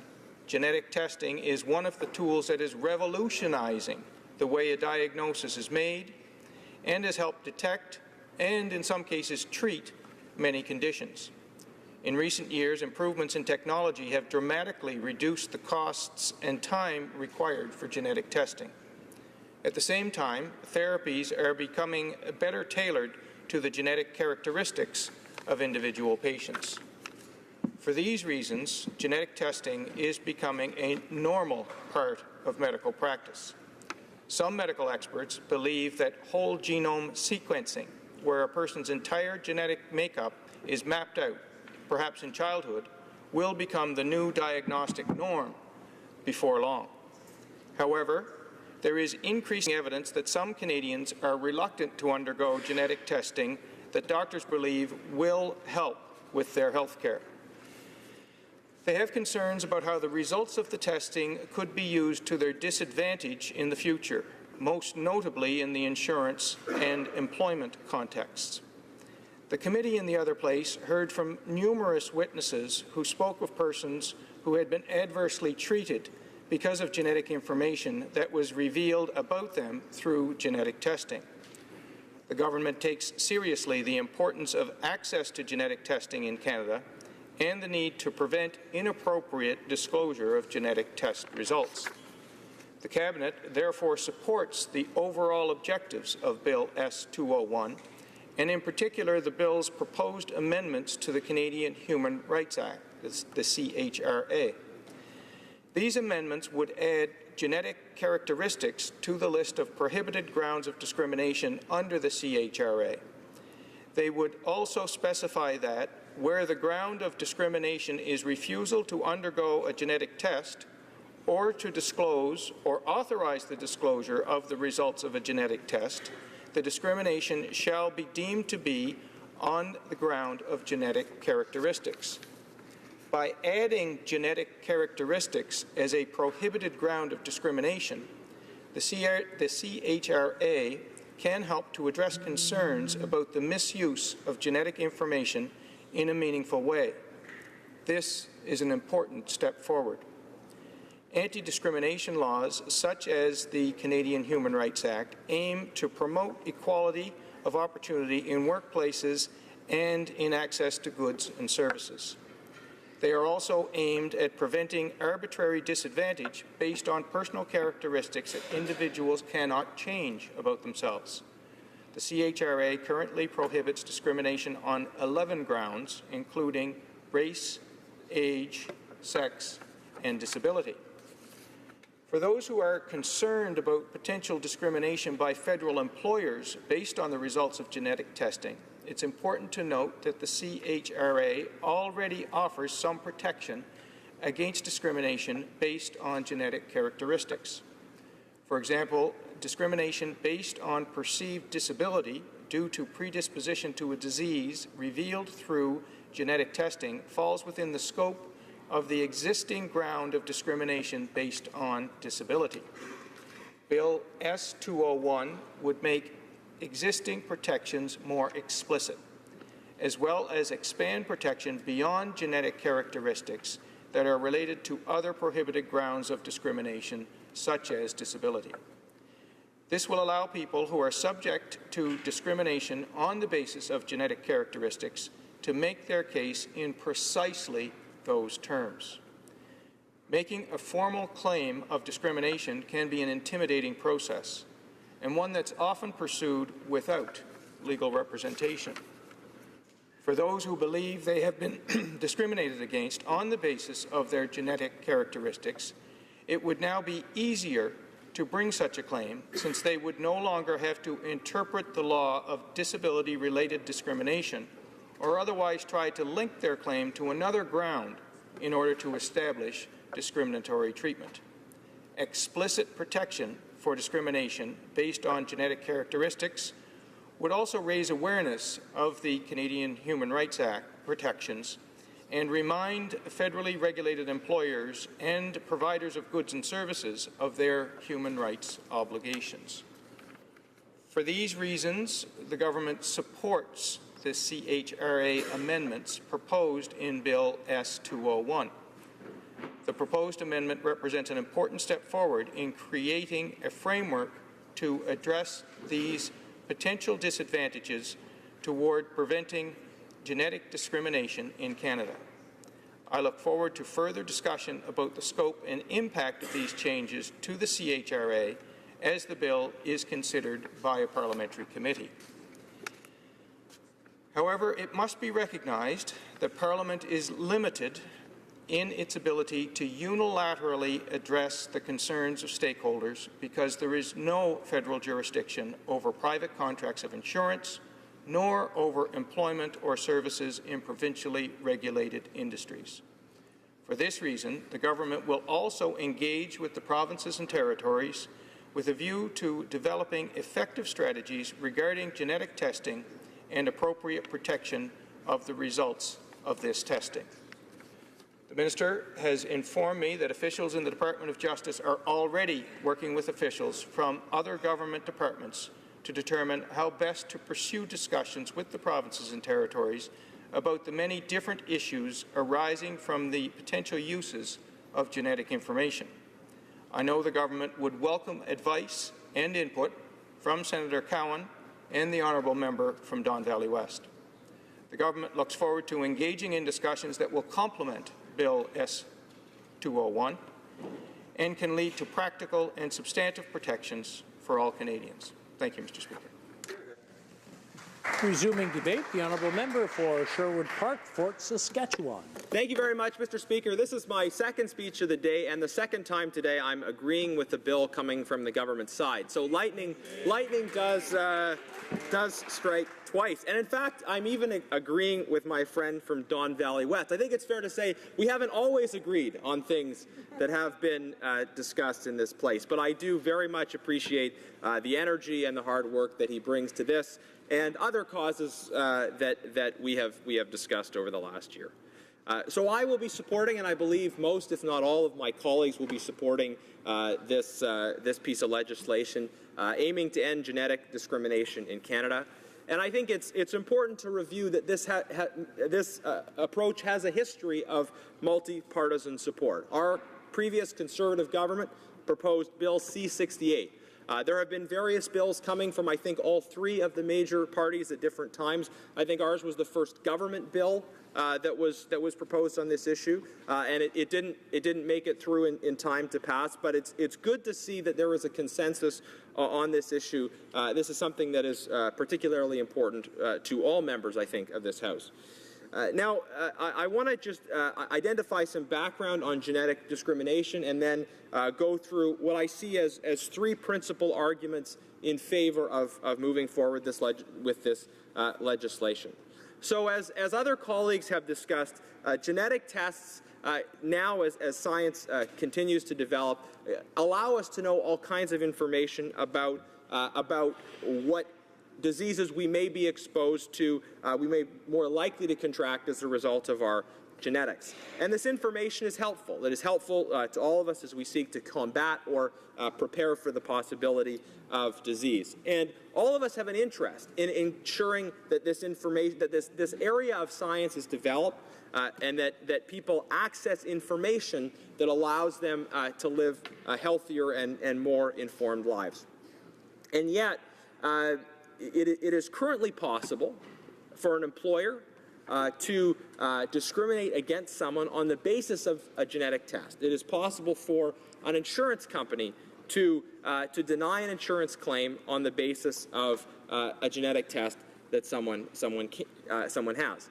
And this is what has been come to be called genetic discrimination, when someone is treated differently on the basis of information that is revealed by a genetic test. So this bill aims to combat it. As other colleagues have mentioned, there is going to be, I think, a requirement for complementary provincial legislation as well. I'm open to hearing amendments. I like, generally speaking, the bill the way it is, but yes, there is a need for complementary provincial legislation, and hopefully we will see federal engagement working with the provinces to encourage the development of that complementary legislation. But, Mr. Speaker, I'd like to identify what I see as three principal arguments in favor of this bill. First of all, genetic discrimination is discrimination. It is very clearly a kind of discrimination, and I think all of us in this place accept that discrimination doesn't have a place in Canada. That when you're discriminating against someone on the basis of any identifiable characteristic. Now, our genetics are very much beyond our control in the same way that any number of other characteristics would be. So if we accept the basic principle of non-discrimination, then of course that applies. Now, there are some exceptions, of course, in our established human rights jurisprudence, things like a bona fide occupational qualification. We allow exceptions in terms of our human rights law on discrimination in those cases. But it's very important to note the way genetic testing works. Genetic testing identifies the possibility that someone could develop an illness in the future. It demonstrates that they might be at a higher risk for something in the future. But it is not a present limitation on their qualification. So the fact that someone might develop a certain disease in the future that would prevent them from doing their job would not in any sense qualify as a legitimate basis for discrimination in the present time before they have developed that ailment, an ailment that they may in fact never develop in the future. So this is discrimination without justification, without the justifications that we see typically identified in our human rights jurisprudence. Now, the other thing to just acknowledge about this kind of discrimination is it's discrimination that's often associated with other discriminations. There are certain identifiable groups that because of their genetic structure, that are more likely to face certain kinds of genetic challenges, and these groups in particular have been vocal in identifying this specific problem of genetic discrimination as it particularly adversely affects their own community. So we welcome the input of those groups that have been supporting this on the basis of particular cultural communities, as well as the many groups representing awareness about different diseases that have come forward and talked about this as well. So genetic discrimination is discrimination. On that basis, it is unacceptable. Secondly, I want to highlight that Canada really has been an outlier when it comes to genetic discrimination. In fact, we are the only country in the G7 that does not in some way have legislation that is confronting this challenge. So we need to be conscious of that, and it doesn't necessarily mean that we have to do what the rest of the world is doing, but we should at the same time sit up and take notice when Canada is out of step in this way. That other countries have seen the value of protecting people's ability to access genetic information without worrying that it could somehow lead to discrimination against them, that it could somehow limit their opportunities going forward. So I think it is important that Canada gets in line with what the rest of the world is doing, that we get in line with what's happening in other parts of the G7 in order to protect these fundamental rights. The third point I want to make is this issue of perverse incentives, and I want to talk about this in two parts. Ideally, we would have as much research happening as possible, that we would not allow the emergence of any kind of disincentive for research or participation in research.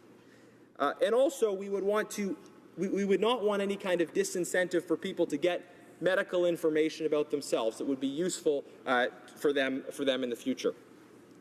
But what we see with the current reality is that it actually creates perverse incentives in both of these areas. So first of all, there may be cases where people are reluctant to participate in research because in the process of that research they will gain information about themselves, or there will be advances in genetic research which could lead to further discrimination against people like them, people who share their kind of genetic makeup. You can imagine cases in which a person chooses not to participate in genetic research, because they are afraid that further identification of genes that cause a particular disease would be subsequently used for discrimination. We obviously don't want to see that. We want to see as much research as possible that will encourage information as well as well-being. Introducing this legislation, taking this prohibition on genetic discrimination, takes a positive step in terms of removing that disincentive. Now there is no longer the disincentive for people to be involved in research. Now, the other part of this perverse incentives issue is right now the current reality is one in which people have a disincentive to get genetic information about themselves. Because if they have this genetic information, there is a real risk that insurers will ask for it and use that information against them.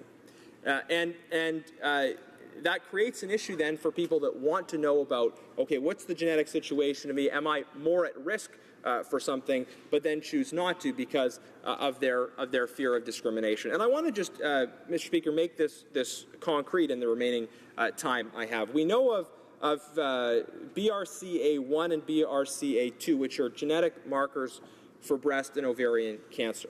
Now, Ashkenazi Jewish women are 10 times more likely to carry these cancer-causing variants than the general population. Now, we know that then there's this greater risk with this community. And if a person knows that they're at a greater risk for contracting a certain kind of cancer, they might consider it worthwhile to get information about whether they have those genetic markers, and then it will perhaps affect the frequency of the tests they receive and really the way in which they monitor certain potential markers for that disease. And yet, someone might choose not to get this test, which would put them at greater risk simply because of the fear of discrimination. So because genetic discrimination is a form of discrimination, because up to this point Canada has been an outlier in this respect, and also because we need to confront these issues of perverse incentives. We need to encourage research. We need to encourage people to get tested and get information about themselves. For these reasons, I will be supporting this excellent bill, and I hope my colleagues will as well. Thank you very much. Resuming debate, the honourable member for Nanaimo Ladysmith. I want to point out that it is this session will end about 6:31, so we'll truncate it and then continue when debate continues. I'll follow your lead, Mr. Speaker. Thank you to the member opposite and to the senator for initiating this important legislation. New Democrats believe that the government must work to end genetic discrimination and encourage genetic testing to improve health care planning and care provided to Canadians. New Democrat MPs Bill Siskay and Libby Davies were leaders on this front. They brought bills to this House in 2010 and 2012 to end such discrimination, and so I support this bill also. Although BC's Minister of Health said genetic discrimination is, quote, one of the most critical patient privacy issues of the modern era, end quote, to our shame we have no provincial or federal legislation protecting privacy for genetic test results. So what's at stake with the status quo? Norm from Nanaimo summed it up in a letter to me. Under current law, companies can obtain private genetic information by request and then discriminate against people based on their genes. Not only is this practice unfair to Canadians, but it's also putting many people at risk. Genetic testing saves lives, but all too many who could benefit are opting to refrain from testing, fearing future discrimination. This fact alone infuriates me, saddens me, and has moved me to write to you today. That's the end of his letter, but I agree, no Canadian should forgo critical testing because of a fear of discrimination by their employers or insurers. As the New Democrat spokesperson on status of women, I have a particular understanding of this legislation's need, particularly how critical it is for Canadian women. September is Ovarian Cancer Awareness Month, and a week ago, Nanaimo's Ovarian Cancer Walk of Hope raised over $5,000. Now, this is a cause that really needs that kind of community help.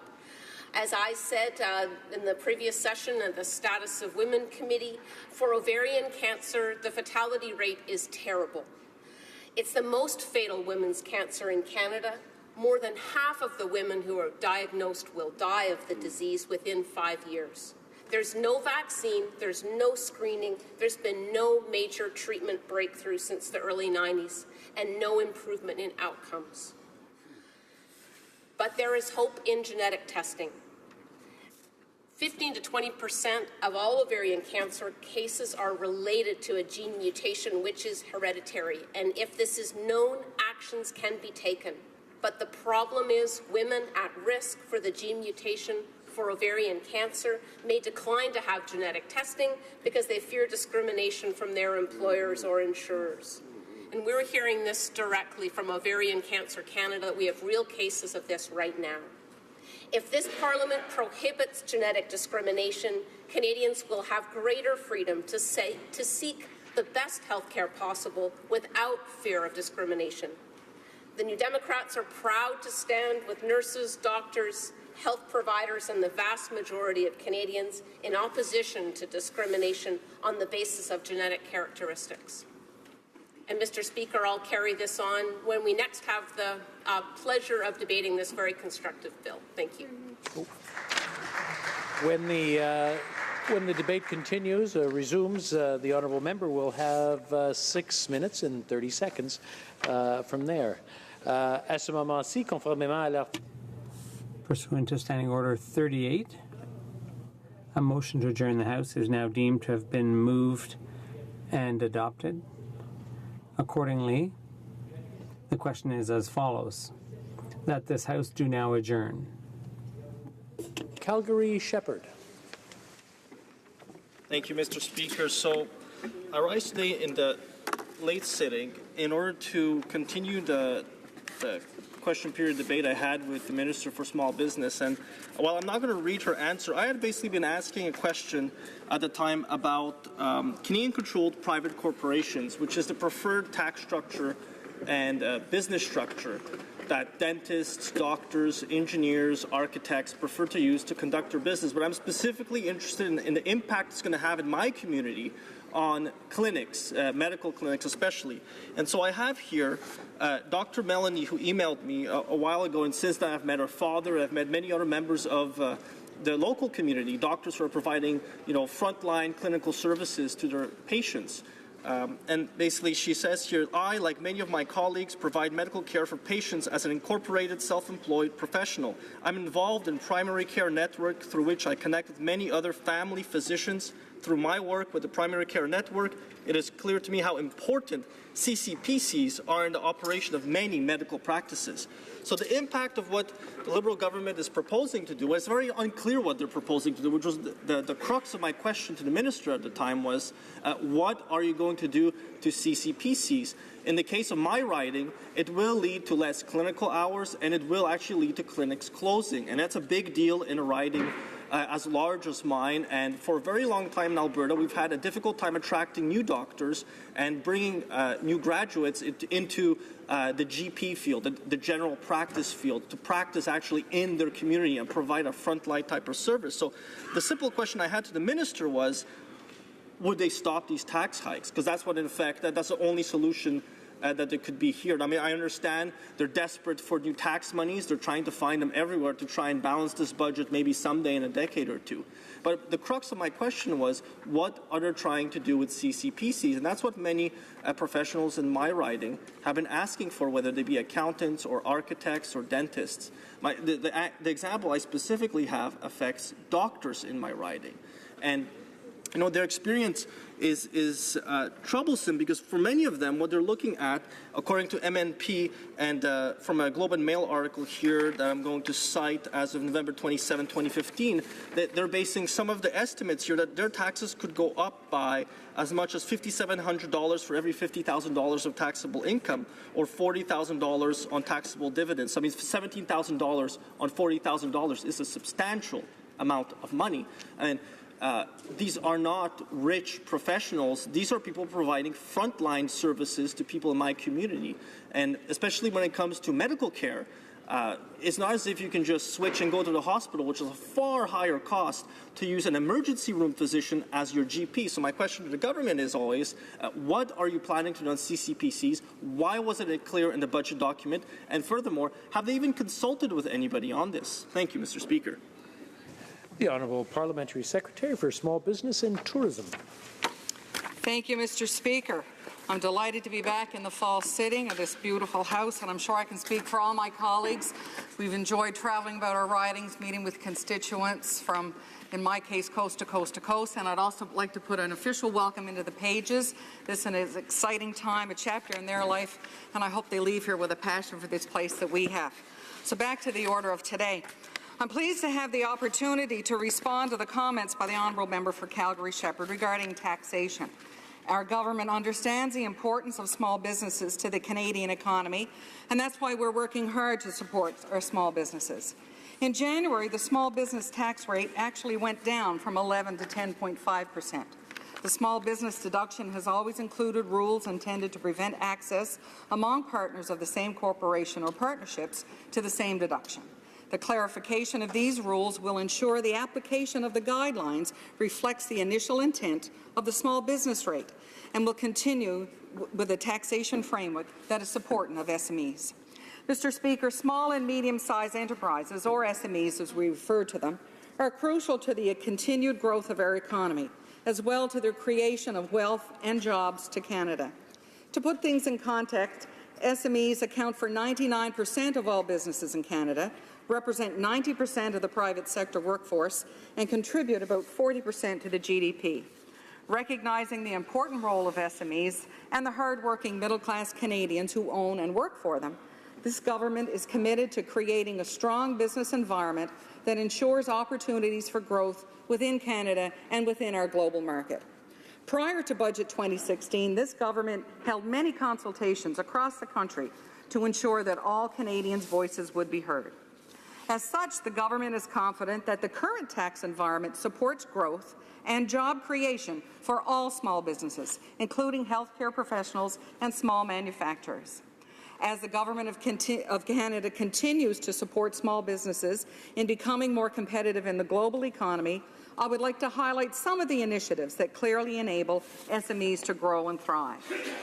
Our Budget 2016 made available $800 million to support innovation networks and clusters to help businesses work more strategically and accelerate growth. To assist firms in realizing their full potential, the government has launched the Accelerated Growth Service to better coordinate support for high-potential firms to help them grow and increase their global competitiveness. Business advice and guidance are the keys to success for all SMEs. As such, the budget provided additional funding of $50 million to the highly successful IRAP, or Industrial Research Assistance Program. This support will increase the number of companies served by the program's highly qualified industrial technology advisors nationwide. Throughout the development of the innovation agenda, we're encouraging creative entrepreneurs to innovate and to grow. Consultations for the innovation agenda were launched in June, and innovation roundtables have taken place across the country from coast to coast to coast throughout the summer. In the coming months, these ideas will inform the government's work to position Canada as a global leader of innovation in all fields. For Canada to be globally competitive, we must continue to take a proactive approach to ensure we are the best supporting our small and medium-sized enterprises. Our ongoing efforts and additional measures will catalyze further growth, innovation, and success for these critical companies in all our country. Thank you, Mr. Speaker. The honourable member for Calgary-Shepherd.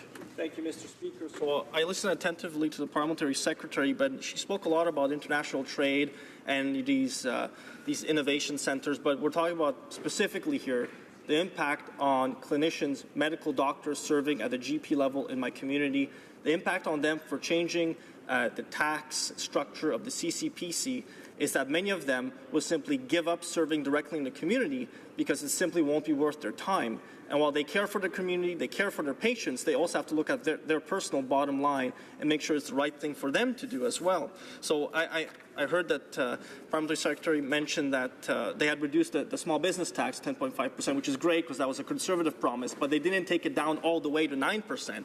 And they also got rid of the small business job credit, which is effectively hiking a payroll tax. So they're not there for small businesses, Mr. Speaker, and I'll leave it at that. Thank you. The Honourable Parliamentary Secretary to the Minister of Small Business and Tourism. Thank you, Mr. Speaker. And again, I'm pleased to have the opportunity to respond to the comments from my honourable colleague across the floor. As I mentioned earlier, we are committed to ensuring that our measures support all small and medium-sized businesses, and we reflect strong opportunities for success. In addition to establishing the taxation framework that remains supportive of SMEs, like I said, we did reduce the tax from 11 to 10.5. We want to emphasize the fact that other measures support small businesses all throughout our country, and Canadian businesses have access to the resources they need.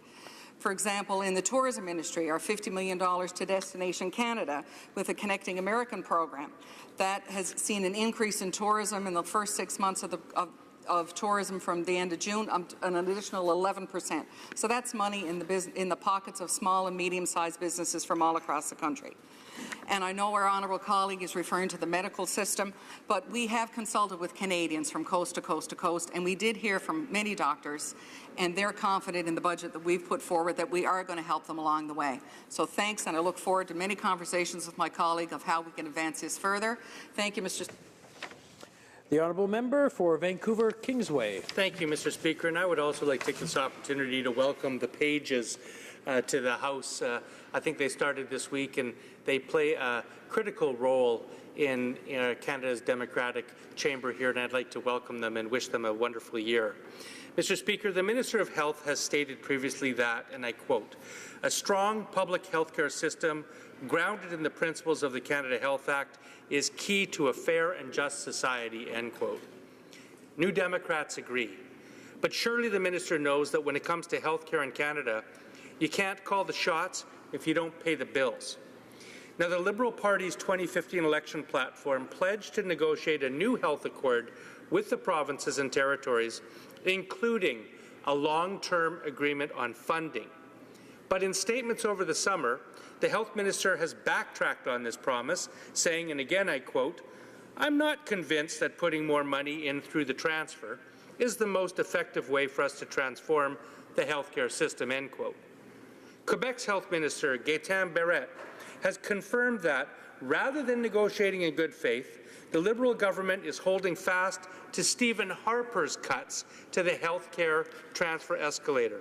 According to Minister Barrette, quote, "We're not even discussing, we're being told that the escalator will go from 6% to 3%. It hasn't been said quite this way, but it was close to don't expect too much and don't call us," end quote. Now, the federal government can't have it both ways. If it refuses to pay its fair share of Canada's overall health care costs, it will effectively neuter the Canada Health Act and destroy Medicare as a national institution. As Justin Trudeau was fond of saying on the campaign trail, you can't have Tommy Douglas health care on a Stephen Harper budget. Yet, according to an analysis by Canadian academics, including former parliamentary budget officer Kevin Page, that's exactly what the Liberals are proposing to do. To quote Mr. Page, "Federal spending in this sector is projected to fall steadily over the long term, given the current program structure and weaker growth rate formula. In this regard, it is difficult to imagine the preservation of the principles of the Canada Health Act without more federal skin in the game," end quote. Indeed, when Medicare was first introduced, the federal government agreed to pay 50% of the cost. That was the deal. But a PBO analysis of the Harper-era funding framework shows that by slashing the health transfer escalator from 6% to 3%, the federal share of healthcare spending will fall precipitously and continuously in the coming decades. It is currently about 20%.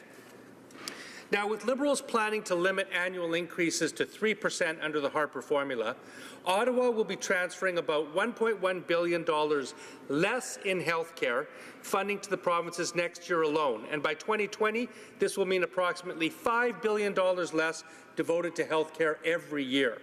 In total, the provinces estimate they will receive about $36 billion less in health transfers over the coming decade. Now, aside from the new health accord, the Liberal Party also made an immediate commitment during the election to invest $3 billion over 4 years to deliver more home care. However, the Liberals' first budget didn't earmark a single dime in new funding for home care.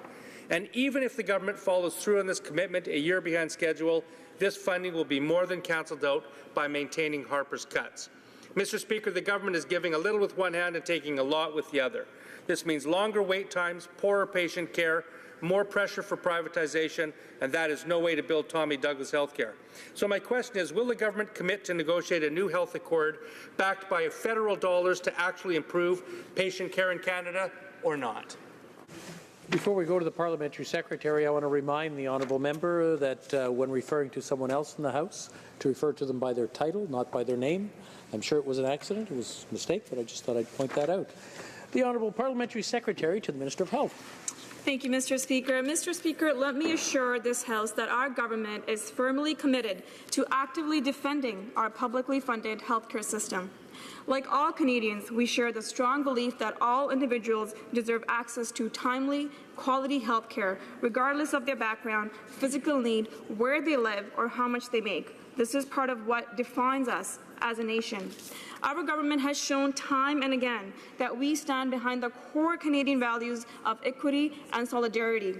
These are the very values that underpin the Canada Health Act.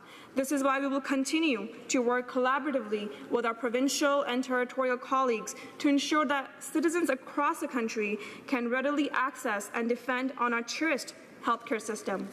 Publicly funded healthcare in Canada is based on 5 principles contained in the Canada Health Act. These principles include comprehensiveness of insured health services, universalities of population covered, reasonable access to insured services without the impediments of user charges, portability of health benefits, and public, non-profit administration of health insurance plans.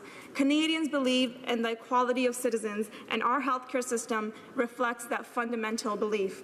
For these reasons, Canadians are proud of our publicly funded healthcare system. In fact, a Stats Canada report on Canadian identity published in October 2015 found that almost 80% of Canadians have pride in the Canadian healthcare system. The federal government wants to ensure Canadians continue to have this strong sense of pride, and accordingly, we're committed to working closely and collaboratively with our provincial and territorial counterparts to realize the aims of Canada Health Act. The Canada Health Act is clear. Under the Act, provincial and territorial health insurance plans are required to cover medical necessary hospital and physician services. Any charges to patients for these publicly insured services are considered extra billing or user charges and are prohibited under the Act. Ultimately, these fees create barriers to accessing health care, and our government would like to see such fees eliminated. When Canadians elected our government, they chose a government that promised to focus on a new and more collaborative relationship with provinces and territories. Therefore, our government's approach to the administration of the Canada Health Act will emphasize transparency, consultation, and dialogue with our provincial and territorial healthcare ministers to resolve potential issues. The Minister of Health has made it very clear that she upholds the principles of Canada Health Act. This is why the Federal Minister of Health recently wrote to the Quebec Health Minister underscoring her commitment to publicly funded healthcare system without charges to patients for insured services. She asked that his financial statements of extra billing and user charges for 2014-2015 due to the Health Canada this December reflected information on these charges as documented by the Quebec Auditor General's report this May. It is important to remember that the ultimate goal of enforcement is not to levy penalties, but to ensure compliance with the principles of Canada Health Act so that Canadians have access to the health care that they need when they need it. I'm pleased that the Quebec Health Minister of Health recently announced concrete actions toward removing barriers to access by eliminating fees charged by patients for insured services at a point of delivery. Let me conclude by confirming that our government believes that any trend towards privatization resulting in a move towards a two-tiered system undermines the fundamental principles of Canada Health Act and would be deemed a threat to our publicly funded healthcare system. As such, our government will continue to defend the principles of Canada Health Act. Thank you, Mr. Speaker. The honourable member for Vancouver Kingsway. Mr. Speaker, according to Linda Silas, President of the Canadian Federation of Nurses Unions, as in the 1990s, as the percentage of federal funding declines towards historical lows, it may mean bed closures and drastic layoffs, all of which will dramatically affect the sustainability of Canada's healthcare system. We must not allow history to repeat itself. If the Harper-era cuts are maintained, each province will be left to fend for itself as costs outstrip their ability to pay. We will not have national pharmacare. We will not have national home care. Wait times will increase and patient care will suffer. Tommy Douglas once said that unless those of us who believe in Medicare raise our voices in no uncertain terms, unless we rouse our neighbours and our friends in our communities, we are sounding the death knell of Medicare in this country. Mr. Speaker, Canada's New Democrats will never sit idly by and see that happen. Will the Liberals? Parliamentary Secretary to the Minister of Health. Thank you, Mr. Speaker. Mr. Speaker, again, our government is firmly committed to actively defending our publicly funded healthcare system. We will ensure Canadian citizens continue to have quality healthcare in accordance with the principles enshrined with the Canada Health Act. This includes striving to eliminate extra billing and user fees, which creates barrier to accessing the healthcare system for Canadians. Our government will work collaboratively with provincial and territorial counterparts to realize the Canada Health Act's goal of ensuring that access to necessary health care in Canada is based on medical need and not one's ability or willingness to pay. As a government, we take that goal seriously, and our administration of the Canada Health Act would reflect that. Thank you, Mr. Speaker. The honourable member for Timmins James Bay. Thank you, Mr. Speaker. I'm always proud to rise in this House, but I'm certainly not proud to have to talk tonight about the fact that since January 2015, when the Government of Canada was found guilty of systemically racist discrimination against Indigenous children, a decision that is a black mark on everything this nation stands for, that this government has continued to deny its obligation to respond. We have now had 2 compliance orders issued by the Human Rights Tribunal that this government is ignoring. So what does this mean, Mr. Speaker, in terms of the denial of services, the discrimination? I think of the 7 youth from Thunder Bay who were found dead in the rivers of Thunder Bay when they had to leave home at 13 to go to school because they didn't have schools in their communities. And this government sent a bureaucrat to say under oath that they didn't think there was any shortfalls in education for Indigenous youth. I think of the youth who are being denied audiology treatments because the bureaucrats will save money, of children who've died in Treaty 9 from basic childhood illnesses because the government won't bother to put the medical care for them. I think of the mother who said to me, I want to know where my babies are at night. They say that a nation can't be defeated till the hearts of its women are on the ground, and yet in Indigenous communities across this country, there's more children being taken away from their parents and their mothers right now than at the height of the residential schools. So you're going to hear from the government, oh yeah, we're putting money in. We're putting record money into child welfare. They're $130 million short this year. They've decided they can shortchange the children. They said they would close that funding gap in education. Not a dime has flowed. Well, guess what? The school year has started. They promised the $50 million this year for post-secondary education to Indigenous children. They broke that promise. They say they're going to give record money on Jordan's principle, but they don't tell you that it is not going to include most children in this country. For example, the young Cree girl who was denied emergency orthodontic surgery. And we asked this government to look into it. We found out what were the denial rates. 99% denial rates of Indigenous children needing emergency orthodontic surgery. Can someone on that side stand up and tell me that's not systemic racist discrimination? I think what I find most shocking, Mr. Speaker, is we have a Prime Minister who's named himself the Minister of Youth, who said that this is the most important relationship in this nation to repair. But he decided that he could shortchange Indigenous children this year, next year, and the year after. They weren't going to shortchange the upper middle class when they gave them the tax breaks. That money flowed right away. But we have a government that is continuing to play games with the Human Rights Commission, continuing to play games with Cindy Blackstock, and we have children who are continuing to die. In my region, 700+ suicide attempts in about 4 communities since 2009, and I'll tell you why that happens on the ground, because those children are regularly denied access to mental health services. They're regularly denied the ability to get out to get treatment. They're left on their own. What kind of nation thinks they can squander their children?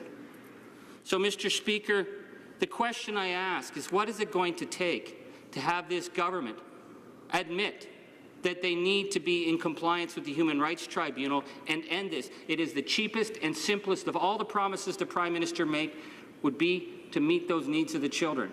They need to do it. I'm asking them to commit tonight. The Honourable Parliamentary Secretary to the Minister of Health. Thank you, Mr. Speaker, and thanks to my colleague for raising this extremely important issue. The events taking place in some regions have shown us some real challenges facing First Nations across this country. Over the summer, the Health Minister traveled to many First Nations communities in Alberta, Manitoba, Ontario, and Quebec to see these challenges firsthand and met with both First Nations and Inuit leaders. To address the urgent need for additional mental health supports in Athabasca, Health Canada has provided resources to add 2 mental health counsellors as part of the Anishinaabe Nation Crisis Response Unit. We're also working with the community, the Vinibaiko Area Health Authority, the province, and other partners to coordinate our response and enhance services for youth at risk. To truly improve the wellness of Indigenous peoples, we must focus our efforts on improving the socio-economic conditions that they face. We need to find a way to restore hope for these communities and to support healthy child development. This is why our government has laid out a comprehensive plan of investment in Budget 2016, which includes $8.4 billion for better schools and housing, cleaner water, and improvements for health infrastructure, including nursing stations. Our government is already taking action to enhance care in all remote First Nations communities. We're improving access to mental health supports, improving infrastructure, and working to ensure needed equipment is available. To address critically needed health infrastructure for First Nations communities, Budget 2016 also provides an investment of $270 million over the next 5 years. This funding is supporting the construction, renovation, and repair of nursing stations and residences for healthcare workers. Health Canada also continues to fund culturally appropriate mental wellness programs and services for First Nations and Inuit individuals and communities. This includes activities aimed at mental health promotion, suicide prevention, addiction treatment, and aftercare services, counseling, and other crisis response services. We invested over $300 million in 2015-2016 for these programs and services. This includes $13.5 million annually for the National Aboriginal Youth Suicide Prevention Strategy, which supports 138 community-based suicide prevention projects in First Nations and Inuit communities. Strategies to prevent suicide and improve mental health for First Nations and Inuit need to be developed, planned, and managed with First Nations and Inuit. This is why Health Canada worked with the Assembly of First Nations and mental wellness leaders to develop a First Nations mental wellness continuum framework and is working with the ITK to develop an Inuit-specific framework. In response to ongoing mental health and suicide crises in some Indigenous communities, the Government of Canada announced a further investment of $69 million over the next 3 years for immediate interim measures to support First Nations and Inuit communities. This funding will increase the number of mental wellness teams in communities from 11 to 43, as well as support an additional 4 mental health crisis intervention teams. It also provides $9 million in funding for Inuit-specific approaches to mental wellness to address the unique needs of the population and to establish a culturally safe 24-hour crisis support line. Our government is committed to a renewed nation-to-nation relationship with Indigenous people to make progress on the issues that are the most important, and health is one of them. It is vital to our nation's future that the federal government work in genuine partnership with Indigenous communities and provinces to ensure better health, social, and economic outcomes for Indigenous people. Thank you, Mr. Speaker. For Timmins, James Bay. Thank you, Mr. Speaker. I thank my honourable colleague. I guess I have to say what it looks like on the ground. We hear all these slogans and numbers, but the reality is that this government has taken the approach of fighting families who are being denied their medical rights. It was this minister who decided that she would rather fight a family in court who needed emergency orthodontic treatment, and the minister decided it was worth spending 3 to 4 times the amount on lawyers than providing the children their medical needs. This is not a new relationship. This is a very old relationship. This is the old relationship that has damaged Canada since before Confederation. The fact that this government is not in compliance with the Human Rights Tribunal, that it can say, well, we're going to throw money into this program and throw money into that program. That's the colonial attitude of Indian Affairs and Health Canada. They figure as long as they create some program that'll have a sunset in a year or two, they don't have to meet the needs of the fact that children are still being denied on child welfare, on education, on health, and the Human Rights Tribunal says it's racist, systemic discrimination. It has to stop. Parliamentary Secretary to the Minister of Health. Thank you, Mr. Speaker. Mr. Speaker, our government is taking action to enhance care in all remote First Nations communities. We're improving access to mental health supports, improving infrastructure, and working to ensure needed equipment is available. As I mentioned before, in Budget 2016, our government invested $8.4 billion for better schools and housing, cleaner water, cultural and recreation facilities, and improvements for nursing stations. We also announced a further investment of $69 million over the next 3 years for immediate interim measures to support mental wellness in First Nations and Inuit communities. Our government acknowledges the release of the ITK's National Inuit Suicide Prevention Strategy.